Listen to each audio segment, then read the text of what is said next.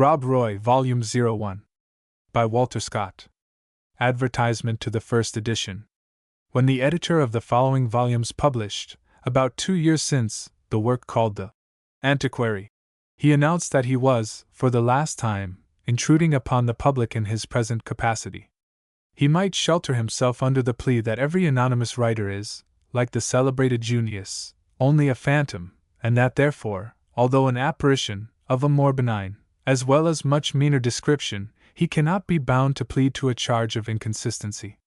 A better apology may be found in the imitating the confession of honest Benedict, that, when he said he would die a bachelor, he did not think he should live to be married. The best of all would be, if, as has eminently happened in the case of some distinguished contemporaries, the merit of the work should, in the reader's estimation, form an excuse for the author's breach of promise. Without presuming to hope that this may prove the case, it is only further necessary to mention that his resolution, like that of Benedict, fell a sacrifice, to temptation at least, if not to stratagem. It is now about 6 months since the author, through the medium of his respectable publishers, received a parcel of papers, containing the outlines of this narrative, with a permission, or rather with a request, couched in highly flattering terms, that they might be given to the public, with such alterations as should be found suitable. Asterisk, as it may be necessary, in the present edition, 1829, to speak upon the square, the author thinks it proper to own that the communication alluded to is entirely imaginary.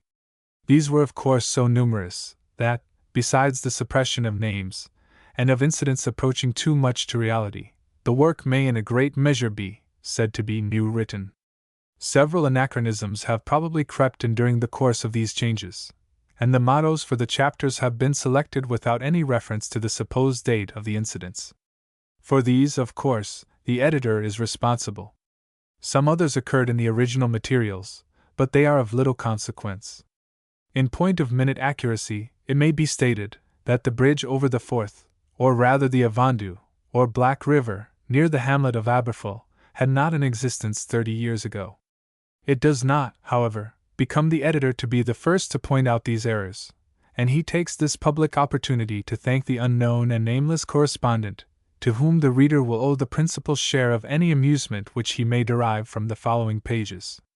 December 1, 1817. Introduction, 1829. When the author projected this further encroachment on the patience of an indulgent public, he was at some loss for a title, a good name being very nearly of as much consequence in literature as in life. The title of Rob Roy was suggested by the late Mr. Constable, whose sagacity and experience foresaw the germ of popularity which it included. No introduction can be more appropriate to the work than some account of the singular character whose name is given to the title page, and who, through good report and bad report, has maintained a wonderful degree of importance in popular recollection. This cannot be ascribed to the distinction of his birth, which, though that of a gentleman, had in it nothing of high destination, and gave him little right to command in his clan. Neither, though he lived a busy, restless, and enterprising life, were his feats equal to those of other freebooters, who have been less distinguished. He owed his fame in a great measure to his residing on the very verge of the Highlands, and playing such pranks in the beginning of the 18th century, as are usually ascribed to Robin Hood in the Middle Ages, and that within 40 miles of Glasgow, a great commercial city, the seat of a learned university. Thus a character like his, blending the wild virtues, the subtle policy, and unrestrained license of an American Indian, was flourishing in Scotland during the Augustan age of Queen Anne and George I. Addison, it is probable, or Pope, would have been considerably surprised if they had known that there existed in the same island with them a personage of Rob Roy's peculiar habits and profession.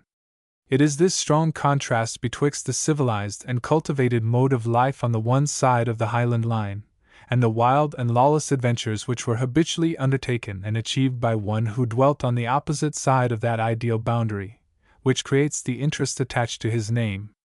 Hence it is that even yet, there were several advantages which Rob Roy enjoyed for sustaining to advantage the character which he assumed. The most prominent of these was his descent from, and connection with, the clan MacGregor, so famous for their misfortunes, and the indomitable spirit with which they maintained themselves as a clan, linked and banded together in spite of the most severe laws, executed with unheard of rigor against those who bore this forbidden surname. Their history was that of several others of the original Highland clans, who were suppressed by more powerful neighbors, and either extirpated, or forced to secure themselves by renouncing their own family appellation, and assuming that of the conquerors. The peculiarity in the story of the MacGregors is their retaining, with such tenacity, their separate existence and union as a clan under circumstances of the utmost urgency. The history of the tribe is briefly as follows, but we must premise that the tale depends in some degree on tradition. Therefore, excepting when written documents are quoted, it must be considered as in some degree dubious. The sept of MacGregor claimed a descent from Gregor, or Gregorius, third son, it is said, of Alpin king of Scots, who flourished about 787. Hence their original patronymic is MacAlpine, and they are usually termed the clan Alpine. An individual tribe of them retains the same name.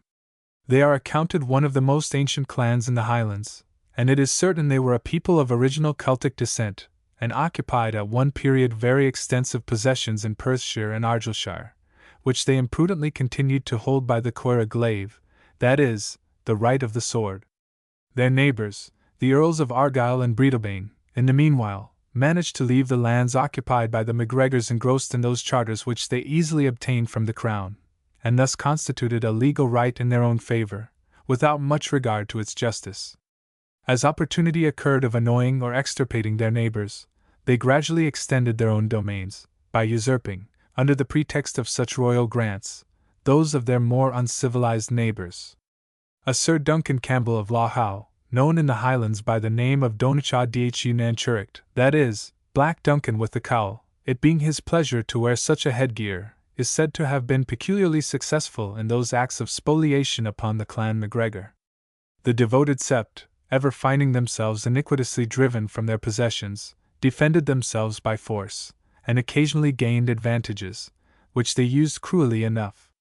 This conduct, though natural, considering the country and time, was studiously represented at the capital as arising from an untamable and innate ferocity, which nothing, it was said, could remedy, save cutting off the tribe of MacGregor root and branch. In an Act of Privy Council at Stirling, 22 September 1563, in the reign of Queen Mary, commission is granted to the most powerful nobles, and chiefs of the clans, to pursue the clan Gregor with fire and sword. A similar warrant in 1563 not only grants the like powers to Sir John Campbell of Glenorchy, the descendant of Duncan with the cowl, but discharges the lieges to receive or assist any of the clan Gregor, or afford them, under any colour whatever, meat, drink, or clothes.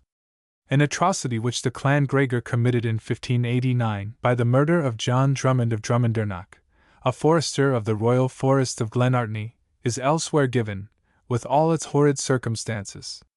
The clan swore upon the severed head of the murdered man, that they would make common cause in avowing the deed.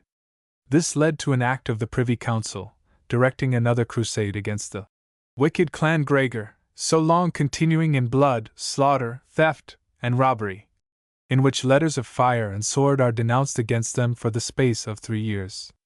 The reader will find this particular fact illustrated in the introduction to the Legend of Montrose in the present edition of these novels. Other occasions frequently occurred in which the MacGregors testified contempt for the laws, from which they had often experienced severity, but never protection.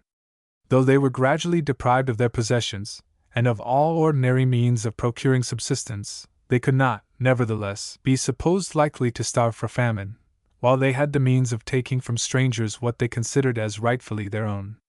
Hence they became versed in predatory forays, and accustomed to bloodshed.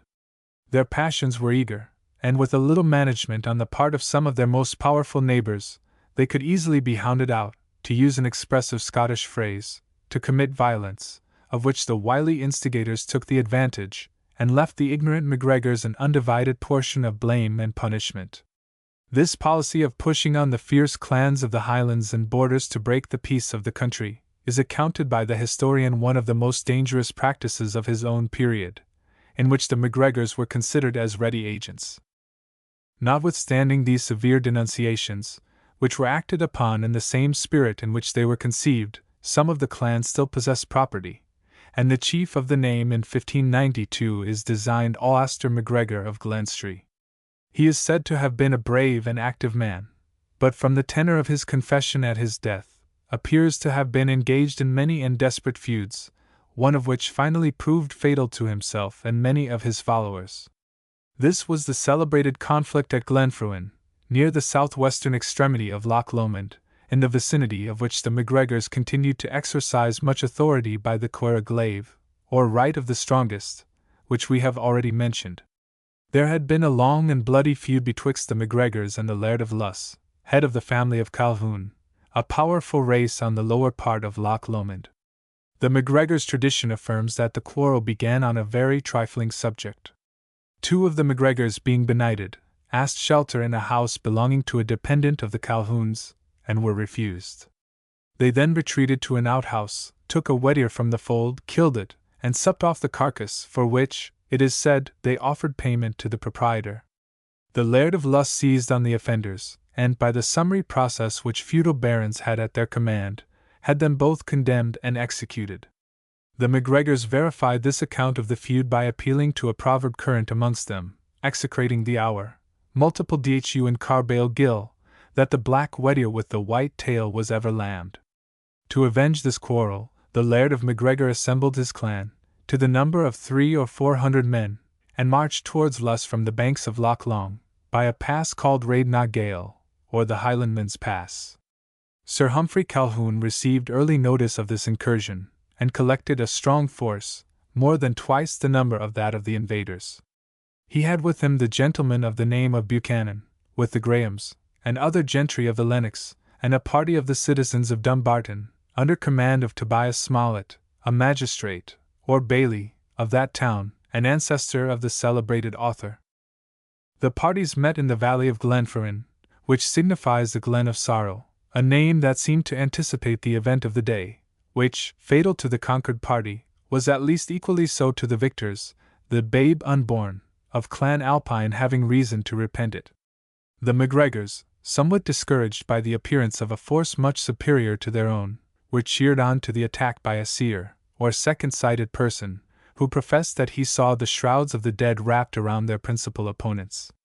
The clan charged with great fury on the front of the enemy, while John MacGregor, with a strong party, made an unexpected attack on the flank. A great part of the Calhoun's force consisted in cavalry, which could not act in the boggy ground. They were said to have disputed the field manfully, but were at length completely routed, and a merciless slaughter was exercised on the fugitives, of whom betwixt 200 and 300 fell on the field and in the pursuit. If the MacGregors lost, as is averred, only 2 men slain in the action, they had slight provocation for an indiscriminate massacre. It is said that their fury extended itself to a party of students for clerical orders, who had imprudently come to see the battle. Some doubt is thrown on this fact, from the indictment against the chief of the clan Gregor being silent on the subject, as is the historian Johnston, and a Professor Ross, who wrote an account of the battle 29 years after it was fought. It is, however, constantly averred by the tradition of the country, and a stone where the deed was done is called Lecha-Minister, the minister or clerk's flagstone.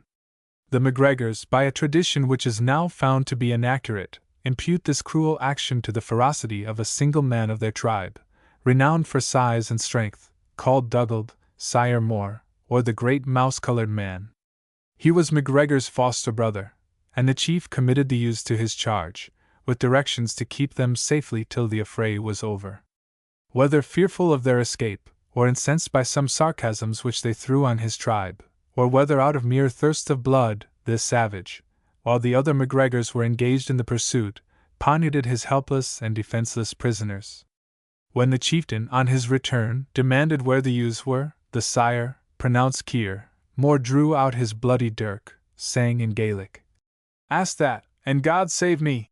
The latter words allude to the exclamation which his victims used when he was murdering them. It would seem, therefore, that this horrible part of the story is founded on fact, though the number of the youths so slain is probably exaggerated in the lowland accounts. The common people say that the blood of the Sire Moore's victims can never be washed off the stone. When MacGregor learnt their fate, he expressed the utmost horror at the deed, and upbraided his foster brother with having done that which would occasion the destruction of him and his clan. This supposed homicide was the ancestor of Rob Roy, and the tribe from which he was descended. He lies buried at the church of Fortingall, where his sepulchre, covered with a large stone, *, is still shown, and where his great strength and courage are the theme of many traditions. Note A. The Grey Stone of MacGregor. Note B. Dugald Moore. MacGregor's brother was one of the very few of the tribe who was slain. He was buried near the field of battle, and the place is marked by a rude stone, called the Grey Stone of MacGregor. Sir Humphrey Calhoun, being well mounted, escaped for the time to the castle of Banachar or Banechra. It proved no sure defense, however, for he was shortly after murdered in a vault of the castle, the family annals say by the MacGregors, though other accounts charged the deed upon the MacFarlanes. This battle of Glenfern, and the severity which the victors exercised in the pursuit, was reported to King James VI. in a manner the most unfavourable to the clan Gregor, whose general character, being that of lawless though brave men, could not much avail them in such a case. That James might fully understand the extent of the slaughter, the widows of the slain, to the number of 11 score, in deep mourning, riding upon white palfreys, and each bearing her husband's bloody shirt on a spear, appeared at Stirling, in presence of a monarch peculiarly accessible to such sights of fear and sorrow, to demand vengeance for the death of their husbands, upon those by whom they had been made desolate. The remedy resorted to was at least as severe as the cruelties which it was designed to punish. By an act of the Privy Council, dated 3d April 1603, the name of MacGregor was expressly abolished, and those who had hitherto borne it were commanded to change it for other surnames, the pain of death being denounced against those who should call themselves Gregor or MacGregor, the names of their fathers. Under the same penalty, all who had been at the conflict of Glenfruin, or accessory to other marauding parties charged in the act, were prohibited from carrying weapons, except a pointless knife to eat their victuals. By a subsequent Act of Council, June 24, 1613, death was denounced against any persons of the tribe formerly called MacGregor, who should presume to assemble in greater numbers than 4. Again, by an Act of Parliament, 1617, Chapter 26, these laws were continued, and extended to the rising generation, in respect that great numbers of the children of those against whom the Acts of Privy Council had been directed, were stated to be then approaching to maturity, who, if permitted to resume the name of their parents, would render the clan as strong as it was before. The execution of those severe acts was chiefly entrusted in the west to the Earl of Argyll and the powerful clan of Campbell, and to the Earl of Athole and his followers in the more eastern highlands of Perthshire. The MacGregors failed not to resist with the most determined courage, and many a valley in the west and north highlands retains memory of the severe conflicts, in which the proscribed clan sometimes obtained transient advantages, and always sold their lives dearly. At length the pride of Alastair MacGregor, the chief of the clan, was so much lowered by the sufferings of his people, that he resolved to surrender himself to the Earl of Argyll, with his principal followers, on condition that they should be sent out of Scotland. If the unfortunate chief's own account be true, he had more reasons than one for expecting some favour from the Earl, who had in secret advised and encouraged him to many of the desperate actions for which he was now called to so severe a reckoning. But Argyll, as old Birrell expresses himself, kept a Highlandman's promise with them, fulfilling it to the ear, and breaking it to the sense. MacGregor was sent under a strong guard to the frontier of England, and being thus, in the literal sense, sent out of Scotland, Argyll was judged to have kept faith with him, though the same party which took him there brought him back to Edinburgh in custody. MacGregor of Glenstree was tried before the Court of Justiciary, January 20, 1604, and found guilty. He appears to have been instantly conveyed from the bar to the gallows, for Birrell, of the same date, reports that he was hanged at the cross, and for distinction's sake, was suspended higher by his own height than 2 of his kindred and friends. On the 18th of February following, more men of the MacGregors were executed, after a long imprisonment, and several others in the beginning of March. The Earl of Argyll's service, in conducting to the surrender of the insolent and wicked race and name of MacGregor, notorious common malefactors, and in the inbringing of MacGregor, with a great many of the leading men of the clan, worthily executed to death for their offences, is thankfully acknowledged by an Act of Parliament, 1607, Chapter 16, and rewarded with a grant of 20 chalders of victual out of the lands of Kintyre. The MacGregors, notwithstanding the letters of fire and sword, and orders for military execution repeatedly directed against them by the Scottish legislature, who apparently lost all the calmness of conscious dignity and security, and could not even name the outlawed clan without vituperation, showed no inclination to be blotted out of the roll of clanship. They submitted to the law, indeed, so far as to take the names of the neighbouring families amongst whom they happened to live, nominally becoming, as the case might render it most convenient, Drummonds, Campbells, Grahams, Buchanans, Stewarts, and the like, but to all intents and purposes of combination and mutual attachment, they remained the clan Gregor, united together for right or wrong, and menacing with the general vengeance of their race, all who committed aggressions against any individual of their number. They continued to take and give offence with as little hesitation as before the legislative dispersion which had been attempted, as appears from the preamble to Statute 1633, Chapter 30, setting forth that the clan Gregor, which had been suppressed and reduced to quietness by the great care of the late King James of eternal memory, had nevertheless broken out again, in the counties of Perth, Stirling, Clackmannan, Monteith, Lennox, Angus, and Mearns, for which reason the statute re-establishes the disabilities attached to the clan, and grants a new commission for enforcing the laws against that wicked and rebellious race. Notwithstanding the extreme severities of King James I. and Charles I. against this unfortunate people, who were rendered furious by proscription, and then punished for yielding to the passions which had been wilfully irritated, the MacGregors to a man attached themselves during the Civil War to the cause of the latter monarch. Their bards have ascribed this to the native respect of the MacGregors for the crown of Scotland, which their ancestors once wore, and have appealed to their armorial bearings, which display a pine tree crossed salter-wise with a naked sword, the point of which supports a royal crown. But without denying that such motives may have had their weight, we are disposed to think that a war which opened the Low Country to the raids of the clan Gregor would have more charms for them than any inducement to espouse the cause of the Covenanters, which would have brought them into contact with Highlanders as fierce as themselves, and having as little to lose. Patrick MacGregor, their leader, was the son of a distinguished chief, named Duncan Abrack, to whom Montrose wrote letters as to his trusty and special friend, expressing his reliance on his devoted loyalty, with an assurance that when once His Majesty's affairs were placed upon a permanent footing, the grievances of the clan MacGregor should be redressed. At a subsequent period of these melancholy times, we find the clan Gregor claiming the immunities of other tribes, when summoned by the Scottish Parliament to resist the invasion of the Commonwealth's army, in 1651. On the last day of March in that year, a supplication to the King and Parliament, from Callum MacCondicky Fitzhugh and Ewan MacCondicky Ewan, in their own name, and that of the whole name of MacGregor, set forth that while, in obedience to the orders of Parliament, enjoining all clans to come out in the present service under their chieftains, for the defence of religion, king, and kingdoms, the petitioners were drawing their men to guard the passes at the head of the river Forth, they were interfered with by the Earl of Athole and the Laird of Buchanan, who had required the attendance of many of the clan Gregor upon their arrays.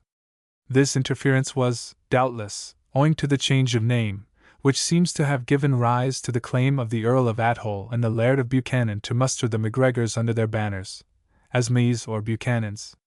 It does not appear that the petition of the MacGregors, to be permitted to come out in a body, as other clans, received any answer.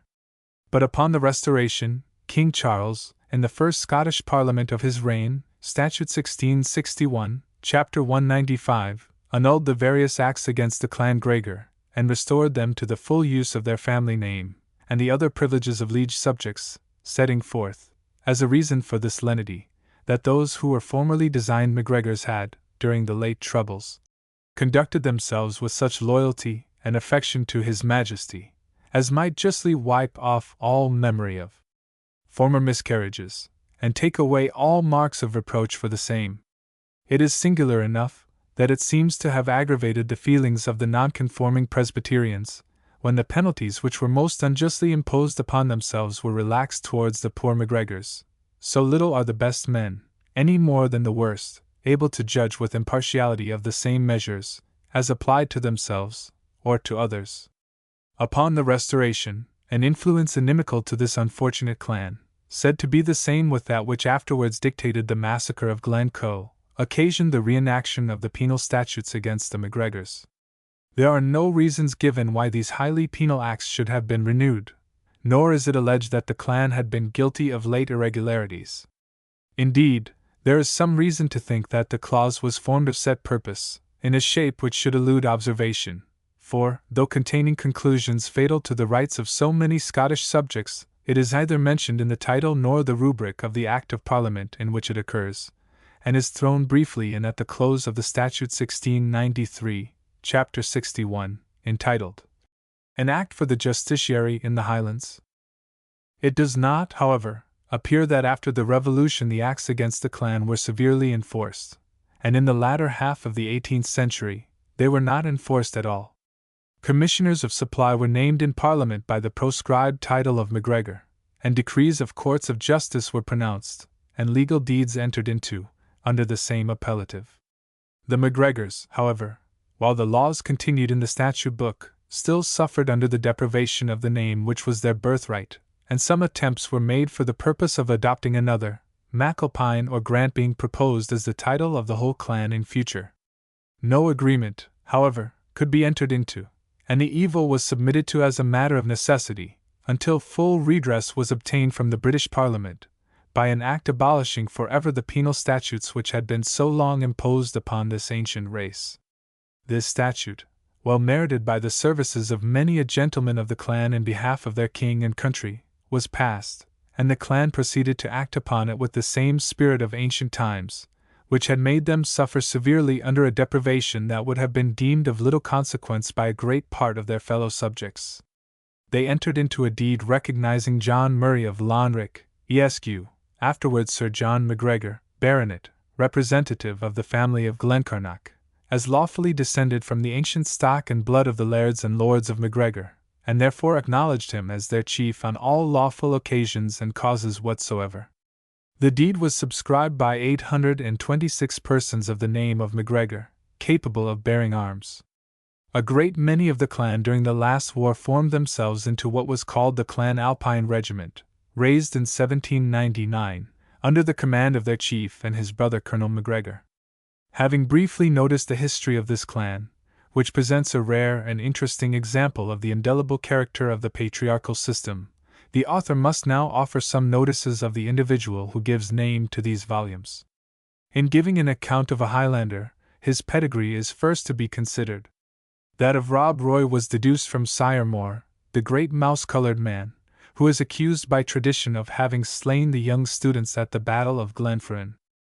Without puzzling ourselves and our readers with the intricacies of Highland genealogy, it is enough to say that after the death of Alastair MacGregor of Glenstree the clan, discouraged by the unremitting persecution of their enemies, seem not to have had the means of placing themselves under the command of a single chief. According to their places of residence and immediate descent, the several families were led and directed by chieftains, which, in the Highland acceptation, signifies the head of a particular branch of a tribe, in opposition to chief, who is the leader and commander of the whole name.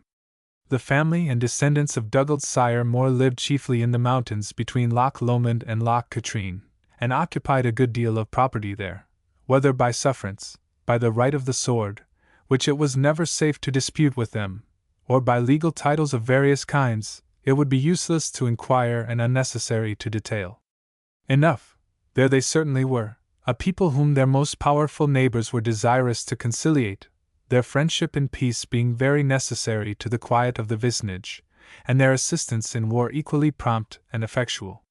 Rob Roy MacGregor Campbell, which last name he bore in consequence of the Acts of Parliament abolishing his own, was the younger son of Donald MacGregor of Glengyle, said to have been a lieutenant colonel, probably in the service of James II, by his wife, a daughter of Campbell of Glenfalloch.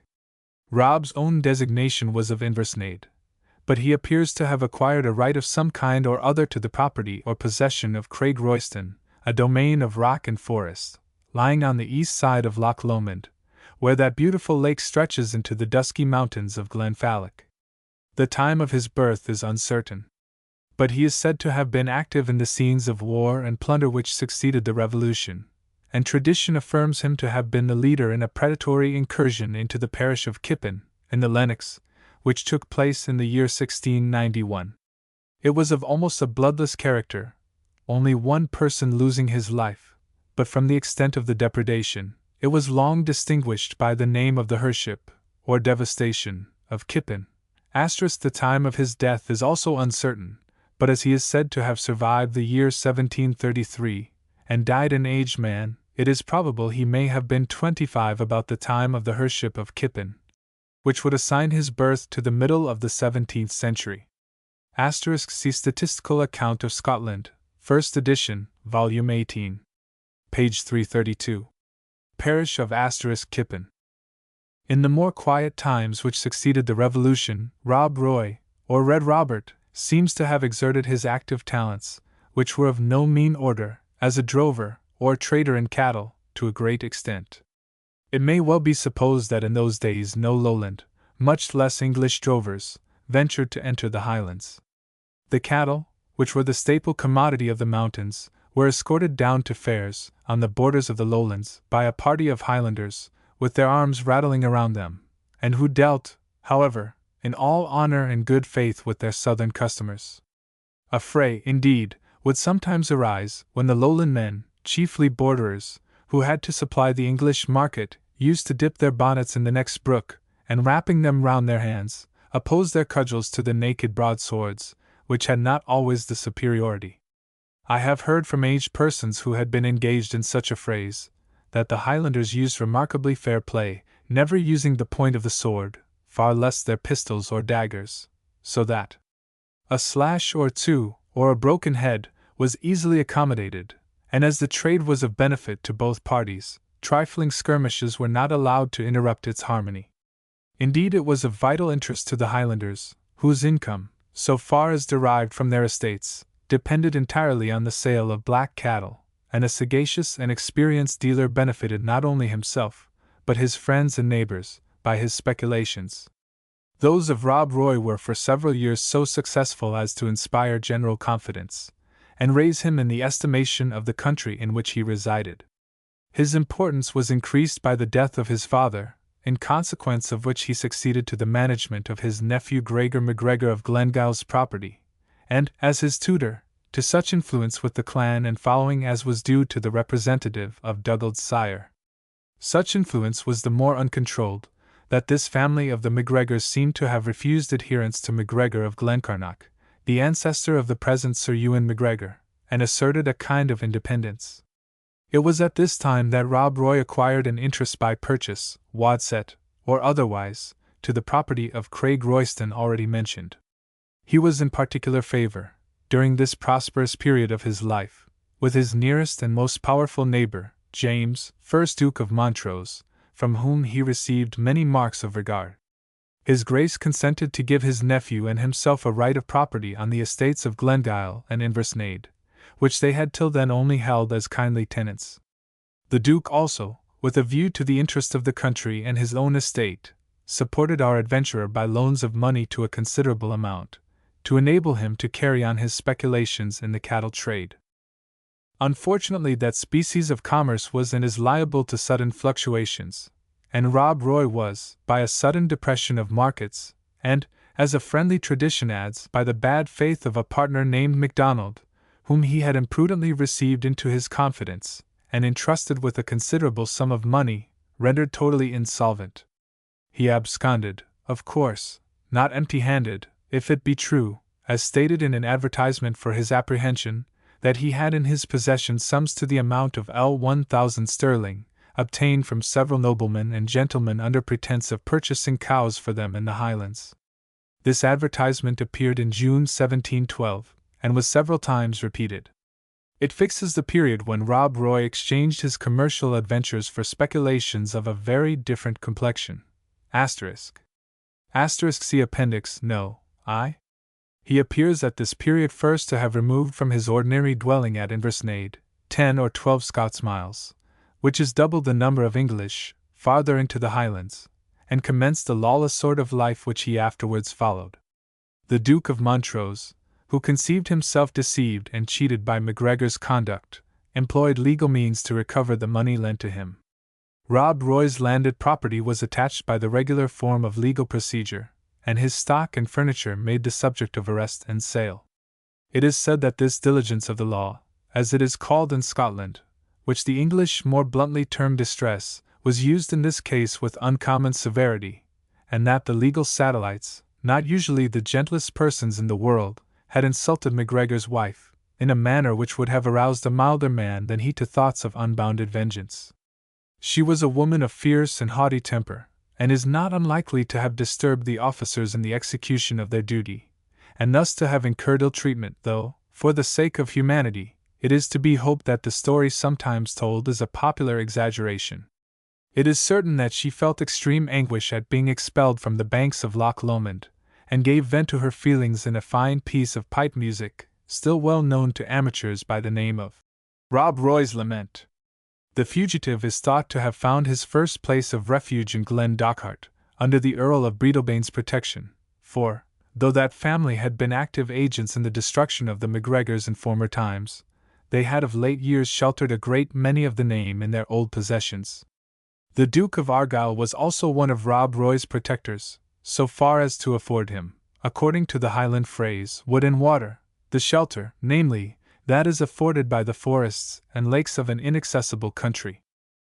The great men of the Highlands in that time, besides being anxiously ambitious to keep up what was called their following, or military retainers, were also desirous to have at their disposal men of resolute character, to whom the world and the world's law were no friends, and who might at times ravage the lands or destroy the tenants of a feudal enemy, without bringing responsibility on their patrons.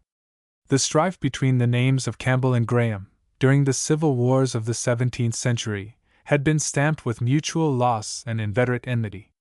The death of the great Marquis of Montrose on the one side, the defeat at Inverlochie, and cruel plundering of Lorne on the other, were reciprocal injuries not likely to be forgotten. Rob Roy was, therefore, sure of refuge in the country of the Campbells, both as having assumed their name, as connected by his mother with the family of Glenfalloch, and as an enemy to the rival house of Montrose. The extent of Argyll's possessions, and the power of retreating thither in any emergency, gave great encouragement to the bold schemes of revenge which he had adopted.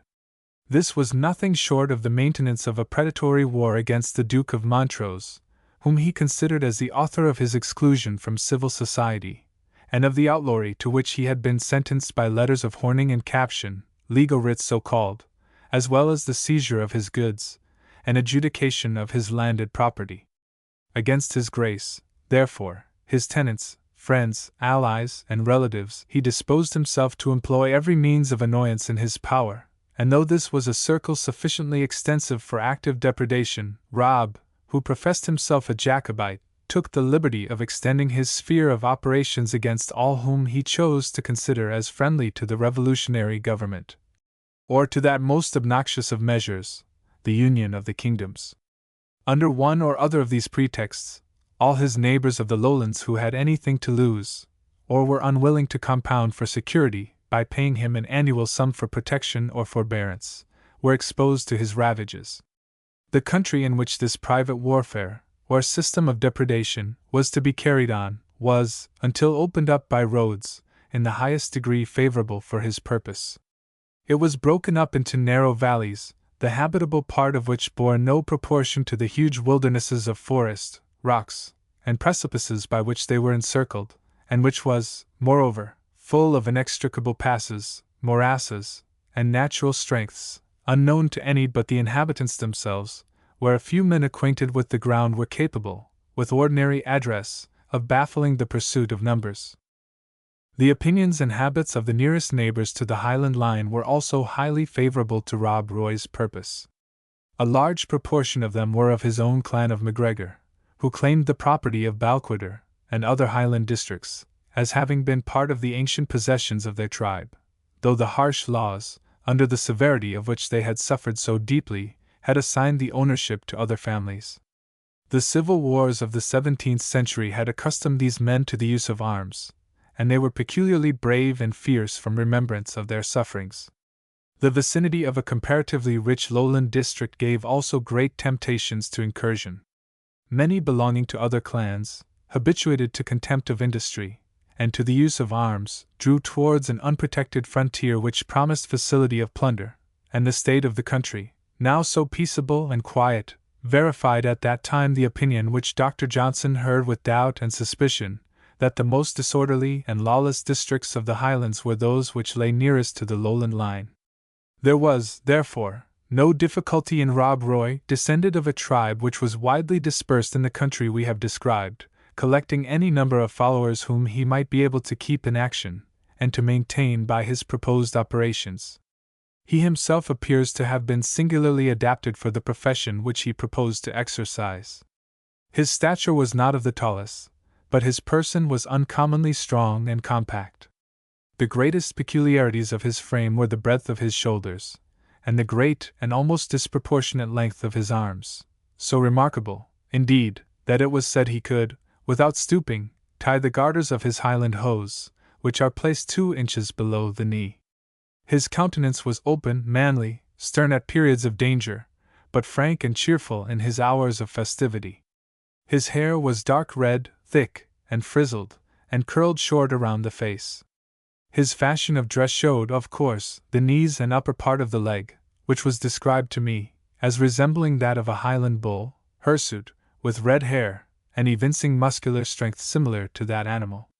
To these personal qualifications must be added a masterly use of the Highland sword, in which his length of arm gave him great advantage, and a perfect and intimate knowledge of all the recesses of the wild country in which he harbored, and the character of the various individuals, whether friendly or hostile, with whom he might come in contact. His mental qualities seem to have been no less adapted to the circumstances in which he was placed. Though the descendant of the bloodthirsty Sire Moore, he inherited none of his ancestors' ferocity. On the contrary, Rob Roy avoided every appearance of cruelty, and it is not averred that he was ever the means of unnecessary bloodshed, or the actor in any deed which could lead the way to it. His schemes of plunder were contrived and executed with equal boldness and sagacity, and were almost universally successful, from the skill with which they were laid, and the secrecy and rapidity with which they were executed. Like Robin Hood of England, he was a kind and gentle robber, and while he took from the rich, was liberal in relieving the poor. This might in part be policy, but the universal tradition of the country speaks it to have arisen from a better motive. All whom I have conversed with, and I have in my youth seen some who knew Rob Roy personally, give him the character of a benevolent and humane man. In his way, his ideas of morality were those of an Arab chief, being such as naturally arose out of his wild education. Supposing Rob Roy to have argued on the tendency of the life which he pursued, whether from choice or from necessity, he would doubtless have assumed to himself the character of a brave man, who, deprived of his natural rights by the partiality of laws, endeavored to assert them by the strong hand of natural power, and he is most felicitously described as reasoning thus, in the high-toned poetry of my gifted friend Wordsworth. We are not, however, to suppose the character of this distinguished outlaw to be that of an actual hero, acting uniformly and consistently on such moral principles as the illustrious bard who, standing by his grave, has vindicated his fame. On the contrary, as is common with barbarous chiefs, Rob Roy appears to have mixed his professions of principle with a large alloy of craft and dissimulation, of which his conduct during the Civil War is sufficient proof. It is also said, and truly, that although his courtesy was one of his strongest characteristics, yet sometimes he assumed an arrogance of manner which was not easily endured by the high-spirited men to whom it was addressed, and drew the daring outlaw into frequent disputes, from which he did not always come off with credit. From this it has been inferred that Rob Roy was more of a bully than a hero, or at least that he had, according to the common phrase, his fighting days. Some aged men who knew him well have described him also as better at a take-tulzie, or scuffle within doors, than in mortal combat. The tenor of his life may be quoted to repel this charge, while, at the same time, it must be allowed that the situation in which he was placed rendered him prudently averse to maintaining quarrels, where nothing was to be had save blows, and where success would have raised up against him new and powerful enemies, in a country where revenge was still considered as a duty rather than a crime. The power of commanding his passions on such occasions, far from being inconsistent with the part which MacGregor had to perform, was essentially necessary, at the period when he lived, to prevent his career from being cut short. I may here mention one or two occasions on which Rob Roy appears to have given way in the manner alluded to. My late venerable friend, John Ramsay of Ochtertyre, alike eminent as a classical scholar and as an authentic register of the ancient history and manners of Scotland, informed me that on occasion of a public meeting at a bonfire in the town of Doon, Rob Roy gave some offence to James Edmonstone of Newton, the same gentleman who was unfortunately concerned in the slaughter of Lord Rollo. See Maclaurin's Criminal Trials. No. 9. When Edmonstone compelled MacGregor to quit the town on pain of being thrown by him into the bonfire. "I broke one off your ribs on a former occasion," said he, "and now, Rob, if you provoke me farther, I will break your neck." But it must be remembered that Edmonstone was a man of consequence in the Jacobite party, as he carried the royal standard of James VII. at the Battle of Sheriffmuir, and also that he was near the door of his own mansion house, and probably surrounded by his friends and adherents. Rob Roy, however, suffered in reputation for retiring under such a threat. Another well-vouched case is that of Cunningham of Boken. Henry Cunningham, Esq. of Boken, was a gentleman of Stirlingshire, who, like many exquisites of our own time, united a natural high spirit and daring character with an affectation of delicacy of address and manners amounting to foppery. His courage and affectation of foppery were united, which is less frequently the case, with a spirit of innate modesty. He is thus described in Lord Binning's satirical verses, entitled Argyll's Levee. See a collection of original poems, by Scotch Gentlemen, Volume 2. Page 125. He chanced to be in company with Rob Roy, who either in contempt of Boken's supposed effeminacy, or because he thought him a safe person to fix a quarrel on, a point which Rob's enemies alleged he was wont to consider, insulted him so grossly that a challenge passed between them. The goodwife of the Clocken had hidden Cunningham's sword, and while he rummaged the house in quest of his own or some other, Rob Roy went to the Shealing Hill, the appointed place of combat, and paraded there with great majesty, waiting for his antagonist. In the meantime, Cunningham had rummaged out an old sword, and entering the ground of contest in all haste, rushed on the outlaw with such unexpected fury that he fairly drove him off the field, nor did he show himself in the village again for some time. Mr. MacGregor Stirling has a softened account of this anecdote in his new edition of Nimmo's Stirlingshire.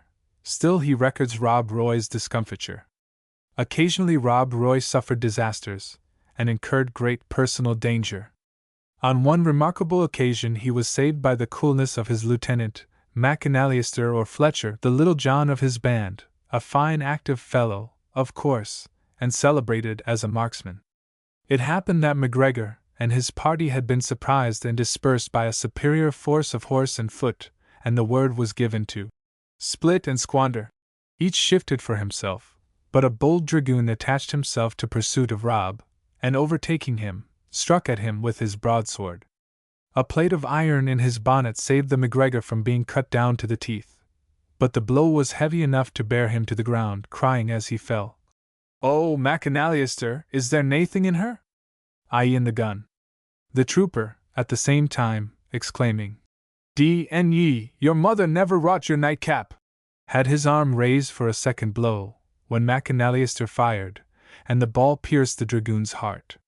Such as he was, Rob Roy's progress in his occupation is thus described by a gentleman of sense and talent, who resided within the circle of his predatory wars, had probably felt their effects, and speaks of them, as might be expected, with little of the forbearance with which, from their peculiar and romantic character, they are now regarded. This man, Rob Roy MacGregor, was a person of sagacity, and neither wanted stratagem nor address, and having abandoned himself to all licentiousness, set himself at the head of all the loose, vagrant, and desperate people of that clan, in the west end of Perth and Stirling shires, and infested those whole countries with thefts, robberies, and depredations. Very few who lived within his reach, that is, within the distance of a nocturnal expedition, could promise to themselves security, either for their persons or effects, without subjecting themselves to pay him a heavy and shameful tax of blackmail. He at last proceeded to such a degree of audaciousness that he committed robberies, raised contributions, and resented quarrels, at the head of a very considerable body of armed men, in open day, and in the face of the government. Mr. Graham of Gartmore's Causes of the Disturbances in the Highlands. See Jameson's edition of Burt's Letters from the North of Scotland, Appendix, Volume 2. Page 348. The extent and success of these depredations cannot be surprising, when we consider that the scene of them was laid in a country where the general law was neither enforced nor respected. Having recorded that the general habit of cattle stealing had blinded even those of the better classes to the infamy of the practice, and that as men's property consisted entirely in herds, it was rendered in the highest degree precarious, Mr. Graham adds. On these accounts there is no culture of ground, no improvement of pastures, and from the same reasons, no manufactures, no trade, in short, no industry. The people are extremely prolific, and therefore so numerous, that there is not business in that country, according to its present order and economy, for the one half of them. Every place is full of idle people, accustomed to arms, and lazy in everything but rapines and depredations. As Buddell or Equality houses are to be found everywhere through the country, so in these they saunter away their time, and frequently consume there the returns of their illegal purchases. Here the laws have never been executed, nor the authority of the magistrate ever established. Here the officer of the law either dare nor can execute his duty, and several places are about 30 miles from lawful persons. In short, here is no order, no authority, no government. The period of the rebellion, 1715, approached soon after Rob Roy had attained celebrity. His Jacobite partialities were now placed in opposition to his sense of the obligations which he owed to the indirect protection of the Duke of Argyll. But the desire of drowning his sounding steps amid the din of general war induced him to join the forces of the Earl of Mar, although his patron the Duke of Argyll was at the head of the army opposed to the Highland insurgents. The MacGregors, a large sept of them at least, that of Sire More, on this occasion were not commanded by Rob Roy, but by his nephew already mentioned, Gregor MacGregor, otherwise called James Graham of Glengyle, and still better remembered by the Gaelic epithet of Glyn Dhu, i.e. black knee, from a black spot on one of his knees, which his Highland garb rendered visible. There can be no question, however, that being then very young, Glengyle must have acted on most occasions by the advice and direction of so experienced a leader as his uncle. The MacGregors assembled in numbers at that period, and began even to threaten the lowlands towards the lower extremity of Loch Lomond. They suddenly seized all the boats which were upon the lake, and probably with a view to some enterprise of their own, drew them overland to Inversnaid, in order to intercept the progress of a large body of West Country Whigs who were in arms for the government, and moving in that direction. The Whigs made an excursion for the recovery of the boats. Their forces consisted of volunteers from Paisley, Kilpatrick, and elsewhere, who, with the assistance of a body of seamen, were towed up the River Laven in longboats belonging to the ships of war then lying in the Clyde. At Luss they were joined by the forces of Sir Humphrey Calhoun, and James Grant, his son-in-law, with their followers, attired in the Highland dress of the period, which is picturesquely described. The whole party crossed to Craigroyston, but the MacGregors did not offer combat. At night they arrived at Luss, where they were joined by Sir Humphrey Calhoun of Luss, and James Grant of Plasgander, his son-in-law, followed by 40 or 50 stately fellows in their short hose and belted plaids, armed each of them with a well-fixed gun on his shoulder, a strong handsome target, with a sharp-pointed steel of above half an ell in length screwed into the navel of it, on his left arm, a sturdy claymore by his side, and a pistol or two, with a dirk and knife, in his belt. Ray's History of the Rebellion, 4-2, page 287.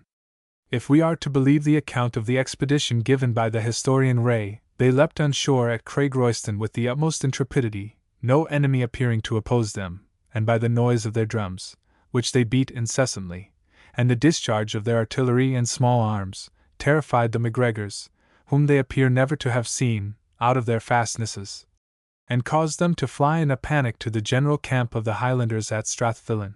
The Low Country men succeeded in getting possession of the boats at a great expenditure of noise and courage, and little risk of danger. Note C. The Loch Lomond expedition. After this temporary removal from his old haunts, Rob Roy was sent by the Earl of Mar to Aberdeen, to raise, it is believed, a part of the clan Gregor, which is settled in that country. These men were of his own family, the race of the Sire More. They were the descendants of about 300 MacGregors whom the Earl of Murray, about the year 1624, transported from his estates in Menteith to oppose against his enemies the Macintoshes, a race as hardy and restless as they were themselves. But while in the city of Aberdeen, Rob Roy met a relation of a very different class and character from those whom he was sent to summon to arms. This was Dr. James Gregory, by descent a MacGregor, the patriarch of a dynasty of professors distinguished for literary and scientific talent, and the grandfather of the late eminent physician and accomplished scholar, Professor Gregory of Edinburgh. This gentleman was at the time professor of medicine in King's College, Aberdeen, and son of Dr. James Gregory, distinguished in science as the inventor of the reflecting telescope. With such a family it may seem our friend Rob could have had little communion. But civil war is a species of misery which introduces men to strange bedfellows. Dr. Gregory thought it a point of prudence to claim kindred, at so critical a period, with a man so formidable and influential. He invited Rob Roy to his house, and treated him with so much kindness, that he produced in his generous bosom a degree of gratitude which seemed likely to occasion very inconvenient effects. The professor had a son about 8 or 9 years old, a lively, stout boy of his age, with whose appearance our Highland Robin Hood was much taken. On the day before his departure from the house of his learned relative, Rob Roy, who had pondered deeply how he might requite his cousin's kindness, took Dr. Gregory aside, and addressed him to this purport. "My dear kinsman, I have been thinking what I could do to show my sense of your hospitality. Now, here you have a fine-spirited boy of a son, whom you are ruining by cramming him with your useless book-learning, and I am determined, by way of manifesting my great goodwill to you and yours, to take him with me and make a man of him." The learned professor was utterly overwhelmed when his warlike kinsman announced his kind purpose in language which implied no doubt of its being a proposal which would be, and ought to be, accepted with the utmost gratitude. The task of apology or explanation was of a most delicate description, and there might have been considerable danger in suffering Rob Roy to perceive that the promotion with which he threatened the son was, in the father's eyes, the ready road to the gallows. Indeed, every excuse which he could at first think of, such as regret for putting his friend to trouble with a youth who had been educated in the Lowlands, and so on, only strengthened the chieftain's inclination to patronize his young kinsman, as he supposed they arose entirely from the modesty of the father. He would for a long time take no apology, and even spoke of carrying off the youth by a certain degree of kindly violence, whether his father consented or not. At length the perplexed professor pleaded that his son was very young, and in an infirm state of health, and not yet able to endure the hardships of a mountain life, but that in another year or two he hoped his health would be firmly established, and he would be in a fitting condition to attend on his brave kinsman, and follow out the splendid destinies to which he opened the way.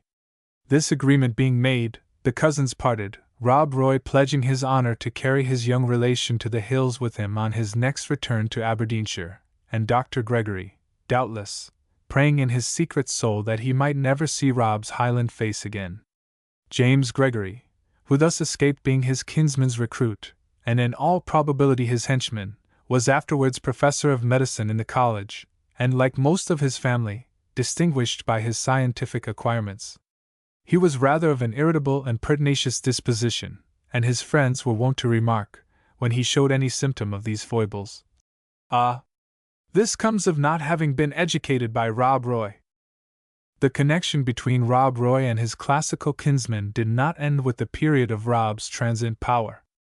At a period considerably subsequent to the year 1715, he was walking in the Castle Street of Aberdeen, arm in arm with his host, Dr. James Gregory, when the drums in the barracks suddenly beat to arms, and soldiers were seen issuing from the barracks. "If these lads are turning out," said Rob, taking leave of his cousin with great composure, "it is time for me to look after my safety." So saying, he dived down a close, and, as John Bunyan says, went upon his way and was seen no more. Asterisk. Asterisk. The first of these anecdotes, which brings the highest pitch of civilization so closely in contact with the half-savage state of society, I have heard told by the late distinguished Dr. Gregory, and the members of his family have had the kindness to collate the story with their recollections and family documents, and furnish the authentic particulars. The second rests on the recollection of an old man, who was present when Rob took French leave of his literary cousin on hearing the drums beat, and communicated the circumstance to Mr. Alexander Forbes, a connection of Dr. Gregory by marriage, who is still alive. We have already stated that Rob Roy's conduct during the insurrection of 1715 was very equivocal. His person and followers were in the Highland army, but his heart seems to have been with the Duke of Argyll's. Yet the insurgents were constrained to trust to him as their only guide, when they marched from Perth towards Dunblane, with the view of crossing the Forth at what are called the Fords of Frew, and when they themselves said he could not be relied upon. This movement to the westward on the part of the insurgents brought on the Battle of Sheriffmuir, indecisive, indeed, in its immediate results, but of which the Duke of Argyll reaped the whole advantage. In this action, it will be recollected that the right wing of the Highlanders broke and cut to pieces Argyll's left wing, while the clans on the left of Mar's army, though consisting of Stuarts, Mackenzies, and Camerons, were completely routed.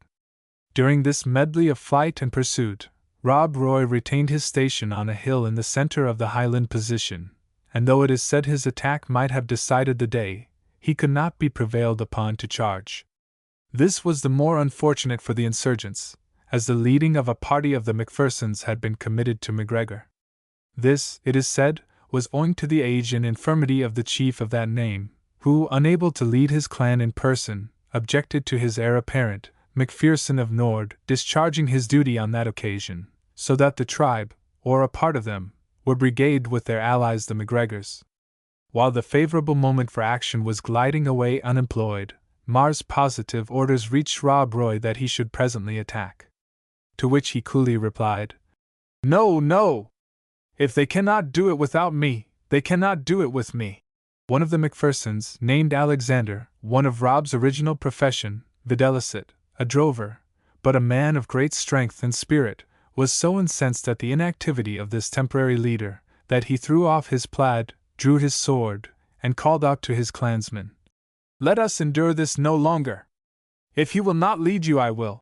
Rob Roy replied, with great coolness, "Were the question about driving Highland Scots or Kylos sandy, I would yield to your superior skill, but as it respects the leading of men, I must be allowed to be the better judge." "Did the matter respect driving Glen Igas Scots," answered the Macpherson, "the question with Rob would not be, which was to be last, but which was to be foremost." Incensed at this sarcasm, MacGregor drew his sword, and they would have fought upon the spot if their friends on both sides had not interfered. But the moment of attack was completely lost. Rob did not, however, neglect his own private interest on the occasion. In the confusion of an undecided field of battle, he enriched his followers by plundering the baggage and the dead on both sides. The fine old satirical ballad on the Battle of Sheriffmuir does not forget to stigmatize our hero's conduct on this memorable occasion.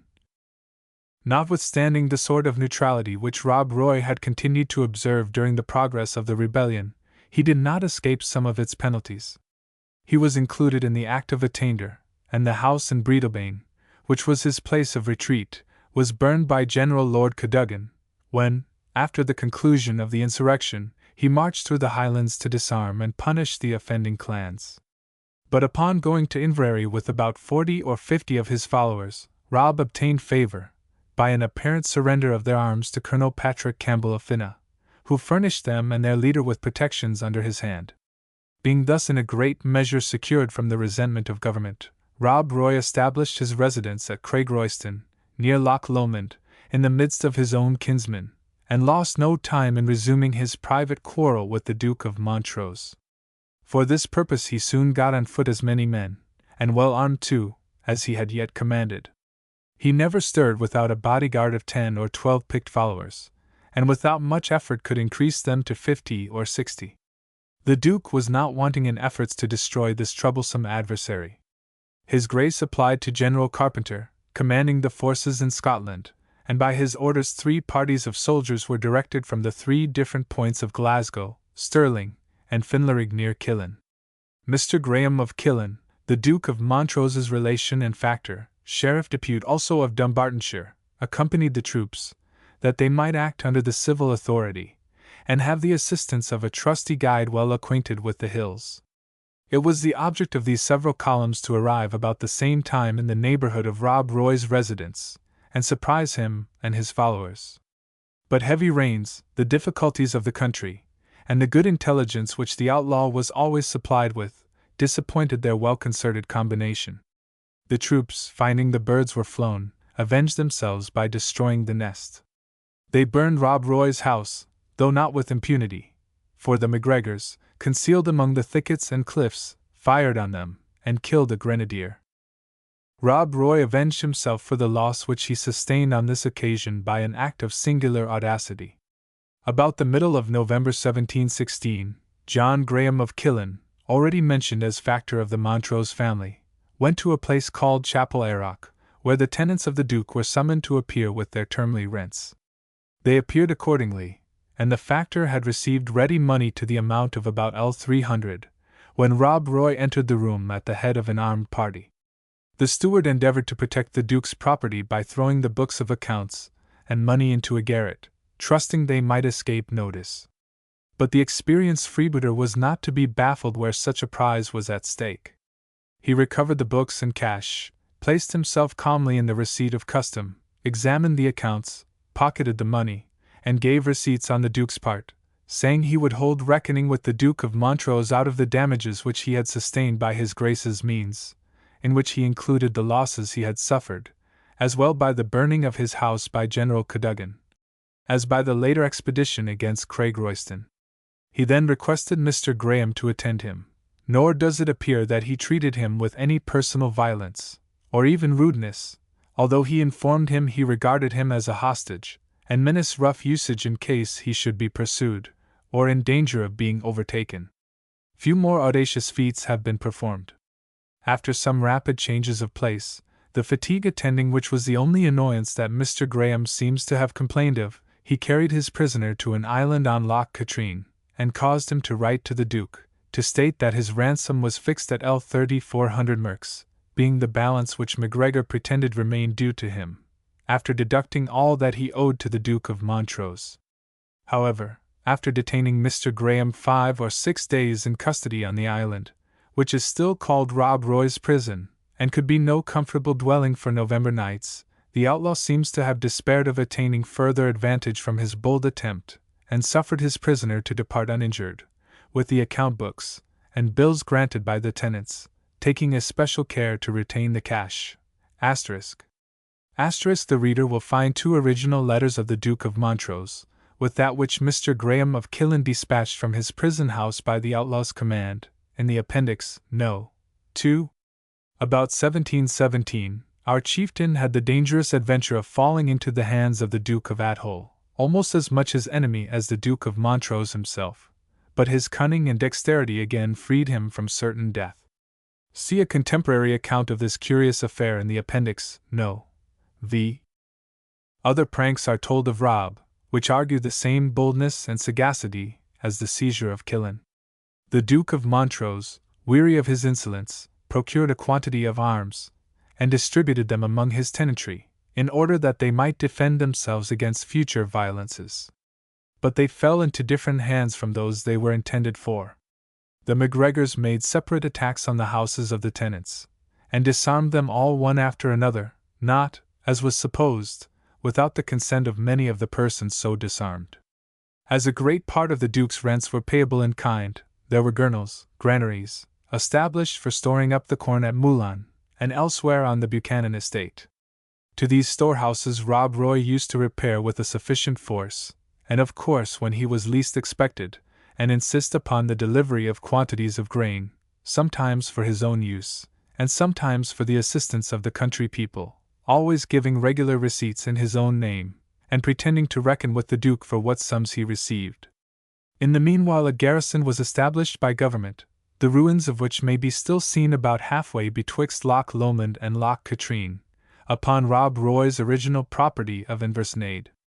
Even this military establishment could not bridle the restless MacGregor. He contrived to surprise the little fort, disarm the soldiers, and destroy the fortification. It was afterwards re-established, and again taken by the MacGregors under Rob Roy's nephew Glyn Dhu, previous to the insurrection of 1745-6. Finally, the fort of Inversnaid was a third time repaired after the extinction of civil discord, and when we find the celebrated General Wolfe commanding in it, the imagination is strongly affected by the variety of time and events which the circumstance brings simultaneously to recollection. It is now totally dismantled. Asterisk about 1792, when the author chanced to pass that way while on a tour through the Highlands, a garrison, consisting of a single veteran, was still maintained at Inversnaid. The venerable warder was reaping his barley croft in all peace and tranquillity, and when we asked admittance to repose ourselves, he told us we would find the key of the fort under the door. It was not, strictly speaking, as a professed depredator that Rob Roy now conducted his operations, but as a sort of contractor for the police, in Scottish phrase, a lifter of blackmail. The nature of this contract has been described in the novel of Waverley, and in the notes on that work. Mr. Graham of Gartmore's description of the character may be here transcribed. The confusion and disorders of the country were so great, and the government absolutely neglected it, that the sober people were obliged to purchase some security to their effects by shameful and ignominious contracts of blackmail. A person who had the greatest correspondence with the thieves was agreed with to preserve the lands contracted for from thefts, for certain sums to be paid yearly. Upon this fund he employed one half of the thieves to recover stolen cattle, and the other half of them to steal, in order to make this agreement and blackmail contract necessary. The estates of those gentlemen who refuse to contract, or give countenance to that pernicious practice, are plundered by the thieving part of the watch, in order to force them to purchase their protection. Their leader calls himself the captain of the watch, and his banditti go by that name. And as this gives them a kind of authority to traverse the country, so it makes them capable of doing any mischief. These corps through the Highlands make altogether a very considerable body of men, inured from their infancy to the greatest fatigues, and very capable to act in a military way when occasion offers. People who are ignorant and enthusiastic, who are in absolute dependence upon their chief or landlord, who are directed in their consciences by Roman Catholic priests, or nonjuring clergymen, and who are not masters of any property, may easily be formed into any mold. They fear no dangers, as they have nothing to lose, and so can with ease be induced to attempt anything. Nothing can make their condition worse. Confusions and troubles do commonly indulge them in such licentiousness, that by these they better it. Asterisk Letters from the North of Scotland, Volume 2. Pages 344, 345. As the practice of contracting for blackmail was an obvious encouragement to rapine, and a great obstacle to the course of justice, it was, by the statute 1567, Chapter 21, declared a capital crime both on the part of him who levied and him who paid this sort of tax.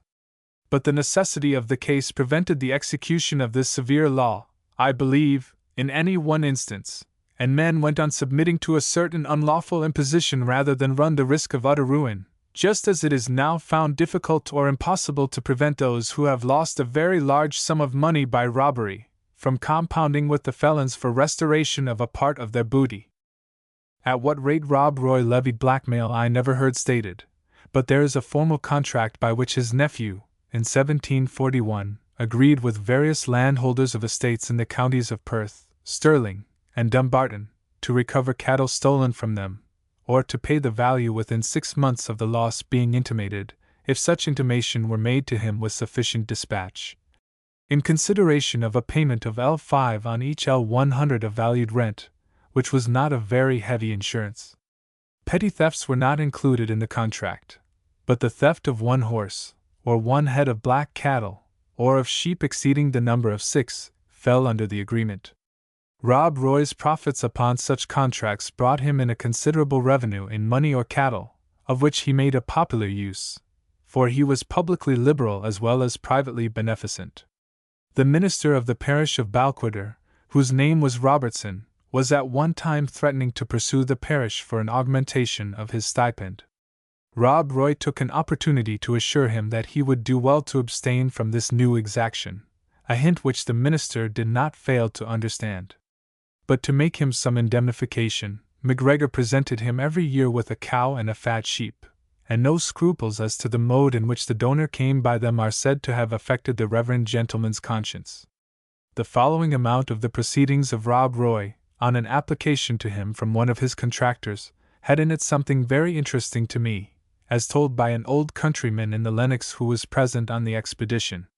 But as there is no point or marked incident in the story, and as it must necessarily be without the half-frightened, half-bewildered look with which the narrator accompanied his recollections, it may possibly lose its effect when transferred to paper. My informant stated himself to have been a lad of 15, living with his father on the estate of a gentleman in the Lennox, whose name I have forgotten, in the capacity of herd. On a fine morning in the end of October, the period when such calamities were almost always to be apprehended, they found the Highland thieves had been down upon them, and swept away 10 or 12 head of cattle. Rob Roy was sent for, and came with a party of 7 or 8 armed men. He heard with great gravity all that could be told him of the circumstances of the cray, and expressed his confidence that the herd fowls could not have carried their booty far, and that he should be able to recover them. Mad herdsman, a name given to cattle stealers, properly one who deserves to fill a widdy or halter. He desired that 2 Lowlanders should be sent on the party, as it was not to be expected that any of his gentlemen would take the trouble of driving the cattle when he should recover possession of them. My informant and his father were dispatched on the expedition. They had no goodwill to the journey, nevertheless, provided with a little food, and with a dog to help them to manage the cattle, they set off with MacGregor. They travelled a long day's journey in the direction of the mountain Benvoilich, and supped for the night in a ruinous hut or bothy. The next morning they resumed their journey among the hills, Rob Roy directing their course by signs and marks on the heath which my informant did not understand. About noon Rob commanded the armed party to halt, and to lie couched in the heather where it was thickest. "Do you and your son," he said to the oldest Lowlander, "go boldly over the hill. You will see beneath you, in a glen on the other side, your master's cattle, feeding, it may be, with others. Gather your own together, taking care to disturb no one else, and drive them to this place. If anyone speak to or threaten you, tell them that I am here, at the head of 20 men. But what if they abuse us or kill us?" said the lowland peasant, by no means delighted at finding the embassy imposed on him and his son. "If they do you any wrong," said Rob, "I will never forgive them as long as I live." The Lowlander was by no means content with this security, but did not think it safe to dispute Rob's injunctions. He and his son climbed the hill therefore, found a deep valley, where there grazed, as Rob had predicted, a large herd of cattle. They cautiously selected those which their master had lost, and took measures to drive them over the hill. As soon as they began to remove them, they were surprised by hearing cries and screams, and looking around in fear and trembling they saw a woman seeming to have started out of the earth, who flight at them, that is, scolded them, in Gaelic. When they contrived, however, in the best Gaelic they could muster, to deliver the message Rob Roy told them, she became silent, and disappeared without offering them any further annoyance. The chief heard their story on their return, and spoke with great complacency of the art which he possessed of putting such things to rights without any unpleasant bustle. The party were now on their road home, and the danger, though not the fatigue, of the expedition was at an end. They drove on the cattle with little repose until it was nearly dark, when Rob proposed to halt for the night upon a wide moor, across which a cold northeast wind, with frost on its wing, was whistling to the tune of the pipers of Strathdown. The winds which sweep a wild glen in Badenoch are so called. The Highlanders, sheltered by their plaids, lay down on the heath comfortably enough, but the lowlanders had no protection whatever. Rob Roy, observing this, directed one of his followers to afford the old man a portion of his plaid.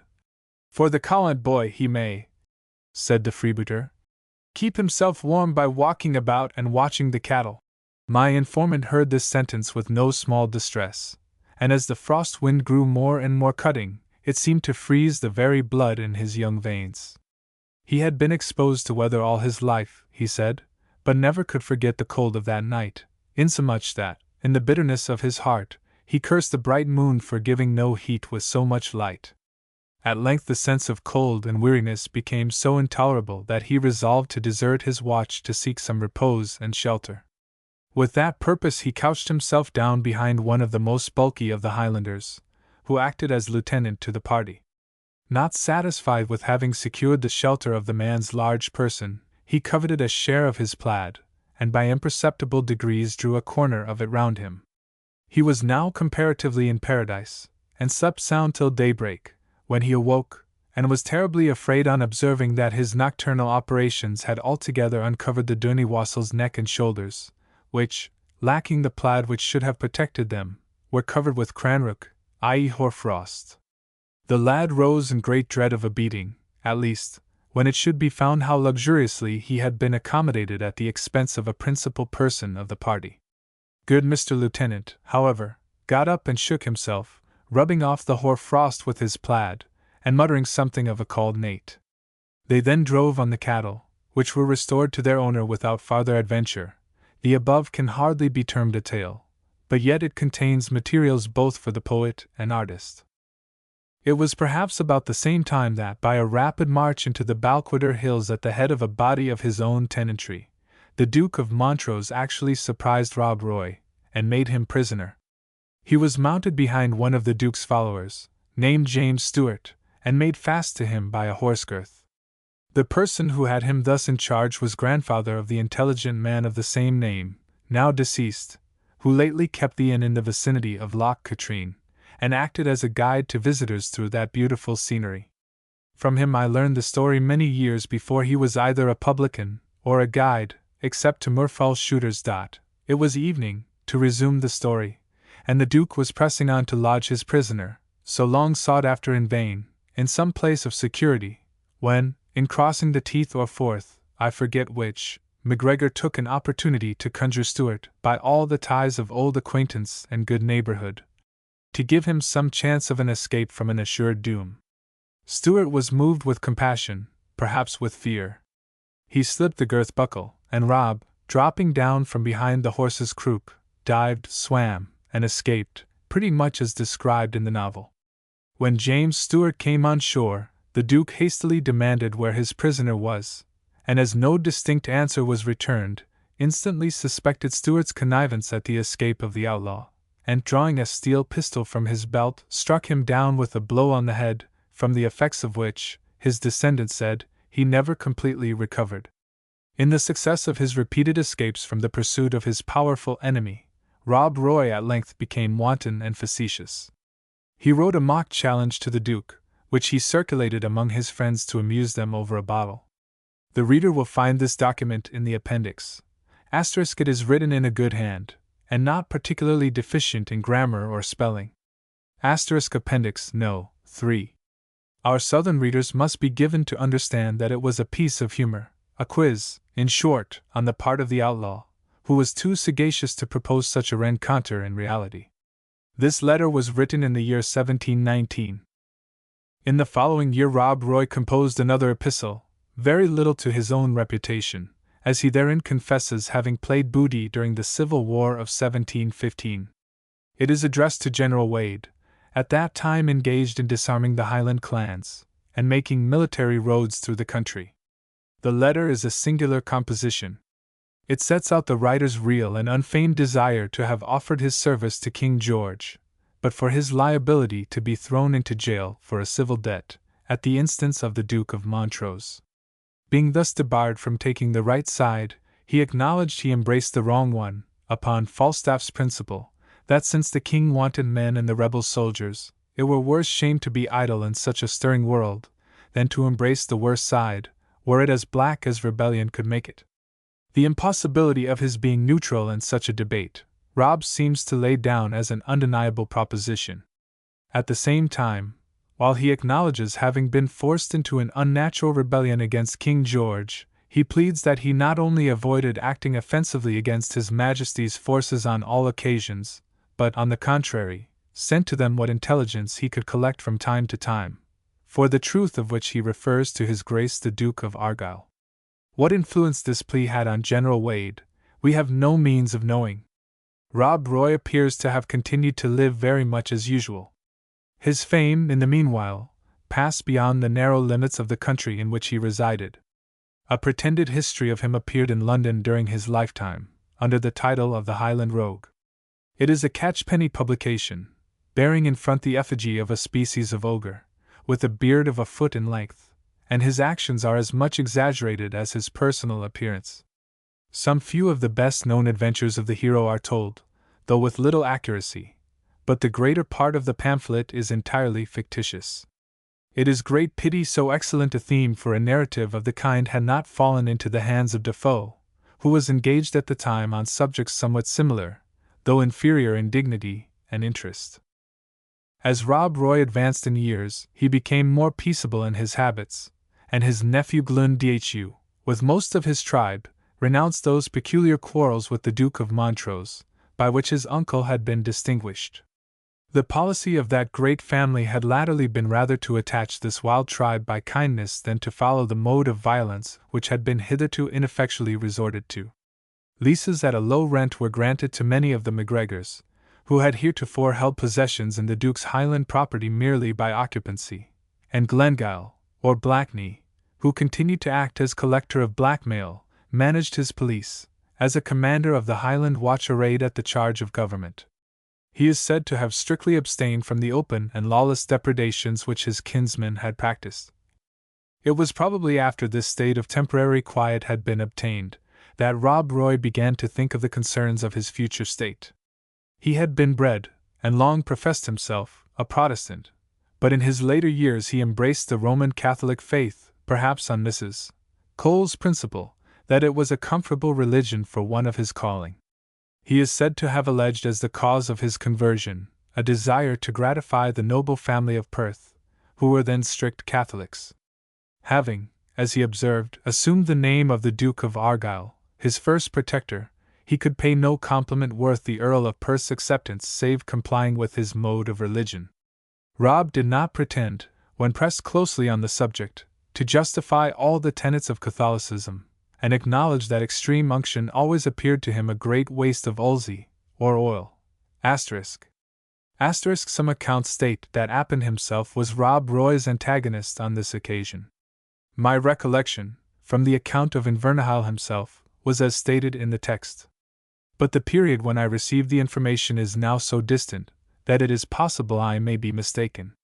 Invernahyle was rather of low stature, but very well made, athletic, and an excellent swordsman. The combat lasted till Rob received a slight wound in the arm, which was the usual termination of such a combat when fought for honor only, and not with a mortal purpose. Rob Roy dropped his point, and congratulated his adversary on having been the first man who ever drew blood from him. The victor generously acknowledged that without the advantage of youth, and the agility accompanying it, he probably could not have come off with advantage. This was probably one of Rob Roy's last exploits in arms. The time of his death is not known with certainty, but he is generally said to have survived 1738, and to have died an aged man. When he found himself approaching his final change, he expressed some contrition for particular parts of his life. His wife laughed at these scruples of conscience, and exhorted him to die like a man, as he had lived. In reply, he rebuked her for her violent passions, and the counsels she had given him. "You have put strife," he said, "betwixt me and the best men of the country, and now you would place enmity between me and my God."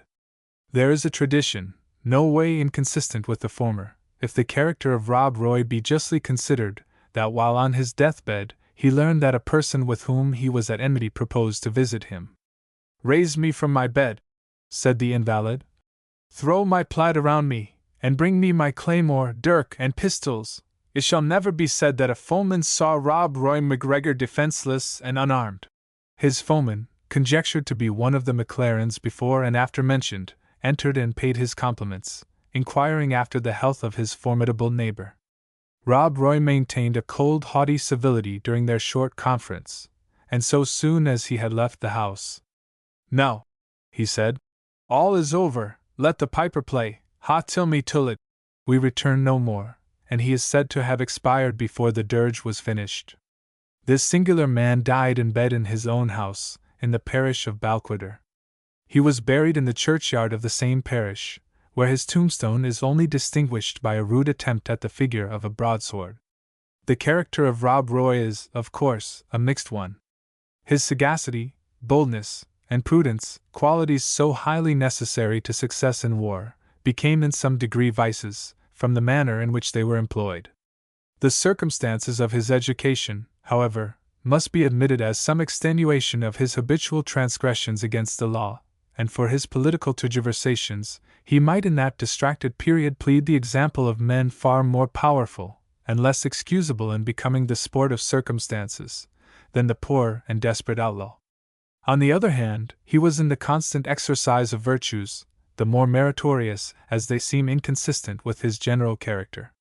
Pursuing the occupation of a predatory chieftain, in modern phrase a captain of banditti, Rob Roy was moderate in his revenge, and humane in his successes. No charge of cruelty or bloodshed, unless in battle, is brought against his memory.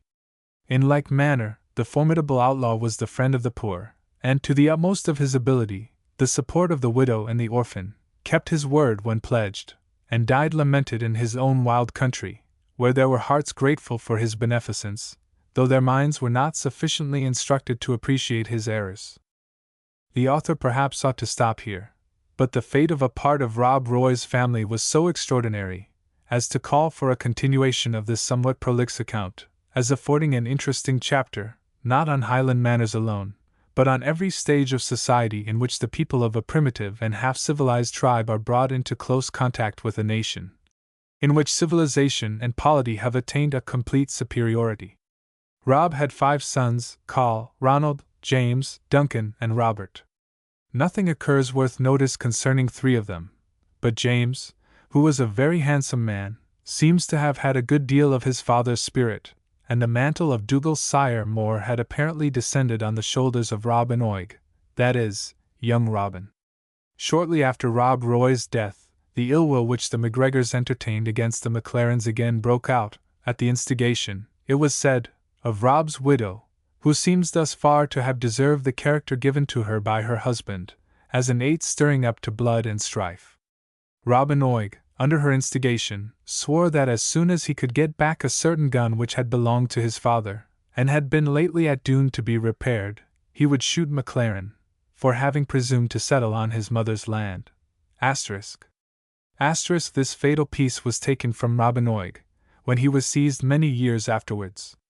It remained in possession of the magistrates before whom he was brought for examination, and now makes part of a small collection of arms belonging to the author. It is a Spanish-barreled gun, marked with the letters R. M. C. for Robert MacGregor Campbell. He was as good as his word, and shot McLaren when between the stilts of his plough, wounding him mortally. The aid of a Highland leech was procured, who probed the wound with a probe made out of a castock, i.e., the stalk of a colewort or cabbage. This learned gentleman declared he would not venture to prescribe, not knowing with what shot the patient had been wounded.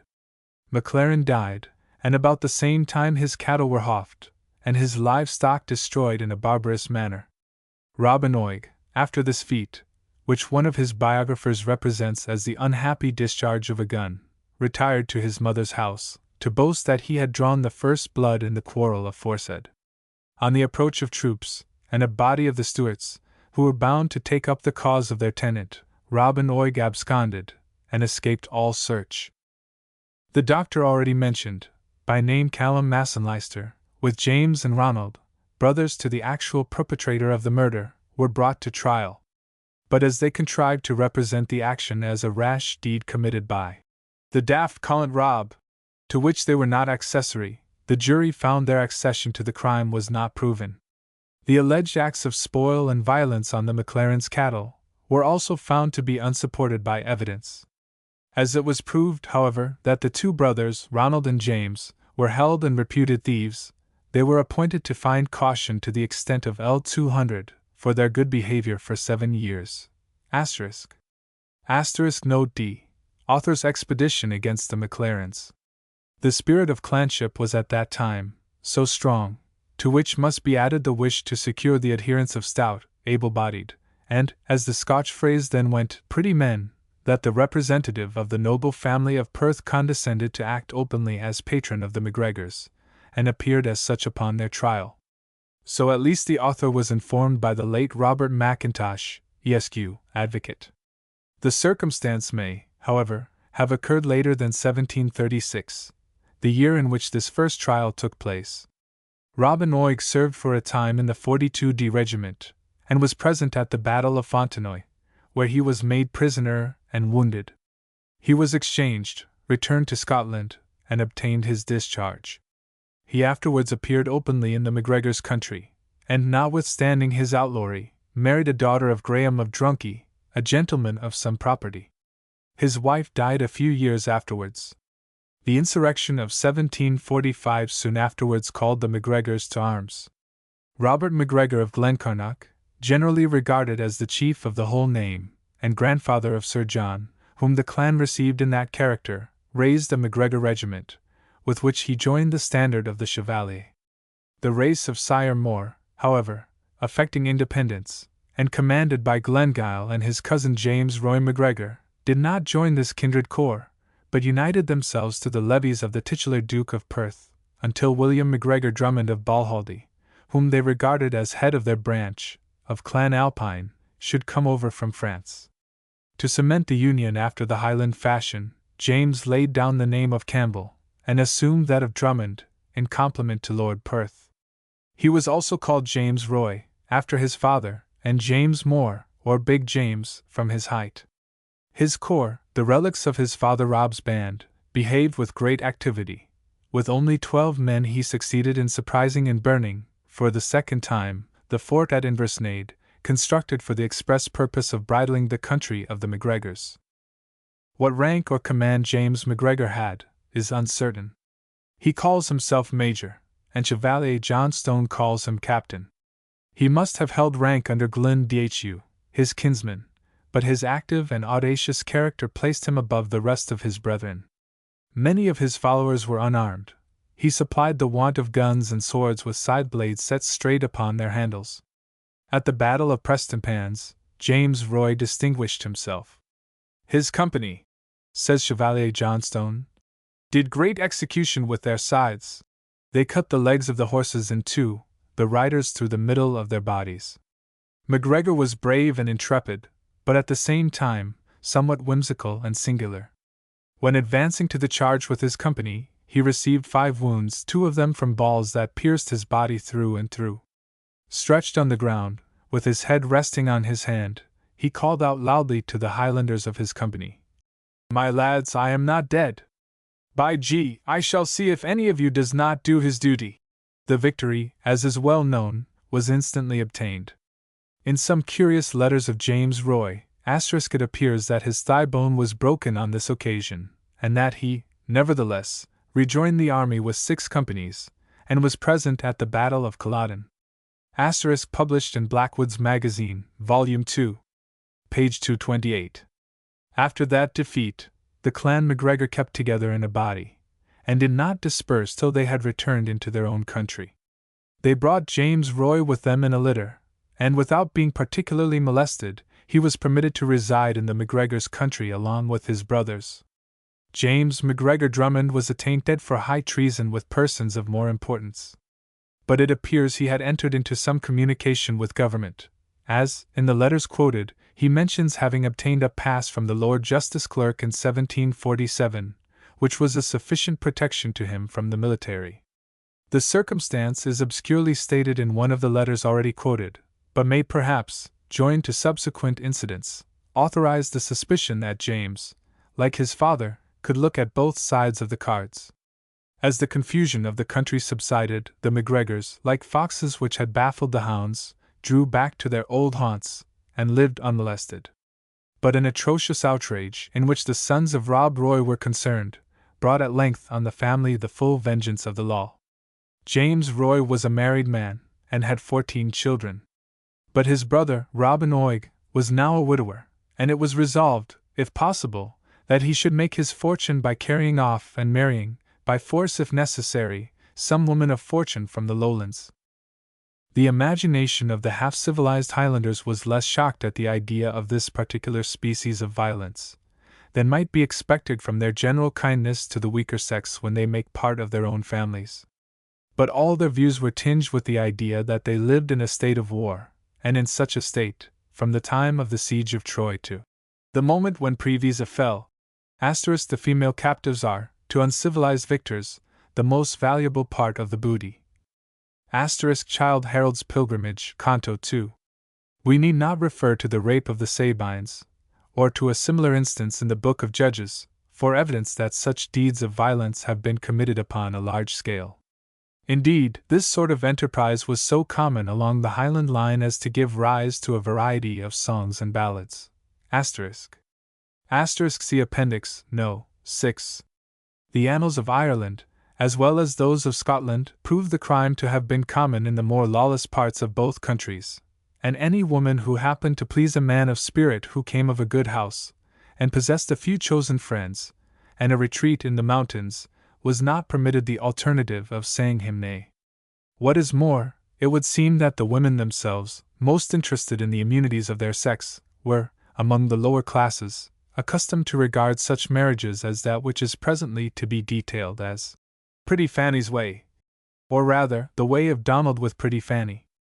It is not a great many years since a respectable woman, above the lower rank of life, expressed herself very warmly to the author on his taking the freedom to censure the behavior of the McGregors on the occasion in question. She said that there was no use in giving a bride too much choice upon such occasions, that the marriages were the happiest long syne which had been done offhand.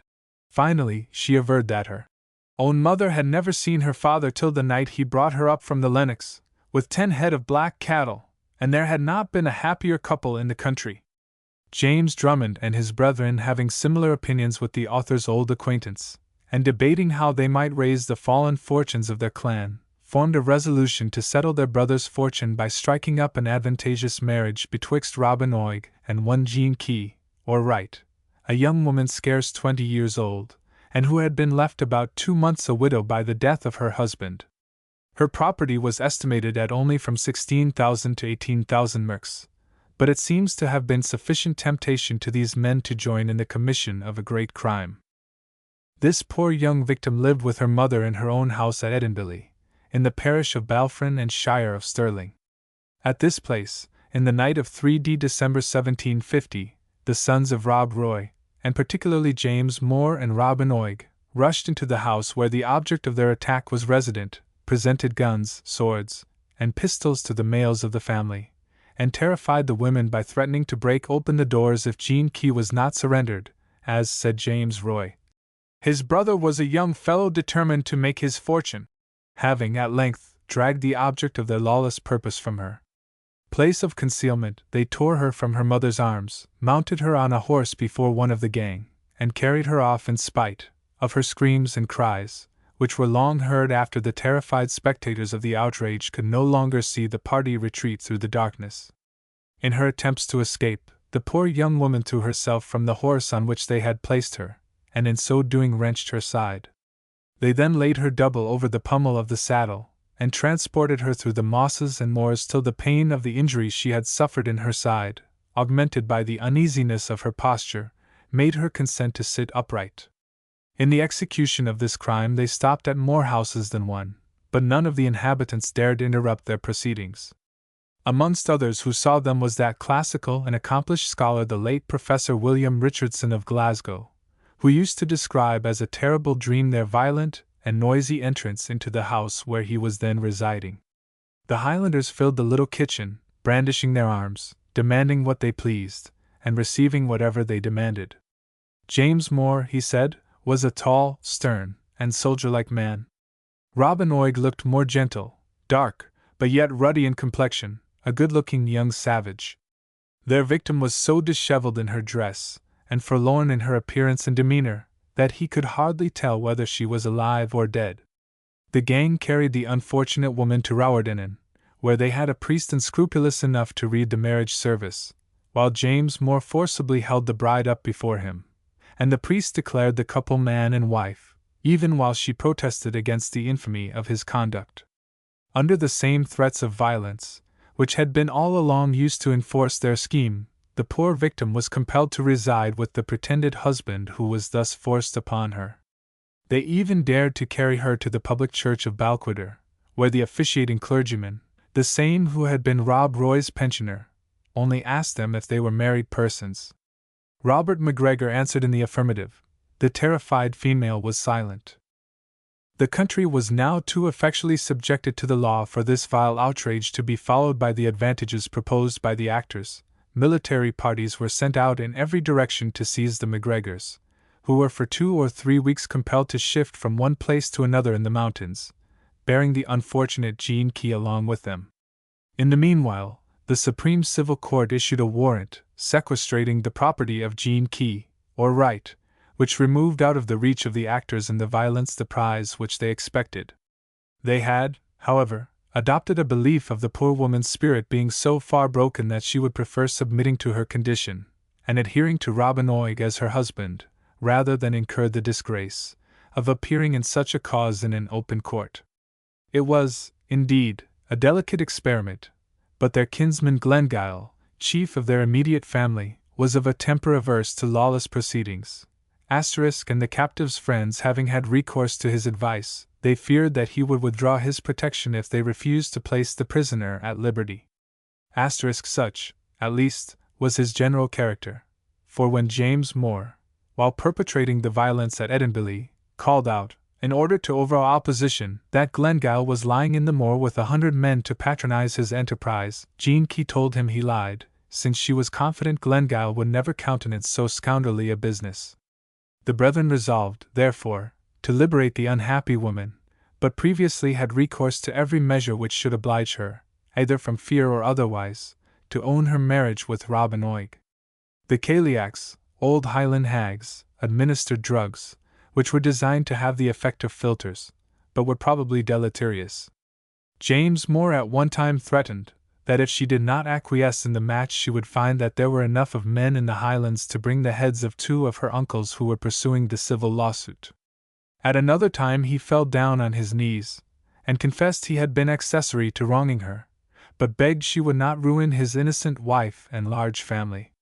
She was made to swear she would not prosecute the brethren for the offense they had committed, and she was obliged by threats to subscribe papers which were tendered to her, intimating that she was carried off in consequence of her own previous request. James Moore Drummond accordingly brought his pretended sister-in-law to Edinburgh, where, for some little time, she was carried about from one house to another, watched by those with whom she was lodged, and never permitted to go out alone, or even to approach the window. The Court of Session, considering the peculiarity of the case, and regarding Jean Key as being still under some forcible restraint, took her person under their own special charge, and appointed her to reside in the family of Mr. Whiteman of Maudsley, a gentleman of respectability, who was married to one of her near relatives. 2 sentinels kept guard on the house day and night, a precaution not deemed superfluous when the MacGregors were in question. She was allowed to go out whenever she chose, and to see whomsoever she had a mind, as well as the men of law employed in the civil suit on either side. When she first came to Mr. Whiteman's house she seemed broken down with affright and suffering, so changed in features that her mother hardly knew her, and so shaken in mind that she scarce could recognize her parent. It was long before she could be assured that she was in perfect safety. But when she at length received confidence in her situation, she made a judicial declaration, or affidavit, telling the full history of her wrongs, imputing to fear her former silence on the subject, and expressing her resolution not to prosecute those who had injured her, in respect of the oath she had been compelled to take. From the possible breach of such an oath, though a compulsory one, she was relieved by the forms of Scottish jurisprudence, in that respect more equitable than those of England, prosecutions for crimes being always conducted at the expense and charge of the king, without inconvenience or cost to the private party who has sustained the wrong. But the unhappy sufferer did not live to be either accuser or witness against those who had so deeply injured her. James More Drummond had left Edinburgh so soon as his half-dead prey had been taken from his clutches. Mrs. Key, or Wright, was released from her species of confinement there, and removed to Glasgow, under the escort of Mr. Whiteman. As they passed the Hill of Shotts, her escort chanced to say, "This is a very wild spot. What if the MacGregors should come upon us?" "God forbid!" was her immediate answer. "The very sight of them would kill me." She continued to reside at Glasgow, without venturing to return to her own house at Edinburgh. Her pretended husband made some attempts to obtain an interview with her, which she steadily rejected. She died on the October 4th, 1751. The information for the Crown hints that her decease might be the consequence of the usage she received. But there is a general report that she died of the smallpox. In the meantime, James More, or Drummond, fell into the hands of justice. He was considered as the instigator of the whole affair. Nay, the deceased had informed her friends that on the night of her being carried off, Robin Oig, moved by her cries and tears, had partly consented to let her return, when James came up with a pistol in his hand, and asking whether he was such a coward as to relinquish an enterprise in which he had risked everything to procure him a fortune, in a manner compelled his brother to persevere. James's trial took place on July 13, 1752, and was conducted with the utmost fairness and impartiality. Several witnesses, all of the MacGregor family, swore that the marriage was performed with every appearance of acquiescence on the woman's part, and 3 or 4 witnesses, one of them sheriff's substitute of the county, swore she might have made her escape if she wished, and the magistrate stated that he offered her assistance if she felt desirous to do so. But when asked why he, in his official capacity, did not arrest the MacGregors, he could only answer that he had not force sufficient to make the attempt. The judicial declarations of Jean Key, or Wright, stated the violent manner in which she had been carried off, and they were confirmed by many of her friends, from her private communications with them, which the event of her death rendered good evidence. Indeed, the fact of her abduction, to use a Scottish law term, was completely proved by impartial witnesses. The unhappy woman admitted that she had pretended acquiescence in her fate on several occasions, because she dared not trust such as offered to assist her to escape, not even the sheriff's substitute.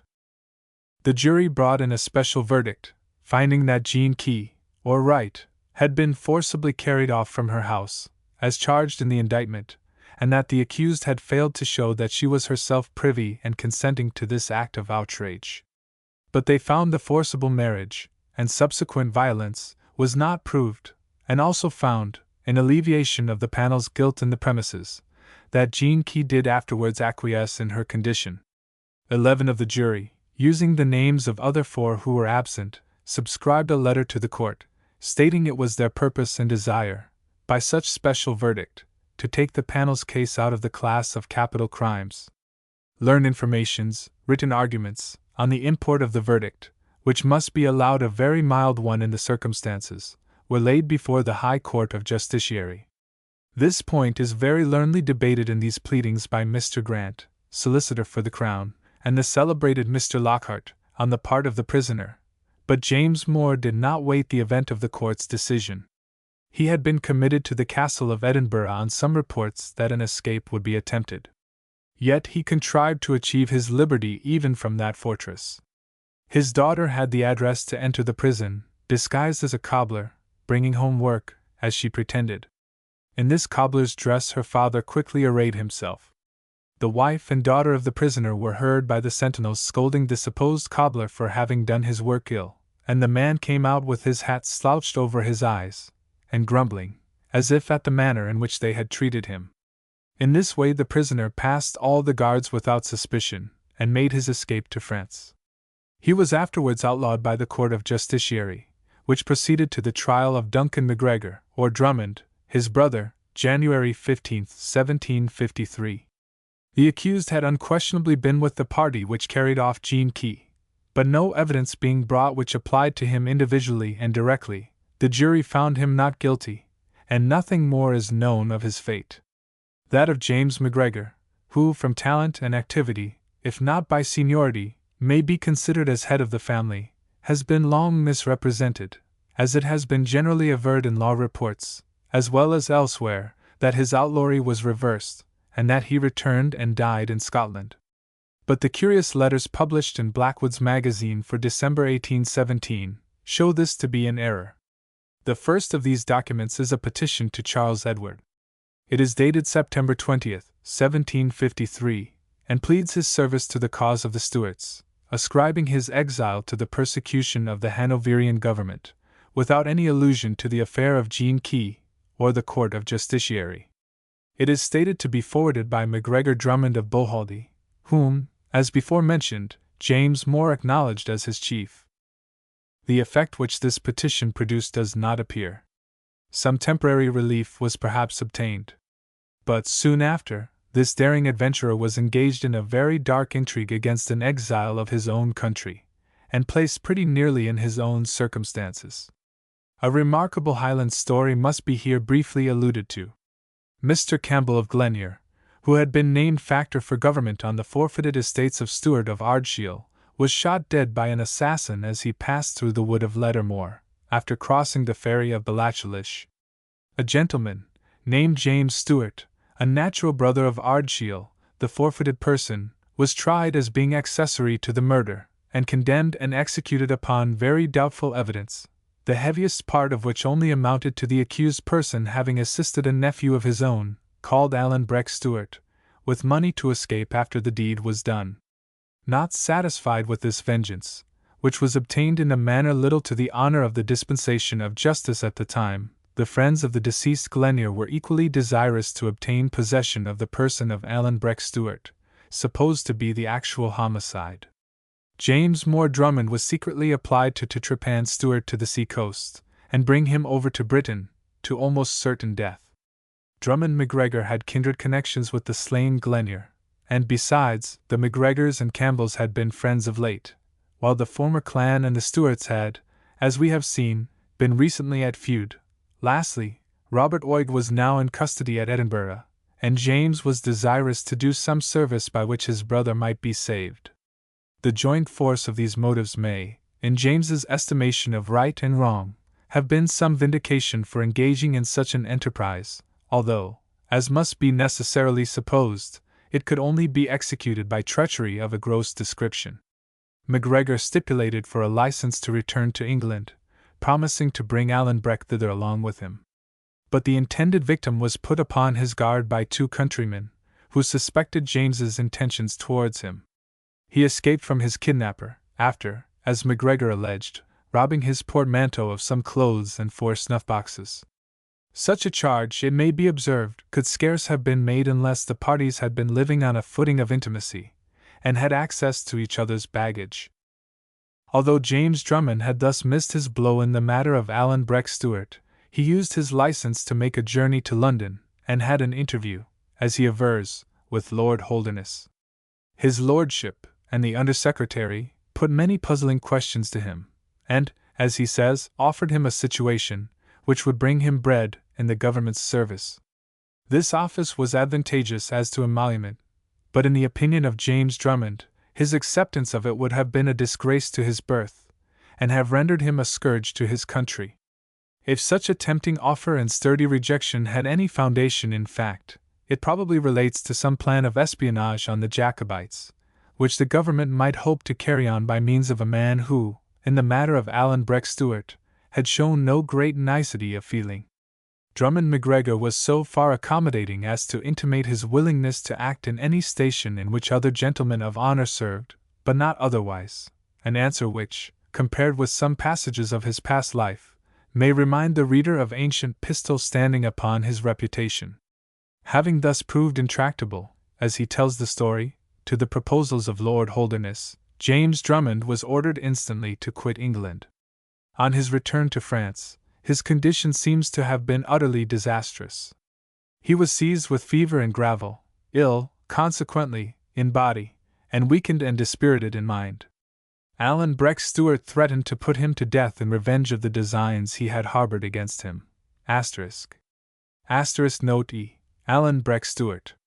The Stewart clan were in the highest degree unfriendly to him, and his late expedition to London had been attended with many suspicious circumstances, amongst which it was not the slightest that he had kept his purpose secret from his chief Bohaldie. His intercourse with Lord Holdernesse was suspicious. The Jacobites were probably, like Don Bernard de Castelblaze, in Gil Blas, little disposed to like those who kept company with alguazils. Macdonnell of Lochgarry, a man of unquestioned honour, lodged an information against James Drummond before the High Bailey of Dunkirk, accusing him of being a spy, so that he found himself obliged to leave that town and come to Paris, with only the sum of 13 livres for his immediate subsistence, and with absolute beggary staring him in the face. We do not offer the convicted common thief, the accomplice in Maclaren's assassination, or the manager of the outrage against Jean Key, as an object of sympathy, but it is melancholy to look on the dying struggles even of a wolf or a tiger, creatures of a species directly hostile to our own, and in like manner, the utter distress of this man, whose faults may have sprung from a wild system of education, working on a haughty temper, will not be perused without some pity.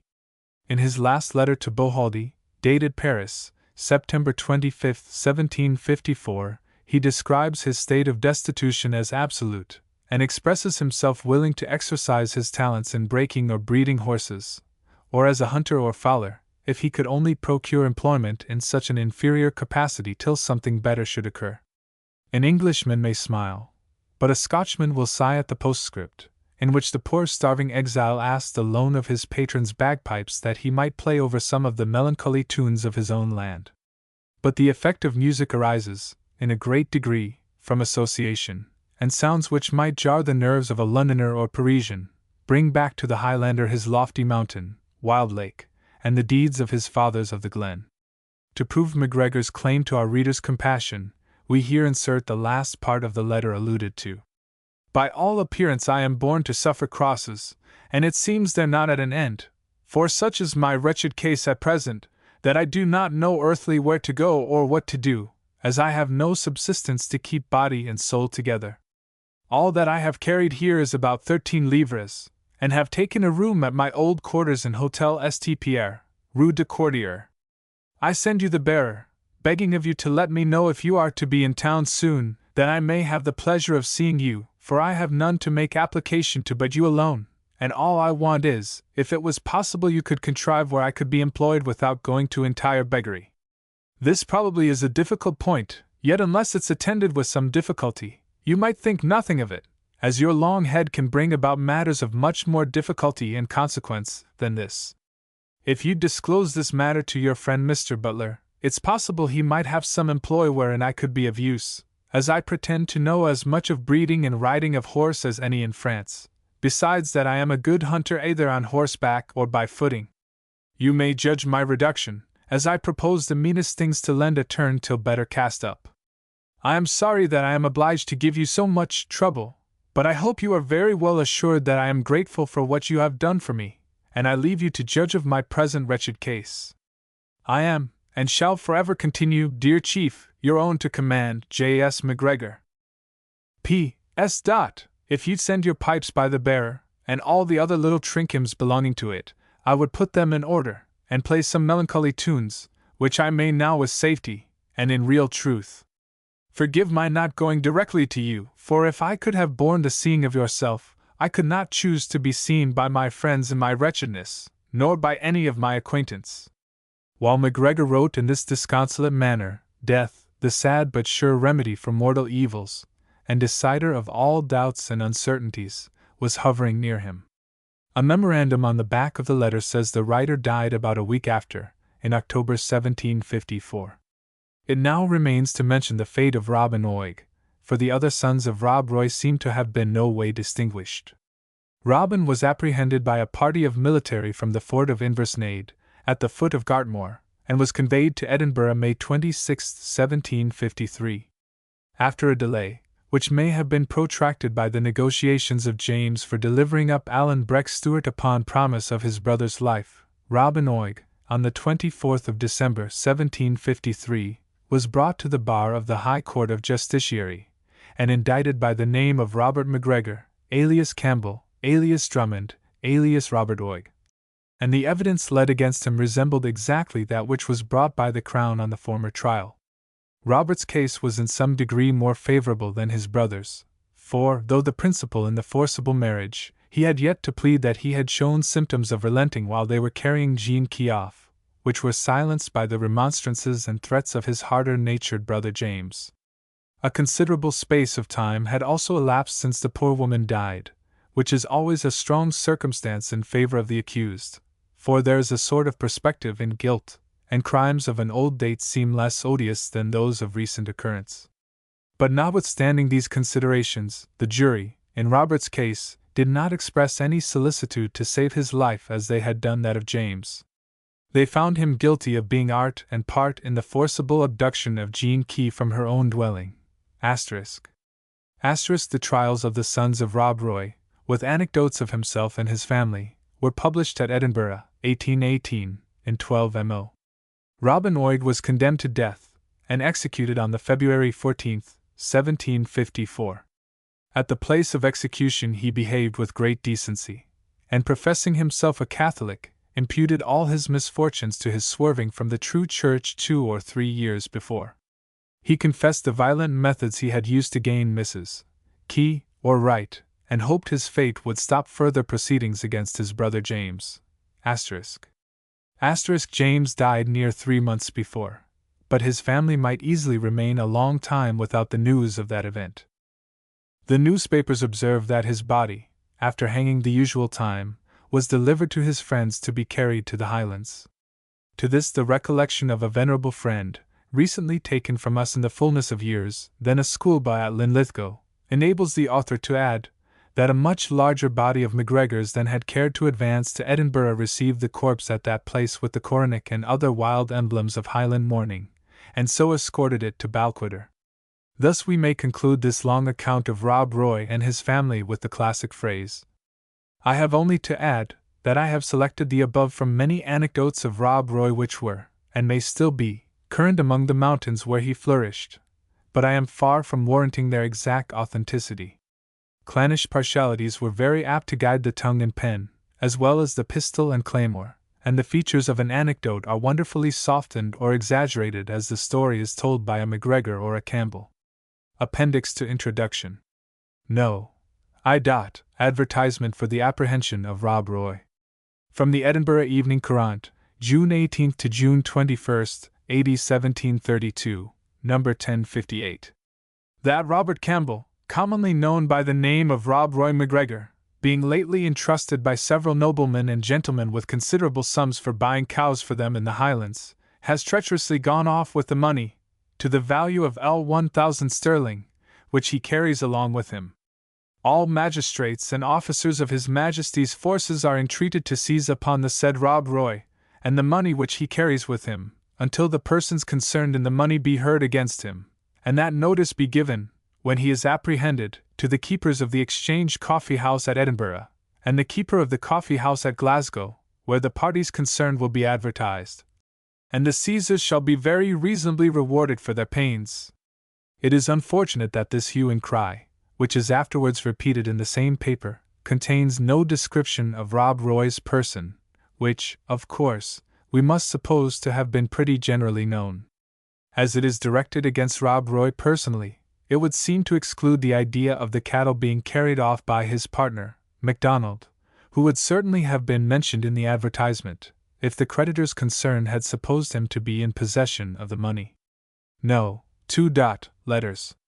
From and to the Duke of Montrose respecting Rob Roy's arrest of Mr. Graham of Killen. The Duke of Montrose to ***. It does not appear to whom this letter was addressed. Certainly, from its style and tenor, it was designed for some person high in rank and office, perhaps the King's advocate for the time. Glasgow, the November 21, 1716. My lord, I was surprised last night with the account of a very remarkable instance of the insolence of that very notorious rogue Rob Roy, whom your lordship has often heard named. The honour of His Majesty's government being concerned in it, I thought it my duty to acquaint your lordship of the particulars by an express. Mr. Graham of Killen, whom I have had occasion to mention frequently to you, for the good service he did last winter during the rebellion, having the charge of my Highland estate, went to Monteath, which is a part of it, on Monday last, to bring in my rents, it being usual for him to be there for 2 or 3 nights together at this time of the year, in a country house, for the conveniency of meeting the tenants.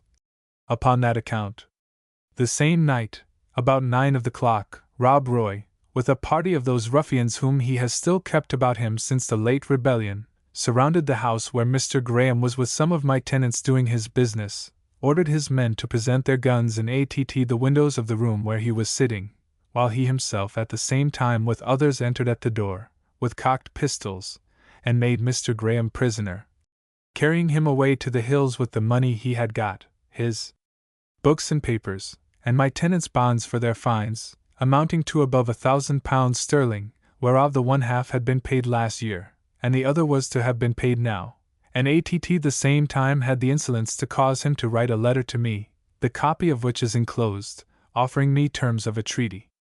That your lordship may have the better view of this matter, it will be necessary that I should inform you that this fellow has now, of a long time, put himself at the head of the clan McGregor, a race of people who in all ages have distinguished themselves beyond others by robberies, depredations, and murders, and have been the constant harborers and entertainers of vagabonds and loose people.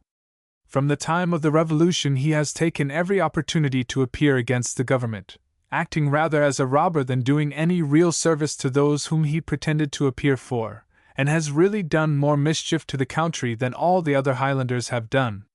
Some 3 or 4 years before the last rebellion broke out, being overburdened with debts, he quitted his ordinary residence, and removed some 12 or 16 miles farther into the Highlands, putting himself under the protection of the Earl of Breadalbane. When my Lord Cadogan was in the Highlands, he ordered his house this place to be burnt, which your lordship sees he now places to my account. This obliges him to return to the same country he went from, being a most rugged inaccessible place, where he took up his residence anew amongst his own friends and relations. But well judging that it was possible to surprise him, he, with about 45 of his followers, went to Inverary, and made a sham surrender of their arms to Call Campbell of Finab, commander of one of the independent companies, and returned home with his men, each of them having the Call's protection. This happened in the beginning of summer last, yet not long after he appeared with his men twice in arms, in opposition to the king's troops, and one of those times attacked them, rescued a prisoner from them, and all this while sent abroad his party through the country, plundering the country people, and amongst the rest some of my tenants. Being informed of these disorders after I came to Scotland, I applied to Lieutenant General Carpenter, who ordered 3 parties from Glasgow, Stirling, and Finlarig, to march in the night by different routes, in order to surprise him and his men in their houses, which would have its effect certainly, if the great rains that happened to fall that very night had not retarded the march of the troops, so as some of the parties came too late to the stations that they were ordered for. All that could be done upon the occasion was to burn a country house, where Rob Roy then resided, after some of his clan had, from the rocks, fired upon the king's troops, by which a grenadier was killed. Mr. Graham of Killen, being my deputy sheriff in that country, went along with the party that marched from Stirling, and doubtless will now meet with the worst treatment from that barbarous people on that account. Besides that he is my relation, and that they know how active he has been in the service of the government, all which, your lordship may believe, puts me under very great concern for the gentleman, while, at the same time, I can foresee no manner of way how to relieve him, other than to leave him to chance and his own management. I had my thoughts before of proposing to government the building of some barracks as the only expedient for suppressing these rebels, and securing the peace of the country, and in that view I spoke to General Carpenter, who has now a scheme of it in his hands, and I am persuaded that will be the true method for restraining them effectually. But in the meantime, it will be necessary to lodge some of the troops in those places, upon which I intend to write to the General. I am sensible I have troubled your lordship with a very long letter, which I should be ashamed of, were I myself singly concerned, but where the honor of the king's government is touched, I need make no apology, and I shall only beg leave to add, that I am, with great respect and truth, my lord, your lords, most humble and obedient servant, Montrose. Copy of Graham of Killen's letter, enclosed in the preceding. Chapelrock, Nov. 19th, 1716. May it please your grace, I am obliged to give your grace the trouble of this, by Robert Roy's commands, being so unfortunate at present as to be his prisoner. I refer the way and manner I was apprehended, to the bearer, and shall only, in short, acquaint your grace with the demands, which are, that your grace shall discharge him of all sums he owes your grace, and give him the sum of 3,400 merks for his loss and damages sustained by him, both at Craigrostown and at his house, Auchinchisselin, and that your grace shall give your word not to trouble or prosecute him afterwards. Till which time he carries me, all the money I received this day, my books and bonds for interest, not yet paid, along with him, with assurance of hard usage if any party are sent after him. The sum I received this day, conformed to the nearest computation I can make before several of the gentlemen, is 3227L. 2sh, 8d. Scots, of which I gave them notes. I shall wait your grace's return, and ever am your grace's most obedient, faithful, humble servant, 6th subscriber, John Graham. The Duke of Montrose to 28th Nov. 1716, Killen's release. Glasgow, November 28th. 1716. Sir, having acquainted you by my last, of the 21st instant, of what had happened to my friend, Mr. Graham of Killen, I'm very glad now to tell you, that last night I was very agreeably surprised with Mr. Graham's coming here himself, and giving me the first account I had had of him from the time of his being carried away. It seems Rob Roy, when he came to consider a little better of it, found that he could not mend his matters by retaining Killen his prisoner, which could only expose him still the more to the justice of the government, and therefore thought fit to dismiss him on Sunday evening last, having kept him from the Monday night before, under a very uneasy kind of restraint, being obliged to change continually from place to place. He gave him back the books, papers, and bonds, but kept the money. I am, with great truth, sir, your most humble servant, Montrose. Some papers connected with Rob Roy MacGregor sign, R.O. Campbell, in 1711, were lately presented to the Society of Antiquaries.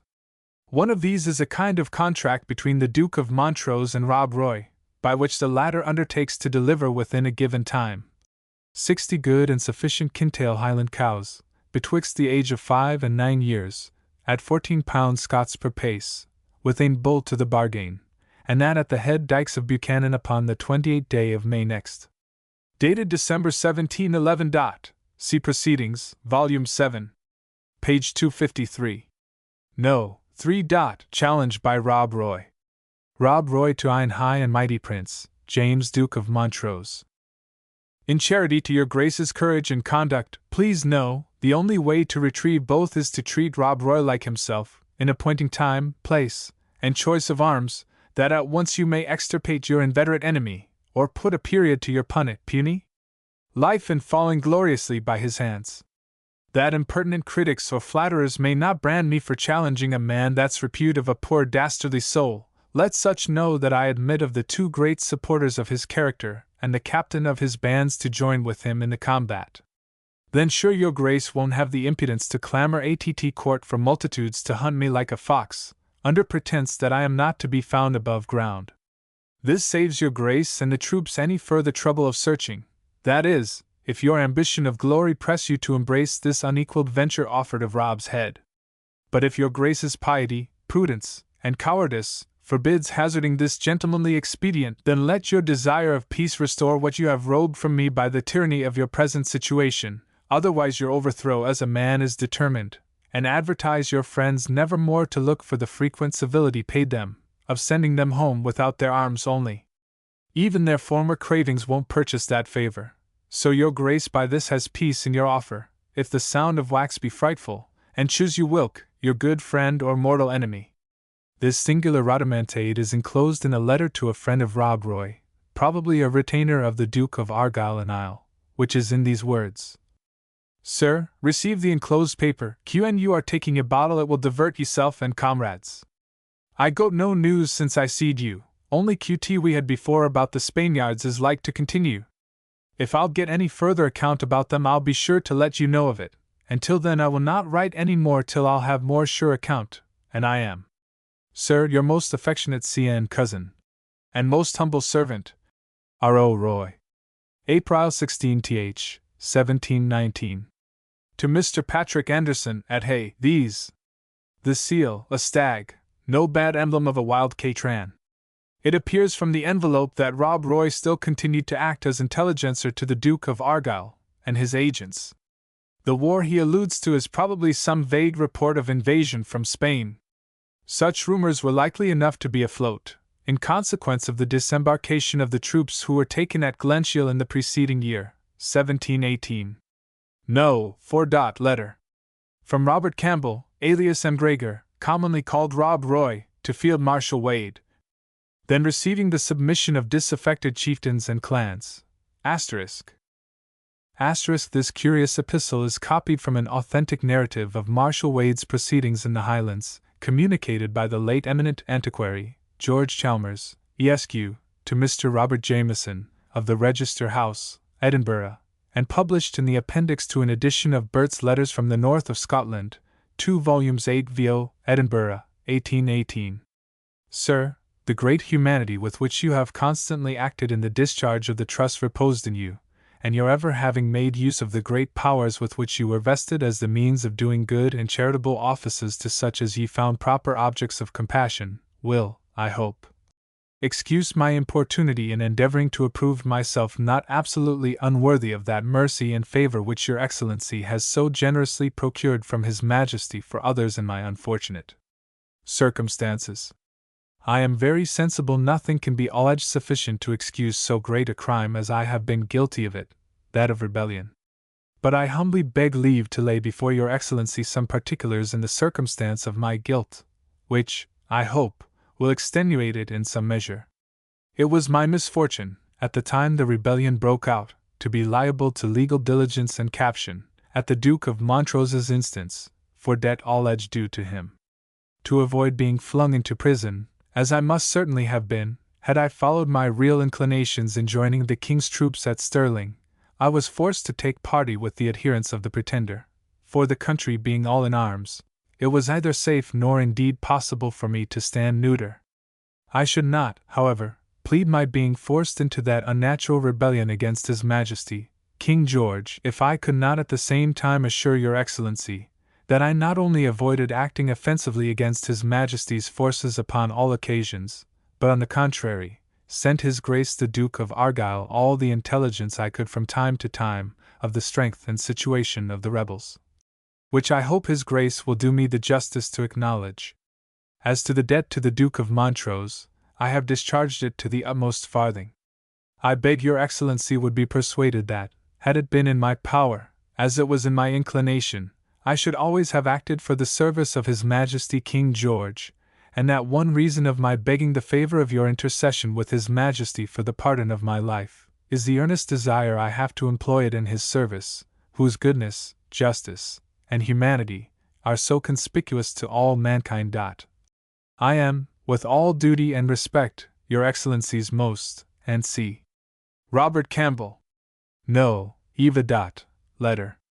Escape of Rob Roy from the Duke of Athole.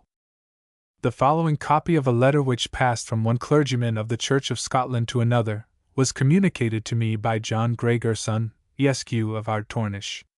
The escape of Rob Roy is mentioned, like other interesting news of the time with which it is intermingled. The disagreement between the Dukes of Athole and Argyll seems to have animated the former against Rob Roy, as one of Argyll's partisans. Rev. and dear brother, YRS of the June 28th I had by the bearer. Please you'll have got back again your delinquent which may probably save you of the trouble of her child. I'm sorry I've yet very little of certain news to give you from court though I've seen all the last week's prints, only I find in them a passage which is all the account I can give you of the indemnity whitey when the estates of forfaulted rebels comes to be sold all just debts documented are to be preferred to officers of the Court of Inquiry. The bill in favours of that court against the Lords of Session in Scotland and passed the House of Commons and come before the Lords, which is thought to be considerably more ample in formerly wt respect to the disposing of estates, canvassing and paying of debts. It's said Whitey the examinations of Cadogan's accounts is dropped, but it wants confirmations here as yet. Oxford's trials should be entered upon Saturday last. We hear that the Duchess of Argyll is wt child. I do not hear Whitey the divisions at court are anything abetted or of any appearance of the Duke's having anything of his much favour. I heartily wish the present humours at court may not prove an incurrent to watchful and restless enemies. My accounts of Rob Roy his escape are Whitey after several embassies between his Grace, who I hear did correspond wt some at court about it. And Rob he at length upon promise of protection came to wait upon the Duke, and being presently secured his Grace sent post to Edgar to acquaint the court of his being apprehended, and call his friends at Edgar, and to desire a party from Jen Carpenter to receive, and bring him to Edgar, which party came the length of Kenross in Fife. He was to be delivered to them by a party his Grace had demanded from the governor at Perth, who went upon their march towards Dunkeld to receive him, were meet wt and returned by his Grace, having resolved to deliver him by a party of his own men, and left Rob at Logierate under a strong guard till Whitey party should be ready to receive him. This space of time Rob had employed in taking the other dram heartily wt the guard and Q and all were pretty hearty. Rob is delivering a letter for his wife to a servant to whom he most needs deliver some private instructions at the door, for his wife, where he's attended wt on the guard. When serious in this privat conversations he is making some few steps carelessly from the door about the house till he comes close by this horse, which he soon mounted and made off. This is no small mortificant to the guard because of the delay it give to their hopes of a considerable additional charge. Agt John Roy. My wife was upon Thursday last delivered of a son after sore travel, of which she still continues very weak. I.e. John the Red, John Duke of Argyll, so called from his complexion, more commonly styled Red John the Warrior. I give while Lady hearty thanks for the Highland plaid. It's good cloth, but it does not answer the said I sent some time Aggie W.T. MacArthur, and though it had I told in my last Whitey my wife was obliged to provide herself to finish her bed before she was lighted, but I know Whitey letter came not timely to your hand. I'm sorry I had not money to send by the bearer, having no thought of it, and being exposed to some little expenses last week, but I expect some sure occasion when ordered by a letter to receive it. Excuse this freedom from N.C. Mance of Comrie, July 2nd D. 1717. I salute your lady. I wish her daughter much joy. No. V. Highland wooing. There are many productions of the Scottish ballad poets upon the lion-like mode of wooing practiced by the ancient Highlanders when they had a fancy for the person, or property, of a lowland damsel. One example is found in Mr. Robert Jameson's Popular Scottish Songs. In another ballad we are told how. This last we have from tradition, but there are many others in the collections of Scottish ballads to the same purpose. The achievement of Robert Oig, or young Rob Roy, as the Lowlanders called him, was celebrated in a ballad, of which there are 20 different and various editions. The tune is lively and wild, and we select the following words from memory. A pass on the eastern margin of Loch Lomond, and an entrance to the Highlands. No. 6. Glundhu. The following notices concerning this chief fell under the author's eye while the sheets were in the act of going through the press. They occur in manuscript memoirs, written by a person intimately acquainted with the incidents of 1745. This chief had the important task entrusted to him of defending the castle of Doune, in which the Chevalier placed a garrison to protect his communication with the Highlands, and to repel any sallies which might be made from Stirling Castle. Glundhu distinguished himself by his good conduct in this charge. Glundhu is thus described. Glengyle is, in person, a tall handsome man, and has more of the mien of the ancient heroes than our modern fine gentlemen are possessed of. He is honest and disinterested to a proverb, extremely modest, brave and intrepid, and born one of the best partisans in Europe. In short, the whole people of that country declared that never did men live under so mild a government as Glengyle's, not a man having so much as lost a chicken while he continued there. It would appear from this curious passage that Glengyle, not Stewart of Balloch, as averred in a note on Waverley, commanded the garrison of Doon. Balloch might, no doubt, succeed MacGregor in the situation. Editor's introduction to Rob Roy. In the magnum opus, the author's final edition of the Waverley novels, Rob Roy appears out of its chronological order and comes next after The Antiquary. In this, as in other matters, the present edition follows that of 1829. The Antiquary, as we said, contained in its preface the author's farewell to his art. This valediction was meant as prelude to a fresh appearance in a new disguise. Constable, who had brought out the earlier works, did not publish the Tales of My Landlord, the Black Dwarf, and Old Mortality, which Scott had nearly finished by November 12, 1816. The 4 volumes appeared from the houses of Mr. Murray and Mr. Blackwood on December 1, 1816. Within less than a month came out Harold the Dauntless, by the author of The Bridal of Triermain. Scott's work on the historical part of the Annual Register had also been unusually arduous. At Abbotsford, or at Ashiestiel, his mode of life was particularly healthy. In Edinburgh, between the claims of the courts, of literature, and of society, he was scarcely ever in the open air. Thus hard sedentary work caused, between the publication of Old Mortality and that of Rob Roy, the first of those alarming illnesses which overshadowed the last 15 years of his life. The earliest attack of cramp in the stomach occurred on March 5, 1817, when he retired from the room with a scream of agony which electrified his guests. Living on porridge, as he tells Miss Bailey, for his national spirit rejected arrowroot, Scott had yet energy enough to plan a dramatic piece for Terry, The Doom of Devorgal, but in April he announced to John Ballantyne a good subject for a novel, and on May 6, John, after a visit to Abbotsford with Constable, proclaimed to James Ballantyne the advent of Rob Roy. The anecdote about the title is well known.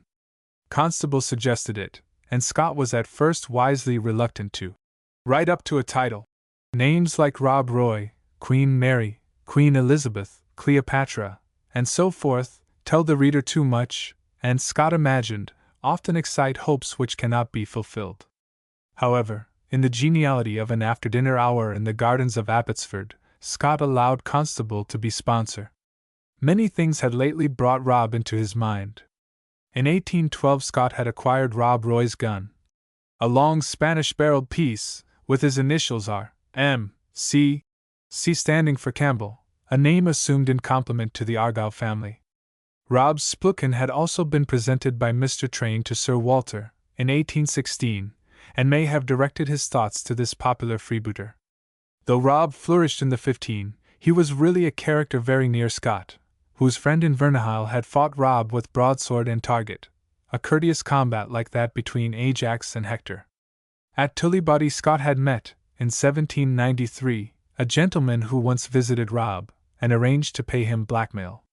Mr. William Adam had mentioned to Scott in 1816 the use of the word Cullywurlies for highly decorated architecture, and recognized the phrase, next year, in the mouth of Andrew Fairservice.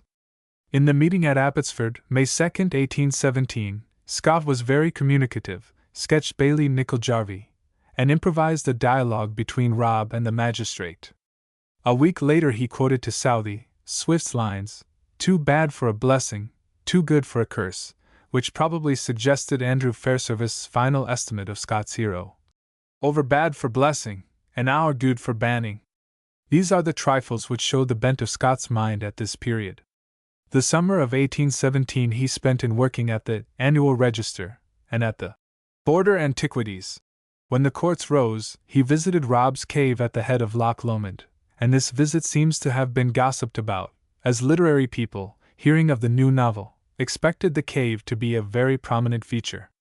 He also went to Glasgow, and refreshed his memory of the cathedral, nor did he neglect old books, such as A Tour Through Great Britain by a Gentleman, 4th edition, 1748.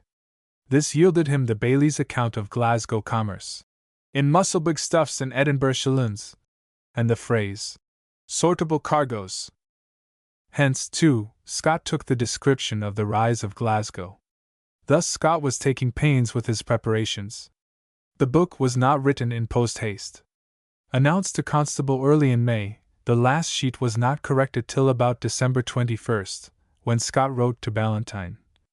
Rob Roy was published on the last day of 1817. The toughness of the job was caused by constant pain, and by struggles with the lassitude of opium. So seldom sentimental, so rarely given to expressing his melancholy moods in verse, Scott, while composing Rob Roy, wrote the beautiful poem, The Sun Upon the Weirdlaw Hill, in which, for this once, pity of self through all makes broken moan. Some stress may be laid on the state of Sir Walter's health at this moment, because a living critic has tried to show that, in his case, every pang of the stomach paralyses the brain, that he never had a fit of the cramp without spoiling a chapter. Mr. Ruskin's Fiction Fair and Foul, 19th Century, 1880, page 955. Rob Roy is a sufficient answer to these theories. The mind of Scott was no slave to his body. The success of the story is pleasantly proved by a sentence in a review of the day. It is an event unprecedented in the annals either of literature or of the custom house that the entire cargo of a packet, or smack, bound from Leith to London, should be the impression of a novel, for which the public curiosity was so much upon the alert as to require this immense importation to satisfy. 10,000 copies of a 3-volume novel are certainly a ponderous cargo, and Constable printed no fewer in his first edition. Scott was assured of his own triumph in February 1819, when a dramatized version of his novel was acted in Edinburgh by the company of Mr. William Murray, a descendant of the trader Murray of Broughton. Mr. Charles Mackay made a capital Bailey, and the piece remains a favorite with Scotch audiences. It is plain, from the reviews, that in one respect, Rob Roy rather disappointed the world. They had expected Rob to be a much more imposing and majestic cateran, and complained that his foot was set too late on his native heather. They found too much of the drover and intriguer, too little of the traditional driver of the spoil. This was what Scott foresaw when he objected to writing up to a title. In fact, he did not write up to it, and, as the Scots Magazine said, shaped his story in such a manner as to throw busybodies out in their chase, with a slight degree of malicious finesse. All the expeditions to the wonderful cave have been thrown away, for the said cave is not once, we think, mentioned from beginning to end. Rob Roy equals Waverley in its pictures of Highland and Lowland society and character. Scott had clearly set himself to state his opinions about the Highlands as they were under the patriarchal system of government. The Highlanders were then a people, not lawless, indeed, but all their law was the will of their chief. Baillie Nicol Jarvie makes a statement of their economic and military condition as accurate as it is humorous.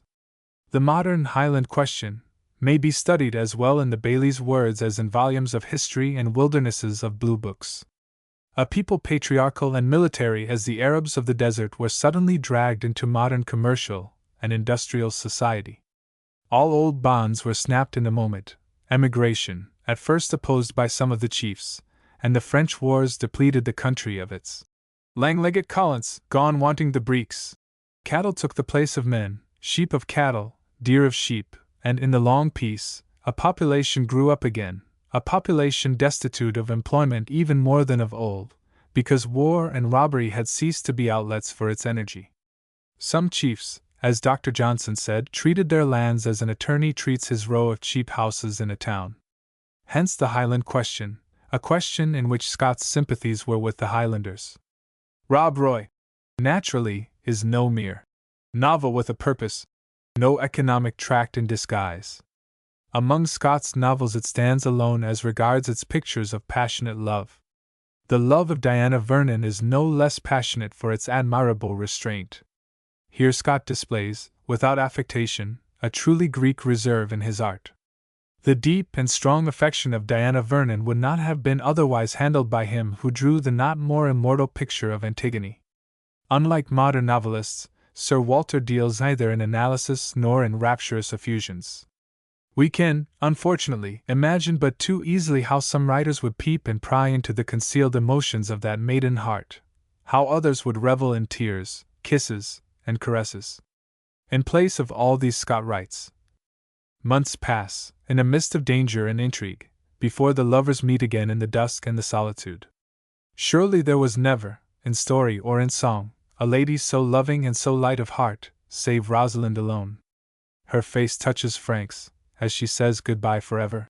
It was a moment never to be forgotten, inexpressibly bitter, yet mixed with a sensation of pleasure so deeply soothing and affecting as at once to unlock all the floodgates of the heart. She rides into the night. Her lover knows the hysterica passio of poor Lear.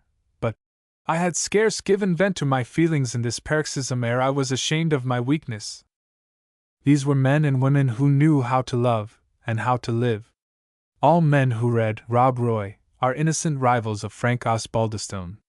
De Vernon holds her place in our hearts with Rosalind, and these airy affections, like the actual emotions which they mimic, are not matters for words. This lady, so gay, so brave, so witty and fearless, so tender and true, who endured trials which might have dignified the history of a martyr, who spent the day in darkness and the night in vigil, and never breathed a murmur of weakness or complaint, is as immortal in men's memories as the actual heroine of the White Rose, Flora MacDonald. Her place is with Helen and Antigone, with Rosalind and Imogen, the deathless daughters of dreams. She brightens the world as she passes, and our own hearts tell us all the story when Osbaldistone says, "You know how I lamented her." In the central interest, which, for once, is the interest of love, Rob Roy attains the nobility, the reserve, the grave dignity of the highest art. It is not easy to believe that Frank Osbaldistone is worthy of his lady, but here no man is a fair judge. In the four novels, Waverley, Guy Mannering, the Antiquary, and Rob Roy, which we have studied, the hero has always been a young poet. Waverley versified, so did Mannering. Lovell had attempted a few lyrical pieces, and in Osbaldistone's rhymes Scott parroted his own. All the heroes, then, have been poets, and Osbaldistone's youth may have been suggested by Scott's memories of his own, and of the father who feared that he would never be better than a gangrel scapegut, like Henry Morton in Old Mortality. Frank Osbaldistone is on the political side taken by Scott's judgment, not by his emotions. To make de Vernon convert him to Jacobitism would have been to repeat the story of Waverley. Still, he would have been more sympathetic if he had been converted. He certainly does not lack spirit, as a sportsman, or, on an occasion, as Sir William Hope says in The Scots Fencing Master, when he encounters Rashleigh in the college gardens. Frank, in short, is all that a hero should be, and is glorified by his affection. Of the other characters, perhaps Rob Roy is too sympathetically drawn. The materials for a judgment are afforded by Scott's own admirable historical introduction. The Rob Roy who so calmly played booty and kept a foot in either camp certainly falls below the heroic. His language has been criticized in late years, and it has been insisted that the Highlanders never talked Lowland Scotch. But Scott has anticipated these cavils in the 18th chapter of the second volume. Certainly no Lowlander knew the Highlanders better than he did, and his ear for dialect was as keen as his musical ear was confessedly obtuse. Scott had the best means of knowing whether Helen Macgregor would be likely to soar into heroics, as she is apt to do. In fact, here, we may trust the artist. The novel is as rich as any in subordinate characters full of life and humor. Morris is one of the few utter cowards in Scott. He has none of the passionate impulses towards courage of the hapless heroine, the fair maid of Perth. The various Osbaldistones are nicely discriminated by Diana Vernon, in one of those, Beatrix moods, which Scott did not always admire, when they were displayed by Lady Anne and other girls of flesh and blood. Rashleigh is of a nature unusual in Scott. He is, perhaps, Sir Walter's nearest approach, for malignant egotism, to an Iago. Of Baillie Nicol-Jarvie commendation were impertinent. All Scotland arose, called him hers, laughed at and applauded her civic child. Concerning Andrew Fairservice, the first edition tells us what the final edition leaves us to guess, that Tresham may recollect him as gardener at Osbaldistone Hall. Andrew was not a friend who could be shaken off. Diana may have ruled the hall, but Andrew must have remained absolute in the gardens, with something to Ma that he would like to see Maughan, or something to saw that he would like to see sawn, or something to ripe that he would like to see ripen, and Sae and Dacred on why the family fray year's end to year's end, and life's end. His master needed some carefree body to look after him.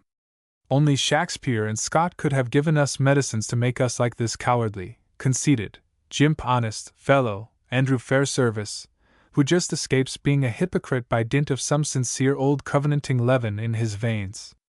We make bold to say that the creator of Paroles and Lucy, and many another lax and lovable knave, would, had he been a Scot, have drawn Andrew Fairservice thus, and not otherwise.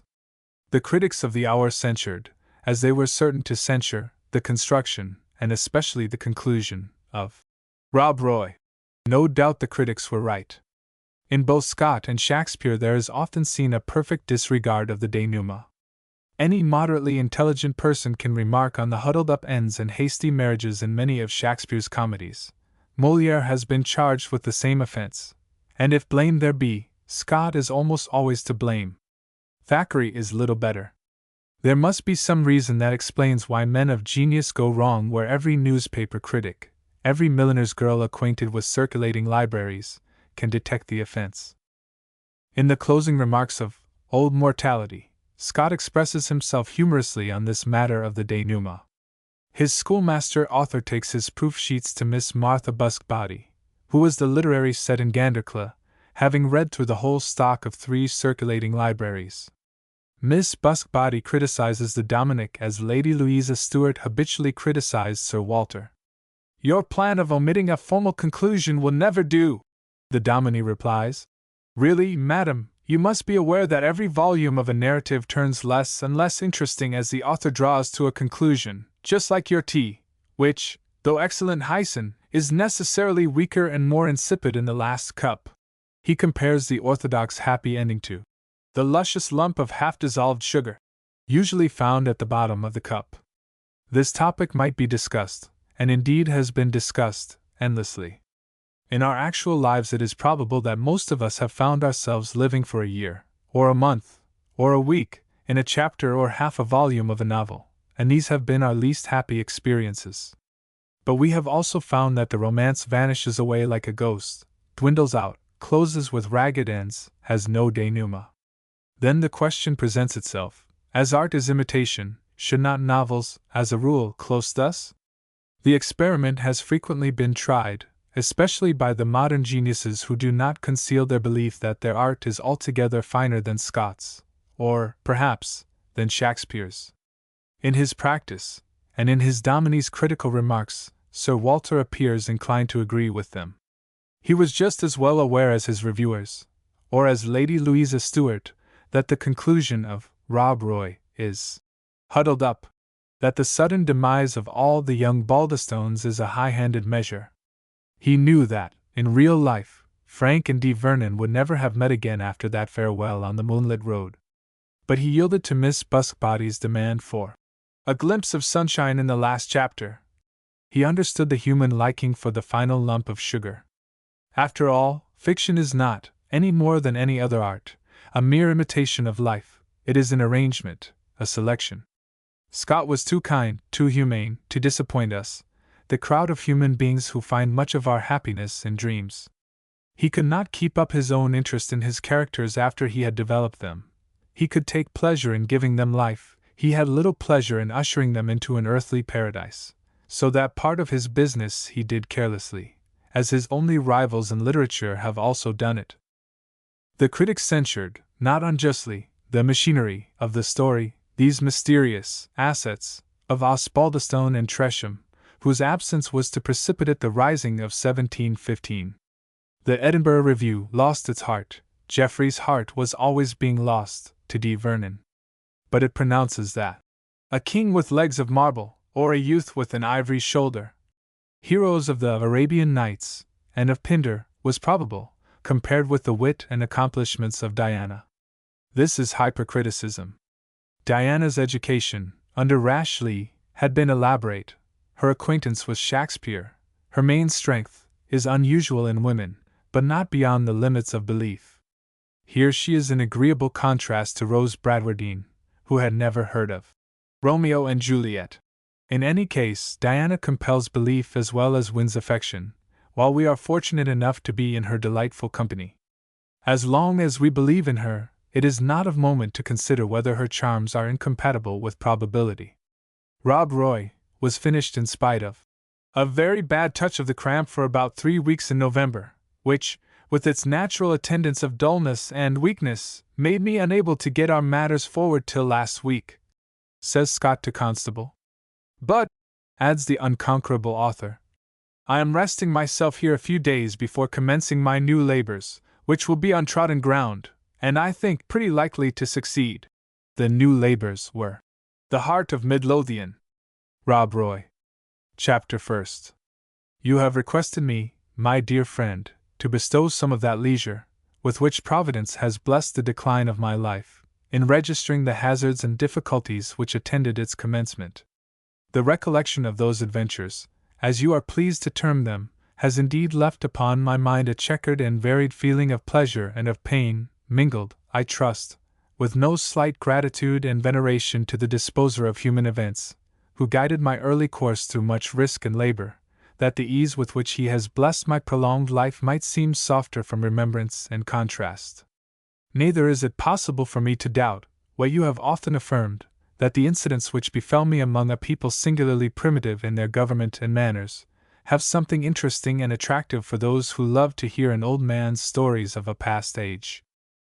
Still, however, you must remember that the tale told by one friend, and listened to by another, loses half its charms when committed to paper, and that the narratives to which you have attended with interest, as heard from the voice of him to whom they occurred, will appear less deserving of attention when perused in the seclusion of your study.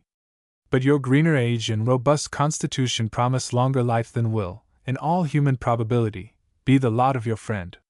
Throw, then, these sheets into some secret drawer of your escritoire till we are separated from each other's society by an event which may happen at any moment, and which must happen within the course of a very few years. When we are parted in this world, to meet, I hope, in a better, you will, I am well aware, cherish more than it deserves the memory of your departed friend, and will find in those details which I am now to commit to paper, matter for melancholy, but not unpleasing reflection. Others bequeath to the confidants of their bosom portraits of their external features. I put into your hands a faithful transcript of my thoughts and feelings, of my virtues and of my failings, with the assured hope that the follies and headstrong impetuosity of my youth will meet the same kind construction and forgiveness which have so often attended the faults of my matured age. One advantage, among the many, of addressing my memoirs, if I may give these sheets a name so imposing, to a dear and intimate friend, is, that I may spare some of the details, in this case unnecessary, with which I must needs have detained a stranger from what I have to say of greater interest. Why should I bestow all my tediousness upon you? Because I have you in my power, and have ink, paper, and time before me. At the same time, I dare not promise that I may not abuse the opportunity so temptingly offered me, to treat of myself and my own concerns, even though I speak of circumstances as well known to you as to myself. The seductive love of narrative, when we ourselves are the heroes of the events which we tell, often disregards the attention due to the time and patience of the audience, and the best and wisest have yielded to its fascination. I need only remind you of the singular instance evinced by the form of that rare and original edition of Sully's Memoirs, which you, with the fond vanity of a book collector, insist upon preferring to that which is reduced to the useful and ordinary form of memoirs, but which I think curious, solely as illustrating how far so great a man as the author was accessible to the foible of self-importance. If I recollect rightly, that venerable peer and great statesman had appointed no fewer than 4 gentlemen of his household to draw up the events of his life, under the title of Memorials of the Sage and Royal Affairs of State, Domestic, Political, and Military, transacted by Henry IV, and so forth. These grave recorders, having made their compilation, reduced the memoirs containing all the remarkable events of their master's life into a narrative, addressed to himself in propria persona. And thus, instead of telling his own story, in the third person, like Julius Caesar, or in the first person, like most who, in the hall, or the study, undertake to be the heroes of their own tale, Sully enjoyed the refined, though whimsical pleasure, of having the events of his life told over to him by his secretaries, being himself the auditor, as he was also the hero, and probably the author, of the whole book. It must have been a great sight to have seen the ex-minister, as bolt upright as a starched ruff and laced cassock could make him, seated in state beneath his canopy, and listening to the recitation of his compilers, while, standing bare in his presence, they informed him gravely. Thus said the Duke, so did the Duke infer, such were your Grace's sentiments upon this important point, such were your secret counsels to the King on that other emergency. Circumstances, all of which must have been much better known to their hearer than to themselves, and most of which could only be derived from his own special communication. My situation is not quite so ludicrous as that of the great Sully, and yet there would be something whimsical in Frank Osbaldistone giving Will Tresham a formal account of his birth, education, and connections in the world. I will, therefore, wrestle with the tempting spirit of P. clerk of our parish, as I best may, and endeavor to tell you nothing that is familiar to you already. Some things, however, I must recall to your memory, because, though formerly well known to you, they may have been forgotten through lapse of time, and they afford the groundwork of my destiny. You must remember my father well, for, as your own was a member of the mercantile house, you knew him from infancy. Yet you hardly saw him in his best days, before age and infirmity had quenched his ardent spirit of enterprise and speculation. He would have been a poorer man, indeed, but perhaps as happy, had he devoted to the extension of science those active energies and acute powers of observation, for which commercial pursuits found occupation. Yet, in the fluctuations of mercantile speculation, there is something captivating to the adventurer, even independent of the hope of gain. He who embarks on that fickle sea requires to possess the skill of the pilot and the fortitude of the navigator, and after all may be wrecked and lost, unless the gales of fortune breathe in his favor. This mixture of necessary attention and inevitable hazard, the frequent and awful uncertainty whether prudence shall overcome fortune, or fortune baffle the schemes of prudence, affords full occupation for the powers, as well as for the feelings of the mind, and trade has all the fascination of gambling without its moral guilt. Early in the 18th century, when I, heaven help me, was a youth of some 20 years old, I was summoned suddenly from Bordeaux to attend my father on business of importance. I shall never forget our first interview. You recollect the brief, abrupt, and somewhat stern mode in which he was wont to communicate his pleasure to those around him. Methinks I see him even now in my mind's eye, the firm and upright figure, the step, quick and determined, the eye, which shot so keen and so penetrating a glance, the features, on which care had already planted wrinkles, and hear his language, in which he never wasted word in vain, expressed in a voice which had sometimes an occasional harshness, far from the intention of the speaker. When I dismounted from my post-horse, I hastened to my father's apartment. He was traversing it with an air of composed and steady deliberation, which even my arrival, although an only son unseen for 4 years, was unable to discompose. I threw myself into his arms. He was a kind, though not a fond father, and the tear twinkled in his dark eye, but it was only for a moment. Dubord writes to me that he is satisfied with you, Frank. I am happy, sir. But I have less reason to be so, he added, sitting down at his bureau. I am sorry, sir. Sorry and happy, Frank, are words that, on most occasions, signify little or nothing. Here is your last letter. He took it out from a number of others tied up in a parcel of red tape, and curiously labeled and filed. There lay my poor epistle, written on the subject the nearest to my heart at the time, and couched in words which I had thought would work compassion if not conviction. There, I say, it lay, squeezed up among the letters on miscellaneous business in which my father's daily affairs had engaged him. I cannot help smiling internally when I recollect the mixture of hurt vanity and wounded feeling with which I regarded my remonstrance, to the penning of which there had gone, I promise you, some trouble, as I beheld it extracted from amongst letters of advice, of credit, and all the commonplace lumber, as I then thought them, of a merchant's correspondence. Surely, thought I, a letter of such importance, I dare not say, even to myself, so well written, deserved a separate place, as well as more anxious consideration, than those on the ordinary business of the counting-house. But my father did not observe my dissatisfaction, and would not have minded it if he had. He proceeded, with the letter in his hand. This, Frank, is yours of the 21st ultimo, in which you advise me, reading from my letter, that in the most important business of forming a plan and adopting a profession for life, you trust my paternal goodness will hold you entitled to at least a negative voice, that you have insuperable, insuperable is the word, I wish, by the way, you would write a more distinct current hand, draw a score through the tops of your T's, and open the loops of your L's, insuperable objections to the arrangements which I have proposed to you. There is much more to the same effect, occupying 4 good pages of paper, which a little attention to perspicuity and distinctness of expression might have comprised within as many lines. For, after all, Frank, it amounts but to this, that you will not do as I would have you. That I cannot, sir, in the present instance, not that I will not. Words avail very little with me, young man, said my father, whose inflexibility always possessed the air of the most perfect calmness of self-possession. Cannot may be a more civil phrase than will not, but the expressions are synonymous where there is no moral impossibility. But I am not a friend to doing business hastily. We will talk this matter over after dinner. Owen. Owen appeared, not with the silver locks which you were used to venerate, for he was then little more than 50, but he had the same, or an exactly similar uniform suit of light brown clothes, the same pearl-grey silk stockings, the same stock, with its silver buckle, the same plaited cambric ruffles, drawn down over his knuckles in the parlor, but in the counting-house carefully folded back under the sleeves, that they might remain unstained by the ink which he daily consumed.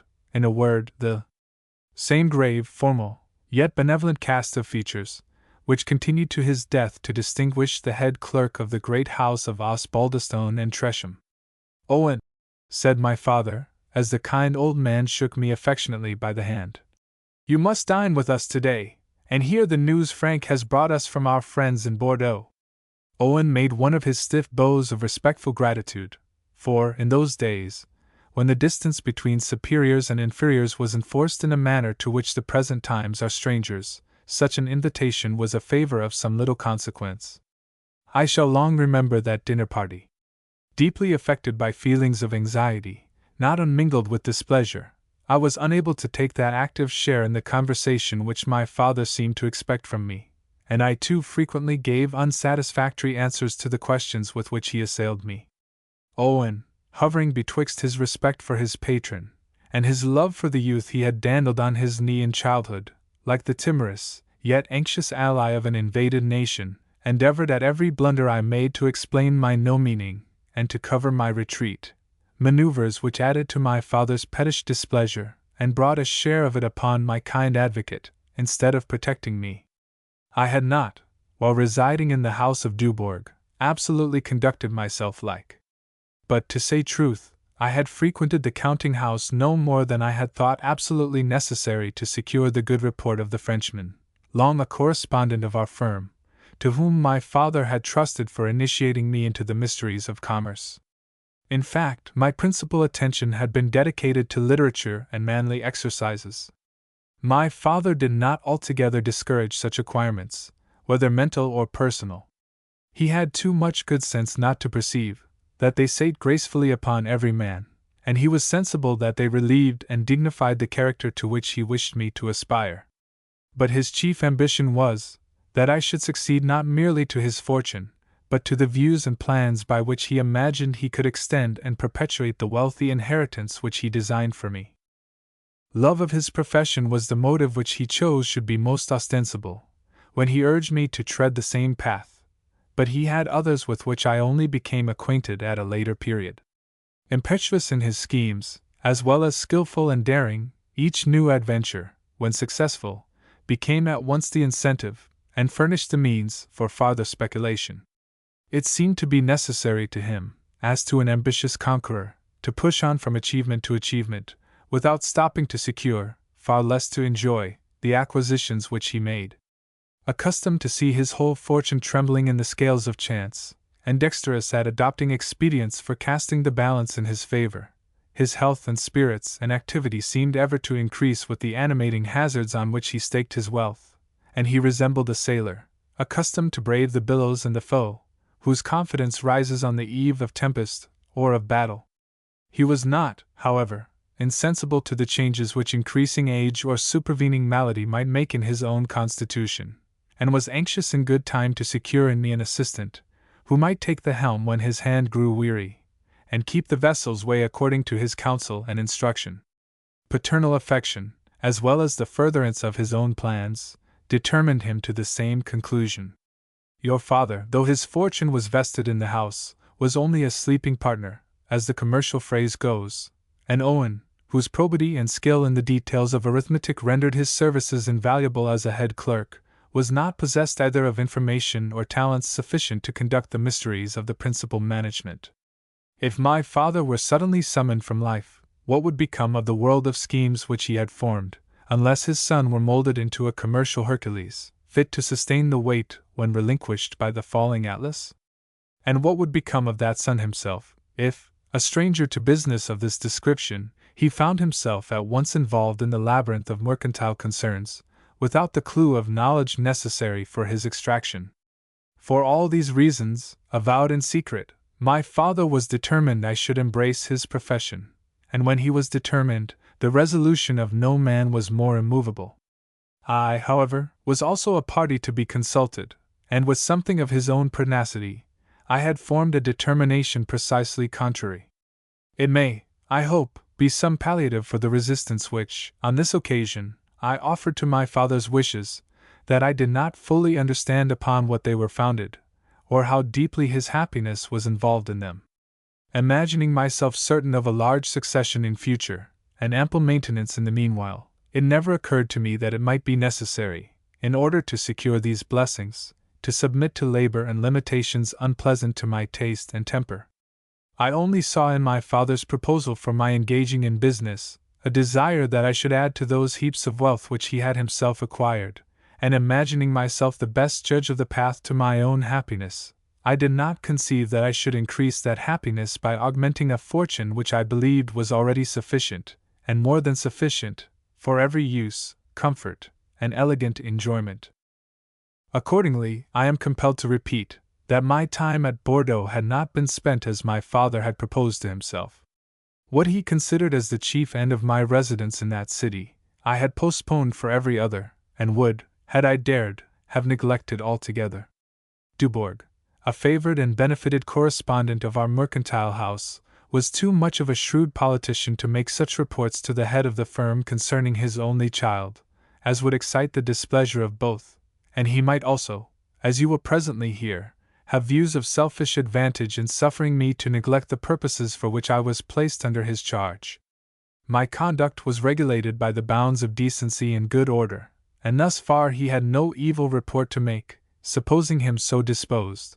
But perhaps the crafty Frenchman would have been equally complaisant, had I been in the habit of indulging worse feelings than those of indolence and aversion to mercantile business. As it was, while I gave a decent portion of my time to the commercial studies he recommended, he was by no means envious of the hours which I dedicated to other and more classical attainments, nor did he ever find fault with me for dwelling upon Corneille and Boileau, in preference to Postlethwaite, supposing his folio to have then existed, and Monsieur Dubourg able to have pronounced his name, or Savary, or any other writer on commercial economy. He had picked up somewhere a convenient expression, with which he rounded off every letter to his correspondent. "I was all," he said, "that a father could wish." My father never quarreled with a phrase, however frequently repeated, provided it seemed to him distinct and expressive, and Addison himself could not have found expression so satisfactory to him as "Yours received, and duly honored the bills enclosed, as per margin." Knowing, therefore, very well what he desired me to be, Mr. Osbaldistone made no doubt, from the frequent repetition of Dubourg's favorite phrase, that I was the very thing he wished to see me, when, in an evil hour, he received my letter containing my eloquent and detailed apology for declining a place in the firm, and a desk and stool in the corner of the dark counting-house in Crane Alley, surmounting in height those of Owen and the other clerks, and only inferior to the tripod of my father himself. All was wrong from that moment. Dubourg's reports became as suspicious as if his bills had been noted for dishonor. I was summoned home in all haste, and received in the manner I have already communicated to you. Chapter 2. My father had, generally speaking, his temper under complete self-command, and his anger rarely indicated itself by words, except in a sort of dry, testy manner, to those who had displeased him. He never used threats, or expressions of loud resentment. All was arranged with him on system, and it was his practice to do the needful, on every occasion, without wasting words about it. It was, therefore, with a bitter smile that he listened to my imperfect answers concerning the state of commerce in France, and unmercifully permitted me to involve myself deeper and deeper in the mysteries of agio, tariffs, terre and traite, nor can I charge my memory with his having looked positively angry, until he found me unable to explain the exact effect which the depreciation of the Louis d'Or had produced on the negotiation of bills of exchange. "The most remarkable national occurrence in my time," said my father, who nevertheless had seen the revolution. "And he knows no more of it than a post on the quay." "Mr. Francis," suggested Owen, in his timid and conciliatory manner, "cannot have forgotten that by an edit of the King of France, dated May 1st, 1700, it was provided that the porter, within 10 days after due, must make demand." "Mr. Francis," said my father, interrupting him, "will, I dare say, recollect for the moment anything you are so kind as hint to him. But body o' me! How Dubourg could permit him! Hark ye, Owen, what sort of a youth is Clement Dubourg, his nephew there, in the office, the black-haired lad?" "One of the cleverest clerks, sir, in the house, a prodigious young man for his time," answered Owen, for the gaiety and civility of the young Frenchman had won his heart. I suppose he knows something of the nature of exchange. Dubourg was determined I should have one youngster at least about my hand who understood business. But I see his drift, and he shall find that I do so when he looks at the balance sheet. Owen, let Clement's salary be paid up to next quarter day, and let him ship himself back to Bordeaux in his father's ship, which is clearing out yonder." "Dismiss Clement Dubourg, sir?" said Owen, with a faltering voice. "Yes, sir, dismiss him instantly. It is enough to have a stupid Englishman in the counting-house to make blunders, without keeping a sharp Frenchman there to profit by them." I had lived long enough in the territories of the Grand Monarch to contract a hearty aversion to arbitrary exertion of authority, even if it had not been instilled into me with my earliest breeding, and I could not refrain from interposing, to prevent an innocent and meritorious young man from paying the penalty of having acquired that proficiency which my father had desired for me. "I beg pardon, sir," when Mr. Osbaldistone had done speaking, "but I think it but just that if I have been negligent of my studies, I should pay the forfeit myself. I have no reason to charge Monsieur Dubourg with having neglected to give me opportunities of improvement, however little I may have profited by them, and with respect to Monsieur Clement Dubourg, with respect to him, and to you, I shall take the measures which I see needful," replied my father. "But it is fair in you, Frank, to take your own blame on your own shoulders, very fair, that cannot be denied. I cannot acquit old Dubourg," he said, looking to Owen, "for having merely afforded Frank the means of useful knowledge, without either seeing that he took advantage of them or reporting to me if he did not. You see, Owen, he has natural notions of equity becoming a British merchant." "Mr. Francis," said the head clerk, with his usual formal inclination of the head, and a slight elevation of his right hand, which he had acquired by a habit of sticking his pen behind his ear before he spoke, "Mr. Francis seems to understand the fundamental principle of all moral accounting, the great ethic rule of 3. Let a due to be, as he would have be due to him, the product will give the rule of conduct required." My father smiled at this reduction of the golden rule to arithmetical form, but instantly proceeded. "All this signifies nothing, Frank. You have been throwing away your time like a boy, and in future you must learn to live like a man. I shall put you under Owen's care for a few months, to recover the lost ground." I was about to reply, but Owen looked at me with such a supplicatory and warning gesture, that I was involuntarily silent. "We will then," continued my father, "resume the subject of mine of the first ultimo, to which you sent me an answer which was unadvised and unsatisfactory. So now, fill your glass, and push the bottle to Owen. Want of courage, of audacity if you will, was never my failing. I answered firmly. I was sorry that my letter was unsatisfactory, unadvised it was not, for I had given the proposal his goodness had made me, my instant and anxious attention, and it was with no small pain that I found myself obliged to decline it. My father bent his keen eye for a moment on me, and instantly withdrew it. As he made no answer, I thought myself obliged to proceed, though with some hesitation, and he only interrupted me by monosyllables. It is impossible, sir, for me to have higher respect for any character than I have for the commercial, even were it not yours. Indeed, it connects nation with nation, relieves the wants, and contributes to the wealth of all, and is to the general commonwealth of the civilized world what the daily intercourse of ordinary life is to private society, or rather, what air and food are to our bodies. Well, sir? And yet, sir, I find myself compelled to persist in declining to adopt a character which I am so ill qualified to support. I will take care that you acquire the qualifications necessary. You are no longer the guest and pupil of Dubourg. But, my dear sir, it is no defect of teaching which I plead, but my own inability to profit by instruction. Nonsense. Have you kept your journal in the terms I desired? Yes, sir. Be pleased to bring it here. The volume thus required was a sort of commonplace book, kept by my father's recommendation, in which I had been directed to enter notes of the miscellaneous information which I had acquired in the course of my studies.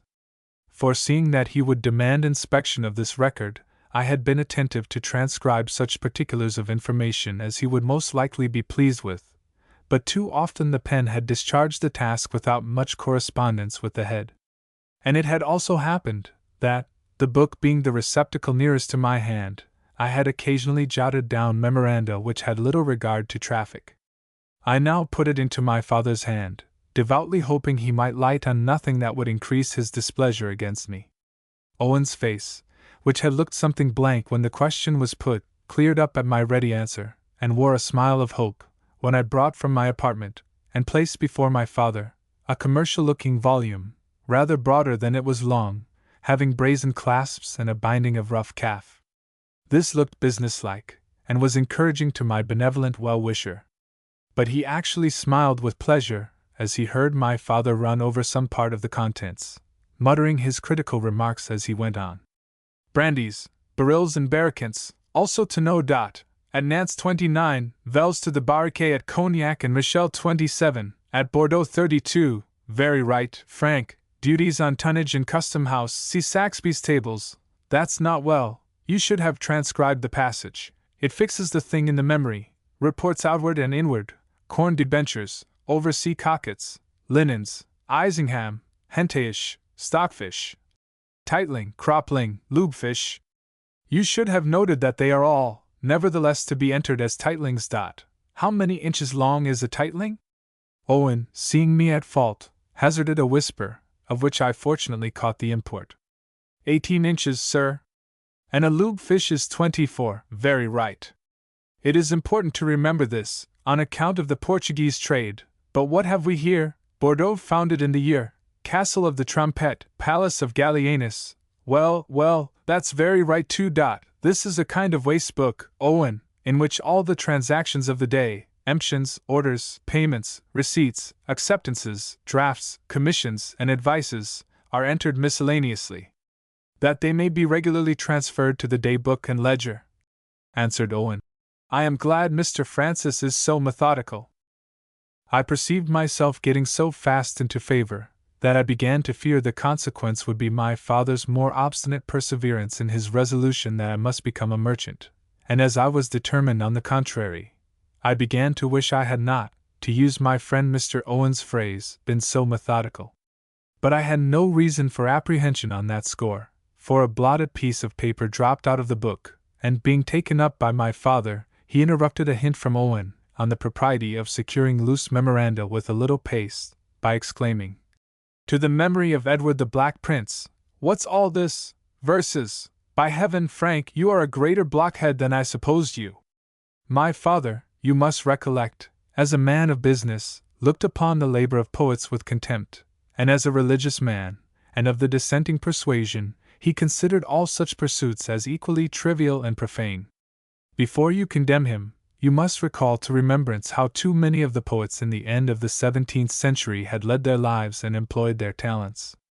The sect also to which my father belonged felt, or perhaps affected, a puritanical aversion to the lighter exertions of literature. So that many causes contributed to augment the unpleasant surprise occasioned by the ill-timed discovery of this unfortunate copy of verses. As for poor Owen, could the bobwig which he then wore have uncurled itself, and stood on end with horror, I am convinced the morning's labor of the friseur would have been undone, merely by the excess of his astonishment at this enormity. An inroad on the strong-box, or an erasure in the ledger, or a mis-summation in a fitted account, could hardly have surprised him more disagreeably. My father read the lines sometimes with an affectation of not being able to understand the sense, sometimes in a mouthing tone of mock-heroic, always with an emphasis of the most bitter irony, most irritating to the nerves of an author. Fond Arabian echoes, continued my father, interrupting himself. The fond Arabian fare would have been more to the purpose. Paynim. What's Paynim? Could you not say pagan as well, and write English at least, if you must needs write nonsense? Poitiers, by the way, is always spelt with an S, and I know no reason why orthography should give place to rhyme. Garan and son is a bad rhyme. Why, Frank, you do not even understand the beggarly trade you have chosen. A cloud of flame is something new. Good morrow, my masters all, and a Merry Christmas to you. Why, the bellman writes better lines. He then tossed the paper from him with an air of superlative contempt, and concluded, Upon my credit, Frank, you are a greater blockhead than I took you for. What could I say, my dear Tresham? There I stood, swelling with indignant mortification, while my father regarded me with a calm but stern look of scorn and pity, and poor Owen, with uplifted hands and eyes, looked as striking a picture of horror as if he had just read his patron's name in the Gazette. At length I took courage to speak, endeavoring that my tone of voice should betray my feelings as little as possible. I am quite aware, sir, how ill-qualified I am to play the conspicuous part in society you have destined for me, and luckily, I am not ambitious of the wealth I might acquire. Mr. Owen would be a much more effective assistant. I said this in some malice, for I considered Owen as having deserted my cause a little too soon. Owen! said my father. The boy is mad, actually insane. And pray, sir, if I may presume to inquire, having coolly turned me over to Mr. Owen, although I may expect more attention from anyone than from my son, what may your own sage projects be? I should wish, sir, I replied, summoning up my courage, to travel for 2 or 3 years, should that consist with your pleasure. Otherwise, although late, I would willingly spend the same time at Oxford or Cambridge. In the name of common sense! Was the like ever heard, to put yourself to school among pedants and Jacobites, when you might be pushing your fortune in the world? Why not go to Westminster or Eton at once, man, and take to Lilly's Grammar and Accidence, and to the Birch too, if you like it? Then, sir, if you think my plan of improvement too late, I would willingly return to the Continent. You have already spent too much time there to little purpose, Mr. Francis. Then I would choose the army, sir, in preference to any other active line of life. Choose the D.L., answered my father, hastily, and then checking himself. I profess you make me as great a fool as you are yourself. Is he not enough to drive one mad, Owen? Poor Owen shook his head, and looked down. Hark ye, Frank, continued my father, I will cut all this matter very short. I was at your age when my father turned me out of doors, and settled my legal inheritance on my younger brother. I left Osbaldistone Hall on the back of a broken-down hunter, with 10 guineas in my purse. I have never crossed the threshold again, and I never will. I know not, and I care not, if my fox-hunting brother is alive, or has broken his neck, but he has children, Frank, and one of them shall be my son if you cross me farther in this matter. You will do your pleasure, I answered, rather, I fear, with more sullen indifference than respect. With what is your own? Yes, Frank, what I have is my own, if labor in getting, and care in augmenting, can make a right of property. and no drone shall feed on my honeycomb. Think on it well, what I have said is not without reflection, and what I resolve upon I will execute. Honored sir, dear sir! Exclaimed Owen, tears rushing into his eyes. You are not wont to be in such a hurry in transacting business of importance. Let Mr. Francis run up the balance before you shut the account. He loves you, I am sure, and when he puts down his filial obedience to the per contra, I am sure his objections will disappear. Do you think I will ask him twice? Said my father sternly. To be my friend, my assistant, and my confidant? To be a partner of my cares and of my fortune? Owen, I thought you had known me better. He looked at me as if he meant to add something more, but turned instantly away, and left the room abruptly. I was, I own, affected by this view of the case, which had not occurred to me, and my father would probably have had little reason to complain of me, had he commenced the discussion with this argument. But it was too late. I had much of his own obduracy of resolution, and heaven had decreed that my sin should be my punishment, though not to the extent which my transgression merited. Owen, when we were left alone, continued to look at me with eyes which tears from time to time moistened, as if to discover, before attempting the task of intercessor, upon what point my obstinacy was most assailable. At length he began, with broken and disconcerted accents. O.L.D. Mr. Francis, good heavens, sir, my stars, Mr. Osbaldistone, that I should ever have seen this day, and you so young a gentleman, sir, for the love of heaven! Look at both sides of the account, think what you are going to lose, a noble fortune, sir, one of the finest houses in the city, even under the old firm of Tresham and Trent, and now Osbaldistone and Tresham. You might roll in gold, Mr. Francis. And my dear young Mr. Frank, if there was any particular thing in the business of the house which you disliked, I would, sinking his voice to a whisper, put it in order for you termly, or weekly, or daily, if you will. Do, my dear Mr. Francis, think of the honor due to your father, that your days may be long in the land. I am much obliged to you, Mr. Owen, said I. Very much obliged indeed, but my father is best judge how to bestow his money. He talks of one of my cousins. Let him dispose of his wealth as he pleases. I will never sell my liberty for gold. Gold, sir? I wish you saw the balance sheet of profits at last term. It was in 5 figures to each partner's sum total, Mr. Frank, and all this is to go to a papist, and a north country booby, and a disaffected person besides. It will break my heart, Mr. Francis, that have been toiling more like a dog than a man, and all for love of the firm.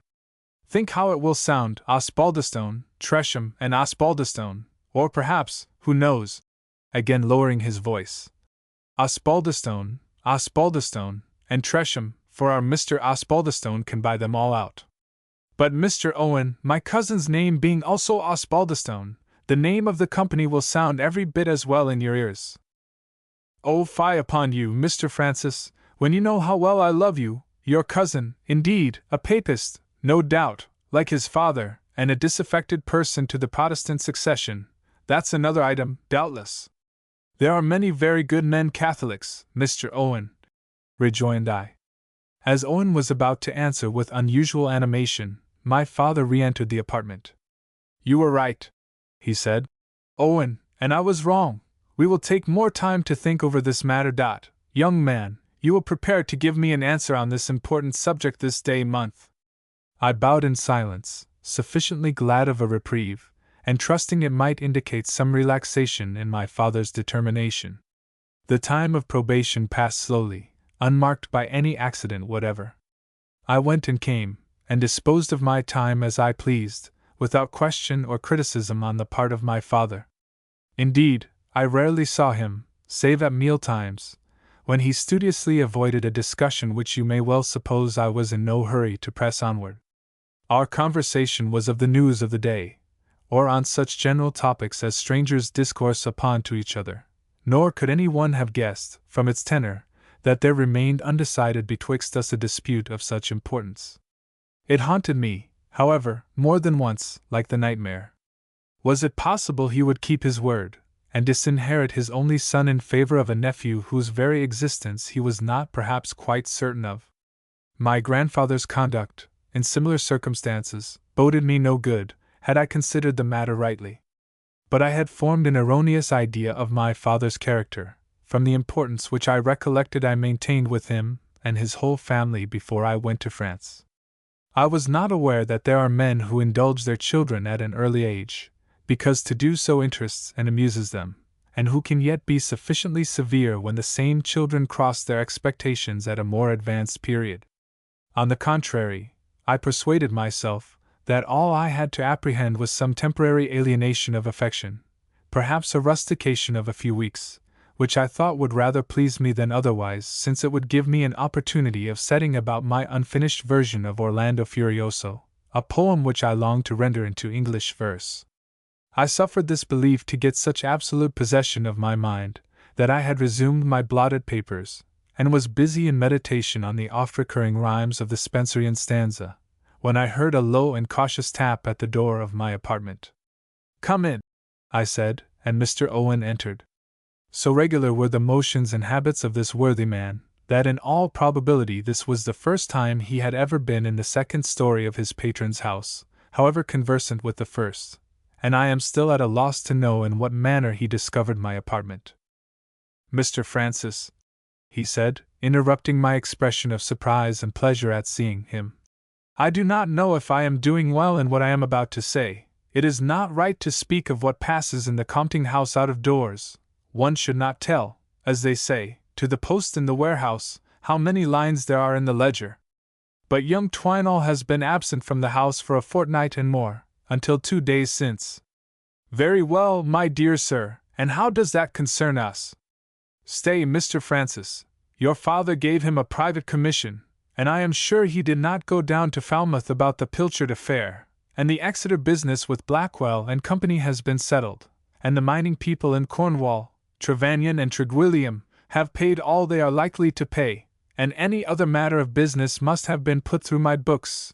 In short, it's my faithful belief that Twineall has been down in the north." "Do you really suppose?" So said I, somewhat startled.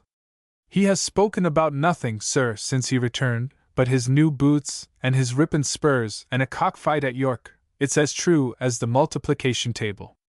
Do, heaven bless you, my dear child, make up your mind to please your father, and to be a man and a merchant at once." I felt at that instant a strong inclination to submit, and to make Owen happy by requesting him to tell my father that I resigned myself to his disposal. But pride, the source of so much that is good, and so much that is evil in our course of life, prevented me. My acquiescence stuck in my throat, and while I was coughing to get it up, my father's voice summoned Owen. He hastily left the room, and the opportunity was lost. My father was methodical in everything. At the very same time of the day, in the same apartment, and with the same tone and manner which he had employed an exact month before, he recapitulated the proposal he had made for taking me into partnership, and assigning me a department in the counting house, and requested to have my final decision. I thought at the time there was something unkind in this, and I still think that my father's conduct was injudicious. A more conciliatory treatment would, in all probability, have gained his purpose. As it was, I stood fast, and, as respectfully as I could, declined the proposal he made to me. Perhaps, for who can judge of their own heart, I felt it unmanly to yield on the first summons, and expected farther solicitation, as at least a pretext for changing my mind. If so, I was disappointed, for my father turned coolly to Owen, and only said, "You see it is as I told you. Well, Frank," addressing me, "you are nearly of age, and as well qualified to judge of what will constitute your own happiness as you ever are like to be, therefore I say no more.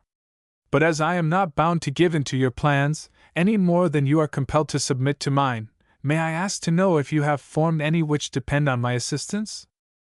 I answered, not a little abashed, that being bred to no profession, and having no funds of my own, it was obviously impossible for me to subsist without some allowance from my father, that my wishes were very moderate, and that I hoped my aversion for the profession to which he had designed me would not occasion his altogether withdrawing his paternal support and protection. "That is to say, you wish to lean on my arm, and yet to walk your own way?" "That can hardly be, Frank. However, I suppose you mean to obey my directions so far as they do not cross your own humor? I was about to speak. Silence, if you please, he continued. Supposing this to be the case, you will instantly set out for the north of England, to pay your uncle a visit, and see the state of his family. I have chosen from among his sons, he has 6, I believe, one who, I understand, is most worthy to fill the place I intended for you in the counting house. But some farther arrangements may be necessary, and for these your presence may be requisite. You shall have farther instructions at Osbaldistone Hall, where you will please to remain until you hear from me. Everything will be ready for your departure tomorrow morning. With these words my father left the apartment. What does all this mean, Mr. Owen? Said I to my sympathetic friend, whose countenance wore a cast of the deepest dejection. You have ruined yourself, Mr. Frank, that's all. When your father talks in that quiet, determined manner, there will be no more change in him than in a fitted account. And so it proved, for the next morning, at 5 o'clock, I found myself on the road to York, mounted on a reasonably good horse, and with 50 guineas in my pocket, travelling, as it would seem, for the purpose of assisting in the adoption of a successor to myself in my father's house in favour, and for aught I knew, eventually in his fortune also. Chapter 3. I have tagged with rhyme and blank verse the subdivisions of this important narrative, in order to seduce your continued attention by powers of composition of stronger attraction than my own. The preceding lines refer to an unfortunate navigator, who daringly unloosed from its moorings a boat, which he was unable to manage, and thrust it off into the full tide of a navigable river. No schoolboy, who, betwixt frolic and defiance, has executed a similar rash attempt, could feel himself, when adrift in a strong current, in a situation more awkward than mine, when I found myself driving, without a compass, on the ocean of human life. There had been such unexpected ease in the manner in which my father slipped a knot, usually esteemed the strongest which binds society together, and suffered me to depart as a sort of outcast from his family, that it strangely lessened the confidence in my own personal accomplishments, which had hitherto sustained me. Prince Prettyman, now a prince, and now a fisher's son, had not a more awkward sense of his degradation. We are so apt, in our engrossing egotism, to consider all those accessories which are drawn around us by prosperity, as pertaining and belonging to our own persons, that the discovery of our unimportance, when left to our own proper resources, becomes inexpressibly mortifying. As the hum of London died away on my ear, the distant peal of her steeples more than once sounded to my ears the admonitory "Turn again," first heard by her future Lord Mayor, and when I looked back from Highgate on her dusky magnificence, I felt as if I were leaving behind me comfort, opulence, the charms of society, and all the pleasures of cultivated life. But the die was cast. It was, indeed, by no means probable that a late and ungracious compliance with my father's wishes would have reinstated me in the situation which I had lost. On the contrary, firm and strong of purpose as he himself was, he might rather have been disgusted than conciliated by my tardy and compulsory acquiescence in his desire that I should engage in commerce.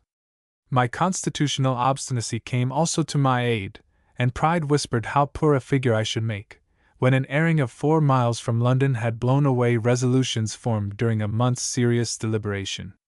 Hope, too, that never forsakes the young and hardy, lent her luster to my future prospects.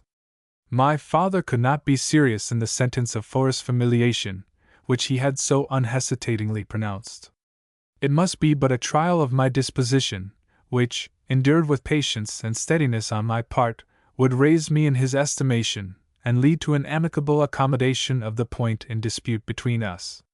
I even settled in my own mind how far I would concede to him, and on what articles of our supposed treaty I would make a firm stand, and the result was, according to my computation, that I was to be reinstated in my full rights of filiation, paying the easy penalty of some ostensible compliances to atone for my past rebellion. In the meanwhile, I was lord of my person, and experienced that feeling of independence which the youthful bosom receives with a thrilling mixture of pleasure and apprehension. My purse, though by no means amply replenished, was in a situation to supply all the wants and wishes of a traveler. I had been accustomed, while at Bordeaux, to act as my own valet. My horse was fresh, young, and active, and the buoyancy of my spirits soon surmounted the melancholy reflections with which my journey commenced. I should have been glad to have journeyed upon a line of road better calculated to afford reasonable objects of curiosity, or a more interesting country, to the traveler. But the North Road was then, and perhaps still is, singularly deficient in these respects, nor do I believe you can travel so far through Britain in any other direction without meeting more of what is worthy to engage the attention. My mental ruminations, notwithstanding my assumed confidence, were not always of an uncheckered nature. The Muse, too, the very coquette who had led me into this wilderness, like others of her sex, deserted me in my utmost need, and I should have been reduced to rather an uncomfortable state of dullness, had it not been for the occasional conversation of strangers who chanced to pass the same way. But the characters whom I met with were of a uniform and uninteresting description. Country parsons, jogging homewards after a visitation, farmers, or graziers, returning from a distant market, clerks of traders, traveling to collect what was due to their masters, in provincial towns, with now and then an officer going down into the country upon the recruiting service, were, at this period, the persons by whom the turnpikes and tapsters were kept in exercise. Our speech, therefore, was of tithes and creeds, of beeves and grain, of commodities wet and dry, and the solvency of the retail dealers, occasionally varied by the description of a siege, or battle, in Flanders, which, perhaps, the narrator only gave me at second hand. Robbers, a fertile and alarming theme, filled up every vacancy, and the names of the Golden Farmer, the Flying Highwayman, Jack Needham, and other beggars' opera heroes, were familiar in our mouths as household words. At such tales, like children closing their circle round the fire when the ghost story draws to its climax, the writers drew near to each other, looked before and behind them, examined the priming of their pistols, and vowed to stand by each other in case of danger, an engagement which, like other offensive and defensive alliances, sometimes glided out of remembrance when there was an appearance of actual peril. Of all the fellows whom I ever saw haunted by terrors of this nature, one poor man, with whom I traveled a day and a half, afforded me most amusement. He had upon his pillion a very small, but apparently a very weighty portmanteau, about the safety of which he seemed particularly solicitous, never trusting it out of his own immediate care, and uniformly repressing the officious zeal of the waiters and ostlers, who offered their services to carry it into the house. With the same precaution he labored to conceal, not only the purpose of his journey, and his ultimate place of destination, but even the direction of each day's route. Nothing embarrassed him more than to be asked by any one, whether he was traveling upwards or downwards, or at what stage he intended to bait. His place of rest for the night he scrutinized with the most anxious care, alike avoiding solitude, and what he considered as bad neighborhood, and at Grantham, I believe, he stayed up all night to avoid sleeping in the next room to a thick-set squinting fellow, in a black wig, and a tarnished gold-laced waistcoat. With all these cares on his mind, my fellow traveler, to judge by his thews and sinews, was a man who might have set danger at defiance with as much impunity as most men. He was strong and well built, and judging from his gold-laced hat and cockade, seemed to have served in the army, or, at least, to belong to the military profession in one capacity or other. His conversation also, though always sufficiently vulgar, was that of a man of sense, when the terrible bugbears which haunted his imagination for a moment ceased to occupy his attention. But every accidental association recalled them. An open heath, a close plantation, were alike subjects of apprehension, and the whistle of a shepherd lad was instantly converted into the signal of a depredator. Even the sight of a gibbet, if it assured him that one robber was safely disposed of by justice, never failed to remind him how many remained still unhanged. I should have wearied of this fellow's company, had I not been still more tired of my own thoughts. Some of the marvelous stories, however, which he related, had in themselves a cast of interest, and another whimsical point of his peculiarities afforded me the occasional opportunity of amusing myself at his expense.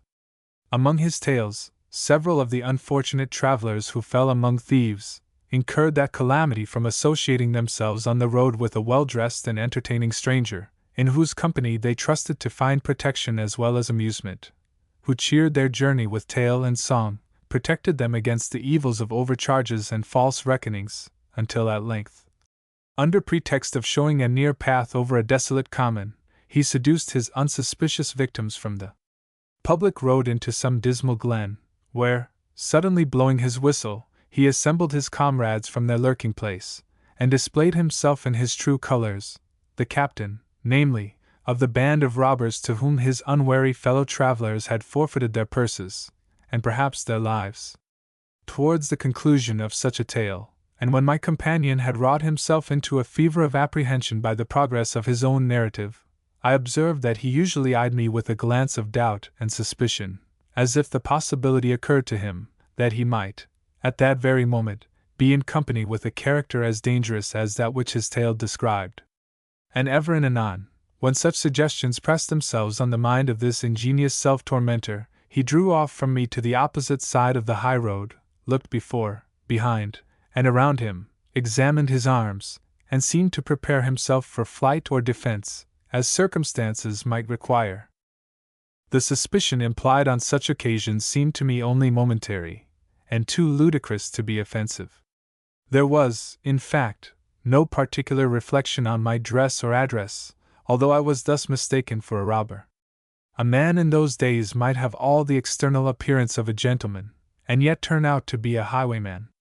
For the division of labor in every department not having then taken place so fully as since that period, the profession of the polite and accomplished adventurer, who nicked you out of your money at White's, or bowled you out of it at Marrowbone, was often united with that of the professed ruffian, who on Bagshot Heath, or Finchley Common, commanded his brother boat to stand and deliver.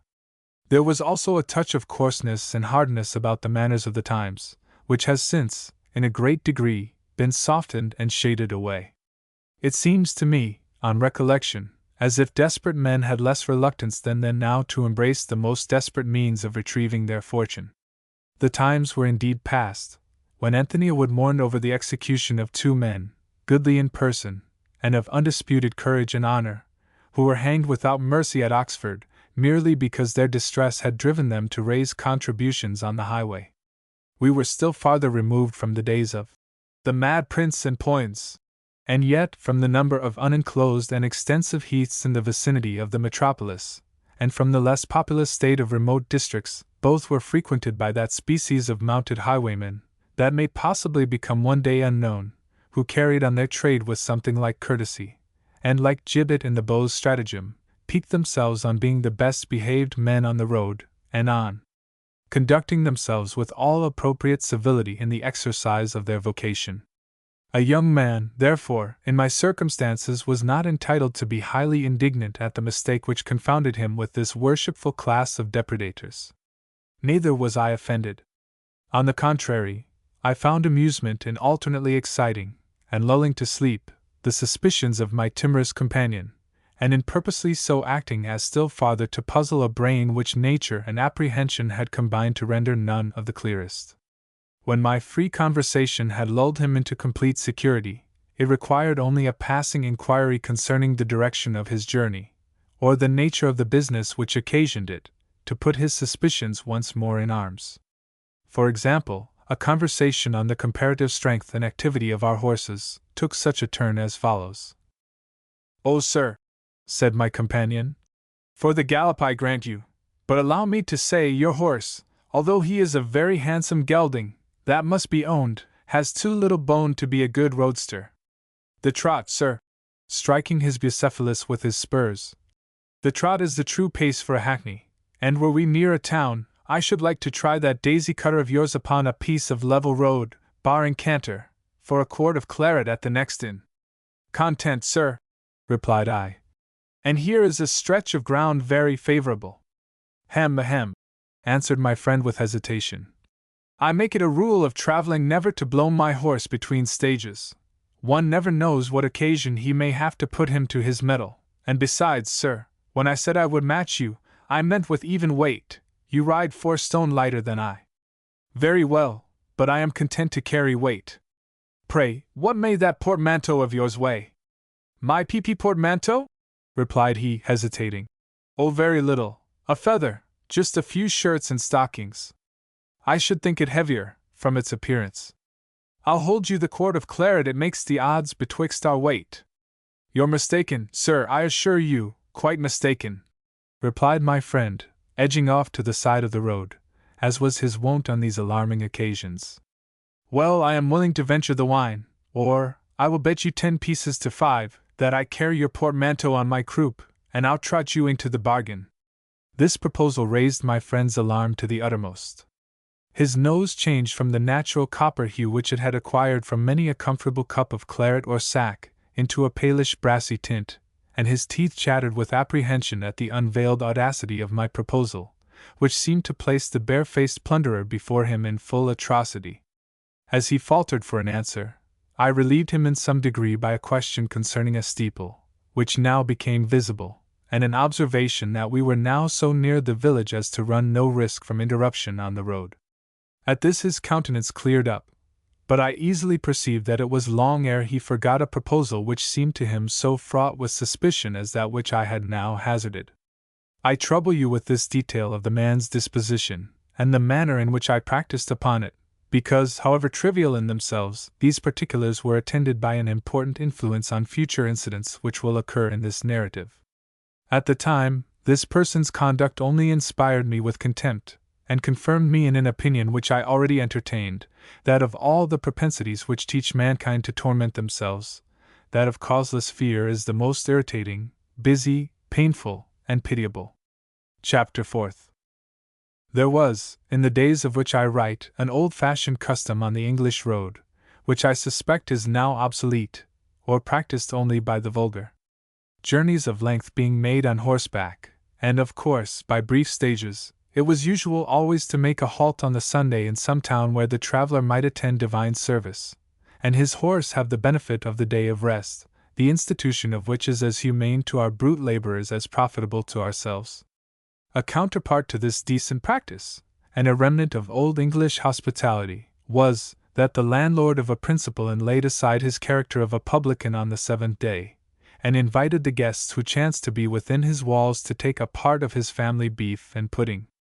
This invitation was usually complied with by all whose distinguished rank did not induce them to think compliance a derogation, and the proposal of a bottle of wine after dinner, to drink the landlord's health, was the only recompense ever offered or accepted.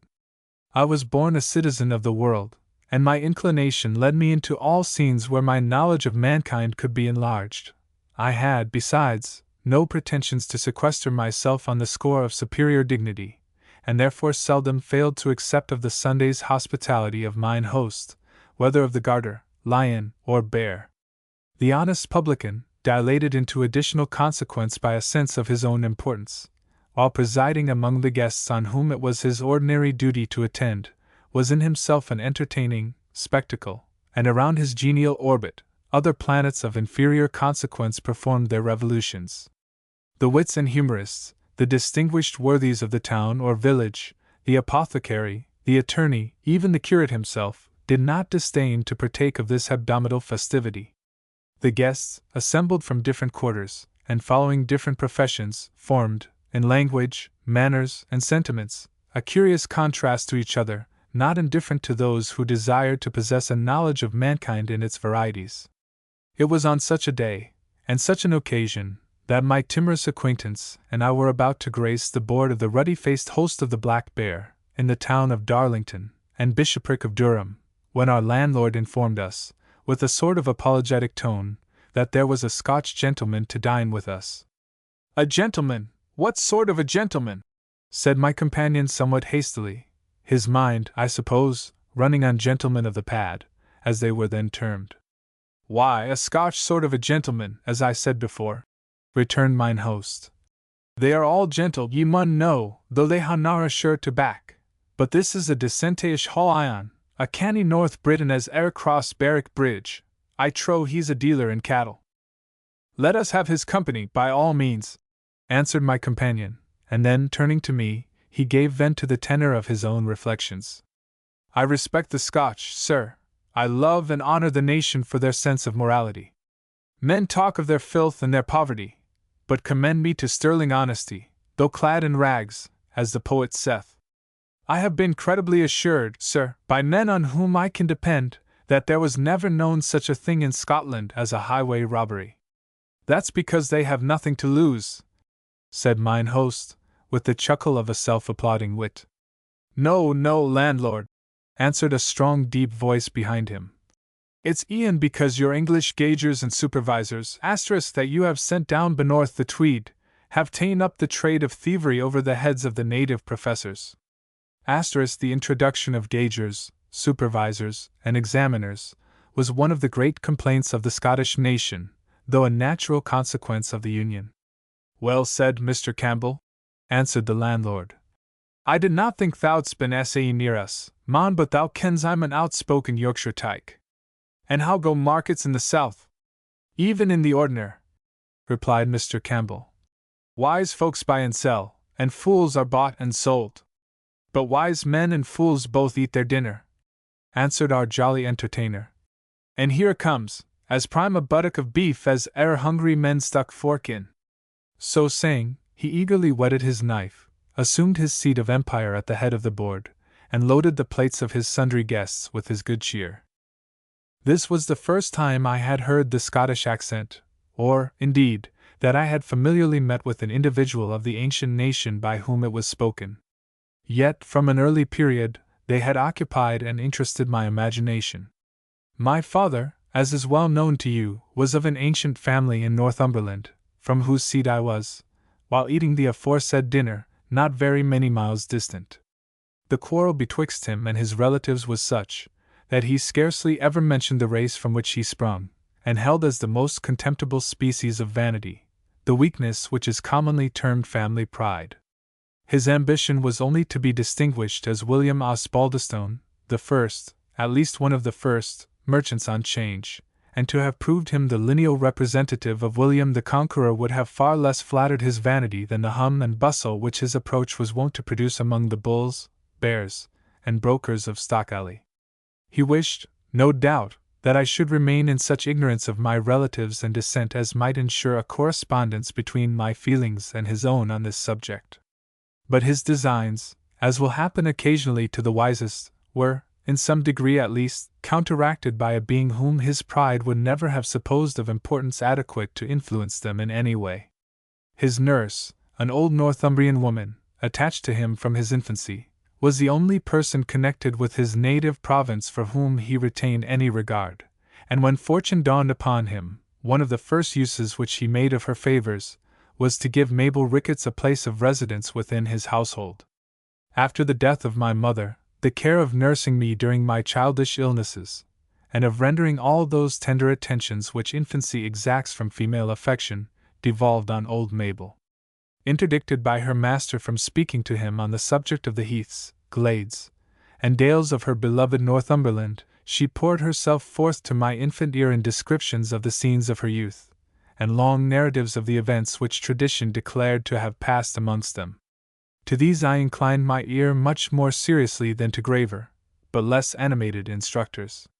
Even yet, methinks I see old Mabel, her head slightly agitated by the palsy of age, and shaded by a close cap, as white as the driven snow, her face wrinkled, but still retaining the healthy tinge which it had acquired in rural labor.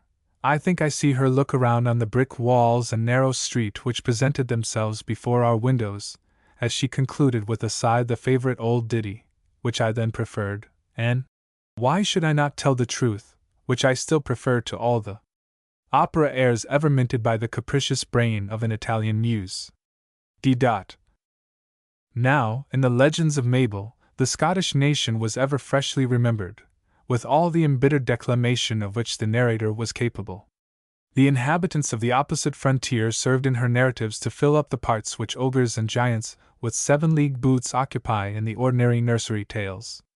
And how could it be otherwise?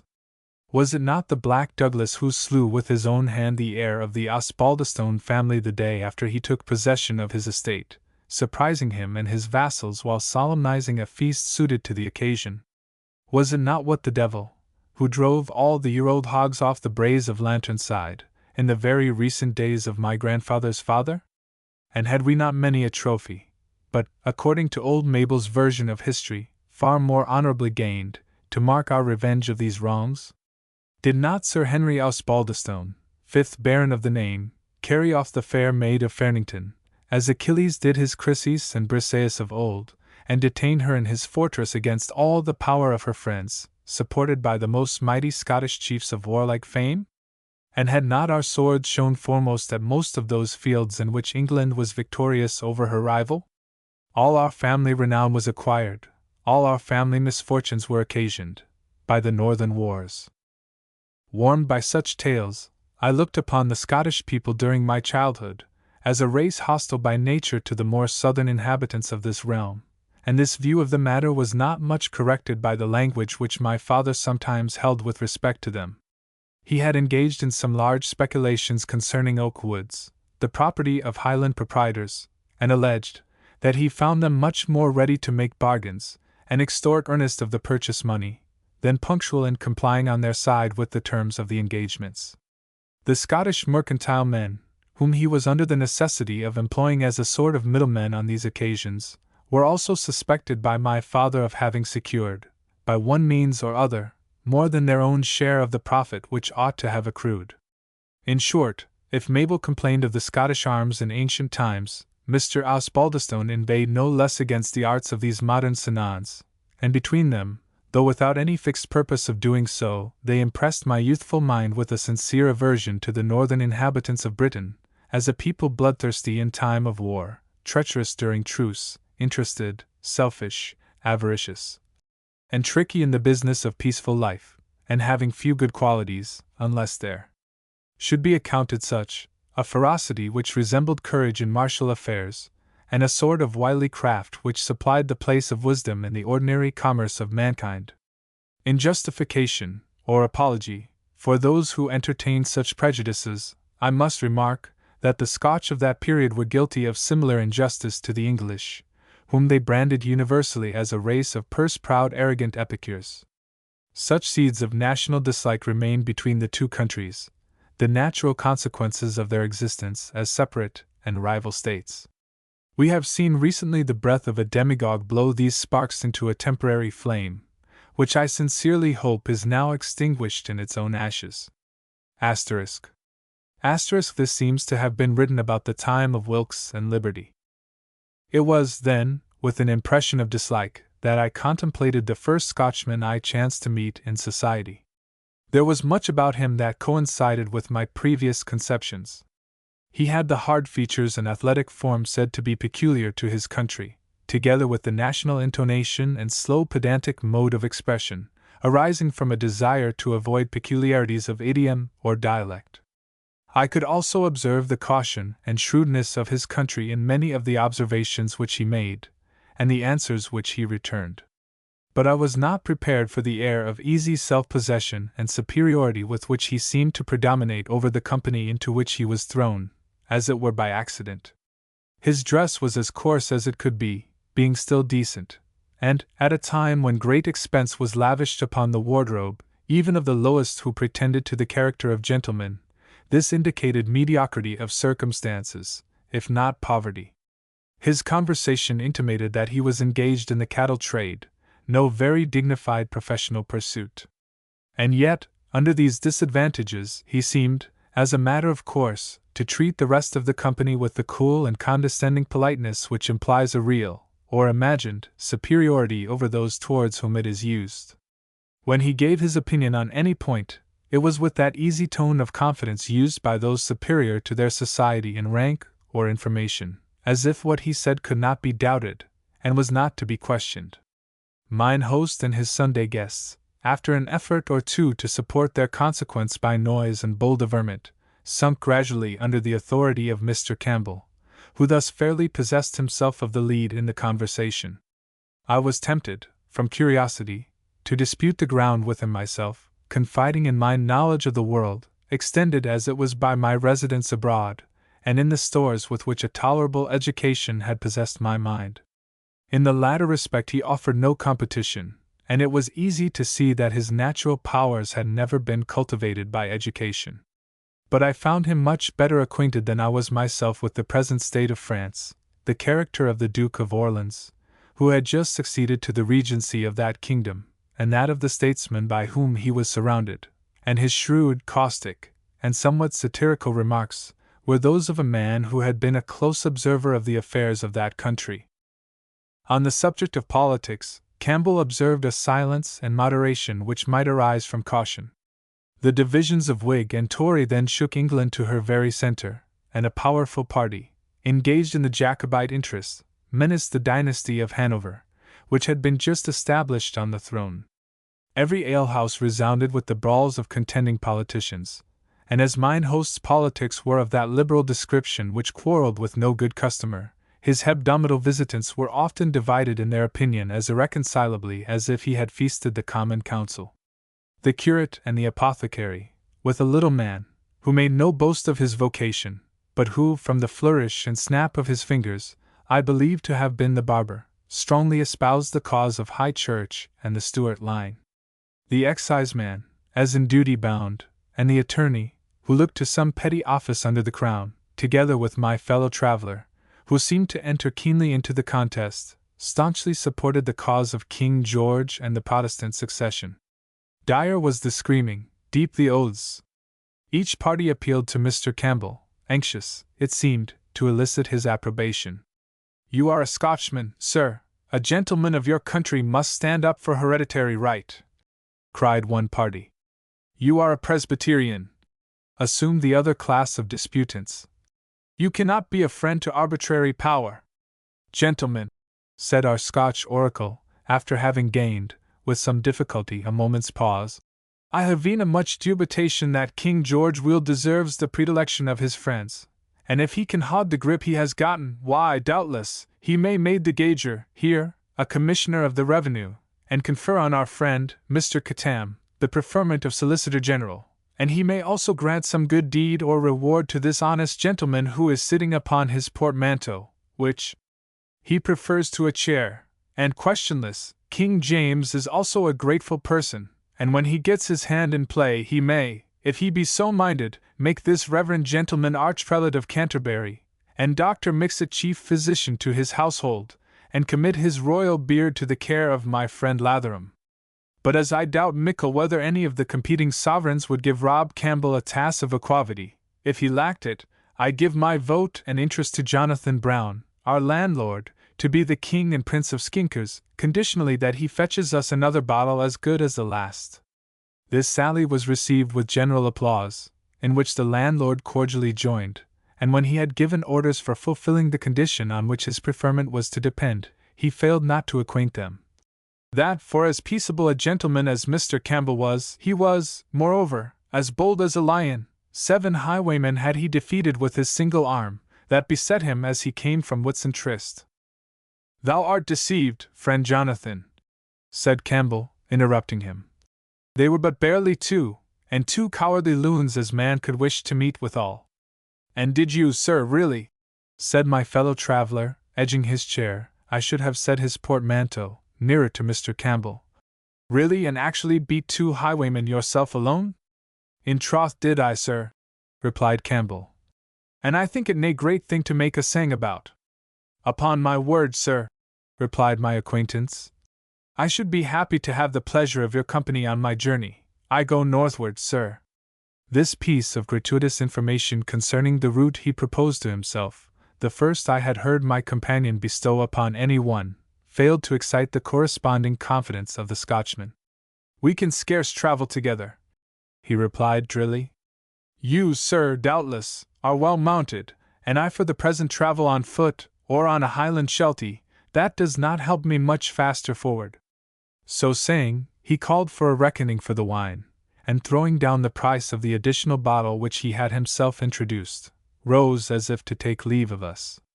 My companion made up to him, and taking him by the button, drew him aside into one of the windows. I could not help overhearing him pressing something. I supposed his company upon the journey, which Mr. Campbell seemed to decline. "I will pay your charges, sir," said the traveller, in a tone as if he thought the argument should bear down all opposition. "It is quite impossible," said Campbell, somewhat contemptuously. "I have business at Rothbury. But I am in no great hurry.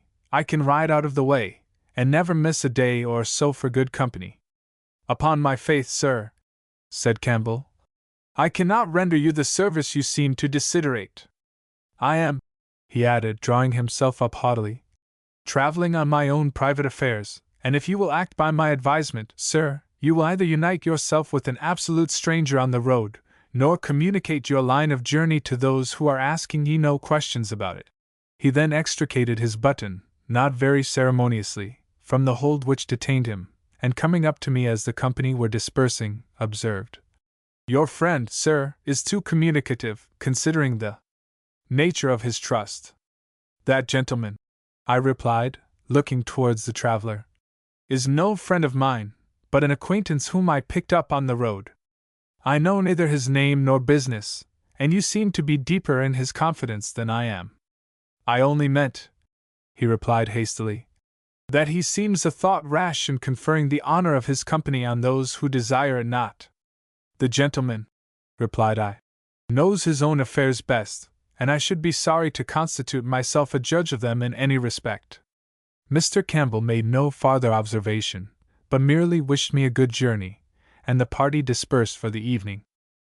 Next day I parted company with my timid companion, as I left the great northern road to turn more westerly in the direction of Osbaldistone Manor, my uncle's seat. I cannot tell whether he felt relieved or embarrassed by my departure, considering the dubious light in which he seemed to regard me. For my own part, his tremors ceased to amuse me, and, to say the truth, I was heartily glad to get rid of him. Chapter 5. I approached my native north, for such I esteemed it, with that enthusiasm which romantic and wild scenery inspires in the lovers of nature. No longer interrupted by the babble of my companion, I could now remark the difference which the country exhibited from that through which I had hitherto traveled. The streams now more properly deserved the name, for, instead of slumbering stagnant among reeds and willows, they brawled along beneath the shade of natural copsewood, were now hurried down declivities, and now probed more leisurely, but still in active motion, through little lonely valleys, which, opening on the road from time to time, seemed to invite the traveler to explore their recesses. The Cheviots rose before me in frowning majesty, not, indeed, with the sublime variety of rock and cliff which characterizes mountains of the primary class, but huge, round-headed, and clothed with a dark robe of russet, gaining, by their extent and desolate appearance, an influence upon the imagination, as a desert district possessing a character of its own. The abode of my fathers, which I was now approaching, was situated in a glen, or narrow valley, which ran up among those hills. Extensive estates, which once belonged to the family of Osbaldistone, had been long dissipated by the misfortunes or misconduct of my ancestors, but enough was still attached to the old mansion to give my uncle the title of a man of large property. This he employed, as I was given to understand by some inquiries which I made on the road, in maintaining the prodigal hospitality of a northern squire of the period, which he deemed essential to his family dignity. From the summit of an eminence I had already had a distant view of Osbaldistone Hall, a large and antiquated edifice, peeping out from a druidical grove of huge oaks, and I was directing my course towards it, as straightly and as speedily as the windings of a very indifferent road would permit, when my horse, tired as he was, pricked up his ears at the enlivening notes of a pack of hounds in full cry, cheered by the occasional bursts of a French horn, which in those days was a constant accompaniment to the chase. I made no doubt that the pack was my uncle's, and drew up my horse with the purpose of suffering the hunters to pass without notice, aware that a hunting field was not the proper scene to introduce myself to a keen sportsman, and determined when they had passed on, to proceed to the mansion house at my own pace, and there to await the return of the proprietor from his sport. I paused, therefore, on a rising ground, and not unmoved by the sense of interest which that species of sylvan sport is so much calculated to inspire, although my mind was not at the moment very accessible to impressions of this nature, I expected with some eagerness the appearance of the huntsman. The fox, hard run, and nearly spent, first made his appearance from the copse which clothed the right-hand side of the valley. His drooping brush, his soiled appearance, and jaded trot, proclaimed his fate impending, and the carrion crow, which hovered over him, already considered poor Reynard as soon to be his prey. He crossed the stream which divides the little valley, and was dragging himself up a ravine on the other side of its wild banks, when the headmost hounds, followed by the rest of the pack in full cry, burst from the coppice, followed by the huntsman and 3 or 4 riders.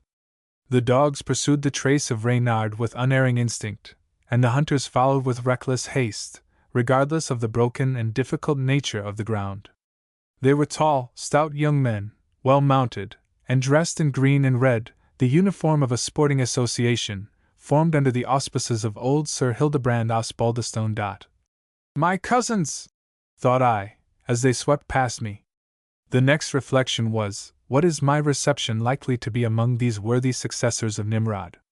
And how improbable is it that I, knowing little or nothing of rural sports, shall find myself at ease, or happy, in my uncle's family? A vision that passed me interrupted these reflections.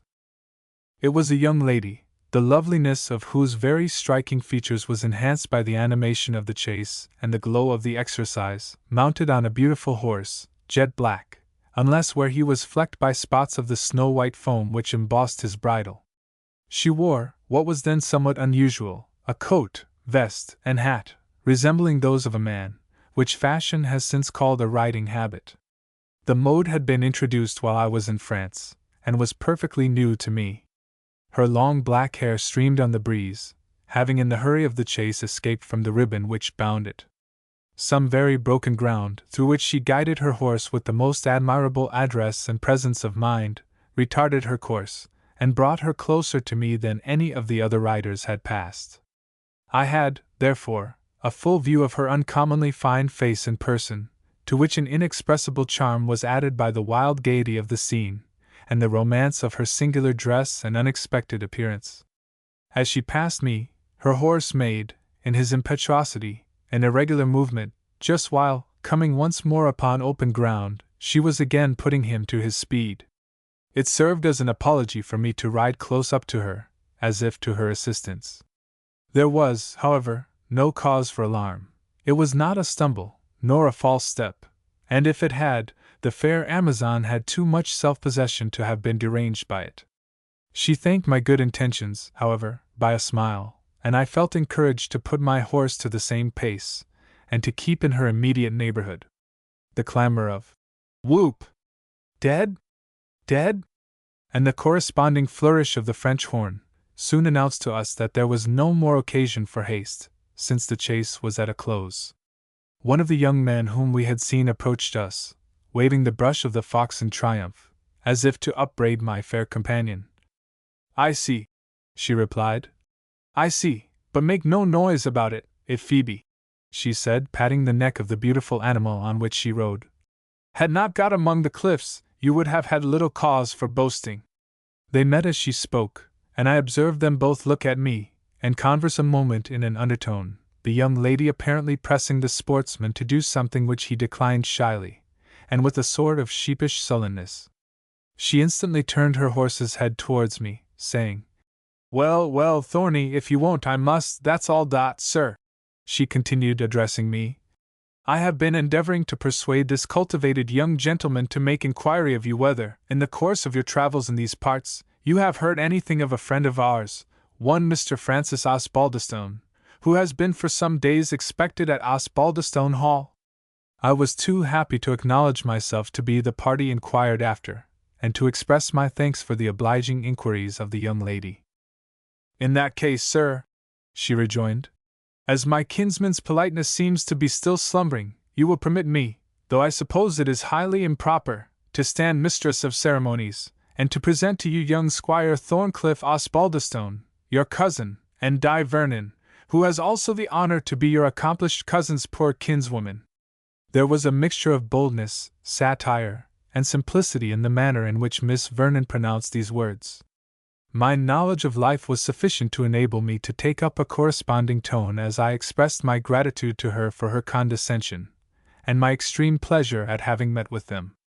To say the truth, the compliment was so expressed that the lady might easily appropriate the greater share of it, for Thorncliff seemed an arrant country bumpkin, awkward, shy, and somewhat sulky withal.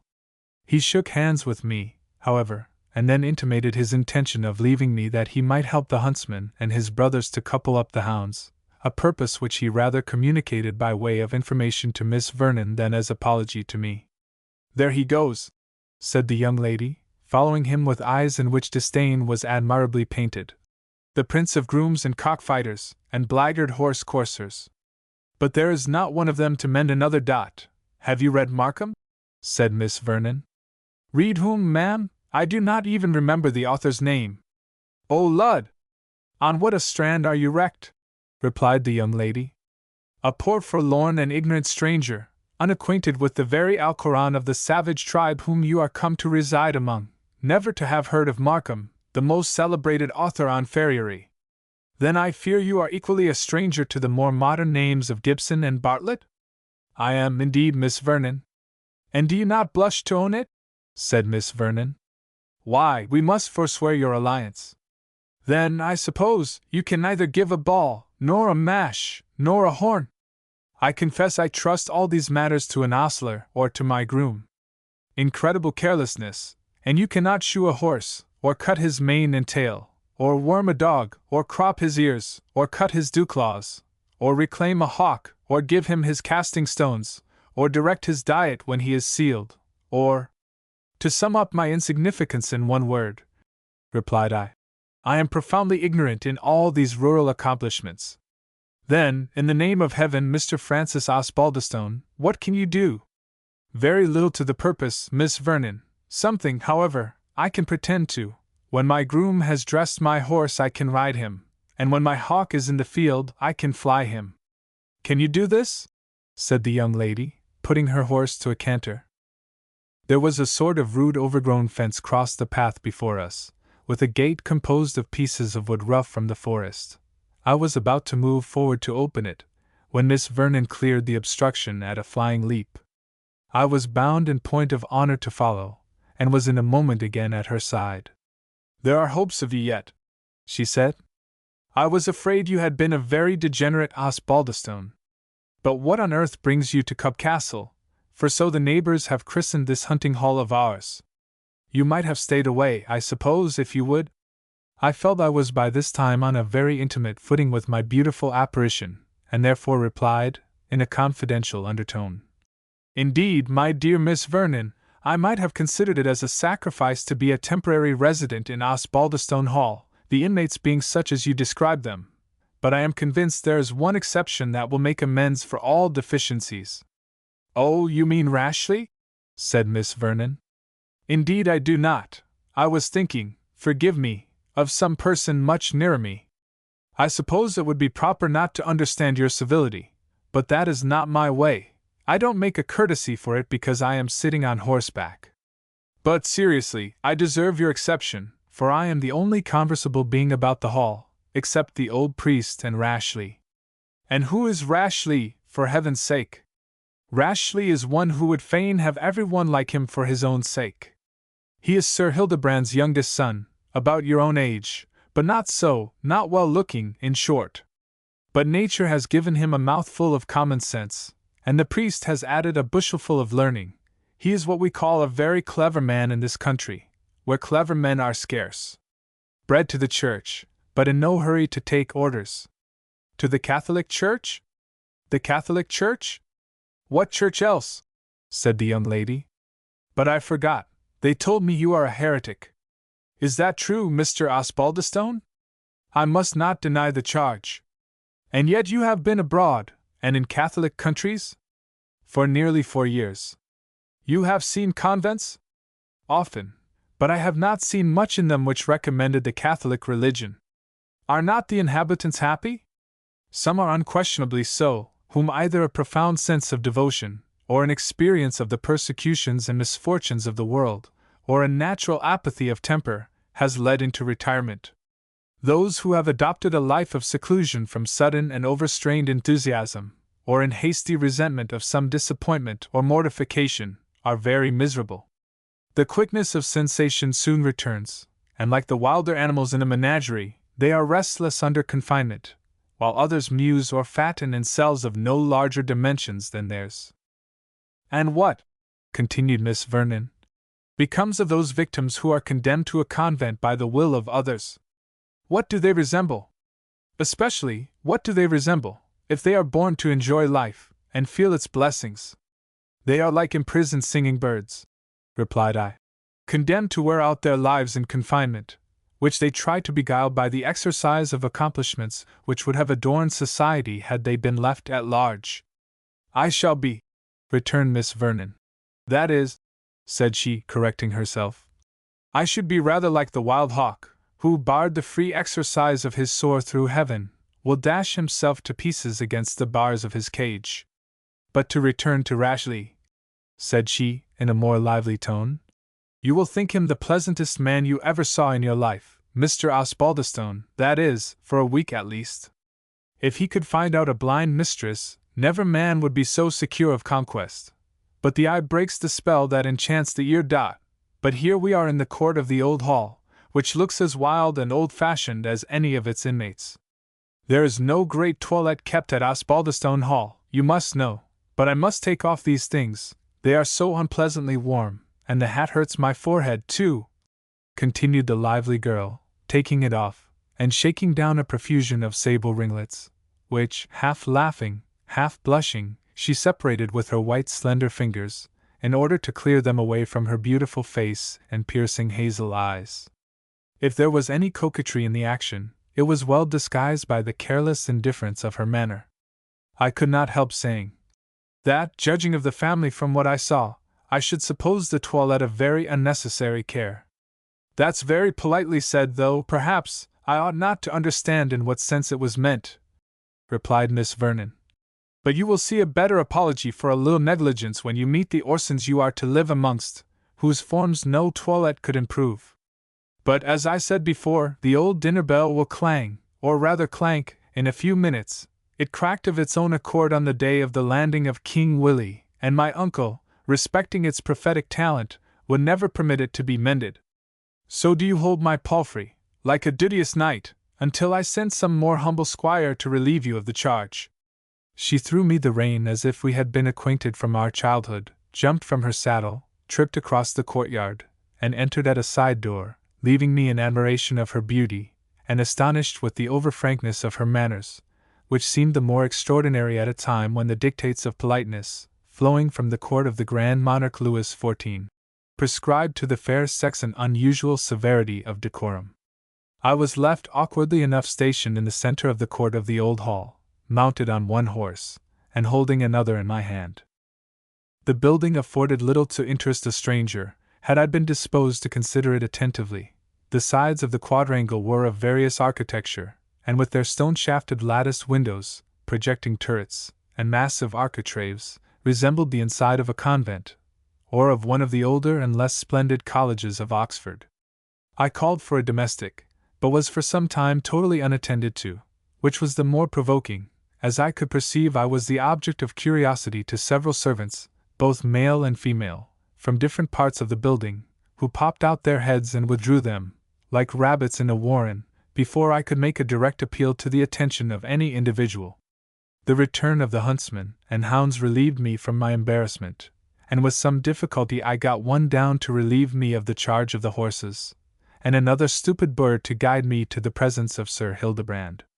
This service he performed with much such grace and goodwill, as a peasant who is compelled to act as guide to a hostile patrol, and in the same manner I was obliged to guard against his deserting me in the labyrinth of low vaulted passages which conducted to Stun Hall, as he called it, where I was to be introduced to the gracious presence of my uncle. We did, however, at length reach a long vaulted room, floored with stone, where a range of oaken tables, of a weight and size too massive ever to be moved aside, were already covered for dinner. This venerable apartment, which had witnessed the feasts of several generations of the Osbaldistone family, bore also evidence of their success in field sports. Huge antlers of deer, which might have been trophies of the hunting of Chevy Chase, were ranged around the walls, interspersed with the stuffed skins of badgers, otters, martens, and other animals of the chase. Amidst some remnants of old armor, which had, perhaps, served against the Scotch, hung the more valued weapons of sylvan war, crossbows, guns of various device and construction, nets, fishing rods, otter spears, hunting poles, with many other singular devices, and engines for taking or killing game. A few old pictures, dimmed with smoke, and stained with March beer, hung on the walls, representing knights and ladies, honored, doubtless, and renowned in their day, those frowning fearfully from huge bushes of wig and of beard, and these looking delightfully with all their might at the roses which they brandished in their hands. I had just time to give a glance at these matters, when about 12 blue-coated servants burst into the hall with much tumult and talk, each rather employed in directing his comrades than in discharging his own duty. Some brought blocks and billets to the fire, which roared, blazed, and ascended, half in smoke, half in flame, up a huge tunnel, with an opening wide enough to accommodate a stone seat within its ample vault, and which was fronted, by way of chimney-piece, with a huge piece of heavy architecture, where the monsters of heraldry, embodied by the art of some Northumbrian chisel, grinned and ramped in red freestone, now japanned by the smoke of centuries. Others of these old-fashioned serving men bore huge smoking dishes, loaded with substantial fare. Others brought in cups, flagons, bottles, yet barrels of liquor. All tramped, kicked, plunged, shouldered, and jostled, doing as little service with as much tumult as could well be imagined. At length, while the dinner was, after various efforts, in the act of being arranged upon the board, the clamor much of men and dogs, the cracking of whips, calculated for the intimidation of the latter, voices loud and high, steps which, impressed by the heavy-heeled boots of the period, clattered like those in the statue of the Festin de Pierre, announced the arrival of those for whose benefit the preparations were made. Now called Don Juan. The hubbub among the servants rather increased than diminished as this crisis approached. Some called to make haste, others to take time, some exhorted to stand out of the way, and make room for Sir Hildebrand and the young squires, some to close round the table and be in the way, some bawled to open, some to shut, a pair of folding doors which divided the hall from a sort of gallery, as I afterwards learned, or withdrawing room, fitted up with black wainscot. Opened the doors were at length, and in rushed curs and men, 8 dogs, the domestic chaplain, the village doctor, my 6 cousins, and my uncle. Chapter 6.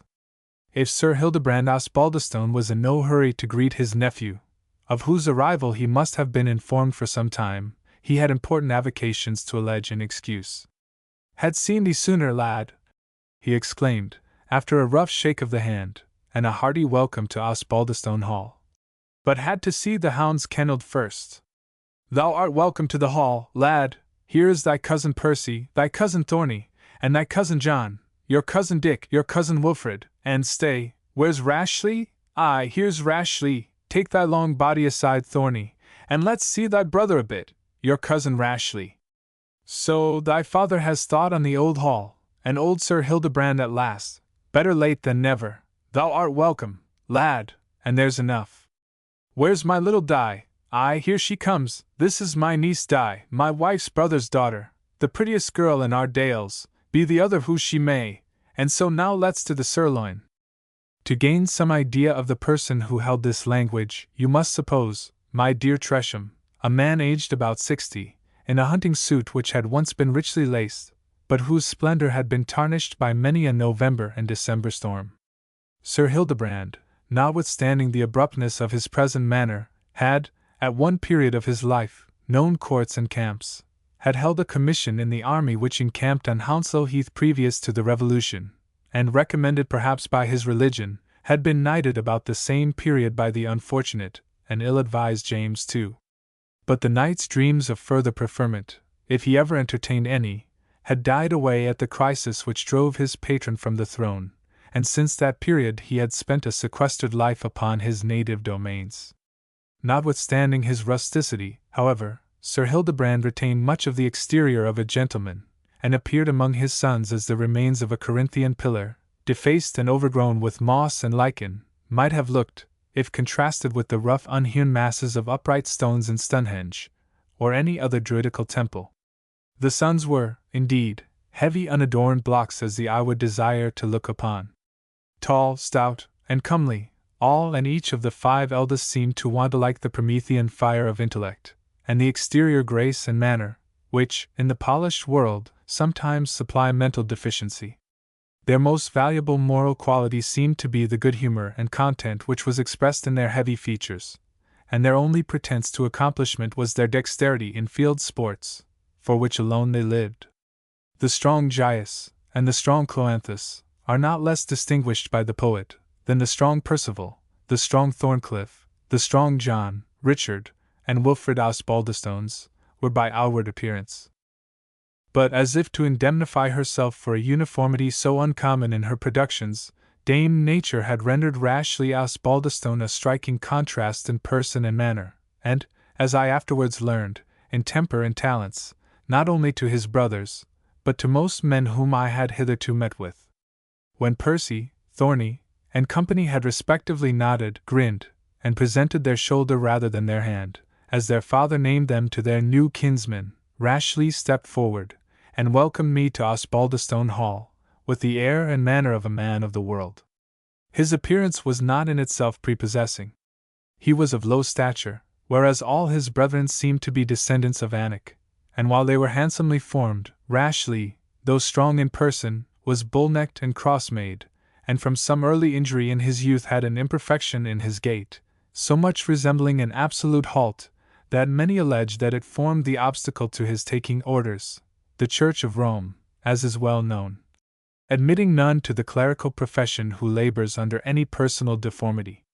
Others, however, ascribed this unsightly defect to a mere awkward habit, and contended that it did not amount to a personal disqualification from holy orders.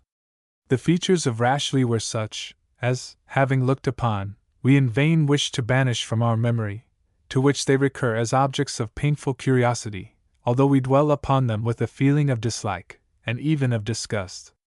It was not the actual plainness of his face, taken separately from the meaning, which made this strong impression. His features were, indeed, irregular, but they were by no means vulgar, and his keen dark eyes and shaggy eyebrows redeemed his face from the charge of commonplace ugliness. But there was in these eyes an expression of art and design, and, on provocation, a ferocity tempered by caution, which nature had made obvious to the most ordinary physiognomist, perhaps with the same intention that she has given the rattle to the poisonous snake. As if to compensate him for these disadvantages of exterior, Rashleigh Osbaldistone was possessed of a voice the most soft, mellow, and rich in its tones that I ever heard, and was at no loss for language of every sort suited to so fine an organ. His first sentence of welcome was hardly ended, ere I internally agreed with Miss Vernon, that my new kinsman would make an instant conquest of a mistress whose ears alone were to judge his cause. He was about to place himself beside me at dinner, but Miss Vernon, who, as the only female in the family, arranged all such matters according to her own pleasure, contrived that I should sit betwixt Thorncliff and herself, and it can scarce be doubted that I favored this more advantageous arrangement. "I want to speak with you," she said, "and I have placed honest Thorny betwixt Rashleigh and you on purpose. He will be like, while I, your earliest acquaintance in this intellectual family, ask of you how you like us all." A very comprehensive question, Miss Vernon, considering how short while I have been at Osbaldistone Hall. Oh, the philosophy of our family lies on the surface. There are minute shades distinguishing the individuals, which require the eye of an intelligent observer, but the species, as naturalists I believe call it, may be distinguished and characterized at once. My 5 elder cousins, then, are I presume of pretty nearly the same character. Yes, they form a happy compound of sot, gamekeeper, bully, horse-jockey, and fool. But as they say there cannot be found 2 leaves on the same tree exactly alike, so these happy ingredients, being mingled in somewhat various proportions in each individual, make an agreeable variety for those who like to study character. Give me a sketch, if you please, Miss Vernon. You shall have them all in a family piece, at full length. The favor is too easily granted to be refused. Percy, the son and heir, has more of the sot than of the gamekeeper, bully, horse-jockey, or fool. My precious Thorny is more of the bully than the sot, gamekeeper, jockey, or fool. John, who sleeps whole weeks amongst the hills, has most of the gamekeeper. The jockey is powerful with Dickon, who rides 200 miles by day and night to be bought and sold at a horse race, and the fool predominates so much over Wilfred's other qualities, that he may be termed a fool positive. A goodly collection, Miss Vernon, and the individual varieties belong to a most interesting species. But is there no room on the canvas for Sir Hildebrand? "I love my uncle," was her reply. I owe him some kindness, such it was meant for at least, and I will leave you to draw his picture yourself, when you know him better. Come, thought I to myself. I am glad there is some forbearance. After all, who would have looked for such bitter satire from a creature so young, and so exquisitely beautiful? You are thinking of me, she said, bending her dark eyes on me, as if she meant to pierce through my very soul.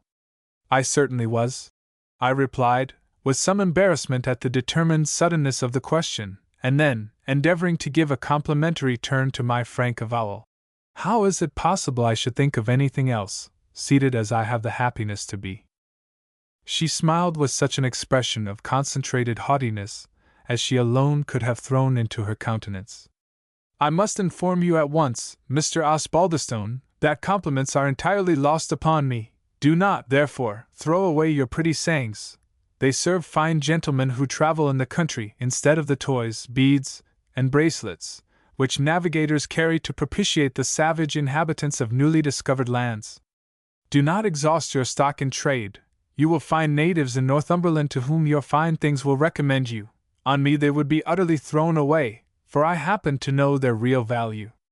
I was silenced and confounded. You remind me at this moment, said the young lady, resuming her lively and indifferent manner, of the fairy tale, where the man finds all the money which he had carried to market suddenly changed into pieces of slate. I have cried down and ruined your whole stock of complimentary discourse by one unlucky observation. But come, never mind it. You are belied, Mr. Osbaldistone, unless you have much better conversation than these fadeurs, which every gentleman with a toupee thinks himself obliged to recite to an unfortunate girl, merely because she is dressed in silk and gauze, while he wears superfine cloth with embroidery. Your natural paces, as any of my 5 cousins might say, are far preferable to your complimentary amble. Endeavor to forget my unlucky sex. Call me Tom Vernon, if you have a mind, but speak to me as you would to a friend and companion. You have no idea how much I shall like you. That would be a bribe indeed, returned I. Again, replied Miss Vernon, holding up her finger. I told you I would not bear the shadow of a compliment. And now, when you have pledged my uncle, who threatens you with what he calls a brimmer, I will tell you what you think of me. The bumper being pledged by me, as a dutiful nephew, and some other general intercourse of the table having taken place, the continued and businesslike clang of knives and forks, and the devotion of Cousin Thorncliff on my right hand, and Cousin Dickon, who sate on Miss Vernon's left, to the huge quantities of meat with which they heaped their plates, made them serve as 2 occasional partitions, separating us from the rest of the company, and leaving us to our tete-a-tete. And now, said I, give me leave to ask you frankly, Miss Vernon, what you suppose I am thinking of you. I could tell you what I really do think, but you have interdicted praise. I do not want your assistance. I am conjurer enough to tell your thoughts without it. You need not open the casement of your bosom, I see through it. You think me a strange bold girl, half coquette, half romp, desirous of attracting attention by the freedom of her manners and loudness of her conversation, because she is ignorant of what the spectator calls the softer graces of the sex, and perhaps you think I have some particular plan of storming you into admiration. I should be sorry to shock your self-opinion, but you were never more mistaken. All the confidence I have reposed in you, I would have given as readily to your father, if I thought he could have understood me. I am in this happy family as much secluded from intelligent listeners as Sancho in the Sierra Morena, and when opportunity offers I must speak or die. I assure you I would not have told you a word of all this curious intelligence, had I cared a pin who knew it or knew it not. It is very cruel in you, Miss Vernon, to take away all particular marks of favor from your communications, but I must receive them on your own terms. You have not included Mr. Rashleigh Osbaldistone in your domestic sketches. She shrunk, I thought, at this remark, and hastily answered, in a much lower tone, Not a word of Rashleigh. His ears are so acute when his selfishness is interested, that the sounds would reach him even through the mass of Thorncliff's person, stuffed as it is with beef, venison pasty, and pudding. Yes, I replied. But peeping past the living screen which divides us, before I put the question, I perceived that Mr. Rashleigh's chair was empty. He has left the table. I would not have you be too sure of that, Miss Vernon replied. Take my advice, and when you speak of Rashleigh, get up to the top of Otterscope Hill, where you can see for 20 miles round you in every direction, stand on the very peak, and speak in whispers. And after all, don't be too sure that the bird of the air will not carry the matter. Rashleigh has been my tutor for 4 years. We are mutually tired of each other, and we shall heartily rejoice at our approaching separation. Mr. Rashleigh leaves Osbaldistone Hall, then? Yes, in a few days. Did you not know that? Your father must keep his resolutions much more secret than Sir Hildebrand.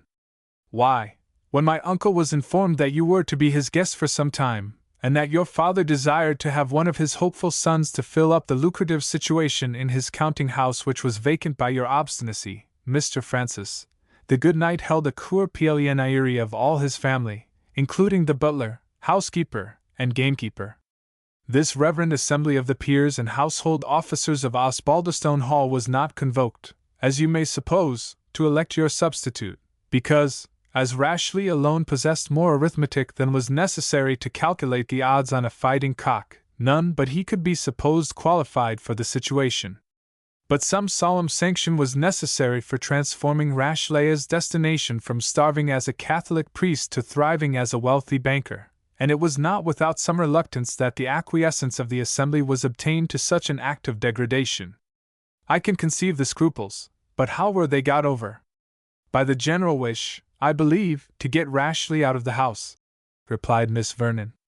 Although youngest of the family, he has somehow or other got the entire management of all the others, and every one is sensible of the subjection, though they cannot shake it off.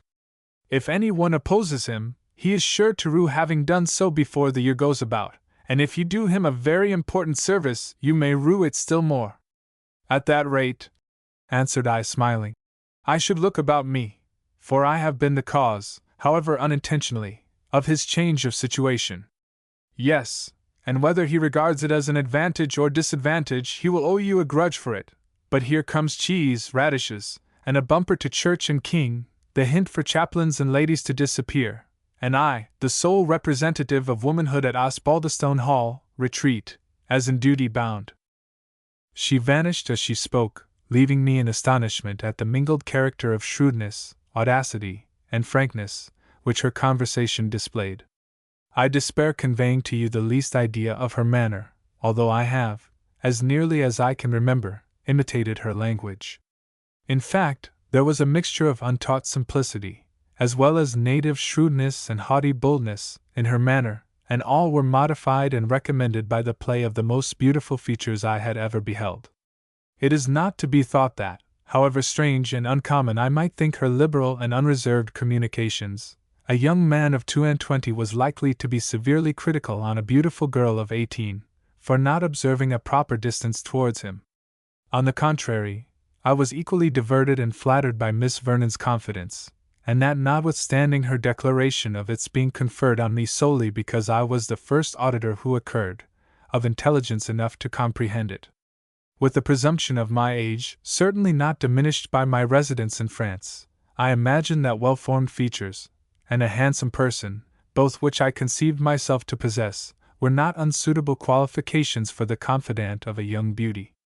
My vanity thus enlisted in Miss Vernon's behalf, I was far from judging her with severity, merely for a frankness which I supposed was in some degree justified by my own personal merit, and the feelings of partiality, which her beauty, and the singularity of her situation, were of themselves calculated to excite, were enhanced by my opinion of her penetration and judgment in her choice of a friend. After Miss Vernon quitted the apartment, the bottle circulated, or rather flew, around the table in unceasing revolution. My foreign education had given me a distaste to intemperance, then and yet too common a vice among my countrymen. The conversation which seasoned such orgies was as little to my taste, and if anything could render it more disgusting, it was the relationship of the company. I therefore seized a lucky opportunity, and made my escape through a side door, leading I knew not whither, rather than endure any longer the sight of father and sons practicing the same degrading intemperance, and holding the same coarse and disgusting conversation. I was pursued, of course, as I had expected, to be reclaimed by force, as a deserter from the shrine of Bacchus. When I heard the whoop and hollow, and the tramp of the heavy boots of my pursuers on the winding stair which I was descending, I plainly foresaw I should be overtaken unless I could get into the open air. I therefore threw open a casement in the staircase, which looked into an old-fashioned garden, and as the height did not exceed 6 feet, I jumped out without hesitation, and soon heard far behind the "Hey whoop! Stole away! Stole away!" of my baffled pursuers. I ran down one alley, walked fast up another, and then, conceiving myself out of all danger of pursuit, I slackened my pace into a quiet stroll, enjoying the cool air which the heat of the wine I had been obliged to swallow, as well as that of my rapid retreat, rendered doubly grateful. As I sauntered on, I found the gardener hard at his evening employment, and saluted him, as I paused to look at his work. "Good even, my friend." "Good e'en, tea," answered the man, without looking up, and in a tone which at once indicated his northern extraction. "Fine weather for your work, my friend." "It's no that muckle to be complained o'," answered the man, with that limited degree of praise which gardeners and farmers usually bestow on the very best weather. Then raising his head, as if to see who spoke to him, he touched his Scotch bonnet with an air of respect, as he observed, "A good safe us, it's a sight for Sareen, to see a gold-laced jysteaker in the Hoggarden essay late at e'en." "A gold-laced what, my good friend?" "Oh you, a jysteaker asterisk, that's a jacket like your ein there." "They asterisk perhaps from the French just au corps. Hey other things to do why them up yonder, unbuttoning them to make room for the beef and the bag puddings, and the claret wine, nae doubt, that's the ordinary for evening lecture on this side the border." "There's no such plenty of good cheer in your country, my good friend," I replied, "as to tempt you to sit so late at it." "Hout, sir, ye ken little about Scotland, it's no for want of good vivers, the best of fish, flesh, and fowl hae we, by sybos, ingans, turnips, and other garden fruit. But we hae mense and discretion, and are moderate of our mouths. But here, frae the kitchen to the ha, it's fill and fetch mair, frae the tae end of the 24 till the tother. Even their fast days, they see it fasting when they hae the best o' seafish frae Hartlepool and Sunderland by land carriage, for by trouts, grilses, salmon, and of the lave oat, and so they make their very fasting a kind of luxury and abomination, and then the awfu' masses and mattins of the puir deceived souls. But I shouldna speak about them, for your honour will be a Roman, I see warrant, like the lave." "Not I, my friend, I was bred an English Presbyterian or dissenter." "The right hand of fellowship to your honour then," quoth the gardener, with as much alacrity as his hard features were capable of expressing, and, as if to show that his goodwill did not rest on words, he plucked forth a huge horn snuff-box, or mull, as he called it, and proffered a pinch with a most fraternal grin. Having accepted his courtesy, I asked him if he had been long a domestic at Osbaldistone Hall. "I have been fighting with wild beasts at Ephesus," said he, looking towards the building, "for the best part of these 24 years, as sure as my name's Andrew Fairservice. But, my excellent friend, Andrew Fairservice, if your religion and your temperance are so much offended by Roman rituals and southern hospitality, it seems to me that you must have been putting yourself to an unnecessary penance all this while, and that you might have found a service where they eat less, and are more orthodox in their worship. I dare say it cannot be want of skill which prevented your being placed more to your satisfaction." "It disna become me to speak to the point of my qualifications," said Andrew, looking round him with great complacency. "But nae doubt I should understand my trade of horticulture, seeing I was bred in the parish of Dreepdaily, where they raise lang kale under glass, and force the early nettles for their spring kale. And, to speak truth, I hae been flitting every term these 24 years, but when the time comes, there's aye something to saw that I would like to see sawn, or something to maw that I would like to see mawn, or something to ripe that I would like to see ripen, and sae Ian Dacre on why the family frae year's end to year's end. And I wad say for certain that I am gone to quit at Candlemas, only I was just as positive on it 20 years syne, and I find Missile still turning up the mowls here, for a' that. For by that, to tell your honour the even-nown truth, there's nae better place ever offered to Andrew. But if your honour wad woosh me to ony place where I wad hear pure doctrine, and hay a free cow's grass, and a cot, and a yard, and mair than 10 punds of annual fee, and where there's nae letty about the town to count the apples, I see hold missile muckle indebted to ye. Bravo, Andrew! I perceive you'll lose no preferment for want of asking patronage. I canna see what for I should, replied Andrew. It's no a generation to wait till ain's worth's discovered, I trow. But you are no friend, I observe, to the ladies. Na, by my troth, I keep up the first gardener's quarrel to them. They're fascious bargains, I crying for apricots, pears, plums, and apples, summer and winter, without distinction o' seasons, but we hae nae slices o' the spare rib here, be praised for't. Except auld Martha, and she's weel enough pleased why the freedom o' the berry bushes to her sister's weans, when they come to drink tea in a holiday in the housekeeper's room, and why a ween codlings now and then for her ain private supper. You forget your young mistress. What mistress do I forget, way's that? Your young mistress, Miss Vernon. What? The lassie Vernon? She's nae mistress o' mine, man.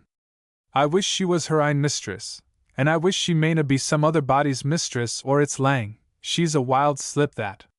Indeed, said I, more interested than I cared to own to myself, or to show to the fellow. Why, Andrew, you know all the secrets of this family. If I ken them, I can keep them, said Andrew. They winna work in my wame like harm in a barrel, I see warrant ye. Miss Di is, but it's either beef nor brose o' mine. And he began to dig with a great semblance of assiduity. What is Miss Vernon, Andrew? I am a friend of the family, and should like to know. Other than a good ane, I'm fearing, said Andrew, closing one eye hard, and shaking his head with a grave and mysterious look. Something gleed, your honor understands me? I cannot say I do, said I, Andrew, but I should like to hear you explain yourself. And therewithal I slipped a crown piece into Andrew's horn-hard hand. The touch of the silver made him grin a ghastly smile, as he nodded slowly, and thrust it into his breeches pocket, and then, like a man who well understood that there was value to be returned, stood up, and rested his arms on his spade, with his features composed into the most important gravity, as for some serious communication. Ye maun ken, then, young gentleman, since it imports you to know, that Miss Vernon is. Here breaking off, he sucked in both his cheeks, till his lantern jaws and long chin assumed the appearance of a pair of nutcrackers, winked hard once more, frowned, shook his head, and seemed to think his physiognomy had completed the information which his tongue had not fully told. Good God! Said I. So young, so beautiful, so early lost! Troth ye may say she's in a manner lost, body and soul, for by being a papist I see uphawed her for. And his northern caution prevailed, and he was again silent. For what, sir? Said I sternly. I insist on knowing the plain meaning of all this. Just for the bitterest Jacobite in the Hale Shire. Shaw! A Jacobite, is that all? Andrew looked at me with some astonishment, at hearing his information treated so lightly, and then muttering, Aweel, it's the worst thing I ken aboot the lassie, howsoe'er. He resumed his spade, like the king of the Vandals, in Marmontel's late novel. Chapter 7th. I found out with some difficulty the apartment which was destined for my accommodation, and having secured myself the necessary goodwill and attention from my uncle's domestics, by using the means they were most capable of comprehending, I secluded myself there for the remainder of the evening, conjecturing, from the fair way in which I had left my new relatives, as well as from the distant noise which continued to echo from the stone hall, as their banqueting room was called, that they were not likely to be fitting company for a sober man. What could my father mean by sending me to be an inmate in this strange family? Was my first and most natural reflection. My uncle, it was plain, received me as one who was to make some stay with him, and his rude hospitality rendered him as indifferent as King Hal to the number of those who fed at his cost. But it was plain my presence or absence would be of as little importance in his eyes as that of one of his blue-coated serving-men. My cousins were mere cubs, in whose company I might, if I liked it, unlearn whatever decent manners, or elegant accomplishments, I had acquired, but where I could attain no information beyond what regarded worming dogs, rowelling horses, and following foxes. I could only imagine one reason, which was probably the true one.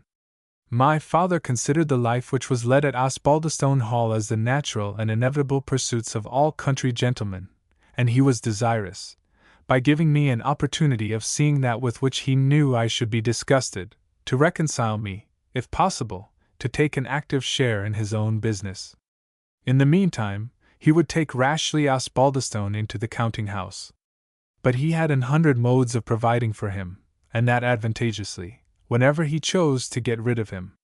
So that, although I did feel a certain qualm of conscience at having been the means of introducing Rashleigh, being such as he was described by Miss Vernon, into my father's business, perhaps into his confidence, I subdued it by the reflection that my father was complete master of his own affairs, a man not to be imposed upon, or influenced by anyone, and that all I knew to the young gentleman's prejudice was through the medium of a singular and giddy girl, whose communications were made with an injudicious frankness, which might warrant me in supposing her conclusions had been hastily or inaccurately formed. Then my mind naturally turned to Miss Vernon herself, her extreme beauty, her very peculiar situation, relying solely upon her reflections, and her own spirit, for guidance and protection, and her whole character offering that variety and spirit which piques our curiosity, and engages our attention in spite of ourselves. I had sense enough to consider the neighborhood of this singular young lady, and the chance of our being thrown into very close and frequent intercourse, as adding to the dangers, while it relieved the dullness, of Osbaldistone Hall. But I could not, with the fullest exertion of my prudence, prevail upon myself to regret excessively this new and particular hazard to which I was to be exposed. This scruple I also settled as young men settle most difficulties of the kind. I would be very cautious, always on my guard, consider Miss Vernon rather as a companion than an intimate, and all would do well enough. With these reflections I fell asleep, Miss Vernon, of course, forming the last subject of my contemplation. Whether I dreamed of her or not, I cannot satisfy you, for I was tired and slept soundly. But she was the first person I thought of in the morning, when waked at dawn by the cheerful notes of the hunting horn. To start up, and direct my horse to be saddled, was my first movement, and in a few minutes I was in the courtyard, where men, dogs, and horses were in full preparation. My uncle, who, perhaps, was not entitled to expect a very alert sportsman in his nephew, bred as he had been in foreign parts, seemed rather surprised to see me, and I thought his morning salutation wanted something of the hearty and hospitable tone which distinguished his first welcome. "Art there, lad? Aye, you Syrathe, but look to thy cell. Mind the old song, lad. I believe there are few young men, and those very sturdy moralists, who would not rather be taxed with some moral peccadillo than with want of knowledge in horsemanship." As I was by no means deficient either in skill or courage, I resented my uncle's insinuation accordingly, and assured him he would find me up with the hounds. "I doubt na, lad," was his reply. "Thou art a rank rider, I see warrant thee, but take heed. Thy father sent thee here to me to be bid, and I doubt I must ride thee on the curb, or we'll hae some one to ride thee on the halter, if I take the better heed." As this speech was totally unintelligible to me, as, besides, it did not seem to be delivered for my use or benefit, but was spoken as it were aside, and as if expressing aloud something which was passing through the mind of my much-honored uncle, I concluded it must either refer to my desertion of the bottle on the preceding evening, or that my uncle's morning hours being a little discomposed by the revels of the night before, his temper had suffered in proportion. I only made the passing reflection that if he played the ungracious landlord, I would remain the shorter while his guest, and then hastened to salute Miss Vernon, who advanced cordially to meet me. Some show of greeting also passed between my cousins and me, but as I saw them maliciously bent upon criticizing my dress and accoutrements, from the cap to the stirrup irons, and sneering at whatever had a new or foreign appearance, I exempted myself from the task of paying them much attention, and assuming, in requital of their grins and whispers, an air of the utmost indifference and contempt, I attached myself to Miss Vernon, as the only person in the party whom I could regard as a suitable companion. By her side, therefore, we sallied forth to the destined cover, which was a dingle or copse on the side of an extensive common. As we rode thither, I observed to Diana that I did not see my cousin Rashleigh in the field. To which she replied, "Oh no, he's a mighty hunter, but it's after the fashion of Nimrod, and his game is man." The dogs now brushed into the cover, with the appropriate encouragement from the hunters. All was business, bustle, and activity. My cousins were soon too much interested in the business of the morning to take any further notice of me, unless that I overheard Dickon the horse jockey whisper to Wilfred the fool, "Look thou, and our French cousin be nat off a first burst." To which Wilfred answered, "Like enow, for he has a queer outlandish binding on's castor." Thorncliff, however, who in his rude way seemed not absolutely insensible to the beauty of his kinswoman, appeared determined to keep us company more closely than his brothers, perhaps to watch what passed betwixt Miss Vernon and me, perhaps to enjoy my expected mishaps in the chase. In the last particular he was disappointed.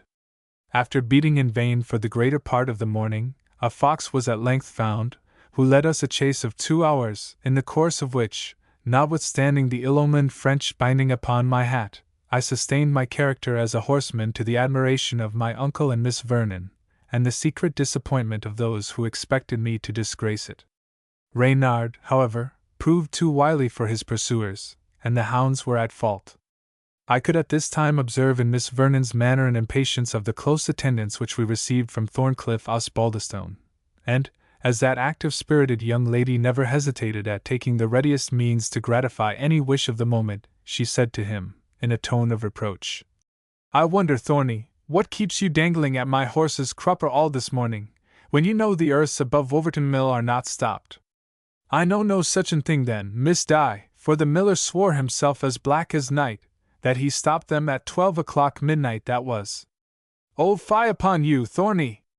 Would you trust to a miller's word? And these earths, too, where we lost the fox 3 times this season. And you on your grey mare, that can gallop there and back in 10 minutes. Well, Miss Di, I see go to Wolverton then, and if the earths are not stopped, I see rattle Dick the miller's bones for him. Do, my dear Thorny, horsewhip the rascal to purpose, via, fly away, and about it." Thorncliff went off at the gallop. "Or get horsewhipped yourself, which will serve my purpose just as well. I must teach them all discipline and obedience to the word of command. I am raising a regiment, you must know. Thorny shall be my sergeant major, Dickon my riding master, and Wilfred, with his deep dub-a-dub tones, that speak but 3 syllables at a time, my kettle drummer. And Rashleigh? Rashleigh shall be my scout master. And will you find no employment for me, most lovely colonel? You shall have the choice of being paymaster or plundermaster to the corps. But see how the dogs puzzle about there.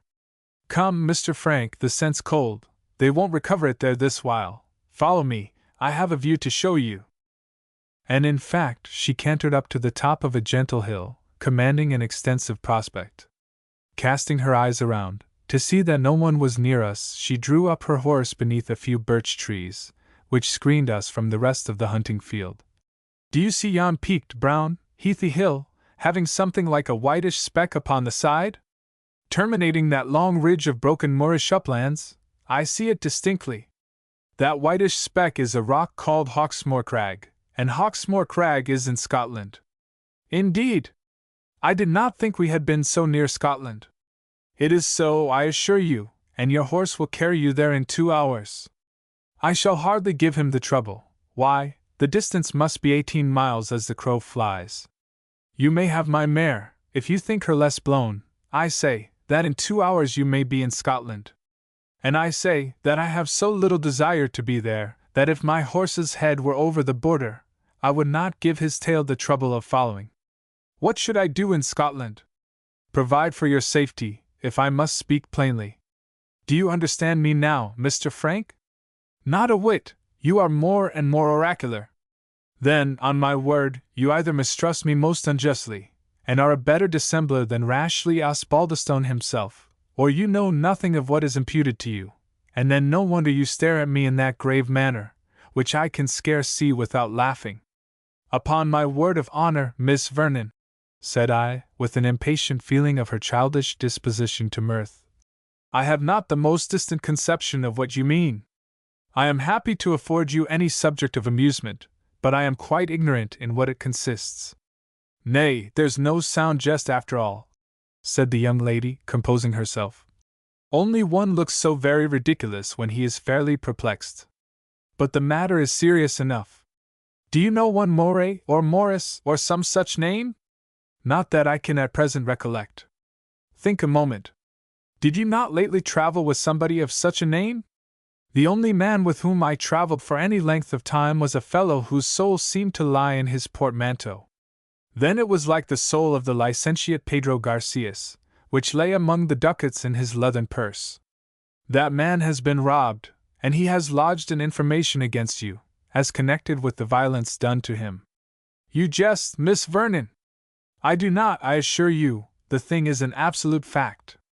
And do you, said I, with strong indignation, which I did not attempt to suppress, do you suppose me capable of meriting such a charge? You would call me out for it, I suppose, had I the advantage of being a man. You may do so as it is, if you like it. I can shoot flying, as well as leap a 5-barred gate. And are colonel of a regiment of horse besides, replied I, reflecting how idle it was to be angry with her. But do explain the present jest to me. There's no jest whatever, said Diana. You are accused of robbing this man, and my uncle believes it as well as I did. Upon my honor, I am greatly obliged to my friends for their good opinion. Now do not, if you can help it, snort, and stare, and snuff the wind, and look so exceedingly like a startled horse. There's no such offense as you suppose. You are not charged with any petty larceny or vulgar felony. By no means. This fellow was carrying money from government, both specie and bills, to pay the troops in the north, and it is said he has been also robbed of some dispatches of great consequence. And so it is high treason, then, and not simple robbery, of which I am accused. Certainly, which, you know, has been in all ages accounted the crime of a gentleman. You will find plenty in this country, and one not far from your elbow, who think it a merit to distress the Hanoverian government by every means possible. Neither my politics nor my morals, Miss Vernon, are of a description so accommodating. I really begin to believe that you are a Presbyterian and Hanoverian in good earnest. But what do you propose to do? Instantly to refute this atrocious calumny. Before whom, I asked, was this extraordinary accusation laid? Before old Squire Inglewood, who had sufficient unwillingness to receive it. He sent tidings to my uncle, I suppose, that he might smuggle you away into Scotland, out of reach of the warrant. But my uncle is sensible that his religion and old predilections render him obnoxious to government, and that, were he caught playing booty, he would be disarmed, and probably dismounted, which would be the worse evil of the two, as a Jacobite, Papist, and suspected person. Asterisk. Asterisk. On occasions of public alarm, in the beginning of the 18th century, the horses of the Catholics were often seized upon, as they were always supposed to be on the eve of rising in rebellion.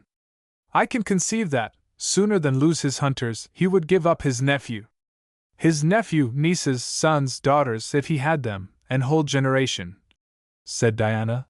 Therefore trust not to him, even for a single moment, but make the best of your way before they can serve the warrant.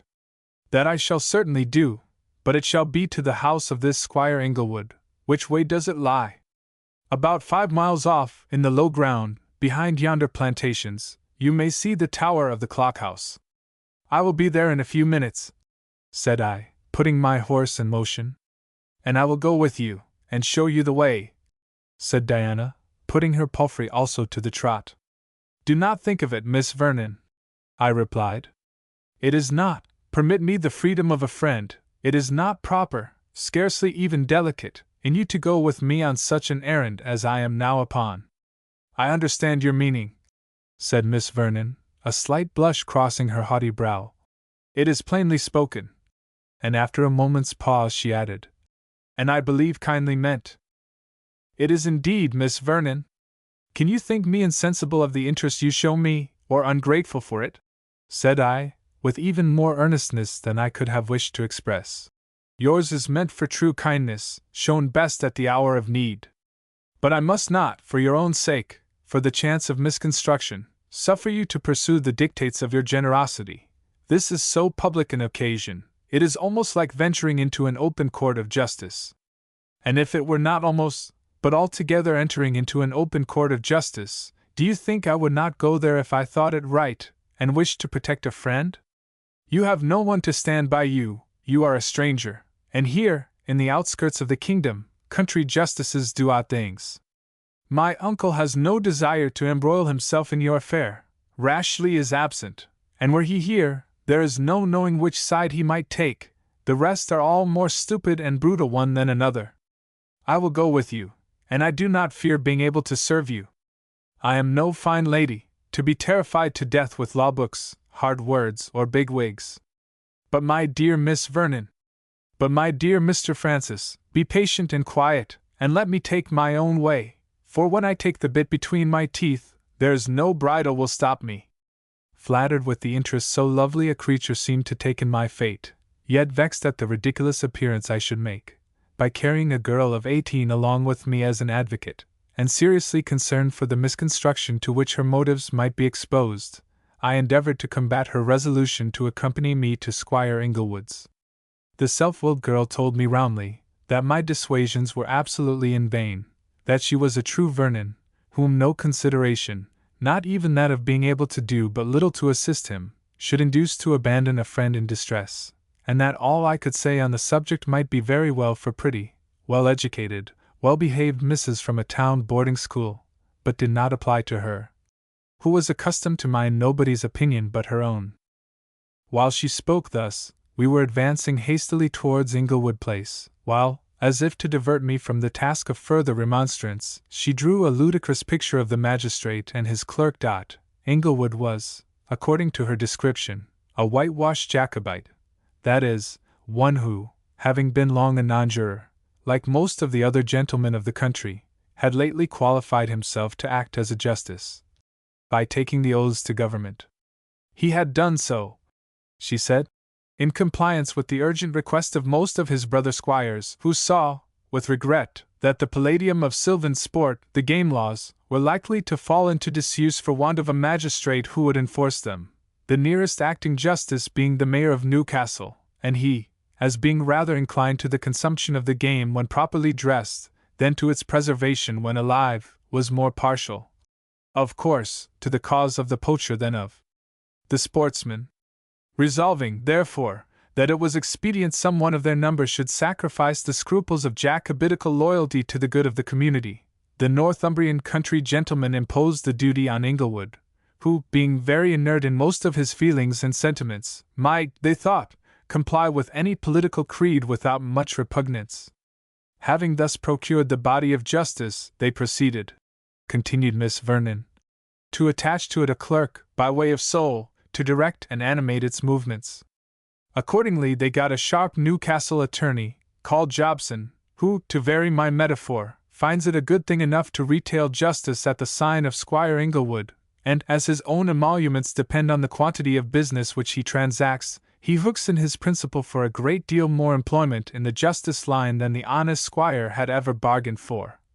So that no Applewife within the circuit of 10 miles can settle her account with a costermonger without an audience of the reluctant justice and his alert clerk, Mr. Joseph Jobson. But the most ridiculous scenes occur when affairs come before him, like our business of today, having any coloring of politics. Mr. Joseph Jobson, for which, no doubt, he has his own very sufficient reasons, is a prodigious zealot for the Protestant religion, and a great friend to the present establishment in church and state. Now, his principal, retaining a sort of instinctive attachment to the opinions which he professed openly until he relaxed his political creed with the patriotic view of enforcing the law against unauthorized destroyers of black game, grouse, partridges, and hares, is peculiarly embarrassed when the zeal of his assistant involves him in judicial proceedings connected with his earlier faith, and, instead of seconding his zeal, he seldom fails to oppose to it a double dose of indolence and lack of exertion. And this inactivity does not by any means arise from actual stupidity. On the contrary, for one whose principal delight is in eating and drinking, he is an alert, joyous, and lively old soul, which makes his assumed dullness the more diverting.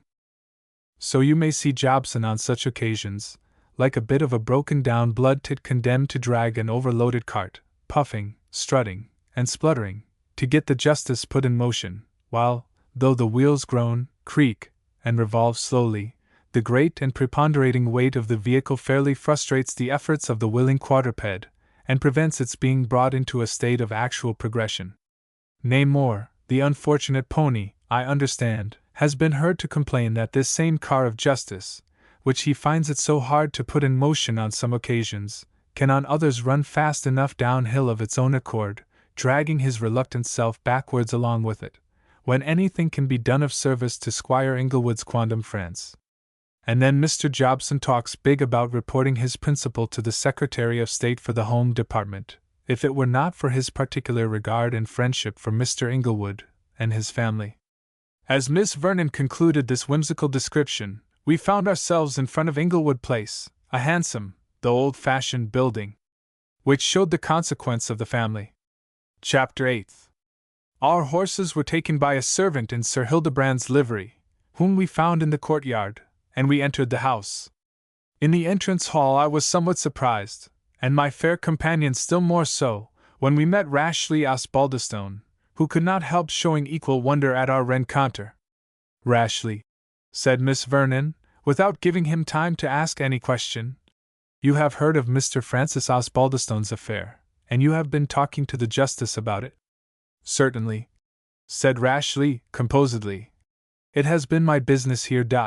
I have been endeavoring," he said with a bow to me, "to render my cousin what service I can.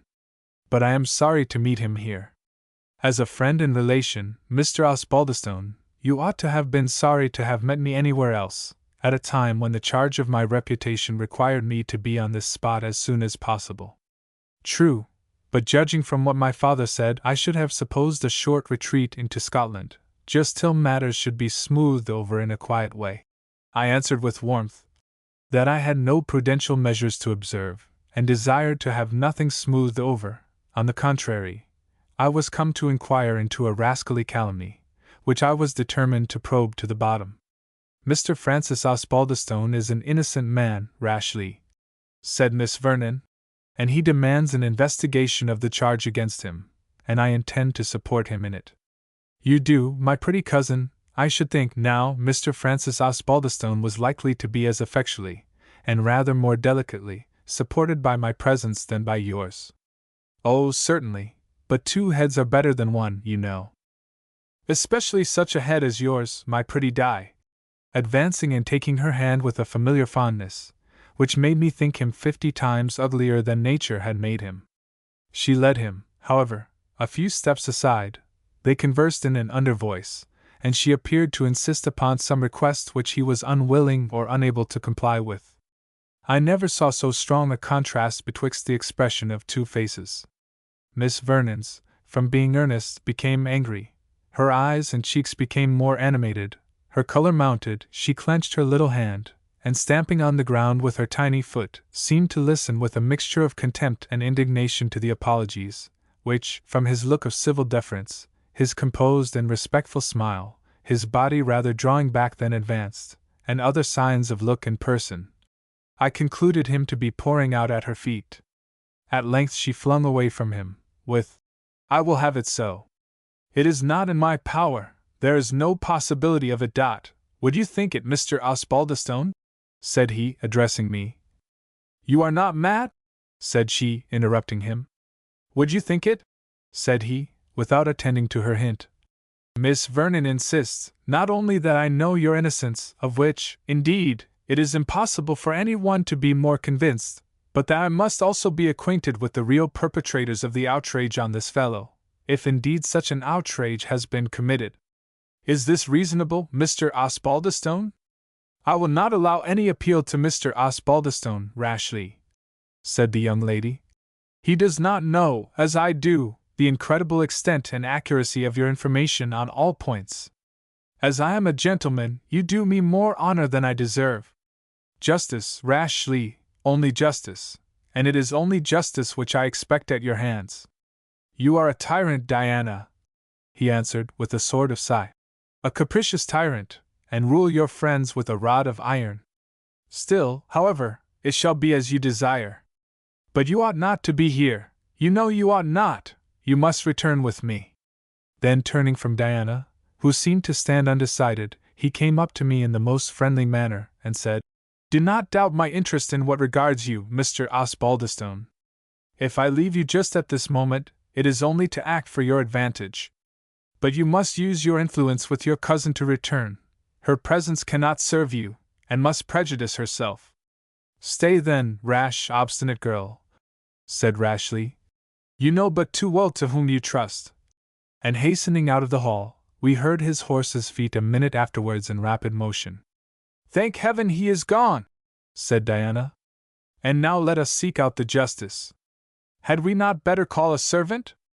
"Oh, by no means. I know the way to his den. We must burst on him suddenly. Follow me." I did follow her accordingly, as she tripped up a few gloomy steps, traversed a twilight passage, and entered a sort of anteroom, hung round with old maps, architectural elevations, and genealogical trees. A pair of folding doors opened from this into Mr. Inglewood's sitting apartment, from which was heard the fag end of an old ditty, chanted by a voice which had been in its day fit for a jolly bottle song. "Heyday!" said Miss Vernon. "The genial justice must have dined already. I did not think it had been so late." It was even so. Mr. Inglewood's appetite having been sharpened by his official investigations, he had antedated his meridian repast, having dined at 12 instead of 1 o'clock, then the general dining hour in England. The various occurrences of the morning occasioned our arriving some time after this hour, to the justice the most important of the 24, and he had not neglected the interval. "Stay you here," said Diana. "I know the house, and I will call a servant. Your sudden appearance might startle the old gentleman even to choking." And she escaped from me, leaving me uncertain whether I ought to advance or retreat. It was impossible for me not to hear some part of what passed within the dinner apartment, and particularly several apologies for declining to sing, expressed in a dejected croaking voice, the tones of which, I conceived, were not entirely new to me. "Not sing, sir? By Our Lady! But you must. What? You have cracked my silver-mounted cocoa-nut of sack, and tell me that you cannot sing, sir. Sack will make a cat sing, and speak too, so up with a merry stave, or trundle yourself out of my doors. Do you think you are to take up all my valuable time with your D.D. declarations, and then tell me you cannot sing? Your worship is perfectly in rule," said another voice, which, from its pert conceited accent, might be that of the cleric. "And the party must be conformable. He hath canet written on his face in court hand." "Up with it then," said the justice. "Or by St. Christopher, you shall crack the cocoa-nut full of salt and water, according to the statute for such effect made and provided."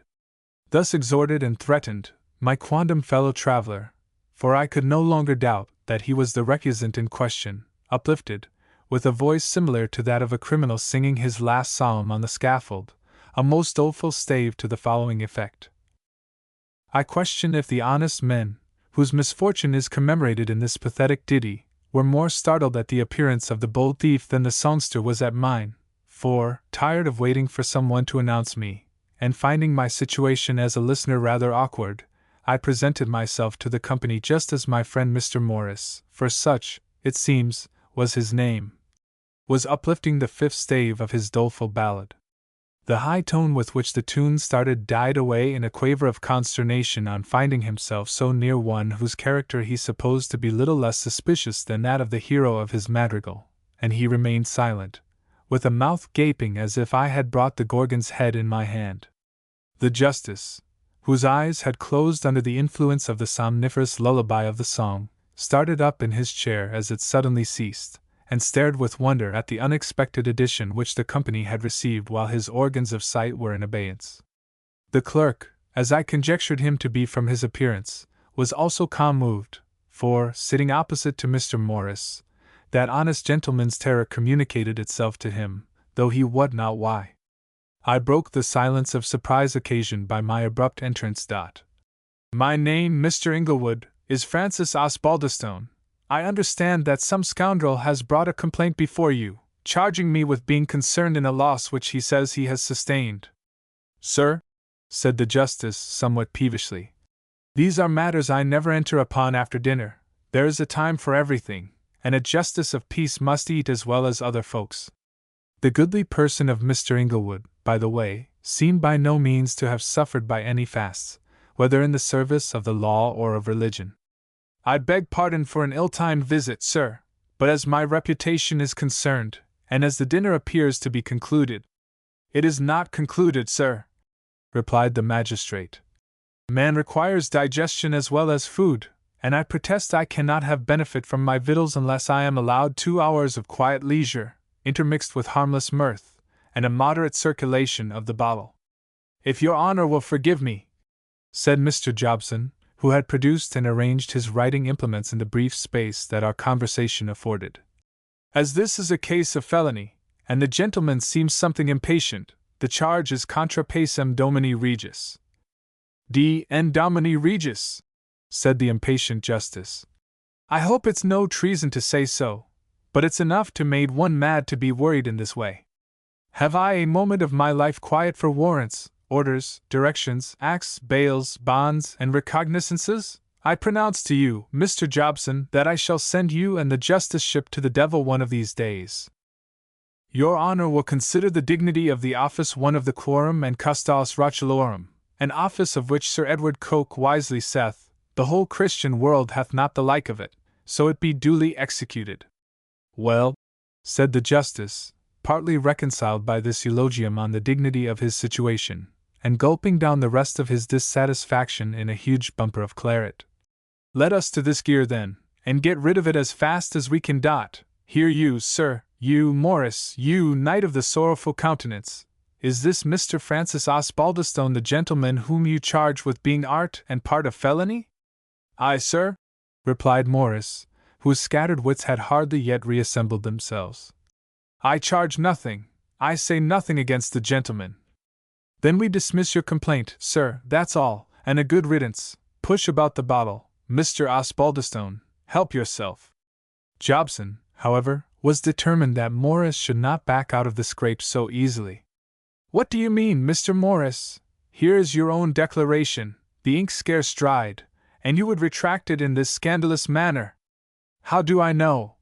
Whispered the other in a tremulous tone. How many rogues are in the house to back him? I have read of such things in Johnson's Lives of the Highwaymen. I protest the door opens. And it did open, and Diana Vernon entered. You keep fine order here, Justice, not a servant to be seen or heard of. Ah, said the Justice, starting up with an alacrity which showed that he was not so engrossed by his devotions to Themis or Comus, as to forget what was due to beauty. Ah-ha! Di Vernon, the heath belle of Cheviot, and the blossom of the border, come to see how the old bachelor keeps house. Art welcome, girl, as flowers in May. A fine, open, hospitable house you do keep, Justice, that must be allowed, not a soul to answer a visitor. Ah, the knaves! They reckon themselves secure of me for a couple of hours, but why did you not come earlier? Your cousin Rashleigh dined here, and ran away like a poltroon after the first bottle was out, but you have not dined. We'll have something nice and ladylike, sweet and pretty like yourself, tossed up in a trice. I may eat a crust in the anteroom before I set out, answered Miss Vernon. I have had a long ride this morning, but I can't stay long, Justice. I came with my cousin, Frank Osbaldistone, there, and I must show him the way back again to the hall, or he'll lose himself in the wolds. Phew! Sits the wind in that quarter? Inquired the Justice. What? No luck for old fellows, then, my sweet bud of the wilderness? None whatever, Squire Inglewood. But if you will be a good kind Justice, and dispatch young Frank's business, and let us canter home again, I'll bring my uncle to dine with you next week, and we'll expect merry doings. And you shall find them, my pearl of the Tyne, Zookers, lass, I never envy these young fellows their rides and scampers, unless when you come across me.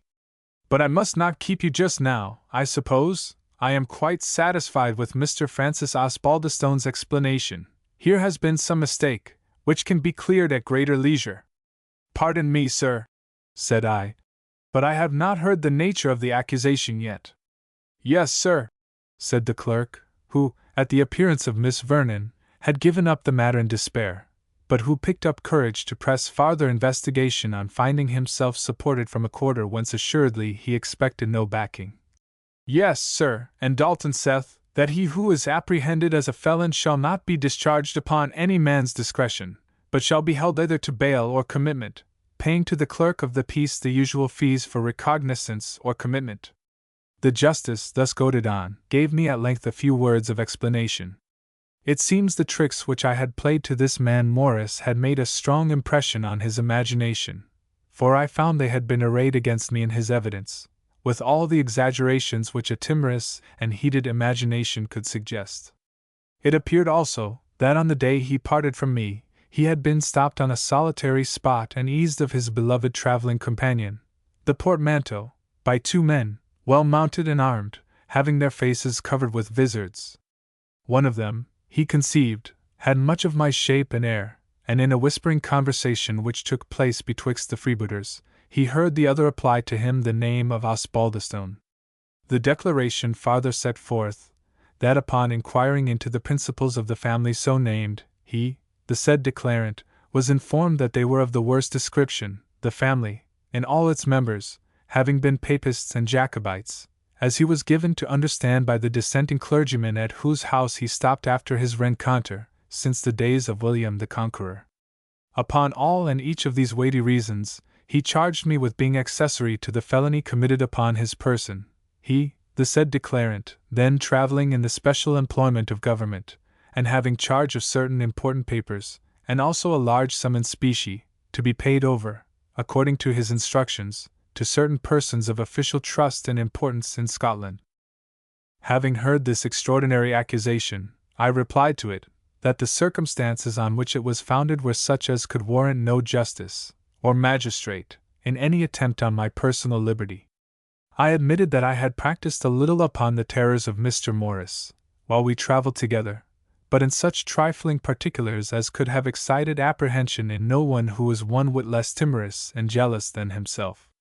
But I added that I had never seen him since we parted, and if that which he feared had really come upon him, I was in no wise accessory to an action so unworthy of my character and station in life. That one of the robbers was called Osbaldistone, or that such a name was mentioned in the course of the conversation betwixt them, was a trifling circumstance, to which no weight was due. And concerning the disaffection alleged against me, I was willing to prove, to the satisfaction of the justice, the clerk, and even the witness himself, that I was of the same persuasion as his friend the dissenting clergyman, had been educated as a good subject in the principles of the Revolution, and as such now demanded the personal protection of the laws which had been assured by that great event. The justice fidgeted, took snuff, and seemed considerably embarrassed, while Mr. Attorney Jobson, with all the volubility of his profession, ran over the statute of the 34 Edward III, by which justices of the peace are allowed to arrest all those whom they find by indictment or suspicion, and to put them into prison. The rogue even turned my own admissions against me, alleging that since I had confessedly, upon my own showing, assumed the bearing or deportment of a robber or malefactor, I had voluntarily subjected myself to the suspicions of which I complained, and brought myself within the compass of the act, having wilfully clothed my conduct with all the colour and livery of guilt. I combated both his arguments and his jargon with much indignation and scorn, and observed that I should, if necessary, produce the bail of my relations, which I conceived could not be refused, without subjecting the magistrate in a misdemeanor. "Pardon me, my good sir, pardon me," said the insatiable clerk. "This is a case in which neither bail nor mainprise can be received, the felon who is liable to be committed on heavy grounds of suspicion, not being replevisable under the statute of the 3d of King Edward, there being in that act an express exception of such as be charged of commandment, or force, and aid of felony done." And he hinted that his worship would do well to remember that such were no way replevisable by common writ, nor without writ. At this period of the conversation a servant entered, and delivered a letter to Mr. Jobson. He had no sooner run it hastily over than he exclaimed, with the air of one who wished to appear much vexed at the interruption, and felt the consequence attached to a man of multifarious avocations, "Good God, Why, at this rate, I shall have neither time to attend to the public concerns nor my own, no rest, no quiet. I wish to heaven another gentleman in our line would settle here. God forbid, said the justice in a tone of sotto voce deprecation. Some of us have enough of one of the tribe. This is a matter of life and death, if your worship pleases. In God's name! No more justice business, I hope, said the alarmed magistrate. No, no, replied Mr. Jobson, very consequentially. Old Gaffer Rutledge of Grimes Hill is subpoenaed for the next world. He has sent an express for Dr. Kildown to put in bail, another for me to arrange his worldly affairs. Away with you, then, said Mr. Inglewood, hastily. His may not be a replevisible case under the statute, you know, or Mr. Justice Death may not like the doctor for a main purner, or bailsman. And yet, said Jobson, lingering as he moved towards the door, if my presence here be necessary, I could make out the warrant for committal in a moment, and the constable is below, and you have heard, he said, lowering his voice, Mr. Rashleigh's opinion. The rest was lost in a whisper. The justice replied aloud, I tell thee no, man, no, we'll do not till thou return, man. 'Tis but a 4-mile ride. Come, push the bottle, Mr. Morris. Don't be cast down, Mr. Osbaldistone. And you, my rose of the wilderness, 1 cup of claret to refresh the bloom of your cheeks. Diana started, as if from a reverie, in which she appeared to have been plunged while we held this discussion. No, Justice, I should be afraid of transferring the bloom to a part of my face where it would show to little advantage, but I will pledge you in a cooler beverage. And filling a glass with water, she drank it hastily, while her hurried manner belied her assumed gaiety. I had not much leisure to make remarks upon her demeanor, however, being full of vexation at the interference of fresh obstacles to an instant examination of the disgraceful and impertinent charge which was brought against me. But there was no moving the justice to take the matter up in absence of his clerk, an incident which gave him apparently as much pleasure as a holiday to a schoolboy. He persisted in his endeavors to inspire jollity into a company, the individuals of which, whether considered with reference to each other, or to their respective situations, were by no means inclined to mirth. Come, Master Morris, you're not the first man that's been robbed, I trow, grieving ne'er brought back loss, man. And you, Mr. Frank Osbaldistone, are not the first bully boy that has said stand to a true man. There was Jack Winterfield, in my young days, kept the best company in the land, at horse races and cockfights. Who but he, hand and glove was I with Jack. Push the bottle, Mr. Morris, it's dry talking, many quart bumpers have I cracked, and thrown many a merry main with poor Jack, good family, ready wit, quick eye, as honest a fellow, barring the deed he died for. We'll drink to his memory, gentlemen, poor Jack Winterfield, and since we talk of him, and of those sort of things, and since that D clerk of mine has taken his gibberish elsewhere, and since we're snug among ourselves, Mr. Osbaldistone, if you will have my best advice, I would take up this matter. The law's hard, very severe. Hang poor Jack Winterfield at York, despite family connections and great interests, all for easing a fat West Country grazier of the price of a few beasts. Now, here is honest Mr. Morris, has been frightened, and so forth. D.N. it, man, let the poor fellow have back his portmanteau, and end the frolic at once. Morris's eyes brightened up at this suggestion, and he began to hesitate forth an assurance that he thirsted for no man's blood, when I cut the proposed accommodation short by resenting the justice's suggestion as an insult that went directly to suppose me guilty of the very crime which I had come to his house with the express intention of disavowing.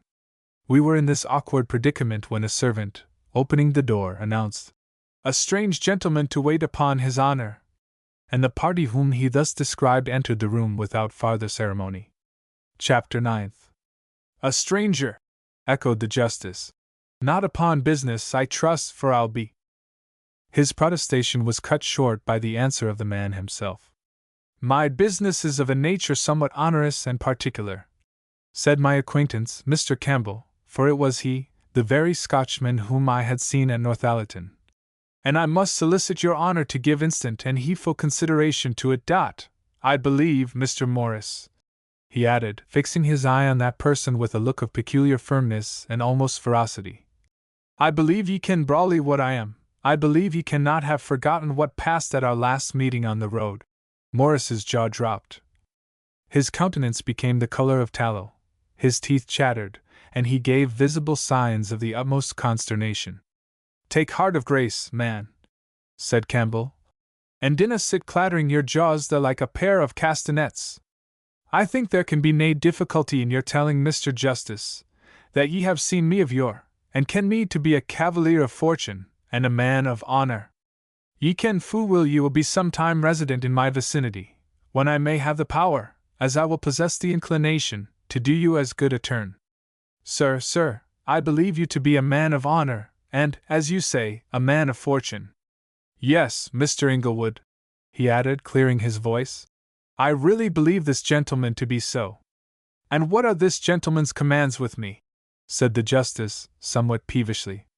One man introduces another, like the rhymes in the house that Jack built, and I get company without either peace or conversation. Both shall be yours, sir, answered Campbell, in a brief period of time. I come to release your mind from a piece of troublesome duty, not to make increment to it. Body o' me! Then you are welcome as ever Scot was to England, and that's not saying much. But get on, man, let's hear what you have got to say at once. I presume this gentleman, continued the North Briton, told you there was a person of the name of Campbell with him, when he had the mischance to lose his valise? He has not mentioned such a name, from beginning to end of the matter, said the justice. Ah, I conceive, replied Mr. Campbell. Mr. Morris was kindly afeard of committing a stranger into collision by the judicial forms of the country, but as I understand my evidence is necessary to the compurgation of one honest gentleman here, Mr. Francis Osbaldistone, wha has been most unjustly suspected, I will dispense with the precaution. You will therefore, he added, addressing Morris with the same determined look and accent, please tell Mr. Justice Inglewood whether we did not travel several miles together on the road, in consequence of your own anxious request and suggestion, reiterated Anson again, baith on the evening that we were at Northallerton, and there declined by me, but afterwards accepted, when I overtook ye on the road near Cloberry Allers, and was prevailed on by you to resign my own intentions of proceeding to Rothbury, and, for my misfortune, to accompany you on your proposed route. It's a melancholy truth, answered Morris, holding down his head, as he gave this general assent to the long and leading question which Campbell put to him, and seemed to acquiesce in the statement it contained with rueful docility. And I presume you can also asseverate to his worship that no man is better qualified than I am to bear testimony in this case, seeing that I was by you, and near you, constantly during the whole occurrence. No man better qualified, certainly, said Morris, with a deep and embarrassed sigh. And why the devil did you not assist him, then? Said the justice. Since, by Mr. Morris's account, there were but 2 robbers, so you were 2 to 2, and you are both stout likely men? Sir, if it please your worship, said Campbell, I have been all my life a man of peace and quietness, no ways given to broils or batteries. Mr. Morris, who belongs, as I understand, or hath belonged, to His Majesty's army, might have used his pleasure in resistance, he travelling, as I also understand, with a great charge of treasure. But for me, who had but my own small peculiar to defend, and who am, moreover, a man of a pacific occupation, I was unwilling to commit myself to hazard in the matter. I looked at Campbell as he muttered these words, and never recollect to have seen a more singular contrast than that between the strong daring sternness expressed in his harsh features, and the air of composed meekness and simplicity which his language assumed. There was even a slight ironical smile lurking about the corners of his mouth, which seemed, involuntarily as it were, to intimate his disdain of the quiet and peaceful character which he thought proper to assume, and which led me to entertain strange suspicions that his concern in the violence done to Morris had been something very different from that of a fellow-sufferer, or even of a mere spectator. Perhaps some suspicion crossed the justice's mind at the moment, for he exclaimed, as if by way of ejaculation, Body o' me! But this is a strange story. The North Briton seemed to guess at what was passing in his mind, for he went on, with a change of manner and tone, dismissing from his countenance some part of the hypocritical affectation of humility which had made him obnoxious to suspicion, and saying, with a more frank and unconstrained air, "To say the truth, I am just in those canny folks wha care not to fight but when they hae gotten something to fight for, which did not chance to be my predicament when I fell in wi' these loons. But that your worship may know that I am a person of good fame and character, please to cast your eye over that billet." Mr. Inglewood took the paper from his hand, and read, half aloud, "These are to certify that the bearer, Robert Campbell of some place which I cannot pronounce," interjected the justice, "is a person of good lineage and peaceable demeanor, travelling towards England on his own proper affairs, and given under our hand, at our castle of Invera, Argyll. A slight testimonial, sir, which I thought fit to impetrate from that worthy nobleman." Here he raised his hand to his head, as if to touch his hat. "Macallum More." "Macallum who, sir?" said the justice. "Whom the Southern call the Duke of Argyll. I know the Duke of Argyll very well to be a nobleman of great worth and distinction, and a true lover of his country. I was one of those that stood by him in 1714, when he unhorsed the Duke of Marlborough out of his command. I wish we had more noblemen like him. He was an honest Tory in those days, and hand and glove with Ormond. And he has acceded to the present government, as I have done myself, for the peace and quiet of his country, for I cannot presume that great man to have been actuated, as violent folks pretend, with the fear of losing his places and regiment. His testimonial, as you call it, Mr. Campbell, is perfectly satisfactory. And now, what have you got to say to this matter of the robbery?"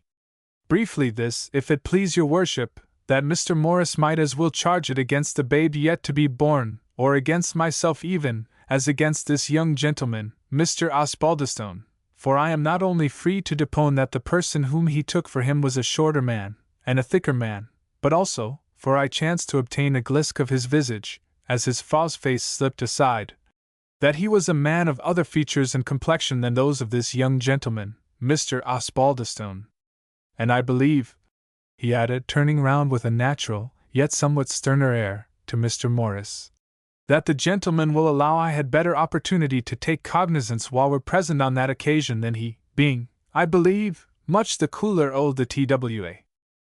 "I agree to it, sir, I agree to it perfectly," said Morris, shrinking back as Campbell moved his chair towards him to fortify his appeal. "And I incline, sir," he added, addressing Mr. Inglewood, "to retract my information as to Mr. Osbaldistone, and I request, sir, you will permit him, sir, to go about his business, and me to go about mine also. Your worship may have business to settle with Mr. Campbell, and I am rather in haste to be gone." "Then there go the declarations," said the justice, throwing them into the fire. "And now you are at perfect liberty, Mr. Osbaldistone. And you, Mr. Morris, are set quite at your ease." "Aye," said Campbell, eyeing Morris as he assented with a rueful grin to the justice's observations. "Much like the ease of a tod under a pair of harrows. But fear nothing, Mr. Morris, you and I maun leave the house thegither. I will see you safe. I hope you will not doubt my honour, when I say S.E., to the next highway, and then we part company. And if we do not meet as friends in Scotland, it will be your own fault." With such a lingering look of terror as the condemned criminal throws, when he is informed that the cart awaits him, Morris arose, but when on his legs, appeared to hesitate. "I tell thee, man, fear nothing," reiterated Campbell. "I will keep my word with you. Why, thou sheep's heart, how do ye ken but we can pick up some spearings of your valise? If ye will be amenable to good counsel, our horses are ready. Bid the justice farewell, man, and show your southern breeding." Morris, thus exhorted and encouraged, took his leave, under the escort of Mr. Campbell. But, apparently, new scruples and terrors had struck him before they left the house, for I heard Campbell reiterating assurances of safety and protection as they left the anteroom. "By the soul of my body, man, thou art as safe as in thy father's kailyard, zounds! That a chield why sick a black beard should hae nae mair heart than a hen partridge. Come on, why ye, like a frank fallow, ains and for aye." The voices died away, and the subsequent trampling of their horses announced to us that they had left the mansion of Justice Inglewood. The joy which that worthy magistrate received at this easy conclusion of a matter which threatened him with some trouble in his judicial capacity was somewhat damped by reflection on what his clerk's views of the transaction might be at his return. Now I shall have Jobson on my shoulders about these D papers. I doubt I should not have destroyed them, after all, but hang it! It is only paying his fees, and that will make all smooth. And now, Miss Di Vernon, though I have liberated all the others, I intend to sign a writ for committing you to the custody of Mother Blake's, my old housekeeper, for the evening, and we will send for my neighbor Mrs. Musgrave, and the Miss Dawkins, and your cousins, and have old Cobbs the fiddler, and be as merry as the maids. And Frank Osbaldistone and I will have a carouse that will make us fit company for you in half an hour. Thanks, most worshipful, returned Miss Vernon. But as matters stand, we must return instantly to Osbaldistone Hall, where they do not know what has become of us, and relieve my uncle of his anxiety on my cousin's account, which is just the same as if one of his own sons were concerned. I believe it truly, said the justice. For when his eldest son, Archie, came to a bad end, in that unlucky affair of Sir John Fenwick's, old Hildebrand used to hollow out his name as readily as any of the remaining 6, and then complained that he could not recollect which of his sons had been hanged. So pray hasten home, and relieve his paternal solicitude, since go you must. But hark thee hither, Heath Blossom, he said, pulling her towards him by the hand, and in a good-humored tone of admonition. Another time let the law take its course, without putting your pretty finger into her old musty pie, all full of fragments of law gibberish, French and dog Latin, and Di, my beauty, let young fellows show each other the way through the moors, in case you should lose your own road, while you are pointing out theirs, my pretty will-o'-the-wisp. With this admonition, he saluted and dismissed Miss Vernon, and took an equally kind farewell of me. Thou seemst to be a good tight lad, Mr. Frank, and I remember thy father too, he was my playfellow at school. Hark thee, lad, ride early at night, and don't swagger with chance passengers on the King's highway. What, man! All the King's liege subjects are not bound to understand joking, and it's ill cracking jests on matters of felony. And here's poor Di Vernon too, in a manner alone and deserted on the face of this wide earth, and left to ride, and run, and scamper, at her own silly pleasure. Thou must be careful of Di, or, egad, I will turn a young fellow again on purpose, and fight thee myself, although I must own it would be a great deal of trouble. And now get ye both gone, and leave me to my pipe of tobacco, and my meditations, for what says the song? The lines here quoted belong to or were altered from a set of verses at one time very popular in England, beginning, tobacco that is withered quite.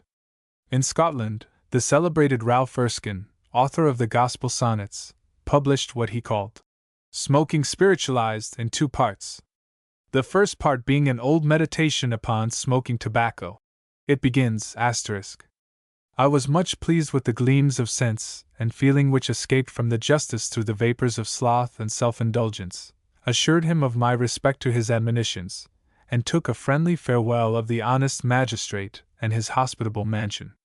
We found a repast prepared for us in the anteroom, which we partook of slightly, and rejoined the same servant of Sir Hildebrand who had taken our horses at our entrance, and who had been directed, as he informed Miss Vernon, by Mr. Rashleigh, to wait and attend upon us home.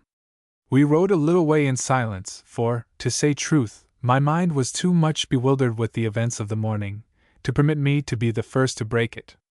At length Miss Vernon exclaimed, as if giving vent to her own reflections, Well, Rashleigh is a man to be feared and wondered at, and all but loved. He does whatever he pleases, and makes all others his puppets, has a player ready to perform every part which he imagines, and an invention and readiness which supply expedients for every emergency. You think, then, said I, answering rather to her meaning than to the express words she made use of, that this Mr. Campbell, whose appearance was so opportune, and who trussed up and carried off my accuser as a falcon trusses a partridge, was an agent of Mr. Rashleigh Osbaldistone's? I do guess as much, replied Diana, and shrewdly suspect, moreover, that he would hardly have appeared so very much in the nick of time, if I had not happened to meet Rashleigh in the hall at the justice's. In that case, my thanks are chiefly due to you, my fair preserver. To be sure they are, returned Diana. And pray, suppose them paid, and accepted with a gracious smile, for I do not care to be troubled with hearing them in good earnest, and am much more likely to yawn than to behave becoming. In short, Mr. Frank, I wish to serve you, and I have fortunately been able to do so, and have only one favor to ask in return, and that is, that you will say no more about it. But who comes here to meet us, bloody with spurring, fiery red with haste? It is the subordinate man of law, I think, no less than Mr. Joseph Jobson. And Mr. Joseph Jobson it proved to be, in great haste, and, as it speedily appeared, in most extreme bad humor. He came up to us, and stopped his horse, as we were about to pass with a slight salutation. So, sir, so, Miss Vernon, I see well enough how it is, bail put in during my absence, I suppose. I should like to know who drew the recognizance, that's all. If his worship uses this form of procedure often, I advise him to get another clerk, that's all, for I shall certainly demit. Or suppose he get this present clerk stitched to his sleeve, Mr. Jobson, said Diana. Would not that do as well? And pray, how does Farmer Rutledge, Mr. Jobson? I hope you found him able to sign, seal, and deliver? This question seemed greatly to increase the wrath of the man of law. He looked at Miss Vernon with such an air of spite and resentment, as laid me under a strong temptation to knock him off his horse with the butt end of my whip, which I only suppressed in consideration of his insignificance. Farmer Rutledge, ma'am? Said the clerk, as soon as his indignation permitted him to articulate. Farmer Rutledge is in as handsome enjoyment of his health as you are. It's all a bam, ma'am, all a bamboozle and a bite, that affair of his illness, and if you did not know as much before, you know it now, ma'am. Lie you there now? Replied Miss Vernon, with an affectation of extreme and simple wonder. Sure you don't say so, Mr. Jobson? But I do say so, ma'am, rejoined the incensed scribe. And moreover I say, that the old miserly clodbreaker called me pettifogger, ma'am, and said I came to hunt for a job, ma'am, which I have no more right to have said to me than any other gentleman of my profession, ma'am, especially as I am clerk to the peace, having and holding said office under Trigesimo Septimo Henrici Octavi and Primo Guglielmi, the first of King William, ma'am, of glorious and immortal memory, our immortal deliverer from papists and pretenders, and wooden shoes and warming pans, Miss Vernon. Sad things, these wooden shoes and warming pans, retorted the young lady, who seemed to take pleasure in augmenting his wrath. And it is a comfort you don't seem to want a warming pan at present, Mr. Jobson. I am afraid Gaffer Rutledge has not confined his incivility to language. Are you sure he did not give you a beating? Beating, ma'am, no. Very shortly. No man alive shall beat me, I promise you, ma'am. That is according as you happen to merit, sir, said I. For your mode of speaking to this young lady is so unbecoming, that, if you do not change your tone, I shall think it worth while to chastise you myself. Chastise, sir? And me, sir? Do you know whom you speak to, sir? Yes, sir, I replied. You say yourself you are clerk of peace to the county, and Gaffer Rutledge says you are a pettifogger, and in either capacity are you entitled to be impertinent to a young lady of fashion. Miss Vernon laid her hand on my arm, and exclaimed, Come, Mr. Osbaldistone, I will have no assaults and battery on Mr. Jobson. I am not in sufficient charity with him to permit a single touch of your whip. Why, he would live on it for a term at least. Besides, you have already hurt his feelings sufficiently. You have called him impertinent.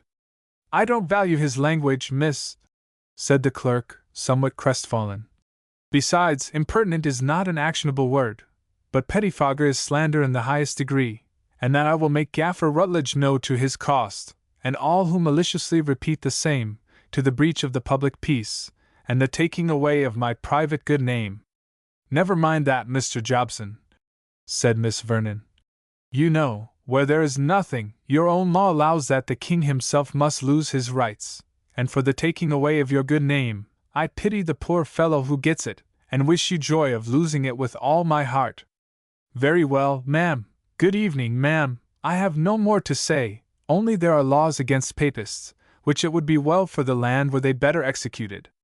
There's 3rd and 4th Edward VI, of antiphoners, missals, grails, professionals, manuals, legends, pies, portraitures, and those that have such trinkets in their possession, Miss Vernon, and their summoning of papists to take the oaths, and there are popish recusant convicts under the 1st of His present Majesty, aye, and there are penalties for hearing Mass, see 23rd of Queen Elizabeth, and 3rd James I.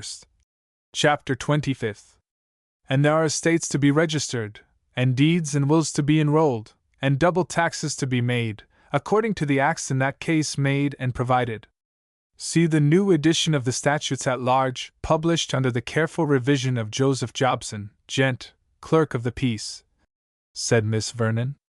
Also, and above all, continued Jobson, for I speak to your warning, you, Diana Vernon, spinstress, not being a femme covert, and being a convict popish recusant, are bound to repair to your own dwelling, and that by the nearest way, under penalty of being held felon to the king, and diligently to seek for passage at common ferries, and to tarry there but one ebb and flood, and unless you can have it in such places, to walk every day into the water up to the knees, a saying to pass over.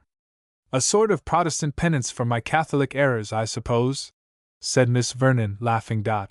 Well, I thank you for the information, Mr. Jobson, and will hie me home as fast as I can, and be a better housekeeper in time coming. Good night, my dear Mr. Jobson, thou mirror of clerical courtesy.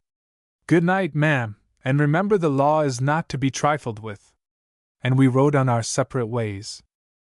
There he goes for a troublesome mischief-making tool, said Miss Vernon, as she gave a glance after him.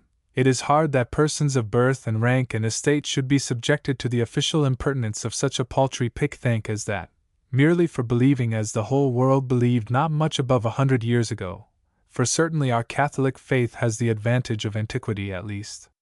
I was much tempted to have broken the rascal's head, I replied. You would have acted very like a hasty young man, said Miss Vernon. And yet, had my own hand been an ounce heavier than it is, I think I should have laid its weight upon him. Well, it does not signify complaining, but there are 3 things for which I am much to be pitied, if any one thought it worth while to waste any compassion upon me. And what are these 3 things, Miss Vernon, may I ask?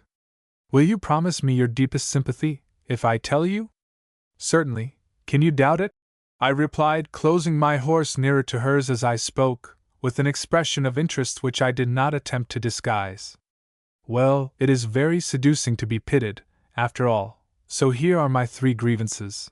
In the first place, I am a girl, and not a young fellow, and would be shut up in a madhouse if I did half the things that I have a mind to, and that, if I had your happy prerogative of acting as you list, would make all the world mad with imitating and applauding me. I can't quite afford you the sympathy you expect upon this score, I replied. The misfortune is so general that it belongs to one half of the species, and the other half are so much better cared for that they are jealous of their prerogatives. Interrupted Miss Vernon. I forgot you were a party interested. Nay, she said, as I was going to speak. That soft smile is intended to be the preface of a very pretty compliment respecting the peculiar advantages which Di Vernon's friends and kinsmen enjoy, by her being born one of their helots. But spare me the utterance, my good friend, and let us try whether we shall agree better on the second count of my indictment against fortune, as that quill-driving puppy would call it. I belong to an oppressed sect and antiquated religion, and instead of getting credit for my devotion, as is due to all good girls beside, my kind friend, Justice Inglewood, may send me to the House of Correction, merely for worshipping God in the way of my ancestors, and say, as old Pembroke did to the Abbess of Wilton, when he usurped her convent and establishment, go spin, ye jade, go spin. Note F. The Abbess of Wilton. This is not a cureless evil, said I gravely. Consult some of our learned divines, or consult your own excellent understanding, Miss Vernon, and surely the particulars in which our religious creed differs from that in which you have been educated. Hush! Said Diana, placing her forefinger on her mouth. Hush! No more of that. Forsake the faith of my gallant fathers! I would as soon, were I a man, forsake their banner when the tide of battle pressed hardest against it, and turn, like a hireling recreant, to join the victorious enemy. I honor your spirit, Miss Vernon, and as to the inconveniences to which it exposes you, I can only say that wounds sustained for the sake of conscience carry their own balsam with the blow. Aye, but they are fretful and irritating for all that. But I see, heart of heart as you are, my chance of beating hemp, or drawing out flax into marvelous coarse thread, affects you as little as my condemnation to coif and pinners, instead of beaver and cockade, so I will spare myself the fruitless pains of telling my third cause of vexation. Nay, my dear Miss Vernon, do not withdraw your confidence, and I will promise you that the threefold sympathy due to your very unusual causes of distress shall be all duly and truly paid to account of the third, providing you assure me that it is one which you neither share with all womankind, nor even with every Catholic in England, who, God bless you, are still a sect more numerous than we Protestants, in our zeal for church and state, would desire them to be. It is indeed, said Diana, with a manner greatly altered, and more serious than I had yet seen her assume, a misfortune that well merits compassion. I am by nature, as you may easily observe, of a frank and unreserved disposition, a plain true-hearted girl, who would willingly act openly and honestly by the whole world, and yet fate has involved me in such a series of nets and toils, and entanglements, that I dare hardly speak a word for fear of consequences, not to myself, but to others. That is indeed a misfortune, Miss Vernon, which I do most sincerely compassionate, but which I should hardly have anticipated. Oh, Mr. Osbaldistone, if you but knew, if any one knew, what difficulty I sometimes find in hiding an aching heart with a smooth brow, you would indeed pity me. I do wrong, perhaps, in speaking to you even thus far on my own situation, but you are a young man of sense and penetration. You cannot but long to ask me 100 questions on the events of this day, on the share which Rashleigh has in your deliverance from this petty scrape, upon many other points which cannot but excite your attention, and I cannot bring myself to answer with the necessary falsehood and finesse. I should do it awkwardly, and lose your good opinion, if I have any share of it, as well as my own. It is best to say at once, ask me no questions, I have it not in my power to reply to them. Miss Vernon spoke these words with a tone of feeling which could not but make a corresponding impression upon me. I assured her she had neither to fear my urging her with impertinent questions, nor my misconstruing her declining to answer those which might in themselves be reasonable, or at least natural. I was too much obliged, I said, by the interest she had taken in my affairs, to misuse the opportunity her goodness had afforded me of prying into hers. I only trusted and entreated that if my services could at any time be useful, she would command them without doubt or hesitation. Thank you, she replied. Your voice does not ring the cuckoo chime of compliment, but speaks like that of one who knows to what he pledges himself. But it is impossible, but yet, if an opportunity should occur, I will ask you if you remember this promise, and I assure you, I shall not be angry if I find you have forgotten it, for it is enough that you are sincere in your intentions just now. Much may occur to alter them ere I call upon you, should that moment ever come, to assist Di Vernon, as if you were Di Vernon's brother. And if I were Di Vernon's brother, said I, there could not be less chance that I should refuse my assistance. And now I am afraid I must not ask whether Rashleigh was willingly accessory to my deliverance. Not of me, but you may ask it of himself, and depend upon it, he will say yes, for rather than any good action should walk through the world like an unappropriated adjective in an ill-arranged sentence, he is always willing to stand noun substantive to it himself. And I must not ask whether this Campbell be himself the party who eased Mr. Morris of his portmanteau, or whether the letter, which our friend the attorney received, was not a finesse to withdraw him from the scene of action, lest he should have marred the happy event of my deliverance. And I must not ask. You must ask nothing of me, said Miss Vernon. So it is quite in vain to go on putting cases. You are to think just as well of me as if I had answered all these queries, and 20 others besides, as glibly as Rashleigh could have done, and observe, whenever I touch my chin just so, it is a sign that I cannot speak upon the topic which happens to occupy your attention. I must settle signals of correspondence with you, because you are to be my confidant and my counselor, only you are to know nothing whatever of my affairs. Nothing can be more reasonable, I replied, laughing. And the extent of your confidence will, you may rely upon it, only be equaled by the sagacity of my counsels. This sort of conversation brought us, in the highest good humor with each other, to Osbaldistone Hall, where we found the family far advanced in the revels of the evening. "Get some dinner for Mr. Osbaldistone and me in the library," said Miss Vernon to a servant. "I must have some compassion upon you," she added, turning to me, "and provide against your starving in this mansion of brutal abundance, otherwise I am not sure that I should show you my private haunts. This same library is my den, the only corner of the Hull House where I am safe from the orang-outans, my cousins. They never venture there, I suppose for fear the folios should fall down and crack their skulls, for they will never affect their heads in any other way, so follow me." And I followed through hall and bower, vaulted passage and winding stair, until we reached the room where she had ordered our refreshments. Chapter 10. The library at Osbaldistone Hall was a gloomy room, whose antique oaken shelves bent beneath the weight of the ponderous folios so dear to the 17th century, from which, under favor be it spoken, we have distilled matter for our quartos and octavos, and which, once more subjected to the alembic, may, should our sons be yet more frivolous than ourselves, be still farther reduced into duodecimos and pamphlets. The collection was chiefly of the classics, as well foreign as ancient history, and above all, divinity. It was in wretched order. The priests, who in succession had acted as chaplains at the hall, were, for many years, the only persons who entered its precincts, until Rashleigh's thirst for reading had led him to disturb the venerable spiders, who had muffled the fronts of the presses with their tapestry. His destination for the church rendered his conduct less absurd in his father's eyes, than if any of his other descendants had betrayed so strange a propensity, and Sir Hildebrand acquiesced in the library receiving some repairs, so as to fit it for a sitting-room. Still an air of dilapidation, as obvious as it was uncomfortable, pervaded the large apartment, and announced the neglect from which the knowledge which its walls contained had not been able to exempt it.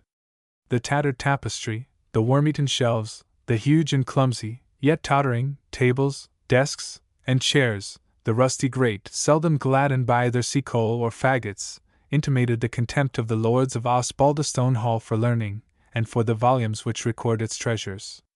"You think this place somewhat disconsolate, I suppose?" said Diana, as I glanced my eye round the forlorn apartment. "But to me it seems like a little paradise, for I call it my own, and fear no intrusion. Rashleigh was joint proprietor with me, while we were friends." "And are you no longer so?" was my natural question. Her forefinger immediately touched her dimpled chin, with an arch look of prohibition. "We are still allies," she continued, "bound, like other confederate powers, by circumstances of mutual interest. But I am afraid, as will happen in other cases, the treaty of alliance has survived the amicable dispositions in which it had its origin. At any rate, we live less together, and when he comes through that door there, I vanish through this door here, and so, having made the discovery that we two were one too many for this apartment, as large as it seems, Rashleigh, whose occasions frequently call him elsewhere, has generously made a cession of his rights in my favor, so that I now endeavor to prosecute alone the studies in which he used formerly to be my guide."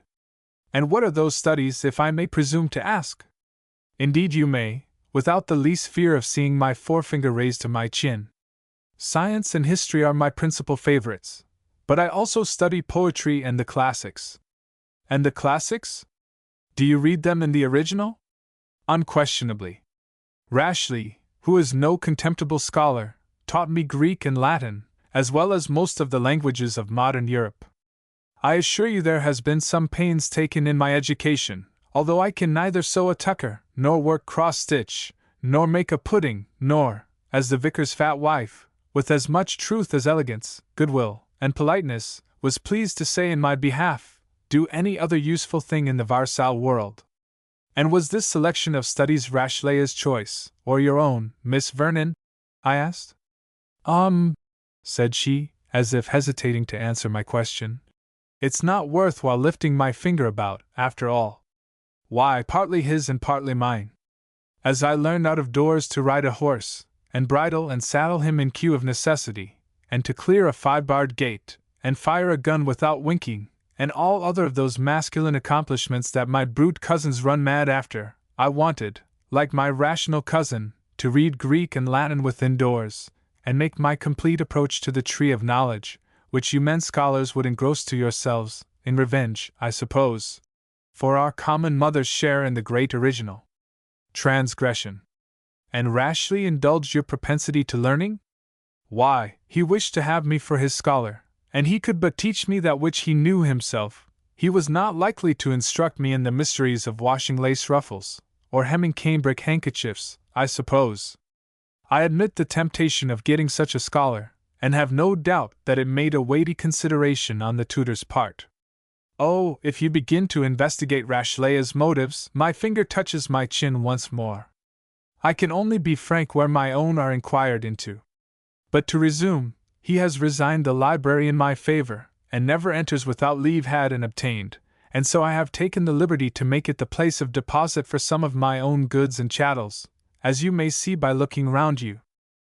I beg pardon, Miss Vernon, but I really see nothing around these walls which I can distinguish as likely to claim you as mistress.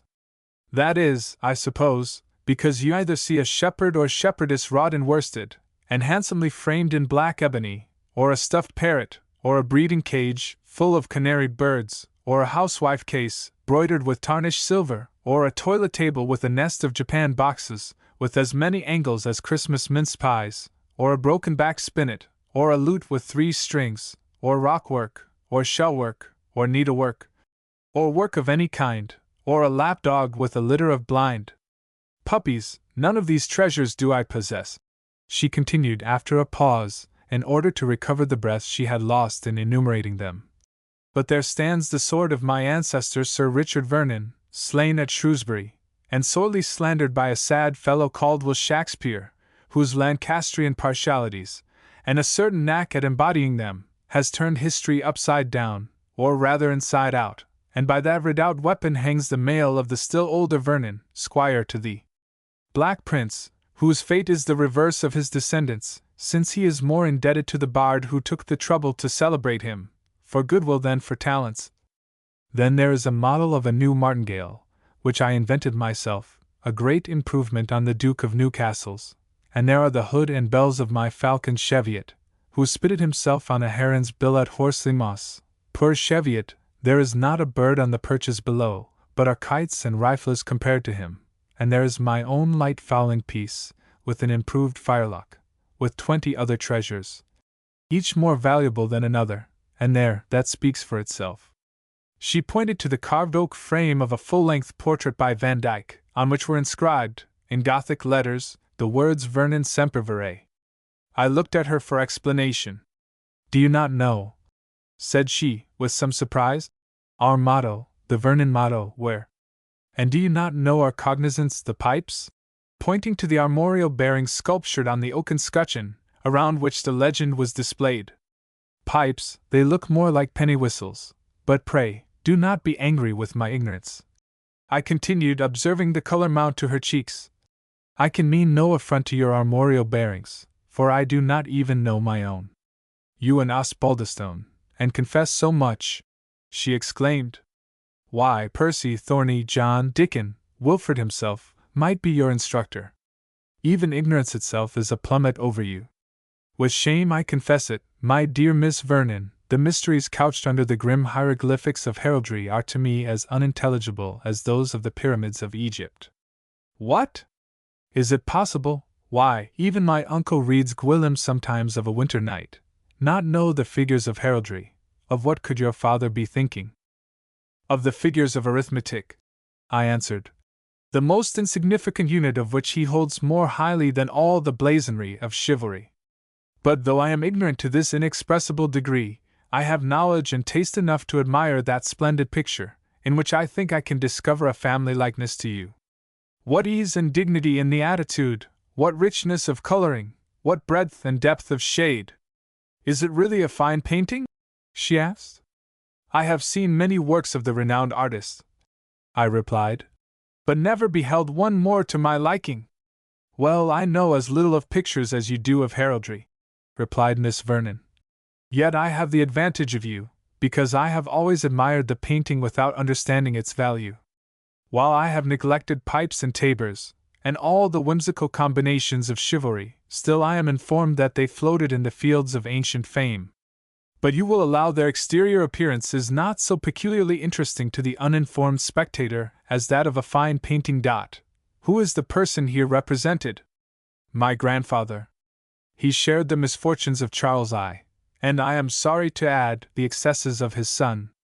Our patrimonial estate was greatly impaired by his prodigality, and was altogether lost by his successor, my unfortunate father. But peace be with them who have got it! It was lost in the cause of loyalty. Your father, I presume, suffered in the political dissensions of the period? He did indeed. He lost his all. And hence is his child a dependent orphan, eating the bread of others, subjected to their caprices, and compelled to study their inclinations, yet prouder of having had such a father than if, playing a more prudent but less upright part, he had left me possessor of all the rich and fair baronies which his family once possessed. As she thus spoke, the entrance of the servants with dinner cut off all conversation but that of a general nature. When our hasty meal was concluded, and the wine placed on the table, the domestic informed us that Mr. Rashleigh had desired to be told when our dinner was removed. Tell him, said Miss Vernon. We shall be happy to see him if he will step this way, place another wineglass and chair, and leave the room. You must retire with him when he goes away. She continued, addressing herself to me. Even my liberality cannot spare a gentleman above 8 hours out of the 24, and I think we have been together for at least that length of time. The old side man has moved so rapidly, I answered, that I could not count his strides. Hush! Said Miss Vernon. Here comes Rashleigh. And she drew off her chair, to which I had approached mine rather closely, so as to place a greater distance between us. A modest tap at the door, a gentle manner of opening when invited to enter, a studied softness and humility of step and deportment, announced that the education of Rashleigh Osbaldistone at the College of St. Omers accorded well with the ideas I entertained of the manners of an accomplished Jesuit. I need not add that, as a sound Protestant, these ideas were not the most favorable. Why should you use the ceremony of knocking? Said Miss Vernon, when you knew that I was not alone? This was spoken with a burst of impatience, as if she had felt that Rashleigh's air of caution and reserve covered some insinuation of impertinent suspicion. You have taught me the form of knocking at this door so perfectly, my fair cousin, answered Rashleigh, without change of voice or manner. That habit has become a second nature.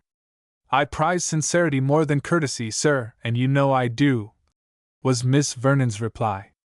Courtesy is a gallant gay, a courtier by name and by profession, replied Rashleigh, and therefore most fit for a lady's bower. But sincerity is the true knight, retorted Miss Vernon, and therefore much more welcome, cousin. But to end a debate not over amusing to your stranger kinsman, sit down, Rashleigh, and give Mr. Francis Osbaldistone your countenance to his glass of wine. I have done the honours of the dinner, for the credit of Osbaldistone Hall. Rashleigh sate down, and filled his glass, glancing his eye from Diana to me, with an embarrassment which his utmost efforts could not entirely disguise. I thought he appeared to be uncertain concerning the extent of confidence she might have reposed in me, and hastened to lead the conversation into a channel which should sweep away his suspicion that Diana might have betrayed any secrets which rested between them. Miss Vernon, I said, Mr. Rashleigh has recommended me to return my thanks to you for my speedy disengagement from the ridiculous accusation of Morris, and unjustly fearing my gratitude might not be warm enough to remind me of this duty, she has put my curiosity on its side, by referring me to you for an account, or rather explanation, of the events of the day. Indeed? Answered Rashleigh. I should have thought, looking keenly at Miss Vernon, that the lady herself might have stood interpreter. And his eye, reverting from her face, sought mine, as if to search, from the expression of my features, whether Diana's communication had been as narrowly limited as my words had intimated. Miss Vernon retorted his inquisitorial glance with one of decided scorn, while I, uncertain whether to deprecate or resent his obvious suspicion, replied, If it is your pleasure, Mr. Rashleigh, as it has been Miss Vernon's, to leave me in ignorance, I must necessarily submit. But pray, do not withhold your information from me on the ground of imagining that I have already obtained any on the subject. For I tell you, as a man of honor, I am as ignorant as that picture of anything relating to the events I have witnessed today, excepting that I understand from Miss Vernon that you have been kindly active in my favor. Miss Vernon has overrated my humble efforts, said Rashleigh, though I claim full credit for my zeal. The truth is that as I galloped back to get some one of our family to join me in becoming your bail, which was the most obvious, or, indeed, I may say, the only way of serving you which occurred to my stupidity, I met the man Colville, Campbell, or whatsoever they call him. I had understood from Morris that he was present when the robbery took place, and had the good fortune to prevail on him, with some difficulty, I confess, to tender his evidence in your exculpation, which I presume was the means of your being released from an unpleasant situation. Indeed, I am much your debtor for procuring such a seasonable evidence in my behalf. But I cannot see why, having been, as he said, a fellow-sufferer with Morris, it should have required much trouble to persuade him to step forth and bear evidence, whether to convict the actual robber, or free an innocent person. You do not know the genius of that man's country, sir, answered Rashleigh. Discretion, prudence, and foresight are their leading qualities. These are only modified by a narrow-spirited, but yet ardent patriotism, which forms as it were the outmost of the concentric bulwarks with which a Scotchman fortifies himself against all the attacks of a generous philanthropical principle. Surmount this mound, you find an inner and still dearer barrier, the love of his province, his village, or, most probably, his clan. Storm this second obstacle, you have a third, his attachment to his own family, his father, mother, sons, daughters, uncles, aunts, and cousins, to the 9th generation. It is within these limits that a Scotchman's social affection expands itself, never reaching those which are outermost, till all means of discharging itself in the interior circles have been exhausted. It is within these circles that his heart throbs, each pulsation being fainter and fainter, till, beyond the widest boundary, it is almost unfelt. And what is worst of all, could you surmount all these concentric outworks, you have an inner citadel, deeper, higher, and more efficient than them all, a Scotchman's love for himself. All this is extremely eloquent and metaphorical, Rashleigh, said Miss Vernon, who listened with unrepressed impatience. There are only 2 objections to it. First, it is not true. Secondly, if true, it is nothing to the purpose. It is true, my fairest Diana, returned Rashleigh. And moreover, it is most instantly to the purpose. It is true, because you cannot deny that I know the country and people intimately, and the character is drawn from deep and accurate consideration, and it is to the purpose, because it answers Mr. Francis Osbaldistone's question, and shows why this same wary Scotchman, considering our kinsman to be either his countryman, nor a Campbell, nor his cousin in any of the inextricable combinations by which they extend their pedigree, and above all, seeing no prospect of personal advantage, but on the contrary, much hazard of loss of time and delay of business, with other inconveniences, perhaps, of a nature yet more formidable, interrupted Miss Vernon. Of which, doubtless, there might be many, said Rashleigh, continuing in the same tone. In short, my theory shows why this man, hoping for no advantage, and afraid of some inconvenience, might require a degree of persuasion ere he could be prevailed on to give his testimony in favor of Mr. Osbaldistone. It seems surprising to me, I observed, that during the glance I cast over the declaration, or whatever it is termed, of Mr. Morris, he should never have mentioned that Campbell was in his company when he met the marauders. I understood from Campbell that he had taken his solemn promise not to mention that circumstance, replied Rashleigh. His reason for exacting such an engagement you may guess from what I have hinted. He wished to get back to his own country, undelayed and unembarrassed by any of the judicial inquiries which he would have been under the necessity of attending, had the fact of his being present at the robbery taken air while he was on this side of the border. But let him once be as distant as the 4th, Morris will, I warrant you, come forth with all he knows about him, and it may be, a good deal more. Besides, Campbell is a very extensive dealer in cattle, and has often occasion to send great droves into Northumberland, and when driving such a trade, he would be a great fool to embroil himself with our Northumbrian thieves, than whom no men who live are more vindictive.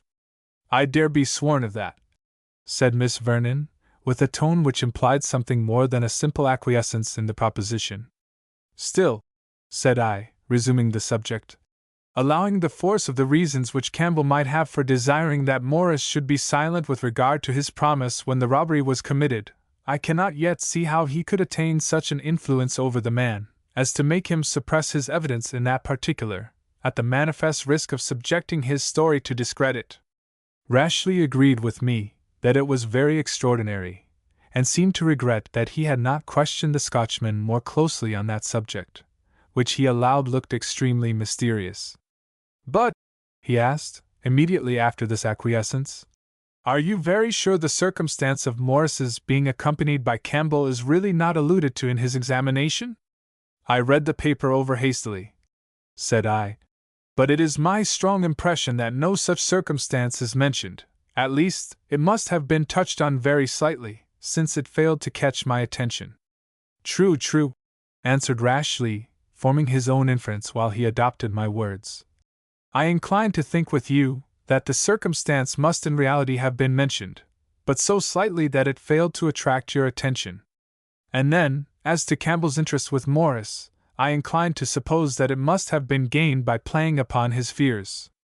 This chicken-hearted fellow, Morris, is bound, I understand, for Scotland, destined for some little employment under government, and possessing the courage of the wrathful dove, or most magnanimous mouse, he may have been afraid to encounter the ill will of such a kilcow as Campbell, whose very appearance would be enough to fright him out of his little wits. You observe that Mr. Campbell has at times a keen and animated manner, something of a martial cast in his tone and bearing. I own, I replied, that his expression struck me as being occasionally fierce and sinister, and little adapted to his peaceable professions. Has he served in the army? Yes, no, not, strictly speaking, served, but he has been, I believe, like most of his countrymen, trained to arms. Indeed, among the hills, they carry them from boyhood to the grave. So, if you know anything of your fellow traveler, you will easily judge that, going to such a country, he will take care to avoid a quarrel, if he can help it, with any of the natives. But come, I see you decline your wine, and I too am a degenerate Osbaldistone, so far as respects the circulation of the bottle. If you will go to my room, I will hold you a hand at piquet. We rose to take leave of Miss Vernon, who had from time to time suppressed, apparently with difficulty, a strong temptation to break in upon Rashleigh's details. As we were about to leave the room, the smothered fire broke forth. Mr. Osbaldistone, she said, your own observation will enable you to verify the justice, or injustice, of Rashleigh's suggestions concerning such individuals as Mr. Campbell and Mr. Morris. But in slandering Scotland, he has borne false witness against the whole country, and I request you will allow no weight to his evidence. Perhaps, I answered, I may find it somewhat difficult to obey your injunction, Miss Vernon, for I must own I was bred up with no very favorable idea of our northern neighbors. Distrust that part of your education, sir, she replied, and let the daughter of a Scotchwoman pray you to respect the land which gave her parent birth, until your own observation has proved them to be unworthy of your good opinion. Preserve your hatred and contempt for dissimulation, baseness, and falsehood, wheresoever they are to be met with. You will find enough of all without leaving England. Adieu, gentlemen, I wish you good evening. And she signed to the door, with the manner of a princess dismissing her train. We retired to Rashleigh's apartment, where a servant brought us coffee and cards. I had formed my resolution to press Rashleigh no farther on the events of the day. A mystery, and, as I thought, not of a favorable complexion, appeared to hang over his conduct, but to ascertain if my suspicions were just, it was necessary to throw him off his guard. We cut for the deal, and were soon earnestly engaged in our play. I thought I perceived in this trifling for amusement, for the stake which Rashleigh proposed was a mere trifle, something of a fierce and ambitious temper. He seemed perfectly to understand the beautiful game at which he played, but preferred, as it were on principle, the risking bold and precarious strokes to the ordinary rules of play, and neglecting the minor and better balanced chances of the game, he hazarded everything for the chance of piquing, repiquing, or capoting his adversary. So soon as the intervention of a game or two at piquet, like the music between the acts of a drama, had completely interrupted our previous course of conversation, Rashleigh appeared to tire of the game, and the cards were superseded by discourse, in which he assumed the lead. More learned than soundly wise, better acquainted with men's minds than with the moral principles that ought to regulate them, he had still powers of conversation which I have rarely seen equalled, never excelled. Of this his manner implied some consciousness. At least, it appeared to me that he had studied hard to improve his natural advantages of a melodious voice, fluent and happy expression, apt language, and fervid imagination. He was never loud, never overbearing, never so much occupied with his own thoughts as to outrun either the patience or the comprehension of those he conversed with. His ideas succeeded each other with the gentle but unintermitting flow of a plentiful and bounteous spring, while I have heard those of others, who aimed at distinction in conversation, rush along like the turbid gush from the sluice of a mill pond, as hurried, and as easily exhausted. It was late at night ere I could part from a companion so fascinating, and when I gained my own apartment, it cost me no small effort to recall to my mind the character of Rashleigh, such as I had pictured him previous to this tete-a-tete.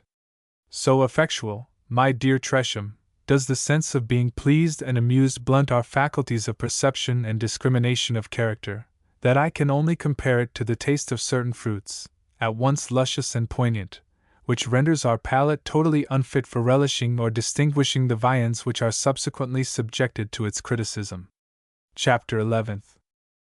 The next morning chanced to be Sunday, a day peculiarly hard to be got rid of at Osbaldistone Hall, for after the formal religious service of the morning had been performed, at which all the family regularly attended, it was hard to say upon which individual, Rashleigh and Miss Vernon excepted, the fiend of ennui descended with the most abundant outpouring of his spirit. To speak of my yesterday's embarrassment amused Sir Hildebrand for several minutes, and he congratulated me on my deliverance from Morpeth or Hexham jail, as he would have done if I had fallen in attempting to clear a 5-barred gate, and got up without hurting myself. Hast had a lucky turn, lad, but do now be overventurous again. What, man! The King's Road is free to all men, be they Whigs, be they Tories. On my word, sir, I am innocent of interrupting it, and it is the most provoking thing on earth, that every person will take it for granted that I am accessory to a crime which I despise and detest, and which would, moreover, deservedly forfeit my life to the laws of my country. Well, well, lad, even so be it. I ask no questions, no man bound to tell on himself. That's fair play, or the devil's in't. Rashleigh here came to my assistance, but I could not help thinking that his arguments were calculated rather as hints to his father to put on a show of acquiescence in my declaration of innocence, than fully to establish it. In your own house, my dear sir, and your own nephew, you will not surely persist in hurting his feelings by seeming to discredit what he is so strongly interested in affirming. No doubt, you are fully deserving of all his confidence, and I am sure, were there anything you could do to assist him in this strange affair, he would have recourse to your goodness. But my cousin Frank has been dismissed as an innocent man, and no one is entitled to suppose him otherwise. For my part, I have not the least doubt of his innocence, and our family honor, I conceive, requires that we should maintain it with tongue and sword against the whole country. Rashleigh, said his father, looking fixedly at him, thou art a sly loon, thou hast ever been too cunning for me, and too cunning for most folks. Have a care thou provena too cunning for thyself. 2 faces under one hood is no true heraldry. And since we talk of heraldry, I'll go and read Gwyllim. This resolution he intimated with a yawn, resistless as that of the goddess in the Dunciad, which was responsively echoed by his giant sons, as they dispersed in quest of the pastimes to which their minds severally inclined them, Percy to discuss a pot of March beer with the steward in the buttery, Thorncliff to cut a pair of cudgels, and fix them in their wicker hilts, John to dress mayflies, Dickon to play at pitch and toss by himself, his right hand against his left, and Wilfred to bite his thumbs and hum himself into a slumber which should last till dinner time, if possible. Miss Vernon had retired to the library. Rashleigh and I were left alone in the old hall, from which the servants, with their usual bustle and awkwardness, had at length contrived to hurry the remains of our substantial breakfast. I took the opportunity to upbraid him with the manner in which he had spoken of my affair to his father, which I frankly stated was highly offensive to me, as it seemed rather to exhort Sir Hildebrand to conceal his suspicions, than to root them out. "Why, what can I do, my dear friend?" replied Rashleigh. "My father's disposition is so tenacious of suspicions of all kinds, when once they take root, which, to do him justice, does not easily happen, that I have always found it the best way to silence him upon such subjects, instead of arguing with him. Thus I get the better of the weeds which I cannot eradicate, by cutting them over as often as they appear, until at length they die away of themselves. There is neither wisdom nor profit in disputing with such a mind as Sir Hildebrand's, which hardens itself against conviction, and believes in its own inspirations as firmly as we good Catholics do in those of the Holy Father of Rome. It is very hard, though, that I should live in the house of a man, and he a near relation too, who will persist in believing me guilty of a highway robbery. My father's foolish opinion, if one may give that epithet to any opinion of a father's, does not affect your real innocence, and as to the disgrace of the fact, depend on it, that, considered in all its bearings, political as well as moral, Sir Hildebrand regards it as a meritorious action, a weakening of the enemy, a spoiling of the Amalekites. And you will stand the higher in his regard for your supposed accession to it. I desire no man's regard, Mr. Rashleigh, on such terms as must sink me in my own, and I think these injurious suspicions will afford a very good reason for quitting Osbaldistone Hall, which I shall do whenever I can communicate on the subject with my father." The dark countenance of Rashleigh, though little accustomed to betray its master's feelings, exhibited a suppressed smile, which he instantly chastened by a sigh. "You are a happy man, Frank, you go and come, as the wind bloweth where it listeth. With your address, taste, and talents you will soon find circles where they will be more valued than amid the dull inmates of this mansion, while I—" He paused. "And what is there in your lot that can make you or any one envy mine, an outcast, as I may almost term myself, from my father's house and favor?" "Aye, but," answered Rashleigh, "consider the gratified sense of independence which you must have attained by a very temporary sacrifice, for such I am sure yours will prove to be. Consider the power of acting as a free agent, of cultivating your own talents in the way to which your taste determines you, and in which you are well qualified to distinguish yourself. Fame and freedom are cheaply purchased by a few weeks' residence in the north, even though your place of exile be Osbaldistone Hall. A second Ovid in Thrace, you have not his reasons for writing Tristia." "I do not know," said I, blushing as became a young scribbler, "how you should be so well acquainted with my truant studies. There was an emissary of your father's here some time since, a young coxcomb, one Twineall, who informed me concerning your secret sacrifices to the Muses, and added that some of your verses had been greatly admired by the best judges. Tresham, I believe you are guiltless of having ever essayed to build the lofty rhyme, but you must have known in your day many an apprentice in fellowcraft, if not some of the master masons, in the temple of Apollo. Vanity is their universal foible, from him who decorated the shades of Twickenham, to the veriest scribbler whom he has lashed in his Dunciad.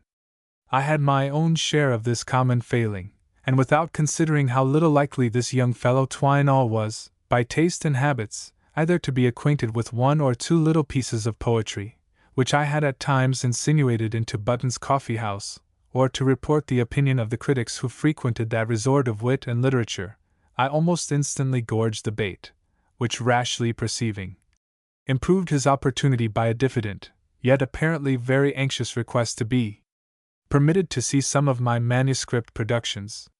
"You shall give me an evening in my own apartment," he continued, "for I must soon lose the charms of literary society for the drudgery of commerce, and the coarse everyday avocations of the world. I repeat it, that my compliance with my father's wishes for the advantage of my family is indeed a sacrifice, especially considering the calm and peaceful profession to which my education destined me. I was vain, but not a fool, and this hypocrisy was too strong for me to swallow." "You would not persuade me," I replied. That you really regret to exchange the situation of an obscure Catholic priest, with all its privations, for wealth and society, and the pleasures of the world? Rashleigh saw that he had colored his affectation of moderation too highly, and, after a second's pause, during which, I suppose, he calculated the degree of candor which it was necessary to use with me, that being a quality of which he was never needlessly profuse, he answered, with a smile, "At my age, to be condemned, as you say, to wealth in the world does not, indeed, sound so alarming as perhaps it ought to do. But with pardon be it spoken, you have mistaken my destination, a Catholic priest, if you will, but not an obscure one. No, sir, Rashleigh Osbaldistone will be more obscure, should he rise to be the richest citizen in London, than he might have been as a member of a church, whose ministers, as someone says, set their sandalled feet on princes. My family interest at a certain exiled court is high, and the weight which that court ought to possess, and does possess, at Rome is yet higher, my talents not altogether inferior to the education I have received. In sober judgment, I might have looked forward to high eminence in the church, in the dream of fancy, to the very highest. Why might not?" he added, laughing, for it was part of his manner to keep much of his discourse apparently betwixt jest and earnest. "Why might not Cardinal Osbaldistone have swayed the fortunes of empires, well-born and well-connected, as well as the low-born Mazarin, or Alberoni, the son of an Italian gardener? Nay, I can give you no reason to the contrary, but in your place I should not much regret losing the chance of such precarious and invidious elevation." "Neither would I," he replied, "were I sure that my present establishment was more certain, but that must depend upon circumstances which I can only learn by experience. The disposition of your father, for example. Confess the truth without finesse, Rashleigh, you would willingly know something of him from me? Since, like Di Vernon, you make a point of following the banner of the good knight Sincerity, I reply, certainly. Well, then, you will find in my father a man who has followed the paths of thriving more for the exercise they afforded to his talents, than for the love of the gold with which they are strewed. His active mind would have been happy in any situation which gave it scope for exertion, though that exertion had been its sole reward. But his wealth has accumulated because, moderate and frugal in his habits, no new sources of expense have occurred to dispose of his increasing income. He is a man who hates dissimulation in others, never practices it himself, and is peculiarly alert in discovering motives through the coloring of language. Himself silent by habit, he is readily disgusted by great talkers, the rather that the circumstances by which he is most interested afford no great scope for conversation. He is severely strict in the duties of religion, but you have no reason to fear his interference with yours, for he regards toleration as a sacred principle of political economy. But if you have any Jacobitical partialities, as is naturally to be supposed, you will do well to suppress them in his presence, as well as the least tendency to the high-flying or Tory principles, for he holds both in utter detestation. For the rest, his word is his own bond, and must be the law of all who act under him. He will fail in his duty to no one, and will permit no one to fail towards him. To cultivate his favor, you must execute his commands, instead of echoing his sentiments. His greatest failings arise out of prejudices connected with his own profession, or rather his exclusive devotion to it, which makes him see little worthy of praise or attention, unless it be in some measure connected with commerce. "O rare painted portrait!" exclaimed Rashleigh, when I was silent. "Van Dyck was a dauber to you, Frank. I see thy sire before me in all his strength and weakness, loving and honoring the king as a sort of Lord Mayor of the Empire, or chief of the Board of Trade, venerating the Commons, for the acts regulating the export trade, and respecting the peers, because the Lord Chancellor sits on a woolsack. Mine was a likeness, Rashleigh, yours is a caricature. But in return for the carte du pays which I have unfolded to you, give me some lights on the geography of the unknown lands on which you are wrecked," said Rashleigh. "It is not worth while. It is no Isle of Calypso, umbrageous with shade and intricate with sylvan labyrinth, but a bare ragged Northumbrian moor, with as little to interest curiosity as to delight the eye. You may descry it in all its nakedness in half an hour's survey, as well as if I were to lay it down before you by line and compass. Oh, but something there is, worthy a more attentive survey. What say you to Miss Vernon?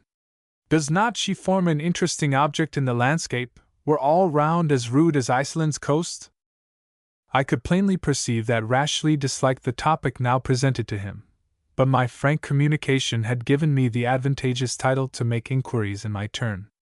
Rashleigh felt this, and found himself obliged to follow my lead, however difficult he might find it to play his cards successfully.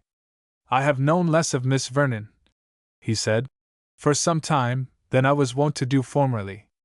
In early age I was her tutor, but as she advanced towards womanhood, my various avocations, the gravity of the profession to which I was destined, the peculiar nature of her engagements, our mutual situation, in short, rendered a close and constant intimacy dangerous and improper. I believe Miss Vernon might consider my reserve as unkindness, but it was my duty. I felt as much as she seemed to do, when compelled to give way to prudence. But where was the safety in cultivating an intimacy with a beautiful and susceptible girl, whose heart, you are aware, must be given either to the cloister or to a betrothed husband? The cloister or a betrothed husband? I echoed. Is that the alternative destined for Miss Vernon? It is indeed, said Rashleigh, with a sigh. I need not, I suppose, caution you against the danger of cultivating too closely the friendship of Miss Vernon. You are a man of the world, and know how far you can indulge yourself in her society with safety to yourself, and justice to her. But I warn you, that, considering her ardent temper, you must let your experience keep guard over her as well as yourself, for the specimen of yesterday may serve to show her extreme thoughtlessness and neglect of decorum. There was something, I was sensible, of truth, as well as good sense, in all this. It seemed to be given as a friendly warning, and I had no right to take it amiss. Yet I felt I could with pleasure have run Rashleigh Osbaldistone through the body all the time he was speaking. The deuce take his insolence, was my internal meditation. Would he wish me to infer that Miss Vernon had fallen in love with that hatchet face of his, and become degraded so low as to require his shyness to cure her of an imprudent passion? I will have his meaning from him, was my resolution, if I should drag it out with cart ropes. For this purpose, I placed my temper under as accurate a guard as I could, and observed that, for a lady of her good sense and acquired accomplishments, it was to be regretted that Miss Vernon's manners were rather blunt and rustic. Frank and unreserved, at least, to the extreme, replied Rashleigh. Yet, trust me, she has an excellent heart. To tell you the truth, should she continue her extreme aversion to the cloister, and to her destined husband, and should my own labors in the mine of Plutus promise to secure me a decent independence, I shall think of reviewing our acquaintance and sharing it with Miss Vernon. With all his fine voice, and well-turned periods, thought I, this same Rashleigh Osbaldistone is the ugliest and most conceited coxcomb I ever met with. But, continued Rashleigh, as if thinking aloud, I should not like to supplant Thorncliff. Supplant Thorncliff? Is your brother Thorncliff? I inquired with great surprise. The destined husband of Diana Vernon? Why, aye, her father's commands and a certain family contract destined her to marry one of Sir Hildebrand's sons. A dispensation has been obtained from Rome to Diana Vernon to marry Blank Osbaldistone, Esq., son of Sir Hildebrand Osbaldistone, of Osbaldistone Hall, Bart, and so forth, and it only remains to pitch upon the happy man whose name shall fill the gap in the manuscript. Now, as Percy is seldom sober, my father pitched on Thorncliff, as the second prop of the family, and therefore most proper to carry on the line of the Osbaldistones. The young lady, said I, forcing myself to assume an air of pleasantry, which, I believe, became me extremely ill, would perhaps have been inclined to look a little lower on the family tree, for the branch to which she was desirous of clinging. I cannot say, he replied. There is room for little choice in our family. Dick is a gambler, John a boor, and Wilfred an ass. I believe my father really made the best selection for poor Di, after all. The present company, said I, being always accepted. Oh, my destination to the church placed me out of the question. Otherwise I will not affect to say, that, qualified by my education both to instruct and guide Miss Vernon, I might not have been a more creditable choice than any of my elders. And so thought the young lady, doubtless?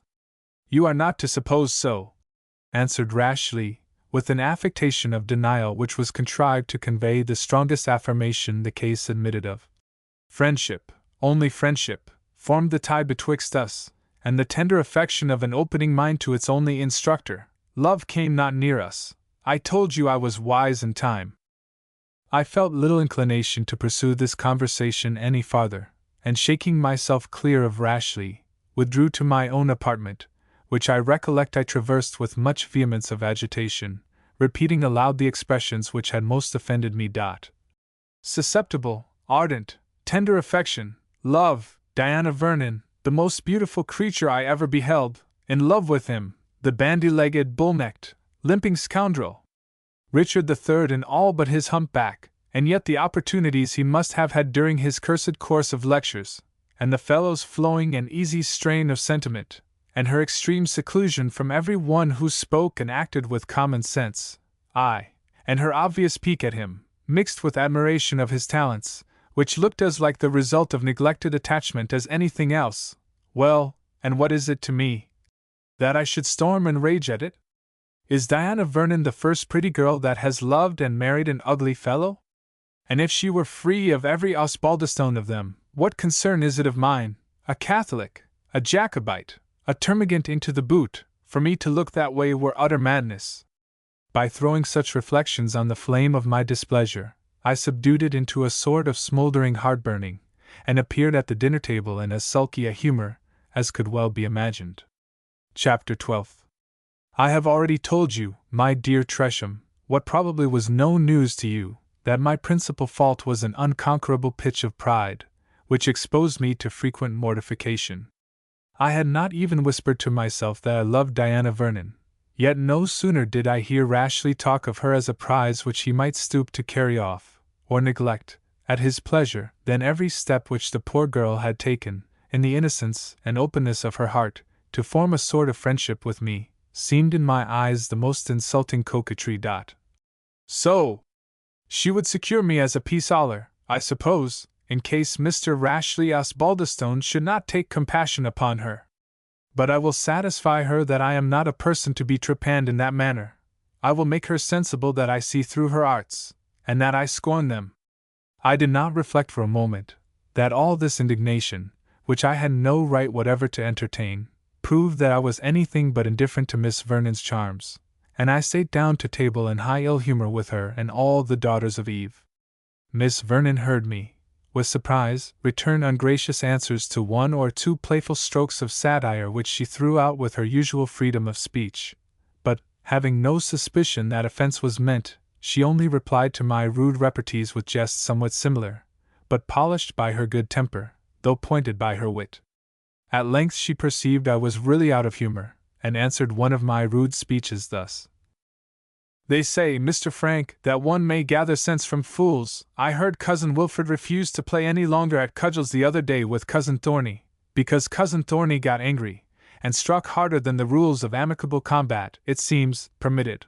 Were I to break your head in good earnest, quoth honest Wilfred, I care not how angry you are, for I should do it so much the more easily, but it's hard I should get raps over the costard, and only pay you back in make-believes. Do you understand the moral of this, Frank?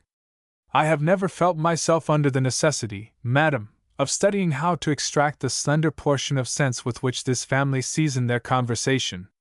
Necessity! And madam, you surprise me, Mr. Osbaldistone. I am unfortunate in doing so. Am I to suppose that this capricious tone is serious? Or is it only assumed, to make your good humour more valuable? You have a right to the attention of so many gentlemen in this family, Miss Vernon, that it cannot be worth your while to inquire into the cause of my stupidity and bad spirits. What? She said. Am I to understand, then, that you have deserted my faction, and gone over to the enemy? Then, looking across the table, and observing that Rashleigh, who was seated opposite, was watching us with a singular expression of interest on his harsh features, she continued. Well, thank heaven, and the unprotected state which has taught me endurance, I do not take offence easily, and that I may not be forced to quarrel, whether I like it or no, I have the honour, earlier than usual, to wish you a happy digestion of your dinner and your bad humor." And she left the table accordingly. Upon Miss Vernon's departure, I found myself very little satisfied with my own conduct. I had hurled back offered kindness, of which circumstances had but lately pointed out the honest sincerity, and I had but just stopped short of insulting the beautiful, and, as she had said with some emphasis, the unprotected being by whom it was proffered. My conduct seemed brutal in my own eyes. To combat or drown these painful reflections, I applied myself more frequently than usual to the wine which circulated on the table. The agitated state of my feelings combined with my habits of temperance to give rapid effect to the beverage. Habitual topers, I believe, acquire the power of soaking themselves with a quantity of liquor that does little more than muddy those intellects which in their sober state are none of the clearest. But men who are strangers to the vice of drunkenness as a habit are more powerfully acted upon by intoxicating liquors. My spirits, once aroused, became extravagant. I talked a great deal, argued upon what I knew nothing of, told stories of which I forgot the point, then laughed immoderately at my own forgetfulness. I accepted several bets without having the least judgment. I challenged the giant John to wrestle with me, although he had kept the ring at Hexham for a year, and I never tried so much as a single fall. My uncle had the goodness to interpose and prevent this consummation of drunken folly, which, I suppose, would have otherwise ended in my neck being broken. It has even been reported by maligners that I sang a song while under this vinous influence, but, as I remember nothing of it, and never attempted to turn a tune in all my life before or since, I would willingly hope there is no actual foundation for the calumny. I was absurd enough without this exaggeration. Without positively losing my senses, I speedily lost all command of my temper, and my impetuous passions whirled me onward at their pleasure. I had sate down sulky and discontented, and disposed to be silent. The wine rendered me loquacious, disputatious, and quarrelsome. I contradicted whatever was asserted, and attacked, without any respect to my uncle's table, both his politics and his religion. The affected moderation of Rashleigh, which he well knew how to qualify with irritating ingredients, was even more provoking to me than the noisy and bullying language of his obstreperous brothers. My uncle, to do him justice, endeavored to bring us to order, but his authority was lost amidst the tumult of wine and passion. At length, frantic at some real or supposed injurious insinuation, I actually struck Rashleigh with my fist. No Stoic philosopher, superior to his own passion and that of others, could have received an insult with a higher degree of scorn. What he himself did not think it apparently worth while to resent, Thorncliff resented for him. Swords were drawn, and we exchanged one or two passes, when the other brother separated us by main force, and I shall never forget the diabolical sneer which writhed Rashleigh's wayward features, as I was forced from the apartment by the main strength of two of these youthful Titans. They secured me in my apartment by locking the door, and I heard them, to my inexpressible rage, laugh heartily as they descended the stairs. I essayed in my fury to break out, but the window grates, and the strength of a door clenched with iron, resisted my efforts. At length I threw myself on my bed, and fell asleep amidst vows of dire revenge to be taken in the ensuing day. But with the morning cool repentance came. I felt, in the keenest manner, the violence and absurdity of my conduct, and was obliged to confess that wine and passion had lowered my intellects even below those of Wilfred Osbaldistone, whom I held in so much contempt. My uncomfortable reflections were by no means soothed by meditating the necessity of an apology for my improper behavior, and recollecting that Miss Vernon must be a witness of my submission. The impropriety and unkindness of my conduct to her personally added not a little to these galling considerations, and for this I could not even plead the miserable excuse of intoxication. Under all these aggravating feelings of shame and degradation, I descended to the breakfast hall, like a criminal to receive sentence. It chanced that a hard frost had rendered it impossible to take out the hounds, so that I had the additional mortification to meet the family, excepting only Rashleigh and Miss Vernon, in full divan, surrounding the cold venison pasty and chine of beef. They were in high glee as I entered, and I could easily imagine that the jests were furnished at my expense. In fact, what I was disposed to consider with serious pain was regarded as an excellent good joke by my uncle, and the greater part of my cousins. Sir Hildebrand, while he rallied me on the exploits of the preceding evening, swore he thought a young fellow had better be thrice drunk in one day, than sneak sober to bed like a Presbyterian, and leave a batch of honest fellows, and a double quart of claret. And to back this consolatory speech, he poured out a large bumper of brandy, exhorting me to swallow a hair of the dog that had bit me. Never mind these lads laughing nivelet, he continued. They would have been all as great milksops as yourself, had I not nursed them, as one may say, on the toast and tankard. Ill nature was not the fault of my cousins in general. They saw I was vexed and hurt at the recollections of the preceding evening, and endeavored, with clumsy kindness, to remove the painful impression they had made on me. Thorncliff alone looked sullen and unreconciled. This young man had never liked me from the beginning, and in the marks of attention occasionally shown me by his brothers, awkward as they were, he alone had never joined. If it was true, of which, however, I began to have my doubts, that he was considered by the family, or regarded himself, as the destined husband of Miss Vernon, a sentiment of jealousy might have sprung up in his mind from the marked predilection which it was that young lady's pleasure to show for one whom Thorncliff might, perhaps, think likely to become a dangerous rival. Rashleigh at last entered, his visage as dark as morning weed, brooding, I could not but doubt, over the unjustifiable and disgraceful insult I had offered to him. I had already settled in my own mind how I was to behave on the occasion, and had schooled myself to believe that true honor consisted not in defending, but in apologizing for, an injury so much disproportioned to any provocation I might have to allege. I therefore hastened to meet Rashleigh, and to express myself in the highest degree sorry for the violence with which I had acted on the preceding evening. No circumstances, I said, could have wrung from me a single word of apology, save my own consciousness of the impropriety of my behavior. I hoped my cousin would accept of my regrets so sincerely offered, and consider how much of my misconduct was owing to the excessive hospitality of Osbaldistone Hall. He shall be friends with thee, lad, cried the honest knight, in the full effusion of his heart. Or me, if I call him son more, why, Rashie, dost stand there like a log? Sorry for it is all a gentleman can say, if he happens to do anything awry, especially over his claret. I served in Hounslow, and should know something, I think, of affairs of honor. Let me hear no more of this, and we'll go in a body and rummage out the badger in Birkenwood Bank. Rashleigh's face resembled, as I have already noticed, no other countenance that I ever saw. But this singularity lay not only in the features, but in the mode of changing their expression. Other countenances, in altering from grief to joy, or from anger to satisfaction, pass through some brief interval, ere the expression of the predominant passion supersedes entirely that of its predecessor.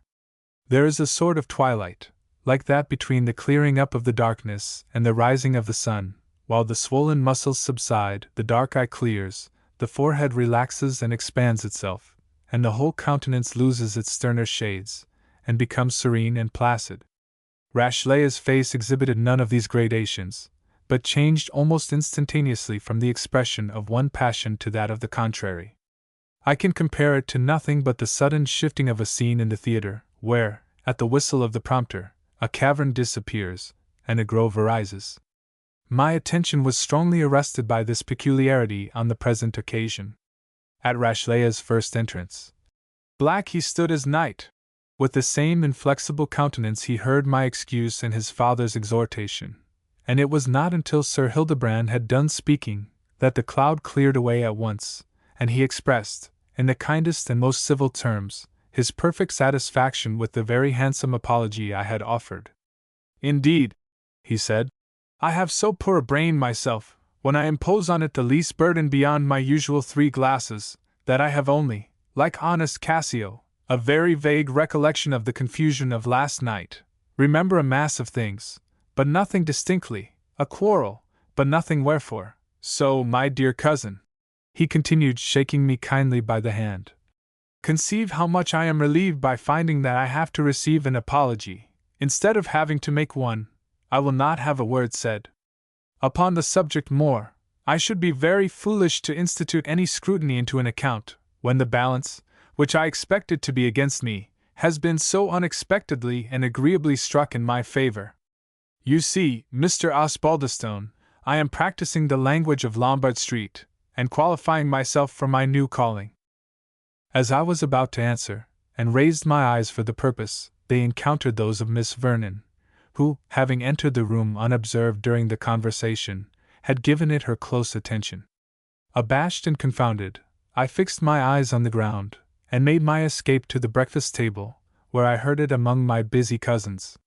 My uncle, that the events of the preceding day might not pass out of our memory without a practical moral lesson, took occasion to give Rashleigh and me his serious advice to correct our milksop habits, as he termed them, and gradually to inure our brains to bear a gentlemanlike quantity of liquor, without brawls or breaking of heads.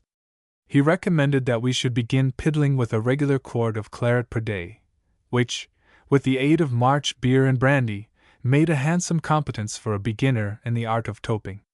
And for our encouragement, he assured us that he had known many a man who had lived to our years without having drunk a pint of wine at a sitting, who yet by falling into honest company, and following hearty example, had afterwards been numbered among the best good fellows of the time, and could carry off their 6 bottles under their belt quietly and comfortably, without brawling or babbling, and be either sick nor sorry the next morning. Sage as this advice was, and comfortable as was the prospect it held out to me, I profited but little by the exhortation, partly, perhaps, because, as often as I raised my eyes from the table, I observed Miss Vernon's looks fixed on me, in which I thought I could read grave compassion blended with regret and displeasure. I began to consider how I should seek a scene of explanation and apology with her also, when she gave me to understand she was determined to save me the trouble of soliciting an interview. "Cousin Francis," she said, addressing me by the same title she used to give to the other Osbaldistones, although I had, properly speaking, no title to be called her kinsman. "I have encountered this morning a difficult passage in the Divina Commedia of Dante. Will you have the goodness to step to the library and give me your assistance? And when you have unearthed for me the meaning of the obscure Florentine, we will join the rest at Birkenwood Bank, and see their luck at unearthing the badger." I signified, of course, my readiness to wait upon her. Rashleigh made an offer to accompany us. "I am something better skilled," he said, "at tracking the sense of Dante through the metaphors and elisions of his wild and gloomy poem, than at hunting the poor inoffensive hermit yonder out of his cave." "Pardon me, Rashleigh," said Miss Vernon, "but as you are to occupy Mr. Francis's place in the counting-house, you must surrender to him the charge of your pupil's education at Osbaldistone Hall. We shall call you in, however, if there is any occasion, so pray do not look so grave upon it. Besides, it is a shame to you not to understand field sports. What will you do should our uncle in Crane Alley ask you the signs by which you track a badger?" "Aye true, said Sir Hildebrand with a sigh. "I misdoubt Rashleigh will be found short at the leap when he is put to the trial. And he would ha' learned useful knowledge like his brothers. He was bred up where it grew, I was. But French antics, and book learning, with the new turnips, and the rats, and the Hanoverians, ha' changed the world that I ha' known in old England. But come along with us, Rashie, and carry my hunting staff, man. Thy cousin lacks none of thy company as now, and I wanna ha' die crossed. It's ne'er be said there was but one woman in Osbaldistone Hall, and she died for lack of her will." Rashleigh followed his father, as he commanded, not, however, ere he had whispered to Diana, "I suppose I must in discretion bring the courtier, Ceremony, in my company, and knock when I approach the door of the library?" No, Rashleigh," said Miss Vernon. "Dismiss from your company the false archimage dissimulation, and it will better ensure your free access to our classical consultations." So saying, she led the way to the library, and I followed, like a criminal, I was going to say, to execution, but, as I bethink me, I have used the simile once, if not twice before. Without any simile at all, then, I followed, with a sense of awkward and conscious embarrassment, which I would have given a great deal to shake off. I thought it a degrading and unworthy feeling to attend one on such an occasion, having breathed the air of the continent long enough to have imbibed the notion that lightness, gallantry, and something approaching to well-bred self-assurance, should distinguish the gentleman whom a fair lady selects for her companion in a tete-a-tete. My English feelings, however, were too many for my French education, and I made, I believe, a very pitiful figure, when Miss Vernon, seating herself majestically in a huge elbow chair in the library, like a judge about to hear a cause of importance, signed to me to take a chair opposite to her, which I did, much like the poor fellow who was going to be tried, and entered upon conversation in a tone of bitter irony. Chapter 13. "Upon my word, Mr. Francis Osbaldistone," said Miss Vernon, with the air of one who thought herself fully entitled to assume the privilege of ironical reproach, which she was pleased to exert, "your character improves upon us, sir. I could not have thought that it was in you. Yesterday might be considered as your essay piece, to prove yourself entitled to be free of the corporation of Osbaldistone Hall. But it was a masterpiece. I am quite sensible of my ill-breeding, Miss Vernon, and I can only say for myself that I had received some communications by which my spirits were unusually agitated. I am conscious I was impertinent and absurd. You do yourself great injustice," said the merciless monitor. "You have contrived, by what I saw and have since heard, to exhibit in the course of one evening a happy display of all the various masterly qualifications which distinguish your several cousins, the gentle and generous temper of the benevolent Rashleigh, the temperance of Percy, the cool courage of Thorncliffe, John's skill in dog-breaking, Dickens' aptitude to betting, all exhibited by the single individual, Mr. Francis. And that, with a selection of time, place, and circumstance, worthy the taste and sagacity of the sapient Wilfred.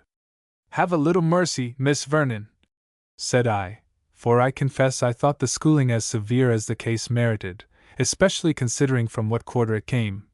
"And forgive me if I suggest, as an excuse for follies I am not usually guilty of, the custom of this house and country. I am far from approving of it, but we have Shakespeare's authority for saying that good wine is a good familiar creature, and that any man living may be overtaken at some time. Ay, Mr. Francis, but he places the panegyric and the apology in the mouth of the greatest villain his pencil has drawn. I will not, however, abuse the advantage your quotation has given me, by overwhelming you with the refutation with which the victim Cassio replies to the tempter Iago. I only wish you to know that there is one person at least sorry to see a youth of talents and expectations sink into the slough in which the inhabitants of this house are nightly wallowing. I have but wet my shoe, I assure you, Miss Vernon, and am too sensible of the filth of the puddle to step farther in." "If such be your resolution," she replied, "it is a wise one. But I was so much vexed at what I heard that your concerns have pressed before my own. You behaved to me yesterday, during dinner, as if something had been told you which lessened or lowered me in your opinion. I'd beg leave to ask you what it was?" I was stupefied.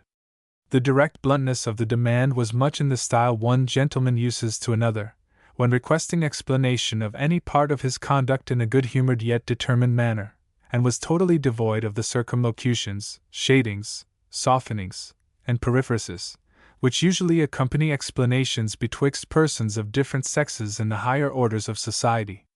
I remained completely embarrassed, for it pressed on my recollection that Rashleigh's communications, supposing them to be correct, ought to have rendered Miss Vernon rather an object of my compassion than of my pettish resentment, and had they furnished the best apology possible for my own conduct, still I must have had the utmost difficulty in detailing what inferred such necessary and natural offense to Miss Vernon's feelings.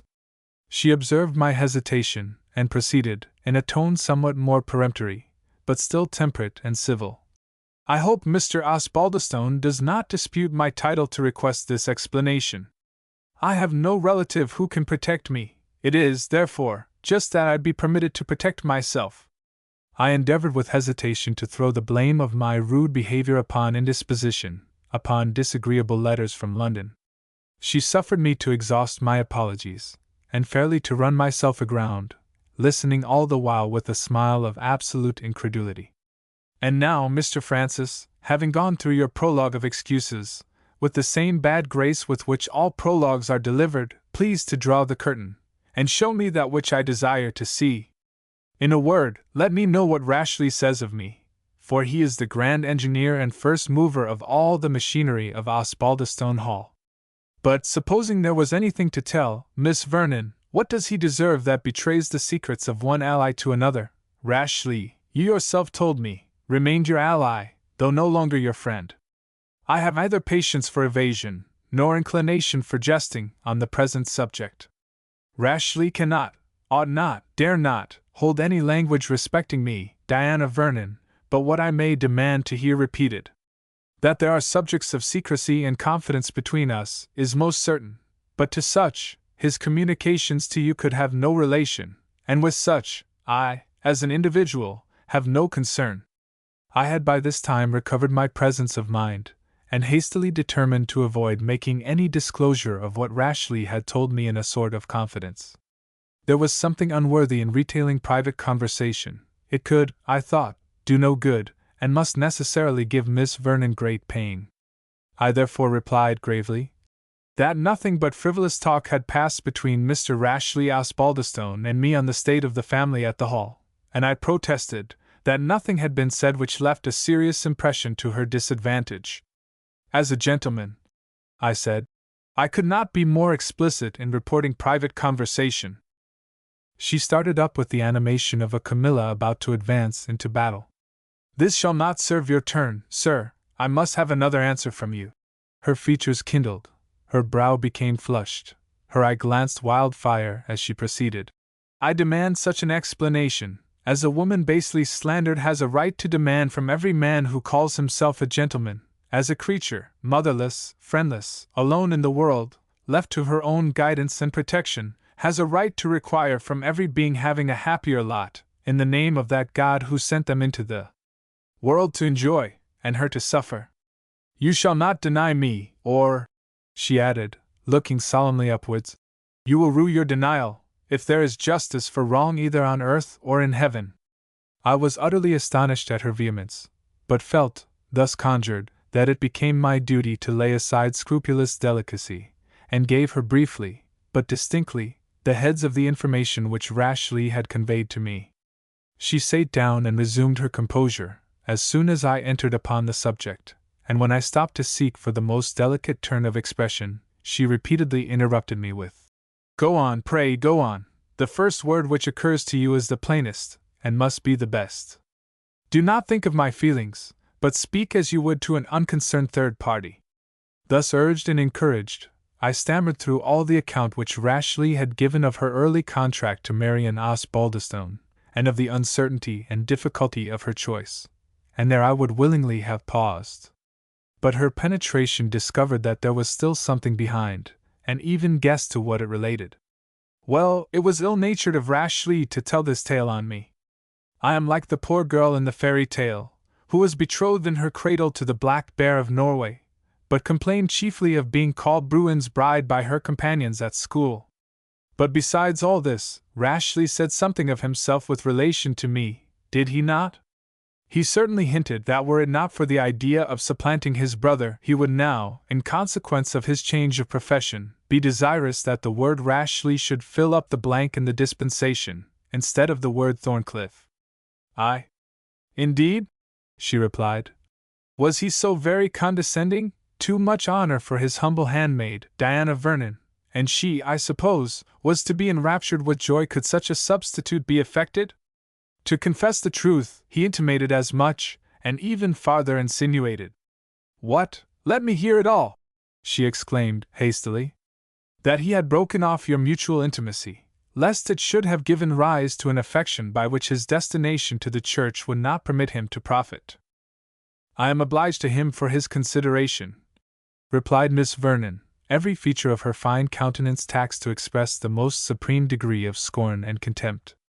She paused a moment, and then said, with her usual composure, There is but little I have heard from you which I did not expect to hear, and which I ought not to have expected, because, bating one circumstance, it is all very true. But as there are some poisons so active, that a few drops, it is said, will infect a whole fountain, so there is one falsehood in Rashleigh's communication, powerful enough to corrupt the whole well in which truth herself is said to have dwelt. It is the leading and foul falsehood, that, knowing Rashleigh as I have reason too well to know him, any circumstance on earth could make me think of sharing my lot with him. No, She continued with a sort of inward shuddering that seemed to express involuntary horror. Any lot rather than that the sot, the gambler, the bully, the jockey, the insensate fool, were 1,000 times preferable to Rashleigh. The convent, the jail, the grave, shall be welcome before them all. There was a sad and melancholy cadence in her voice, corresponding with the strange and interesting romance of her situation.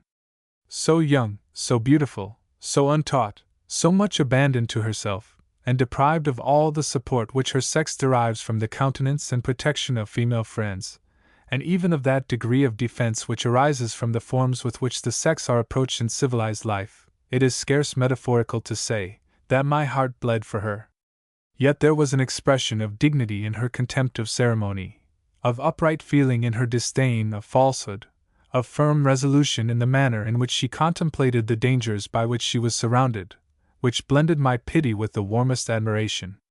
She seemed a princess deserted by her subjects, and deprived of her power, yet still scorning those formal regulations of society which are created for persons of an inferior rank, and amid her difficulties, relying boldly and confidently on the justice of heaven, and the unshaken constancy of her own mind. I offered to express the mingled feelings of sympathy and admiration with which her unfortunate situation and her high spirit combined to impress me, but she imposed silence on me at once. "I told you in jest," she said, "that I disliked compliments. I now tell you in earnest that I do not ask sympathy, and that I despise consolation. What I have borne, I have borne. What I am to bear, I will sustain as I may. No word of commiseration can make a burden feel one feather's weight lighter to the slave who must carry it.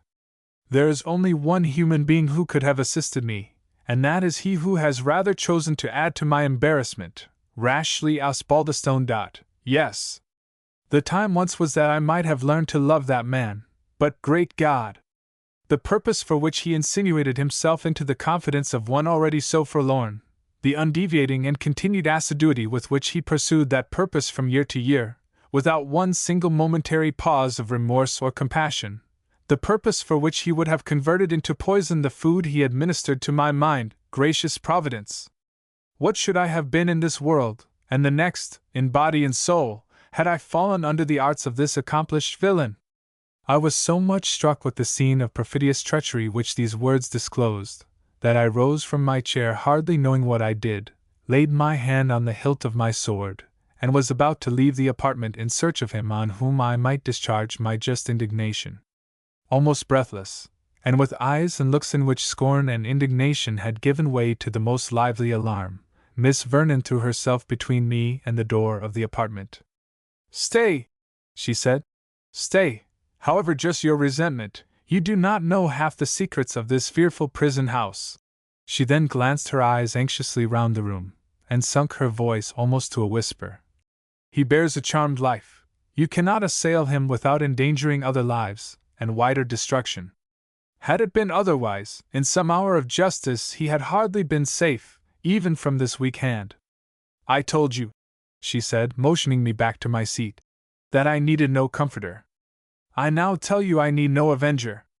I resumed my seat mechanically, musing on what she said, and recollecting also, what had escaped me in my first glow of resentment, that I had no title whatever to constitute myself Miss Vernon's champion.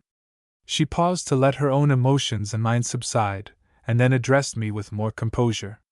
"I have already said that there is a mystery connected with Rashleigh, of a dangerous and fatal nature.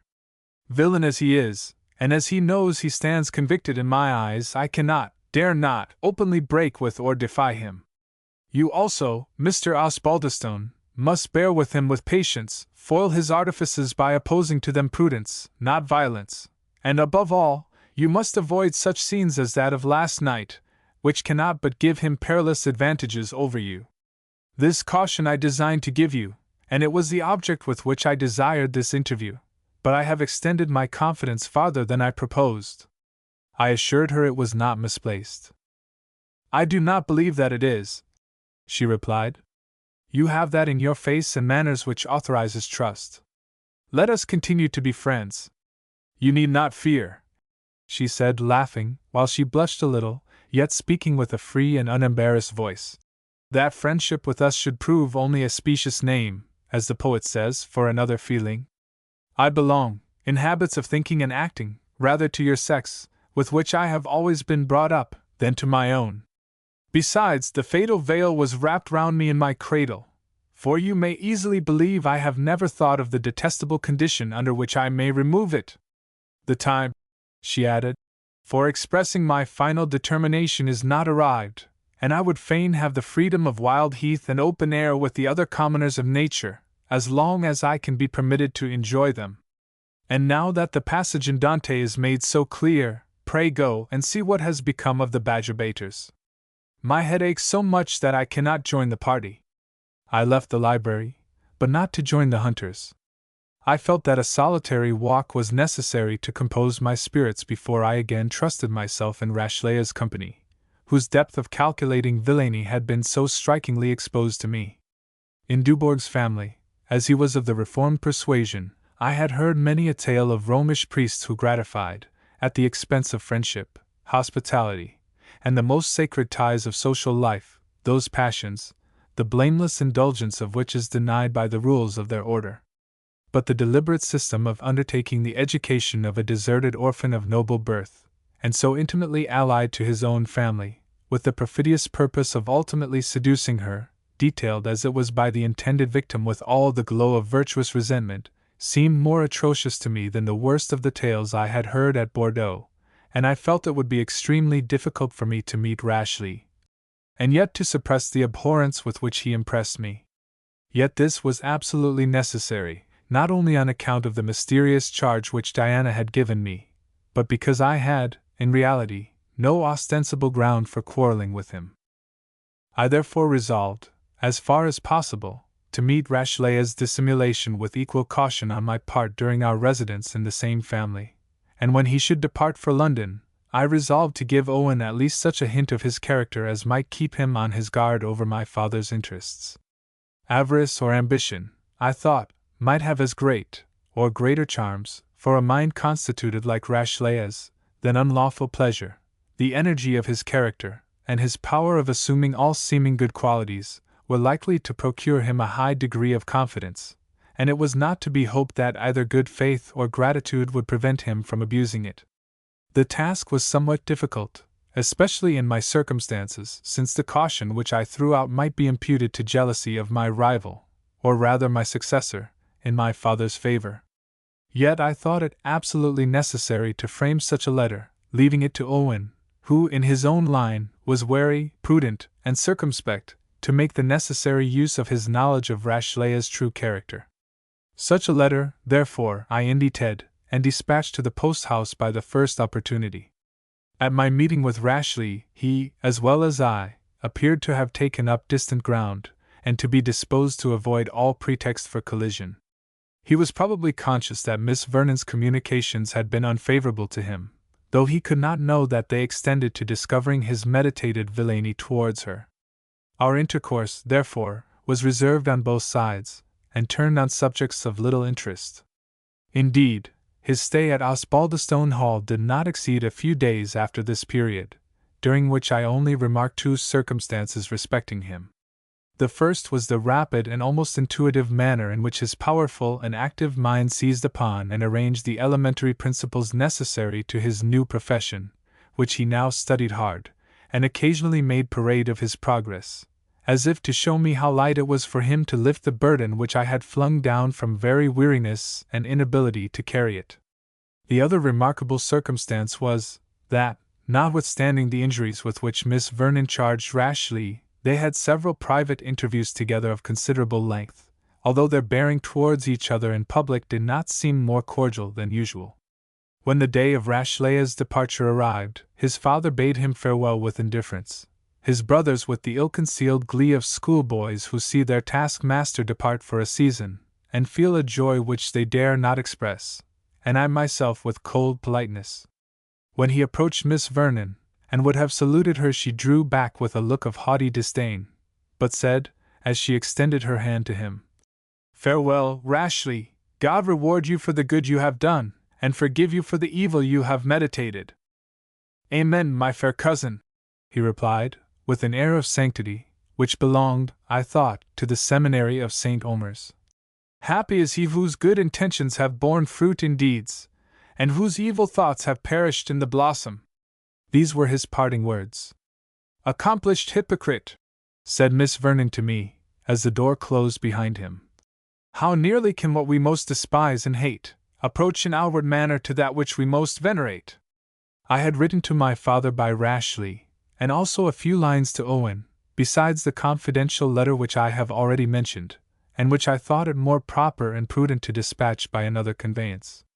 In these epistles, it would have been natural for me to have pointed out to my father and my friend that I was at present in a situation where I could improve myself in no respect, unless in the mysteries of hunting and hawking, and where I was not unlikely to forget, in the company of rude grooms and horseboys, any useful knowledge or elegant accomplishments which I had hitherto acquired.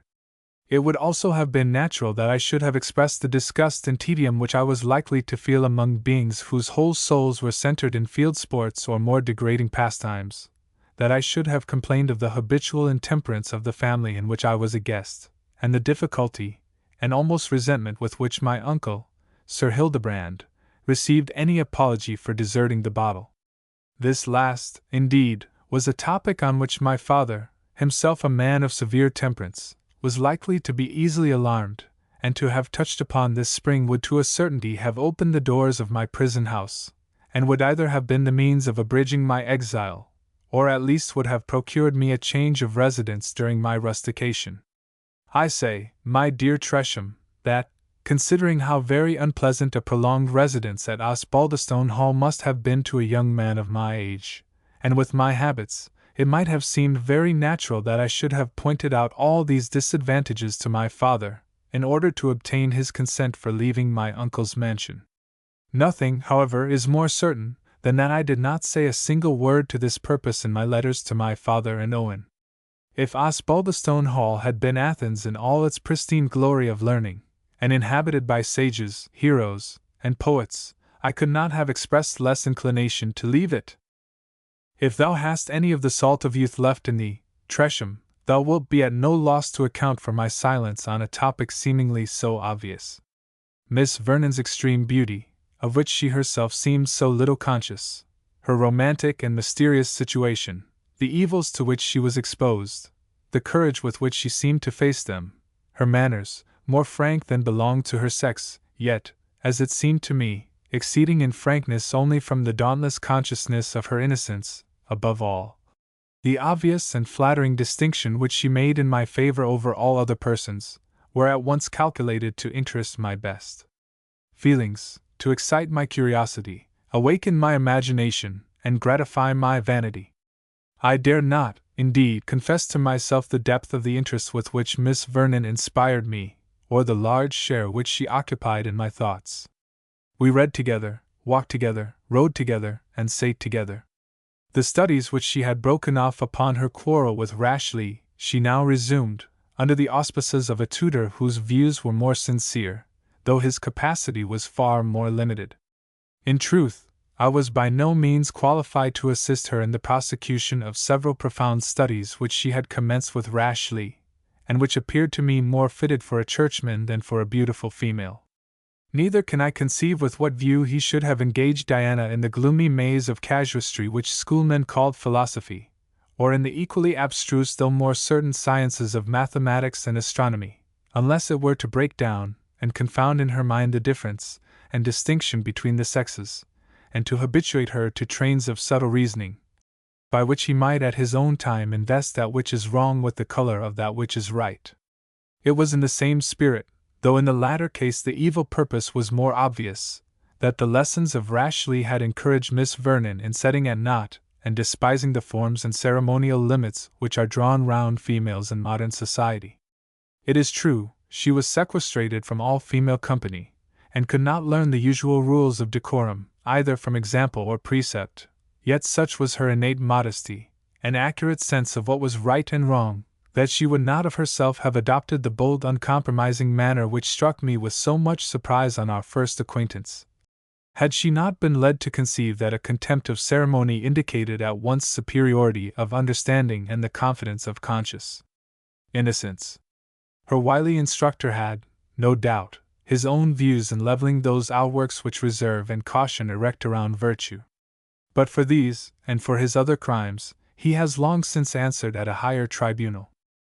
Besides the progress which Miss Vernon, whose powerful mind readily adopted every means of information offered to it, had made in more abstract science, I found her no contemptible linguist, and well acquainted both with ancient and modern literature. Were it not that strong talents will often go farthest when they seem to have least assistance, it would be almost incredible to tell the rapidity of Miss Vernon's progress in knowledge, and it was still more extraordinary when her stock of mental acquisitions from books was compared with her total ignorance of actual life. It seemed as if she saw and knew everything, except what passed in the world around her, and I believe it was this very ignorance and simplicity of thinking upon ordinary subjects, so strikingly contrasted with her fund of general knowledge and information, which rendered her conversation so irresistibly fascinating, and riveted the attention to whatever she said or did, since it was absolutely impossible to anticipate whether her next word or action was to display the most acute perception, or the most profound simplicity. The degree of danger which necessarily attended a youth of my age in keen feelings from remaining in close and constant intimacy with an object so amiable, and so peculiarly interesting, all who remember their own sentiments at my age may easily estimate. Chapter 14. The mode of life at Osbaldistone Hall was too uniform to admit of description. Diana Vernon and I enjoyed much of our time in our mutual studies. The rest of the family killed theirs in such sports and pastimes as suited the seasons, in which we also took a share. My uncle was a man of habits, and by habit became so much accustomed to my presence and mode of life, that, upon the whole, he was rather fond of me than otherwise. I might probably have risen yet higher in his good graces, had I employed the same arts for that purpose which were used by Rashleigh, who, availing himself of his father's disinclination to business, had gradually insinuated himself into the management of his property. But although I readily gave my uncle the advantage of my pen and my arithmetic so often as he desired to correspond with a neighbor, or settle with a tenant, and was, in so far, a more useful inmate in his family than any of his sons, yet I was not willing to oblige Sir Hildebrand by relieving him entirely from the management of his own affairs, so that, while the good knight admitted that Neville Frank was a steady, handy lad, he seldom failed to remark in the same breath that he did not think he should harm Miss Rashleigh so much as he was like to do. As it is particularly unpleasant to reside in a family where we are at variance with any part of it, I made some efforts to overcome the ill will which my cousins entertained against me. I exchanged my laced hat for a jockey cap, and made some progress in their opinion. I broke a young colt in a manner which carried me further into their good graces. A bet or two opportunely lost to Dickon, and an extra health pledged with Percy, placed me on an easy and familiar footing with all the young squires, except Thorncliff. I have already noticed the dislike entertained against me by this young fellow, who, as he had rather more sense, had also a much worse temper than any of his brethren. Sullen, dogged, and quarrelsome, he regarded my residence at Osbaldistone Hall as an intrusion, and viewed with envious and jealous eyes my intimacy with Diana Vernon, whom the effect proposed to be given to a certain family compact assigned to him as an intended spouse. That he loved her could scarcely be said, at least without much misapplication of the word, but he regarded her as something appropriated to himself, and resented internally the interference which he knew not how to prevent or interrupt. I attempted a tone of conciliation towards Thorncliff on several occasions, but he rejected my advances with a manner about as gracious as that of a growling mastiff, when the animal shuns and resents a stranger's attempts to caress him. I therefore abandoned him to his ill humor, and gave myself no further trouble about the matter. Such was the footing upon which I stood with the family at Osbaldistone Hall. But I ought to mention another of its inmates with whom I occasionally held some discourse.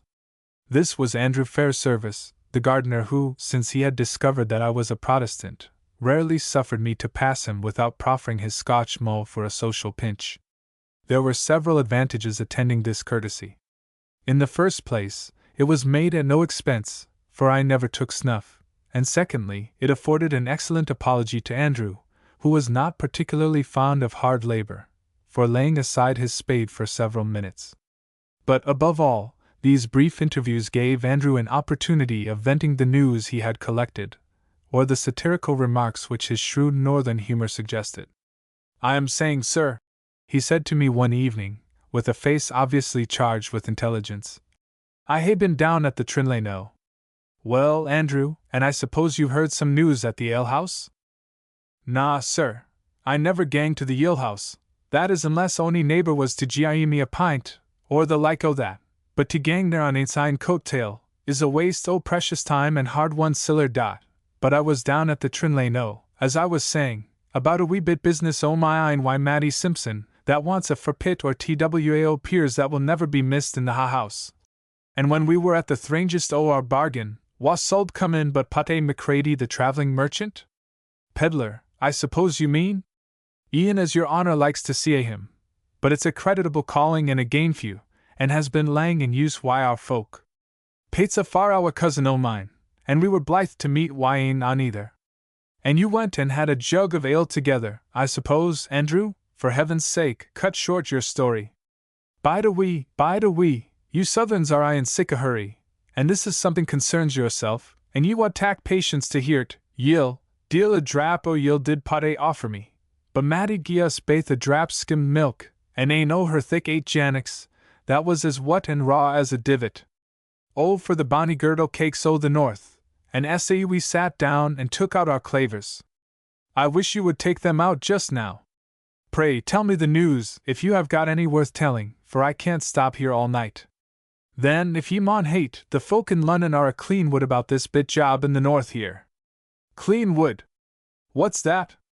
Oh, you, just real daft, either to haud nor to bind, a hurdy-gurdy, clean through ither, the deal's our Jock Wobster. But what does all this mean? Or what business have I with the devil or Jack Webster? Said Andrew, looking extremely knowing. It's just that the dirtim's about yon man's pockmanty. Whose portmanteau? Or what do you mean? Oh, you, just the man Morris's, that he said he lost yonder. But if it's no your honour's affair, as little is it mine, and I mauna lose this gracious evening.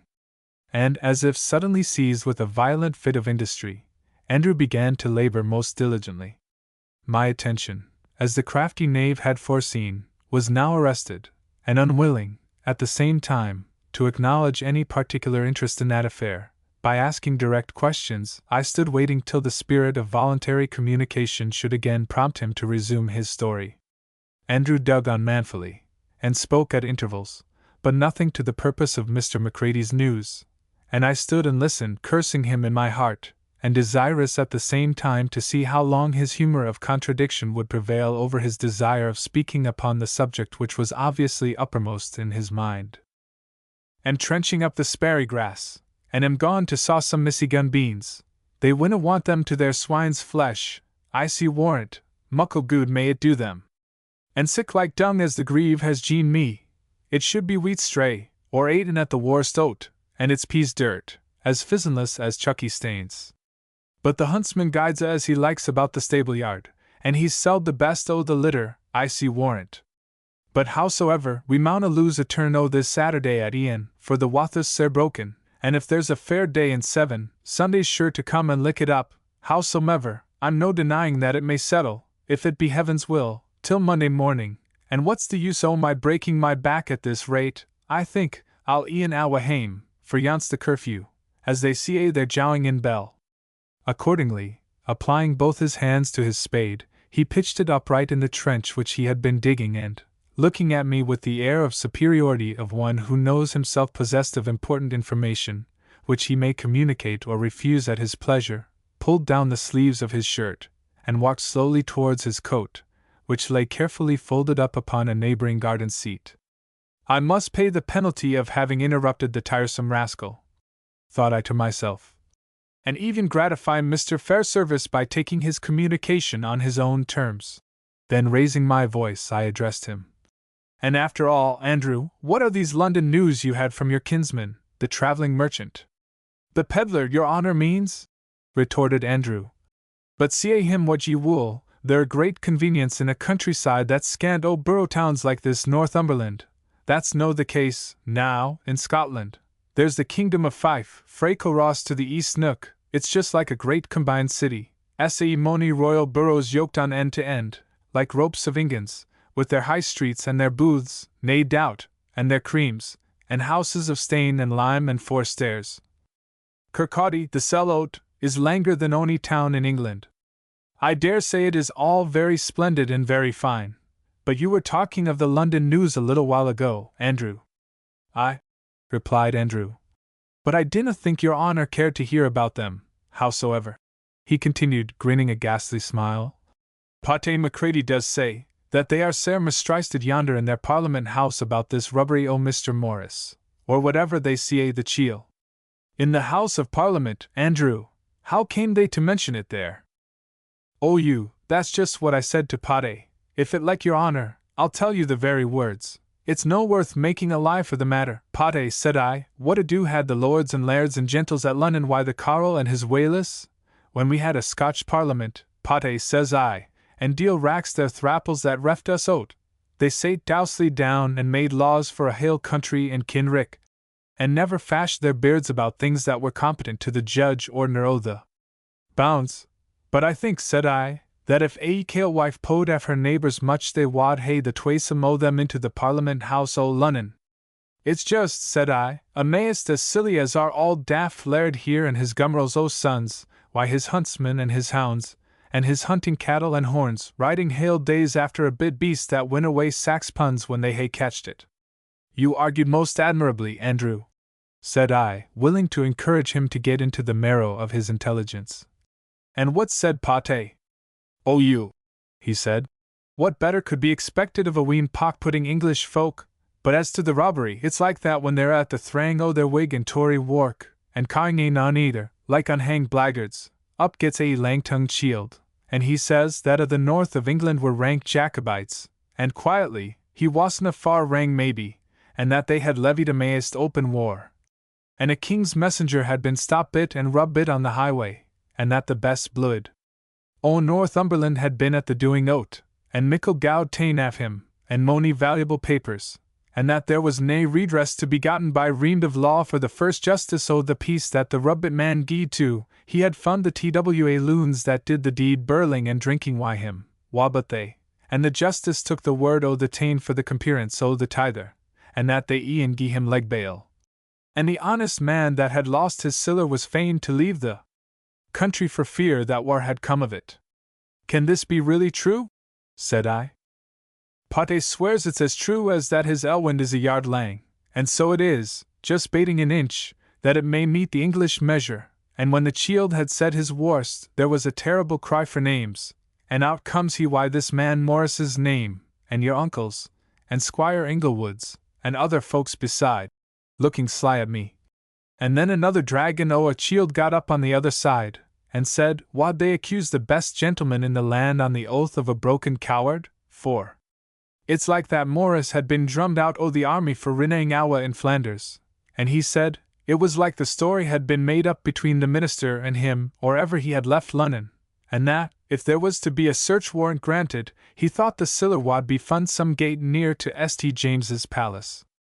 Aweel, they trailed up Morris to their bar, as they see't, to see what he could say to the job, but the folk that were again him, gie him sick and off a thrugown about his rin in Awa, and about a the ill he had ever done or said for the forepart o' his life, that Paddy says he looked mair like ing dead than living, and they couldna nae get a word o' sense out o' him, for downright fright at their growling and routing.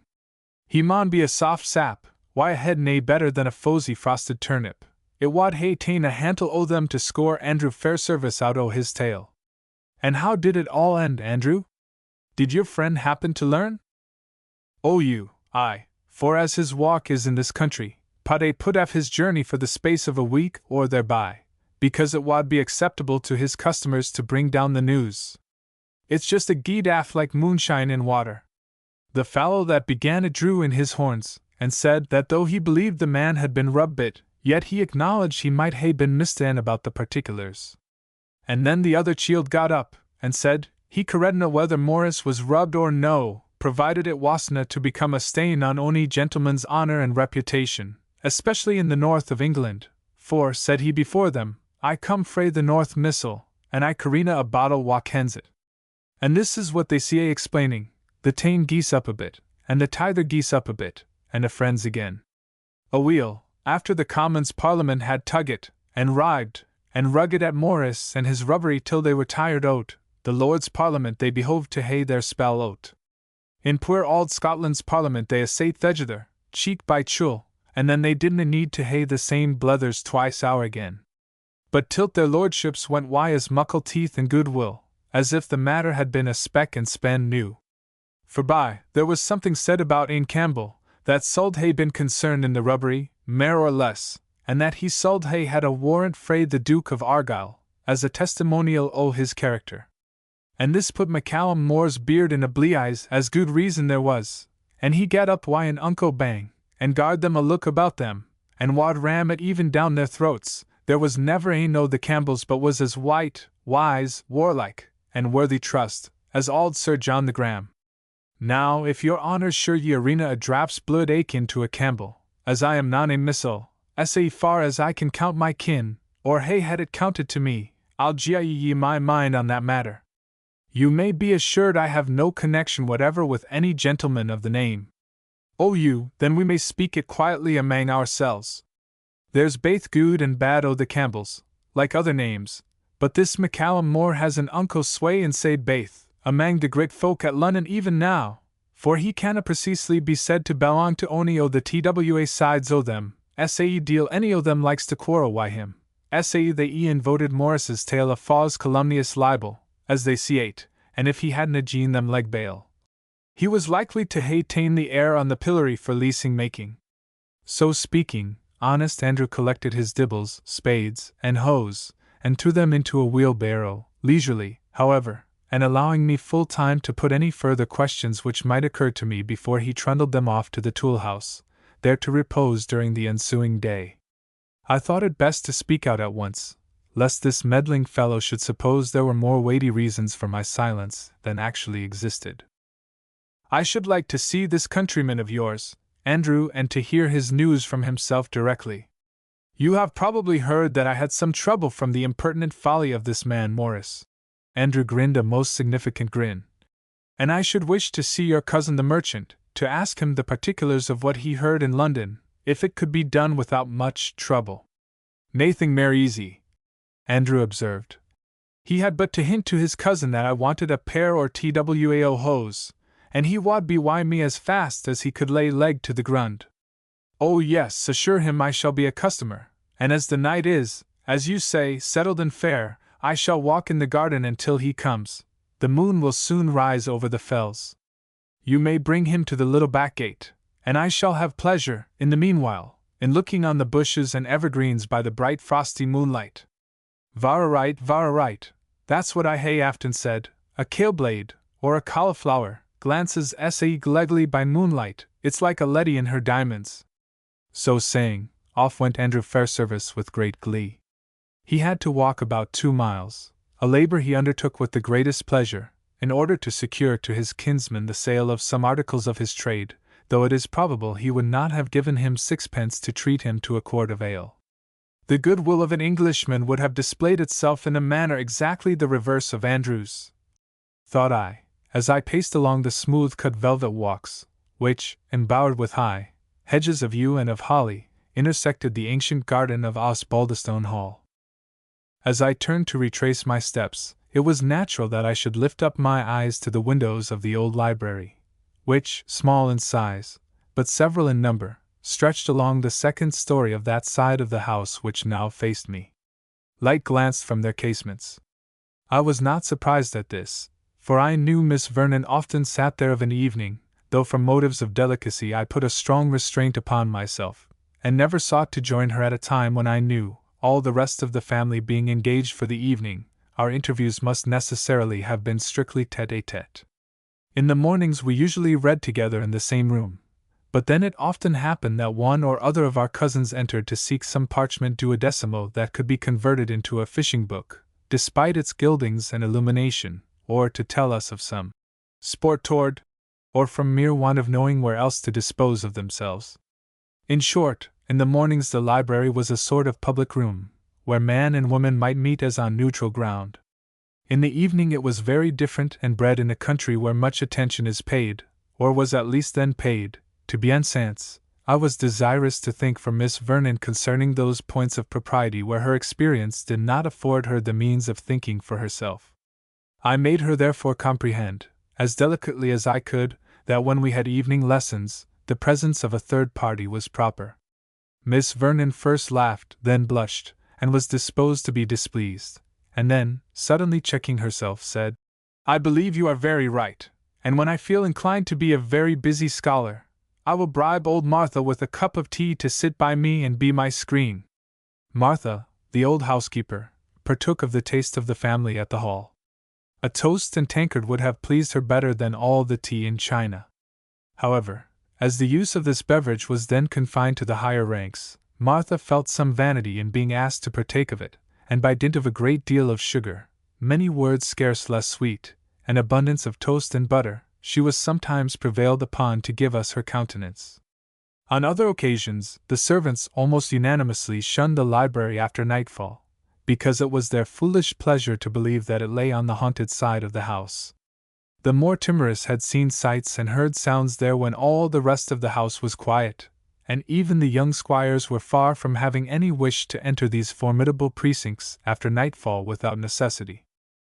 That the library had at one time been a favorite resource of Rashleigh, that a private door out of one side of it communicated with the sequestered and remote apartment which he chose for himself, rather increased than disarmed the terrors which the household had for the dreaded library of Osbaldistone Hall.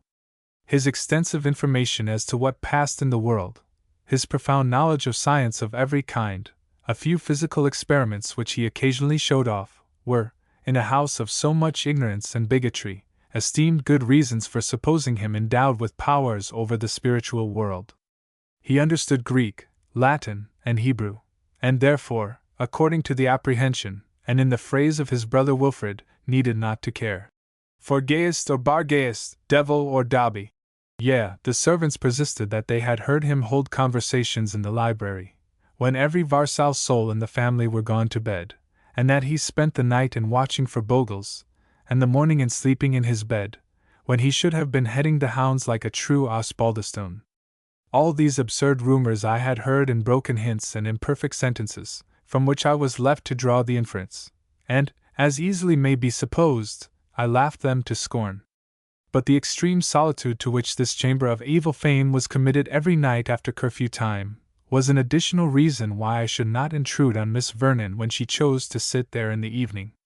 To resume what I was saying, I was not surprised to see a glimmering of light from the library windows, but I was a little struck when I distinctly perceived the shadows of two persons pass along and intercept the light from the first of the windows, throwing the casement for a moment into shade. It must be old Martha, thought I, whom Diana has engaged to be her companion for the evening, or I must have been mistaken, and taken Diana's shadow for a second person. No, by heaven! It appears on the second window, two figures distinctly traced, and now it is lost again. It is seen on the third, on the fourth, the darkened forms of two persons distinctly seen in each window as they pass along the room, betwixt the windows and the lights. Whom can Diana have got for a companion? The passage of the shadows between the lights and the casements was twice repeated, as if to satisfy me that my observations served me truly, after which the lights were extinguished, and the shades, of course, were seen no more. Trifling as this circumstance was, it occupied my mind for a considerable time. I did not allow myself to suppose that my friendship for Miss Vernon had any directly selfish view, yet it is incredible the displeasure I felt at the idea of her admitting any one to private interviews, at a time, and in a place, where, for her own sake, I had been at some trouble to show her that it was improper for me to meet with her. Silly, romping, incorrigible girl, said I to myself, on whom all good advice and delicacy are thrown away. I have been cheated by the simplicity of her manner, which I suppose she can assume just as she could a straw bonnet, were it the fashion, for the mere sake of celebrity. I suppose, notwithstanding the excellence of her understanding, the society of half a dozen of clowns to play at whisk and swabers would give her more pleasure than if Ariosto himself were to awake from the dead. This reflection came the more powerfully across my mind because, having mustered up courage to show to Diana my version of the first books of Ariosto, I had requested her to invite Martha to a tea party in the library that evening, to which arrangement Miss Vernon had refused her consent, alleging some apology which I thought frivolous at the time. I had not long speculated on this disagreeable subject, when the back garden door opened, and the figures of Andrew and his countryman, bending under his pack, crossed the moonlight alley, and called my attention elsewhere. I found Mr. Macready, as I expected, a tough, sagacious, long-headed Scotchman, and a collector of news both from choice and profession. He was able to give me a distinct account of what had passed in the House of Commons and House of Lords on the affair of Morris, which, it appears, had been made by both parties a touchstone to ascertain the temper of the Parliament. It appeared also that, as I had learned from Andrew, by second hand, the Ministry had proved too weak to support a story involving the character of men of rank and importance, and resting upon the credit of a person of such indifferent fame as Morris, who was, moreover, confused and contradictory in his mode of telling the story. Macready was even able to supply me with a copy of a printed journal, or newsletter, seldom extending beyond the capital, in which the substance of the debate was mentioned, and with a copy of the Duke of Argyll's speech, printed upon a broadside, of which he had purchased several from the hawkers, because, he said, it would be a saleable article on the north of the Tweed. The first was a meagre statement, full of blanks and asterisks, and which added little or nothing to the information I had from the Scotchman, and the Duke's speech, though spirited and eloquent, contained chiefly a panegyric on his country, his family, and his clan, with a few compliments, equally sincere, perhaps, though less glowing, which he took so favorable an opportunity of paying to himself. I could not learn whether my own reputation had been directly implicated, although I perceived that the honor of my uncle's family had been impeached, and that this person Campbell, stated by Morris to have been the most active robber of the two by whom he was assailed, was said by him to have appeared in the behalf of a Mr. Osbaldistone, and by the connivance of the justice procured his liberation. In this particular, Morris's story jumped with my own suspicions, which had attached to Campbell from the moment I saw him appear at Justice Inglewood's. Vexed upon the whole, as well as perplexed, with this extraordinary story, I dismissed the two Scotchmen, after making some purchases from Macready, and a small compliment to fair service, and retired to my own apartment to consider what I ought to do in defense of my character thus publicly attacked. Chapter 15. After exhausting a sleepless night in meditating on the intelligence I had received, I was at first inclined to think that I ought, as speedily as possible, to return to London, and by my open appearance repel the calumny which had been spread against me. But I hesitated to take this course on recollection of my father's disposition, singularly absolute in his decisions as to all that concerned his family. He was most able, certainly, from experience, to direct what I ought to do, and from his acquaintance with the most distinguished Whigs then in power, had influence enough to obtain a hearing for my cause. So, upon the whole, I judged it most safe to state my whole story in the shape of a narrative, addressed to my father, and as the ordinary opportunities of intercourse between the Hall and the post-town recurred rarely, I determined to ride to the town, which was about 10 miles distant, and deposit my letter in the post-office with my own hands. Indeed, I began to think it strange that though several weeks had elapsed since my departure from home, I had received no letter, either from my father or Owen, although Rashleigh had written to Sir Hildebrand of his safe arrival in London, and of the kind reception he had met with from his uncle. Admitting that I might have been to blame, I did not deserve, in my own opinion at least, to be so totally forgotten by my father, and I thought my present excursion might have the effect of bringing a letter from him to hand more early than it would otherwise have reached me. But before concluding my letter concerning the affair of Morris, I failed not to express my earnest hope and wish that my father would honor me with a few lines, were it but to express his advice and commands in an affair of some difficulty, and where my knowledge of life could not be supposed adequate to my own guidance.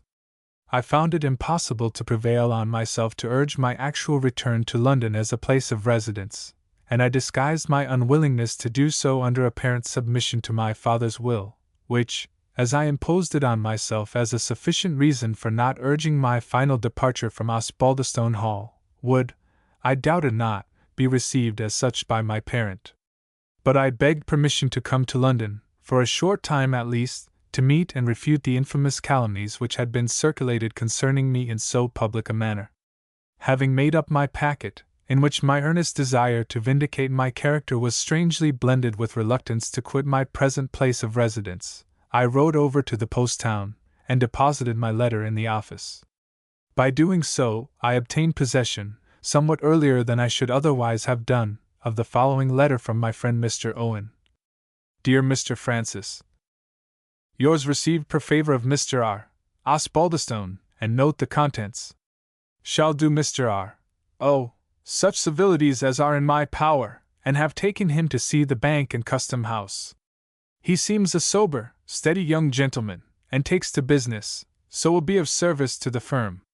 Could have wished another person had turned his mind that way, but God's will be done. As cash may be scarce in those parts, have to trust you will excuse my enclosing a goldsmith's bill at 6 days' sight on Messrs. Hooper and Girder of Newcastle, for L100, which I doubt not will be duly honored. I remain, as in duty bound, dear Mr. Frank, your very respectful and obedient servant, Joseph Owen. Postscriptum. Hope you will advise the above coming safe to hand. Am sorry we have so few of yours. Your father says he is as usual, but looks poorly. From this epistle, written in old Owen's formal style, I was rather surprised to observe that he made no acknowledgment of that private letter which I had written to him, with a view to possess him of Rashleigh's real character, although, from the course of post, it seemed certain that he ought to have received it. Yet I had sent it by the usual conveyance from the Hall, and had no reason to suspect that it could miscarry upon the road. As it comprised matters of great importance both to my father and to myself, I sat down in the post office and again wrote to Owen, recapitulating the heads of my former letter, and requesting to know, in course of post, if it had reached him in safety. I also acknowledged the receipt of the bill, and promised to make use of the contents if I should have any occasion for money. I thought, indeed, it was odd that my father should leave the care of supplying my necessities to his clerk, but I concluded it was a matter arranged between them. At any rate, Owen was a bachelor, rich in his way, and passionately attached to me, so that I had no hesitation in being obliged to him for a small sum, which I resolved to consider as a loan, to be returned with my earliest ability, in case it was not previously repaid by my father, and I expressed myself to this purpose to Mr. Owen. A shopkeeper in a little town, to whom the postmaster directed me, readily gave me in gold the amount of my bill on Messrs. Hooper and Girder, so that I returned to Osbaldistone Hall a good deal richer than I had set forth. This recruit to my finances was not a matter of indifference to me, as I was necessarily involved in some expenses at Osbaldistone Hall, and I had seen, with some uneasy impatience, that the sum which my travelling expenses had left unexhausted at my arrival there was imperceptibly diminishing. This source of anxiety was for the present removed. On my arrival at the Hall I found that Sir Hildebrand and all his offspring had gone down to the little hamlet, called Trinlay Knowes, to see, as Andrew Fairservice expressed it, a wee midden cock's pike ilkithers barns out. It is indeed a brutal amusement, Andrew. I suppose you have none such in Scotland? Na, answered Andrew boldly, then shaded away his negative with, unless it be on Fasterns Yen, or the like o' that. But indeed it's no muckle matter what the folk do to the midden poultry, for they had sick and a scarting and scraping in the yard, that there's nae getting a bean or pea keep it for them. But I am wondering what it is that leaves that turret door open, now that Mr. Rashleigh is away. It canna be him, I trow. The turret door to which he alluded opened to the garden at the bottom of a winding stair, leading down from Mr. Rashleigh's apartment. This, as I have already mentioned, was situated in a sequestered part of the house, communicating with the library by a private entrance, and by another intricate and dark vaulted passage with the rest of the house. A long narrow turf walk led, between two high holly hedges, from the turret door to a little postern in the wall of the garden. By means of these communications Rashleigh, whose movements were very independent of those of the rest of his family, could leave the hall or return to it at pleasure, without his absence or presence attracting any observation. But during his absence the stair and the turret door were entirely disused, and this made Andrew's observation somewhat remarkable. "Have you often observed that door open?" was my question. "No, just that often either, but I hae noticed it ance or twice. I'm thinking it maun hae been the priest, Father Vaughan, as they see him. Ye'll no catch no the servants gauging up that stair, poor frightened heathens that they are, for fear of bogles and brownies, and lang nebbit things frae the east world. But Father Vaughan thinks himself a privileged person, set him up and lay him down. I see be caution the worst stibbler that ever stickit a sermon out o'er the Tweed yonder, wad lay a gaze twice as fast as him, why his holy water and his idolatrous trinkets. I dinna believe he speaks good Latin either, at least he disna take me up when I tell him the learned names o' the plants." Of Father Vaughan, who divided his time and his ghostly care between Osbaldistone Hall and about half a dozen mansions of Catholic gentlemen in the neighbourhood, I have as yet said nothing, for I had seen but little. He was aged about 60, of a good family, as I was given to understand, in the north, of a striking and imposing presence, grave in his exterior, and much respected among the Catholics of Northumberland as a worthy and upright man. Yet Father Vaughan did not altogether lack those peculiarities which distinguish his order. There hung about him an air of mystery, which, in Protestant eyes, savoured of priestcraft. The natives, such they might be well termed, of Osbaldistone Hall looked up to him with much more fear, or at least more awe, than affection. His condemnation of their revels was evident, from their being discontinued in some measure when the priest was a resident at the Hall. Even Sir Hildebrand himself put some restraint upon his conduct at such times, which, perhaps, rendered Father Vaughan's presence rather irksome than otherwise. He had the well-bred, insinuating, and almost flattering address peculiar to the clergy of his persuasion, especially in England, where the lay Catholic, hemmed in by penal laws, and by the restrictions of his sect and recommendation of his pastor, often exhibits a reserved, and almost a timid manner in the society of Protestants, while the priest, privileged by his order to mingle with persons of all creeds, is open, alert, and liberal in his intercourse with them, desirous of popularity, and usually skilful in the mode of obtaining it. Father Vaughan was a particular acquaintance of Rashleigh's, otherwise, in all probability, he would scarce have been able to maintain his footing at Osbaldistone Hall. This gave me no desire to cultivate his intimacy, nor did he seem to make any advances towards mine, so our occasional intercourse was confined to the exchange of mere civility. I considered it as extremely probable that Mr. Vaughan might occupy Rashleigh's apartment during his occasional residence at the Hall, and his profession rendered it likely that he should occasionally be a tenant of the library. Nothing was more probable than that it might have been his candle which had excited my attention on a preceding evening. This led me involuntarily to recollect that the intercourse between Miss Vernon and the priest was marked with something like the same mystery which characterized her communications with Rashleigh. I had never heard her mention Vaughan's name, or even allude to him, excepting on the occasion of our first meeting, when she mentioned the old priest and Rashleigh as the only conversable beings, besides herself, in Osbaldistone Hall. Yet, although silent with respect to Father Vaughan, his arrival at the Hall never failed to impress Miss Vernon with an anxious and fluttering tremor, which lasted until they had exchanged one or two significant glances.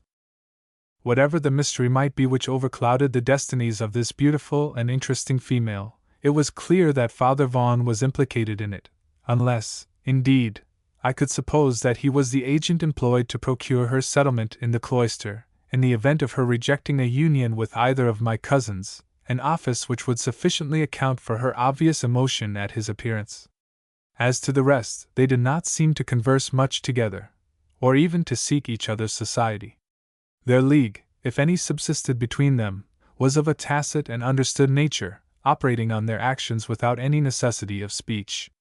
I recollected, however, on reflection, that I had once or twice discovered signs pass betwixt them, which I had at the time supposed to bear reference to some hint concerning Miss Vernon's religious observances, knowing how artfully the Catholic clergy maintain, at all times and seasons, their influence over the minds of their followers. But now I was disposed to assign to these communications a deeper and more mysterious import. Did he hold private meetings with Miss Vernon in the library? Was a question which occupied my thoughts, and if so, for what purpose? And why should she have admitted an intimate of the deceitful Rashleigh to such close confidence? These questions and difficulties pressed on my mind with an interest which was greatly increased by the impossibility of resolving them. I had already begun to suspect that my friendship for Diana Vernon was not altogether so disinterested as in wisdom it ought to have been. I had already felt myself becoming jealous of the contemptible lout Thorncliffe, and taking more notice, than in prudence or dignity of feeling I ought to have done, of his silly attempts to provoke me. And now I was scrutinizing the conduct of Miss Vernon with the most close and eager observation, which I in vain endeavored to palm on myself as the offspring of idle curiosity.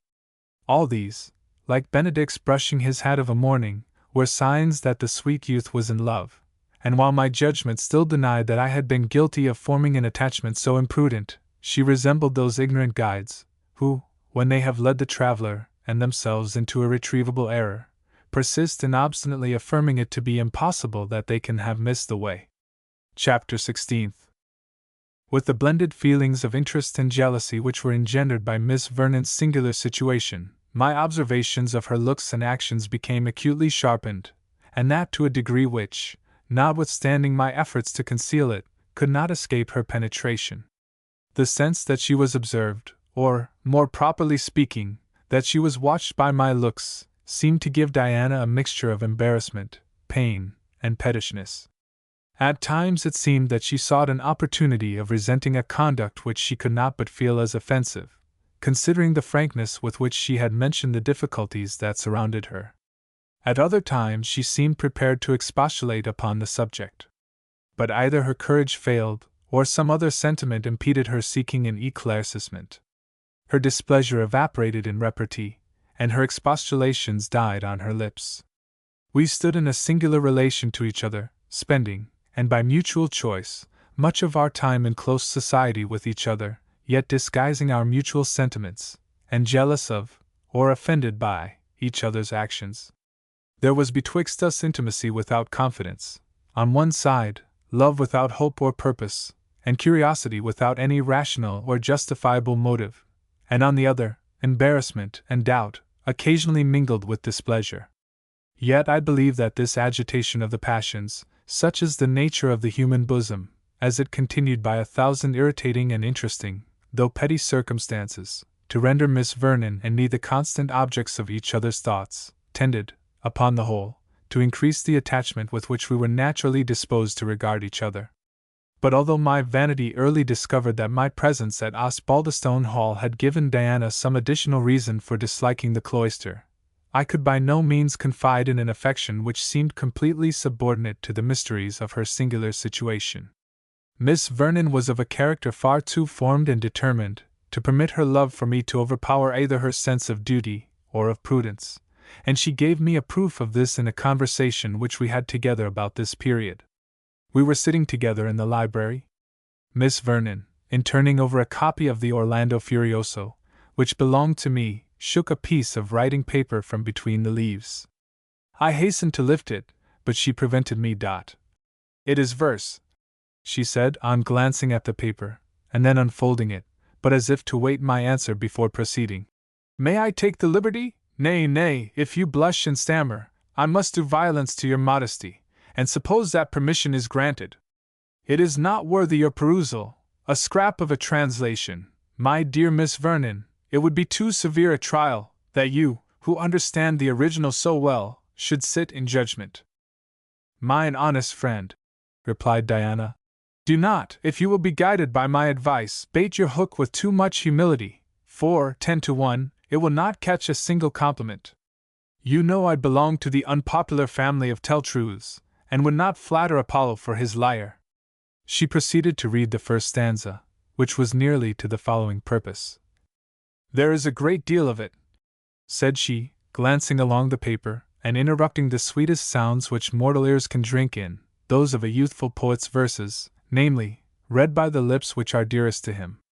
"Much more than ought to engage your attention, Miss Vernon," I replied, something mortified, and I took the verses from her unreluctant hand. "And yet," I continued, "shut up as I am in this retired situation, I have felt sometimes I could not amuse myself better than by carrying on, merely for my own amusement, You will of course understand the version of this fascinating author, which I began some months since when I was on the banks of the Garonne. The question would only be, said Diana gravely, whether you could not spend your time to better purpose? You mean in original composition? Said I, greatly flattered. But to say truth, my genius rather lies in finding words and rhymes than ideas, and therefore I am happy to use those which Ariosto has prepared to my hand. However, Miss Vernon, with the encouragement you give— Pardon me, Frank, it is encouragement not of my giving, but of your taking. I meant neither original composition nor translation, since I think you might employ your time to far better purpose than in either. You are mortified, she continued, and I am sorry to be the cause. Not mortified, certainly not mortified, said I, with the best grace I could muster, and it was but indifferently assumed. I am too much obliged by the interest you take in me. Nay, but, resumed the relentless Diana, there is both mortification and a little grain of anger in that constrained tone of voice. Do not be angry if I probe your feelings to the bottom. Perhaps what I am about to say will affect them still more. I felt the childishness of my own conduct, and the superior manliness of Miss Vernon's, and assured her that she need not fear my wincing under criticism which I knew to be kindly meant. That was honestly meant and said, she replied. I knew full well that the fiend of poetical irritability flew away with the little preluding cough which ushered in the declaration. And now I must be serious. Have you heard from your father lately? Not a word, I replied. He has not honored me with a single line during the several months of my residence here. That is strange. You are a singular race, you bold Osbaldistones. Then you are not aware that he has gone to Holland, to arrange some pressing affairs which required his own immediate presence? I never heard a word of it until this moment. And farther, it must be news to you, and I presume scarcely the most agreeable, that he has left Rashleigh in the almost uncontrolled management of his affairs until his return. I started, and could not suppress my surprise and apprehension. You have reason for alarm, said Miss Vernon very gravely. And were I you, I would endeavor to meet and obviate the dangers which arise from so undesirable an arrangement.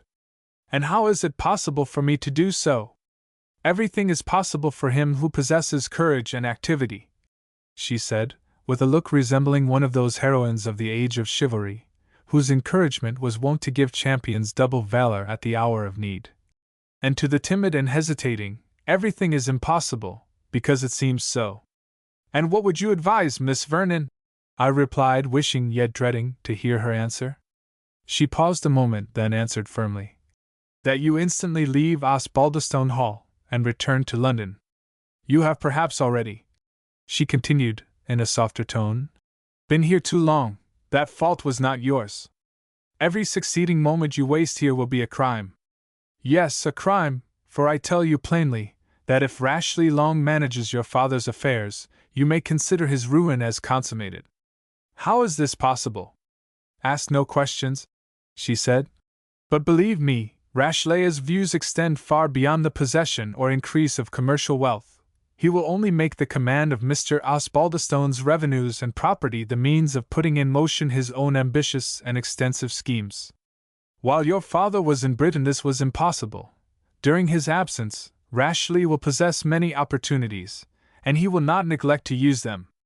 But how can I, in disgrace with my father, and divested of all control over his affairs, prevent this danger by my mere presence in London? That presence alone will do much. Your claim to interfere is a part of your birthright, and it is inalienable. You will have the countenance, doubtless, of your father's head clerk, and confidential friends and partners. Above all, Rashleigh's schemes are of a nature that— she stopped abruptly, as if fearful of saying too much. Are, in short, she resumed, of the nature of all selfish and unconscientious plans, which are speedily abandoned as soon as those who frame them perceive their arts are discovered and watched. Therefore, in the language of your favorite poet, a feeling irresistible in its impulse induced me to reply, Ah, Diana, can you give me advice to leave Osbaldistone Hall? Then indeed I have already been a resident here too long. Miss Vernon colored, but proceeded with great firmness. Indeed, I do give you this advice, not only to quit Osbaldistone Hall, but never to return to it more. You have only one friend to regret here," she continued, forcing a smile, "and she has been long accustomed to sacrifice her friendships and her comforts to the welfare of others. In the world you will meet 100 whose friendship will be as disinterested, more useful, less encumbered by untoward circumstances, less influenced by evil tongues and evil times." "Never!" I exclaimed. "Never! The world can afford me nothing to repay what I must leave behind me." Here I took her hand and pressed it to my lips. "This is folly!" she exclaimed. "This is madness!" And she struggled to withdraw her hand from my grasp, but not so stubbornly as actually to succeed until I had held it for nearly a minute. "Hear me, sir," she said, "and curb this unmanly burst of passion. I am, by a solemn contract, the bride of heaven, unless I could prefer being wedded to villainy in the person of Rashleigh Osbaldistone, or brutality in that of his brother. I am, therefore, the bride of heaven, betrothed to the convent from the cradle. To me, therefore, these raptures are misapplied, they only serve to prove a farther necessity for your departure, and that without delay." At these words she broke suddenly off, and said, but in a suppressed tone of voice, "Leave me instantly, we will meet here again, but it must be for the last time."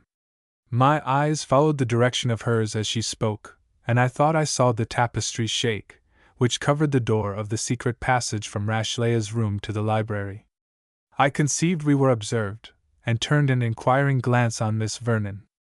"It is nothing," said she faintly. "A rat behind the arras.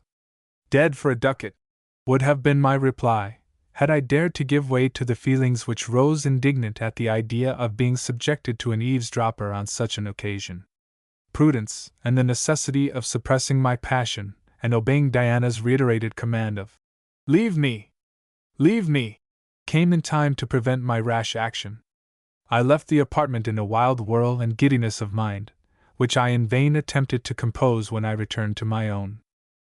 A chaos of thoughts intruded themselves on me at once, passing hastily through my brain, intercepting and overshadowing each other, and resembling those fogs which in mountainous countries are wont to descend in obscure volumes, and disfigure or obliterate the usual marks by which the traveler steers his course through the wilds. The dark and undefined idea of danger arising to my father from the machinations of such a man as Rashleigh Osbaldistone, the half-declaration of love that I had offered to Miss Vernon's acceptance, the acknowledged difficulties of her situation, bound by a previous contract to sacrifice herself to a cloister or to an ill-assorted marriage, all pressed themselves at once upon my recollection, while my judgment was unable deliberately to consider any of them in their just light and bearings. But chiefly and above all the rest, I was perplexed by the manner in which Miss Vernon had received my tender of affection, and by her manner, which, fluctuating betwixt sympathy and firmness, seemed to intimate that I possessed an interest in her bosom, but not a force sufficient to counterbalance the obstacles to her avowing a mutual affection. The glance of fear, rather than surprise, with which she had watched the motion of the tapestry over the concealed door, implied an apprehension of danger which I could not but suppose well grounded, for Diana Vernon was little subject to the nervous emotions of her sex, and totally unapt to fear without actual and rational cause. Of what nature could those mysteries be, with which she was surrounded as with an enchanter's spell, and which seemed continually to exert an active influence over her thoughts and actions, though their agents were never visible? On this subject of doubt my mind finally rested, as if glad to shake itself free from investigating the propriety or prudence of my own conduct, by transferring the inquiry to what concerned Miss Vernon. I will be resolved, I concluded, ere I leave Osbaldistone Hall, concerning the light in which I must in future regard this fascinating being, over whose life frankness and mystery seem to have divided their reign, the former inspiring her words and sentiments, the latter spreading a misty influence over all her actions. Joined to the obvious interests which arose from curiosity and anxious passion, there mingled in my feelings a strong, though unavowed and undefined, infusion of jealousy. This sentiment, which springs up with love as naturally as the tares with the wheat, was excited by the degree of influence which Diana appeared to concede to those unseen beings by whom her actions were limited. The more I reflected upon her character, the more I was internally though unwillingly convinced that she was formed to set at defiance all control, excepting that which arose from affection, and I felt a strong, bitter, and gnawing suspicion that such was the foundation of that influence by which she was overawed. These tormenting doubts strengthened my desire to penetrate into the secret of Miss Vernon's conduct, and in the prosecution of this sage adventure, I formed a resolution, of which, if you are not weary of these details, you will find the result in the next chapter. Chapter 17. I have already told you, Tresham, if you deign to bear it in remembrance, that my evening visits to the library had seldom been made except by appointment, and under the sanction of old Dame Martha's presence. This, however, was entirely a tacit conventional arrangement of my own instituting. Of late, as the embarrassments of our relative situation had increased, Miss Vernon and I had never met in the evening at all. She had therefore no reason to suppose that I was likely to seek a renewal of these interviews, and especially without some previous notice or appointment betwixt us, that Martha might, as usual, be placed upon duty. But on the other hand, this cautionary provision was a matter of understanding, not of express enactment. The library was open to me, as to the other members of the family, at all hours of the day and night, and I could not be accused of intrusion, however suddenly and unexpectedly I might make my appearance in it. My belief was strong that in this apartment Miss Vernon occasionally received Vaughan, or some other person, by whose opinion she was accustomed to regulate her conduct, and that at the times when she could do so with least chance of interruption. The lights which gleamed in the library at unusual hours, the passing shadows which I had myself remarked, the footsteps which might be traced in the morning dew from the turret door to the postern gate in the garden, sounds and sights which some of the servants, and Andrew Fairservice in particular, had observed, and accounted for in their own way, all tended to show that the place was visited by some one different from the ordinary inmates of the hall. Connected as this visitant probably must be with the fates of Diana Vernon, I did not hesitate to form a plan of discovering who or what he was, how far his influence was likely to produce good or evil consequences to her on whom he acted. Above all, though I endeavored to persuade myself that this was a mere subordinate consideration, I desired to know by what means this person had acquired or maintained his influence over Diana, and whether he ruled over her by fear or by affection. The proof that this jealous curiosity was uppermost in my mind arose from my imagination always ascribing Miss Vernon's conduct to the influence of some one individual agent, although, for aught I knew about the matter, her advisers might be as numerous as legion. I remarked this over and over to myself, but I found that my mind still settled back in my original conviction that one single individual, of the masculine sex, and in all probability young and handsome, was at the bottom of Miss Vernon's conduct, and it was with a burning desire of discovering, or rather of detecting, such a rival, that I stationed myself in the garden to watch the moment when the lights should appear in the library windows. So eager, however, was my impatience, that I commenced my watch for a phenomenon, which could not appear until darkness, a full hour before the daylight disappeared, on a July evening. It was Sabbath, and all the walks were still and solitary. I walked up and down for some time, enjoying the refreshing coolness of a summer evening, and meditating on the probable consequences of my enterprise. The fresh and balmy air of the garden, impregnated with fragrance, produced its usual sedative effects on my overheated and feverish blood. As these took place, the turmoil of my mind began proportionally to abate, and I was led to question the right I had to interfere with Miss Vernon's secrets, or with those of my uncle's family. What was it to me whom my uncle might choose to conceal in his house, where I was myself a guest only by tolerance? And what title had I to pry into the affairs of Miss Vernon, fraught, as she had avowed them to be, with mystery, into which she desired no scrutiny? Passion and self-will were ready with their answers to these questions. In detecting this secret, I was in all probability about to do service to Sir Hildebrand, who was probably ignorant of the intrigues carried on in his family, and a still more important service to Miss Vernon, whose frank simplicity of character exposed her to so many risks in maintaining a private correspondence, perhaps with a person of doubtful or dangerous character. If I seemed to intrude myself on her confidence, it was with the generous and disinterested, yes, I even ventured to call it the disinterested, intention of guiding, defending and protecting her against craft, against malice, above all, against the secret counselor whom she had chosen for her confidant. Such were the arguments which my will boldly preferred to my conscience, as coin which ought to be current, and which conscience, like a grumbling shopkeeper, was contented to accept, rather than come to an open breach with a customer, though more than doubting that the tender was spurious.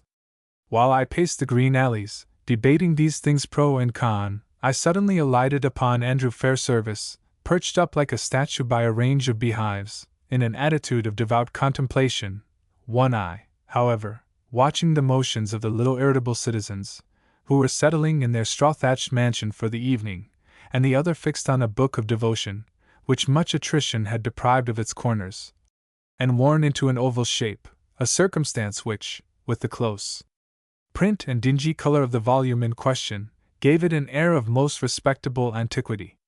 I was e'en taking a spell o' worthy Mess John Quackleban's flower of a sweet savour sawn on the middenstead of this world, said Andrew, closing his book at my appearance, and putting his horn spectacles, by way of mark, at the place where he had been reading. And the bees, I observe, were dividing your attention, Andrew, with the learned author?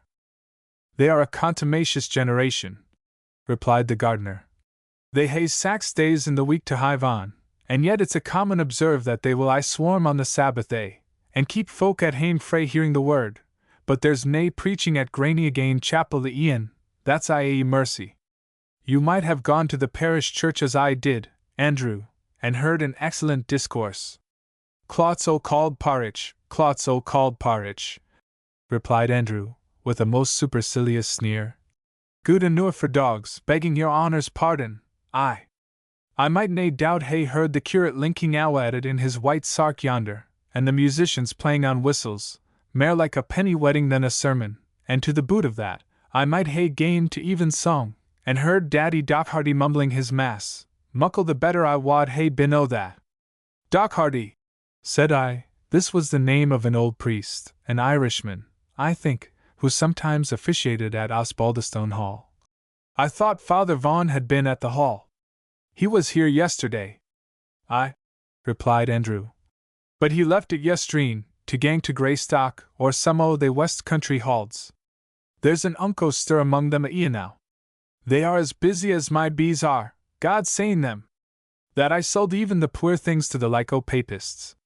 Ye see this is the second swarm, and whiles they will swarm off in the afternoon. The first swarm set off soon in the morning dot, but I am thinking they are settled in their skeps for the night. I wish your honour good night, and grace, and muckle oat.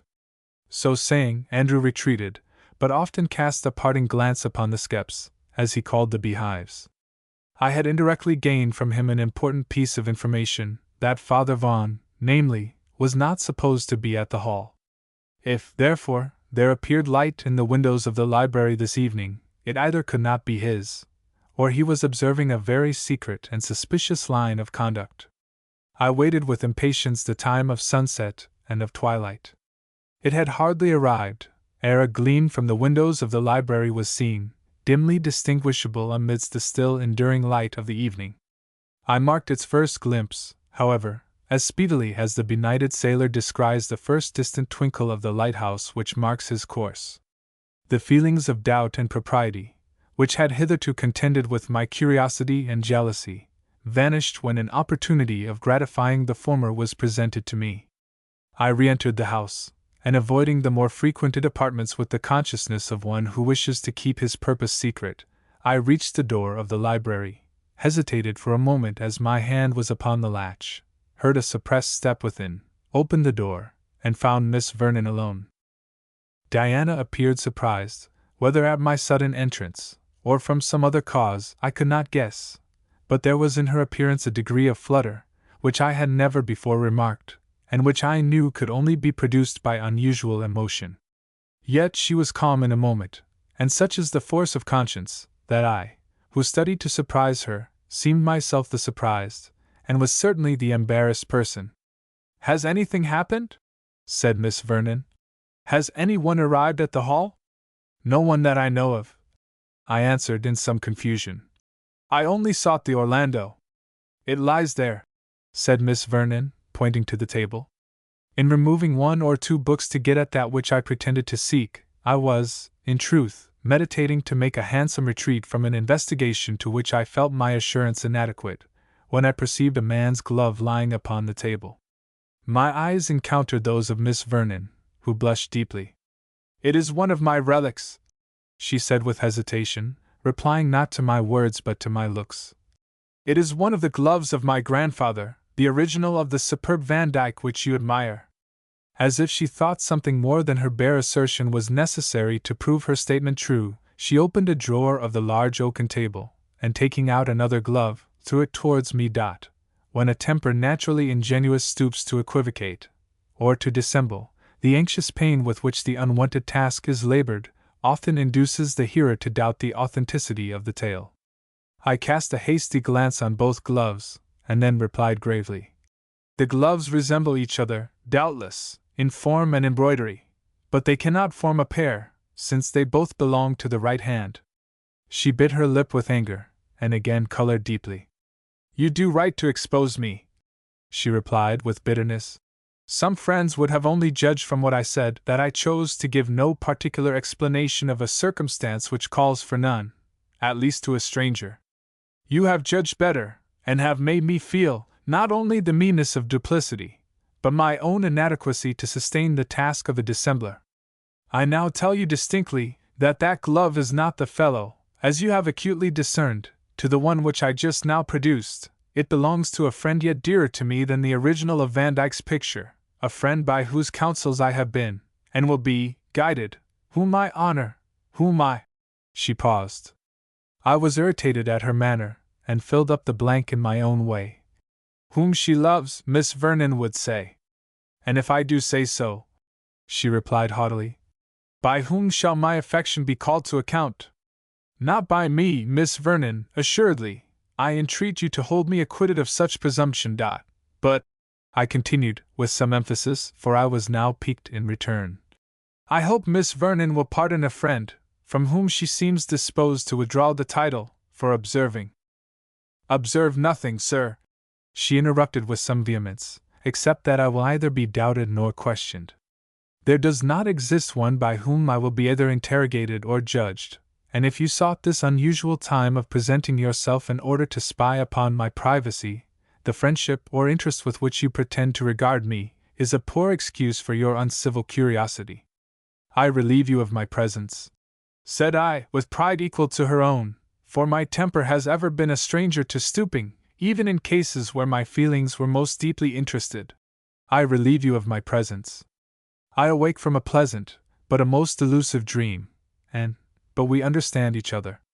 I had reached the door of the apartment, when Miss Vernon, whose movements were sometimes so rapid as to seem almost instinctive, overtook me, and catching hold of my arm, stopped me with that air of authority which she could so whimsically assume, and which, from the naivete and simplicity of her manner, had an effect so peculiarly interesting. "Stop, Mr. Frank," she said. "You are not to leave me in that way either. I am not so amply provided with friends that I can afford to throw away even the ungrateful and the selfish. Mark what I say, Mr. Francis Osbaldistone. You shall know nothing of this mysterious glove." And she held it up as she spoke. "Nothing, no, not a single iota more than you know already, and yet I will not permit it to be a gauntlet of strife and defiance betwixt us. My time here," she said, sinking into a tone somewhat softer, "must necessarily be very short.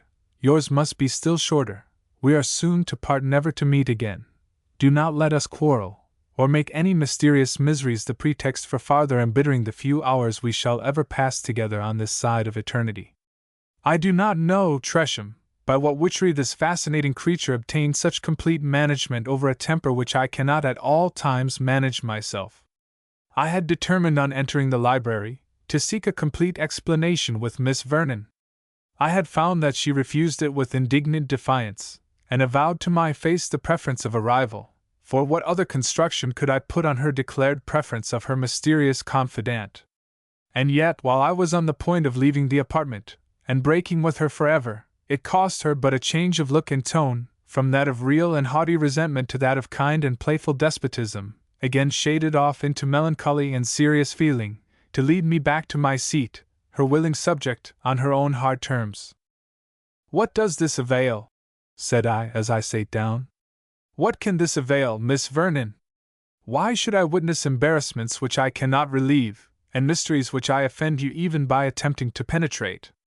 Inexperienced as you are in the world, you must still be aware that a beautiful young woman can have but one male friend. Even in a male friend I will be jealous of a confidence shared with a third party unknown and concealed. But with you, Miss Vernon, you are, of course, jealous, in all the tenses and moods of that amiable passion. But, my good friend, you have all this time spoke nothing but the paltry gossip which simpletons repeat from playbooks and romances, till they give mere cant a real and powerful influence over their minds. Boys and girls prate themselves into love, and when their love is like to fall asleep, they prate and tease themselves into jealousy. But you and I, Frank, are rational beings, and neither silly nor idle enough to talk ourselves into any other relation than that of plain, honest, disinterested friendship. Any other union is as far out of our reach as if I were man, or you woman, to speak truth," she added, after a moment's hesitation. "Even though I am so complaisant to the decorum of my sex as to blush a little at my own plain dealing, we cannot marry if we would, and we ought not if we could." And certainly, Tresham, she did blush most angelically, as she made this cruel declaration. I was about to attack both her positions, entirely forgetting those very suspicions which had been confirmed in the course of the evening, but she proceeded with a cold firmness which approached to severity. "What I say is sober and indisputable truth, on which I will neither hear question nor explanation. We are therefore friends, Mr. Osbaldistone, are we not?" She held out her hand, and taking mine, added, "And nothing to each other now, or henceforward, except as friends." She let go my hand. I sunk it and my head at once, fairly overcrowed, as Spencer would have termed it, by the mingled kindness and firmness of her manner. She hastened to change the subject. "Here is a letter," she said, "directed for you, Mr. Osbaldistone, very duly and distinctly, but which, notwithstanding the caution of the person who wrote and addressed it, might perhaps never have reached your hands had it not fallen into the possession of a certain Pacolet, or enchanted dwarf of mine, whom, like all distressed damsels of romance, I retain in my secret service." I opened the letter and glanced over the contents. The unfolded sheet of paper dropped from my hands, with the involuntary exclamation of, "Gracious Heaven! My folly and disobedience have ruined my father!" Miss Vernon rose with looks of real and affectionate alarm. "You grow pale, you are ill. Shall I bring you a glass of water? Be a man, Mr. Osbaldistone, and a firm one. Is your father, is he no more?" "He lives," said I. "Thank God! But to what distress and difficulty!" "If that be all, despair not. May I read this letter?" she said, taking it up. I assented, hardly knowing what I said. She read it with great attention. "Who is this Mr. Tresham, who signs the letter?" "My father's partner. Your own good father will. But he is little in the habit of acting personally in the business of the house. He writes here," said Miss Vernon, "of various letters sent to you previously." "I have received none of them," I replied. "And it appears," she continued, "that Rashleigh, who has taken the full management of affairs during your father's absence in Holland, has some time since left London for Scotland, with effects and remittances to take up large bills granted by your father to persons in that country, and that he has not since been heard of. It is but too true. And here has been," she added, looking at the letter, "a head clerk, or some such person, Owen's son, Owen, dispatched to Glasgow, to find out Rashleigh, if possible, and you are entreated to repair to the same place, and assist him in his researches. It is even so, and I must depart instantly." "Stay but one moment," said Miss Vernon. "It seems to me that the worst which can come of this matter will be the loss of a certain sum of money, and can that bring tears into your eyes? For shame, Mr. Osbaldistone." "You do me injustice, Miss Vernon," I answered. "I grieve not for the loss of the money, but for the effect which I know it will produce on the spirits and health of my father, to whom mercantile credit is as honor, and who, if declared insolvent, would sink into the grave, oppressed by a sense of grief, remorse, and despair, like that of a soldier convicted of cowardice or a man of honor who had lost his rank and character in society. All this I might have prevented by a trifling sacrifice of the foolish pride and indolence which recoiled from sharing the labors of his honorable and useful profession. Good heaven! How shall I redeem the consequences of my error? By instantly repairing to Glasgow, as you are conjured to do by the friend who writes this letter. But if Rashleigh, said I, has really formed this base and unconscientious scheme of plundering his benefactor, what prospect is there that I can find means of frustrating a plan so deeply laid? In a few minutes she returned with a sheet of paper in her hand, folded and sealed like a letter, but without address. I trust you, she said, with this proof of my friendship, because I have the most perfect confidence in your honor. If I understand the nature of your distress rightly, the funds in Rashleigh's possession must be recovered by a certain day, the 12th of September, I think is named, in order that they may be applied to pay the bills in question, and consequently, that if adequate funds be provided before that period, your father's credit is safe from the apprehended calamity. Certainly, I so understand, Mr. Tresham. I looked at your father's letter again, and added, there cannot be a doubt of it. Well, said Diana, in that case my little pacolet may be of use to you. You have heard of a spell contained in a letter. Take this packet, do not open it until other and ordinary means have failed. If you succeed by your own exertions, I trust to your honor for destroying it without opening or suffering it to be opened, but if not, you may break the seal within 10 days of the fated day, and you will find directions which may possibly be of service to you. Adieu, Frank, we never meet more, but sometimes think of your friend Di Vernon. She extended her hand, but I clasped her to my bosom. She sighed as she extricated herself from the embrace which she permitted, escaped to the door which led to her own apartment, and I saw her no more.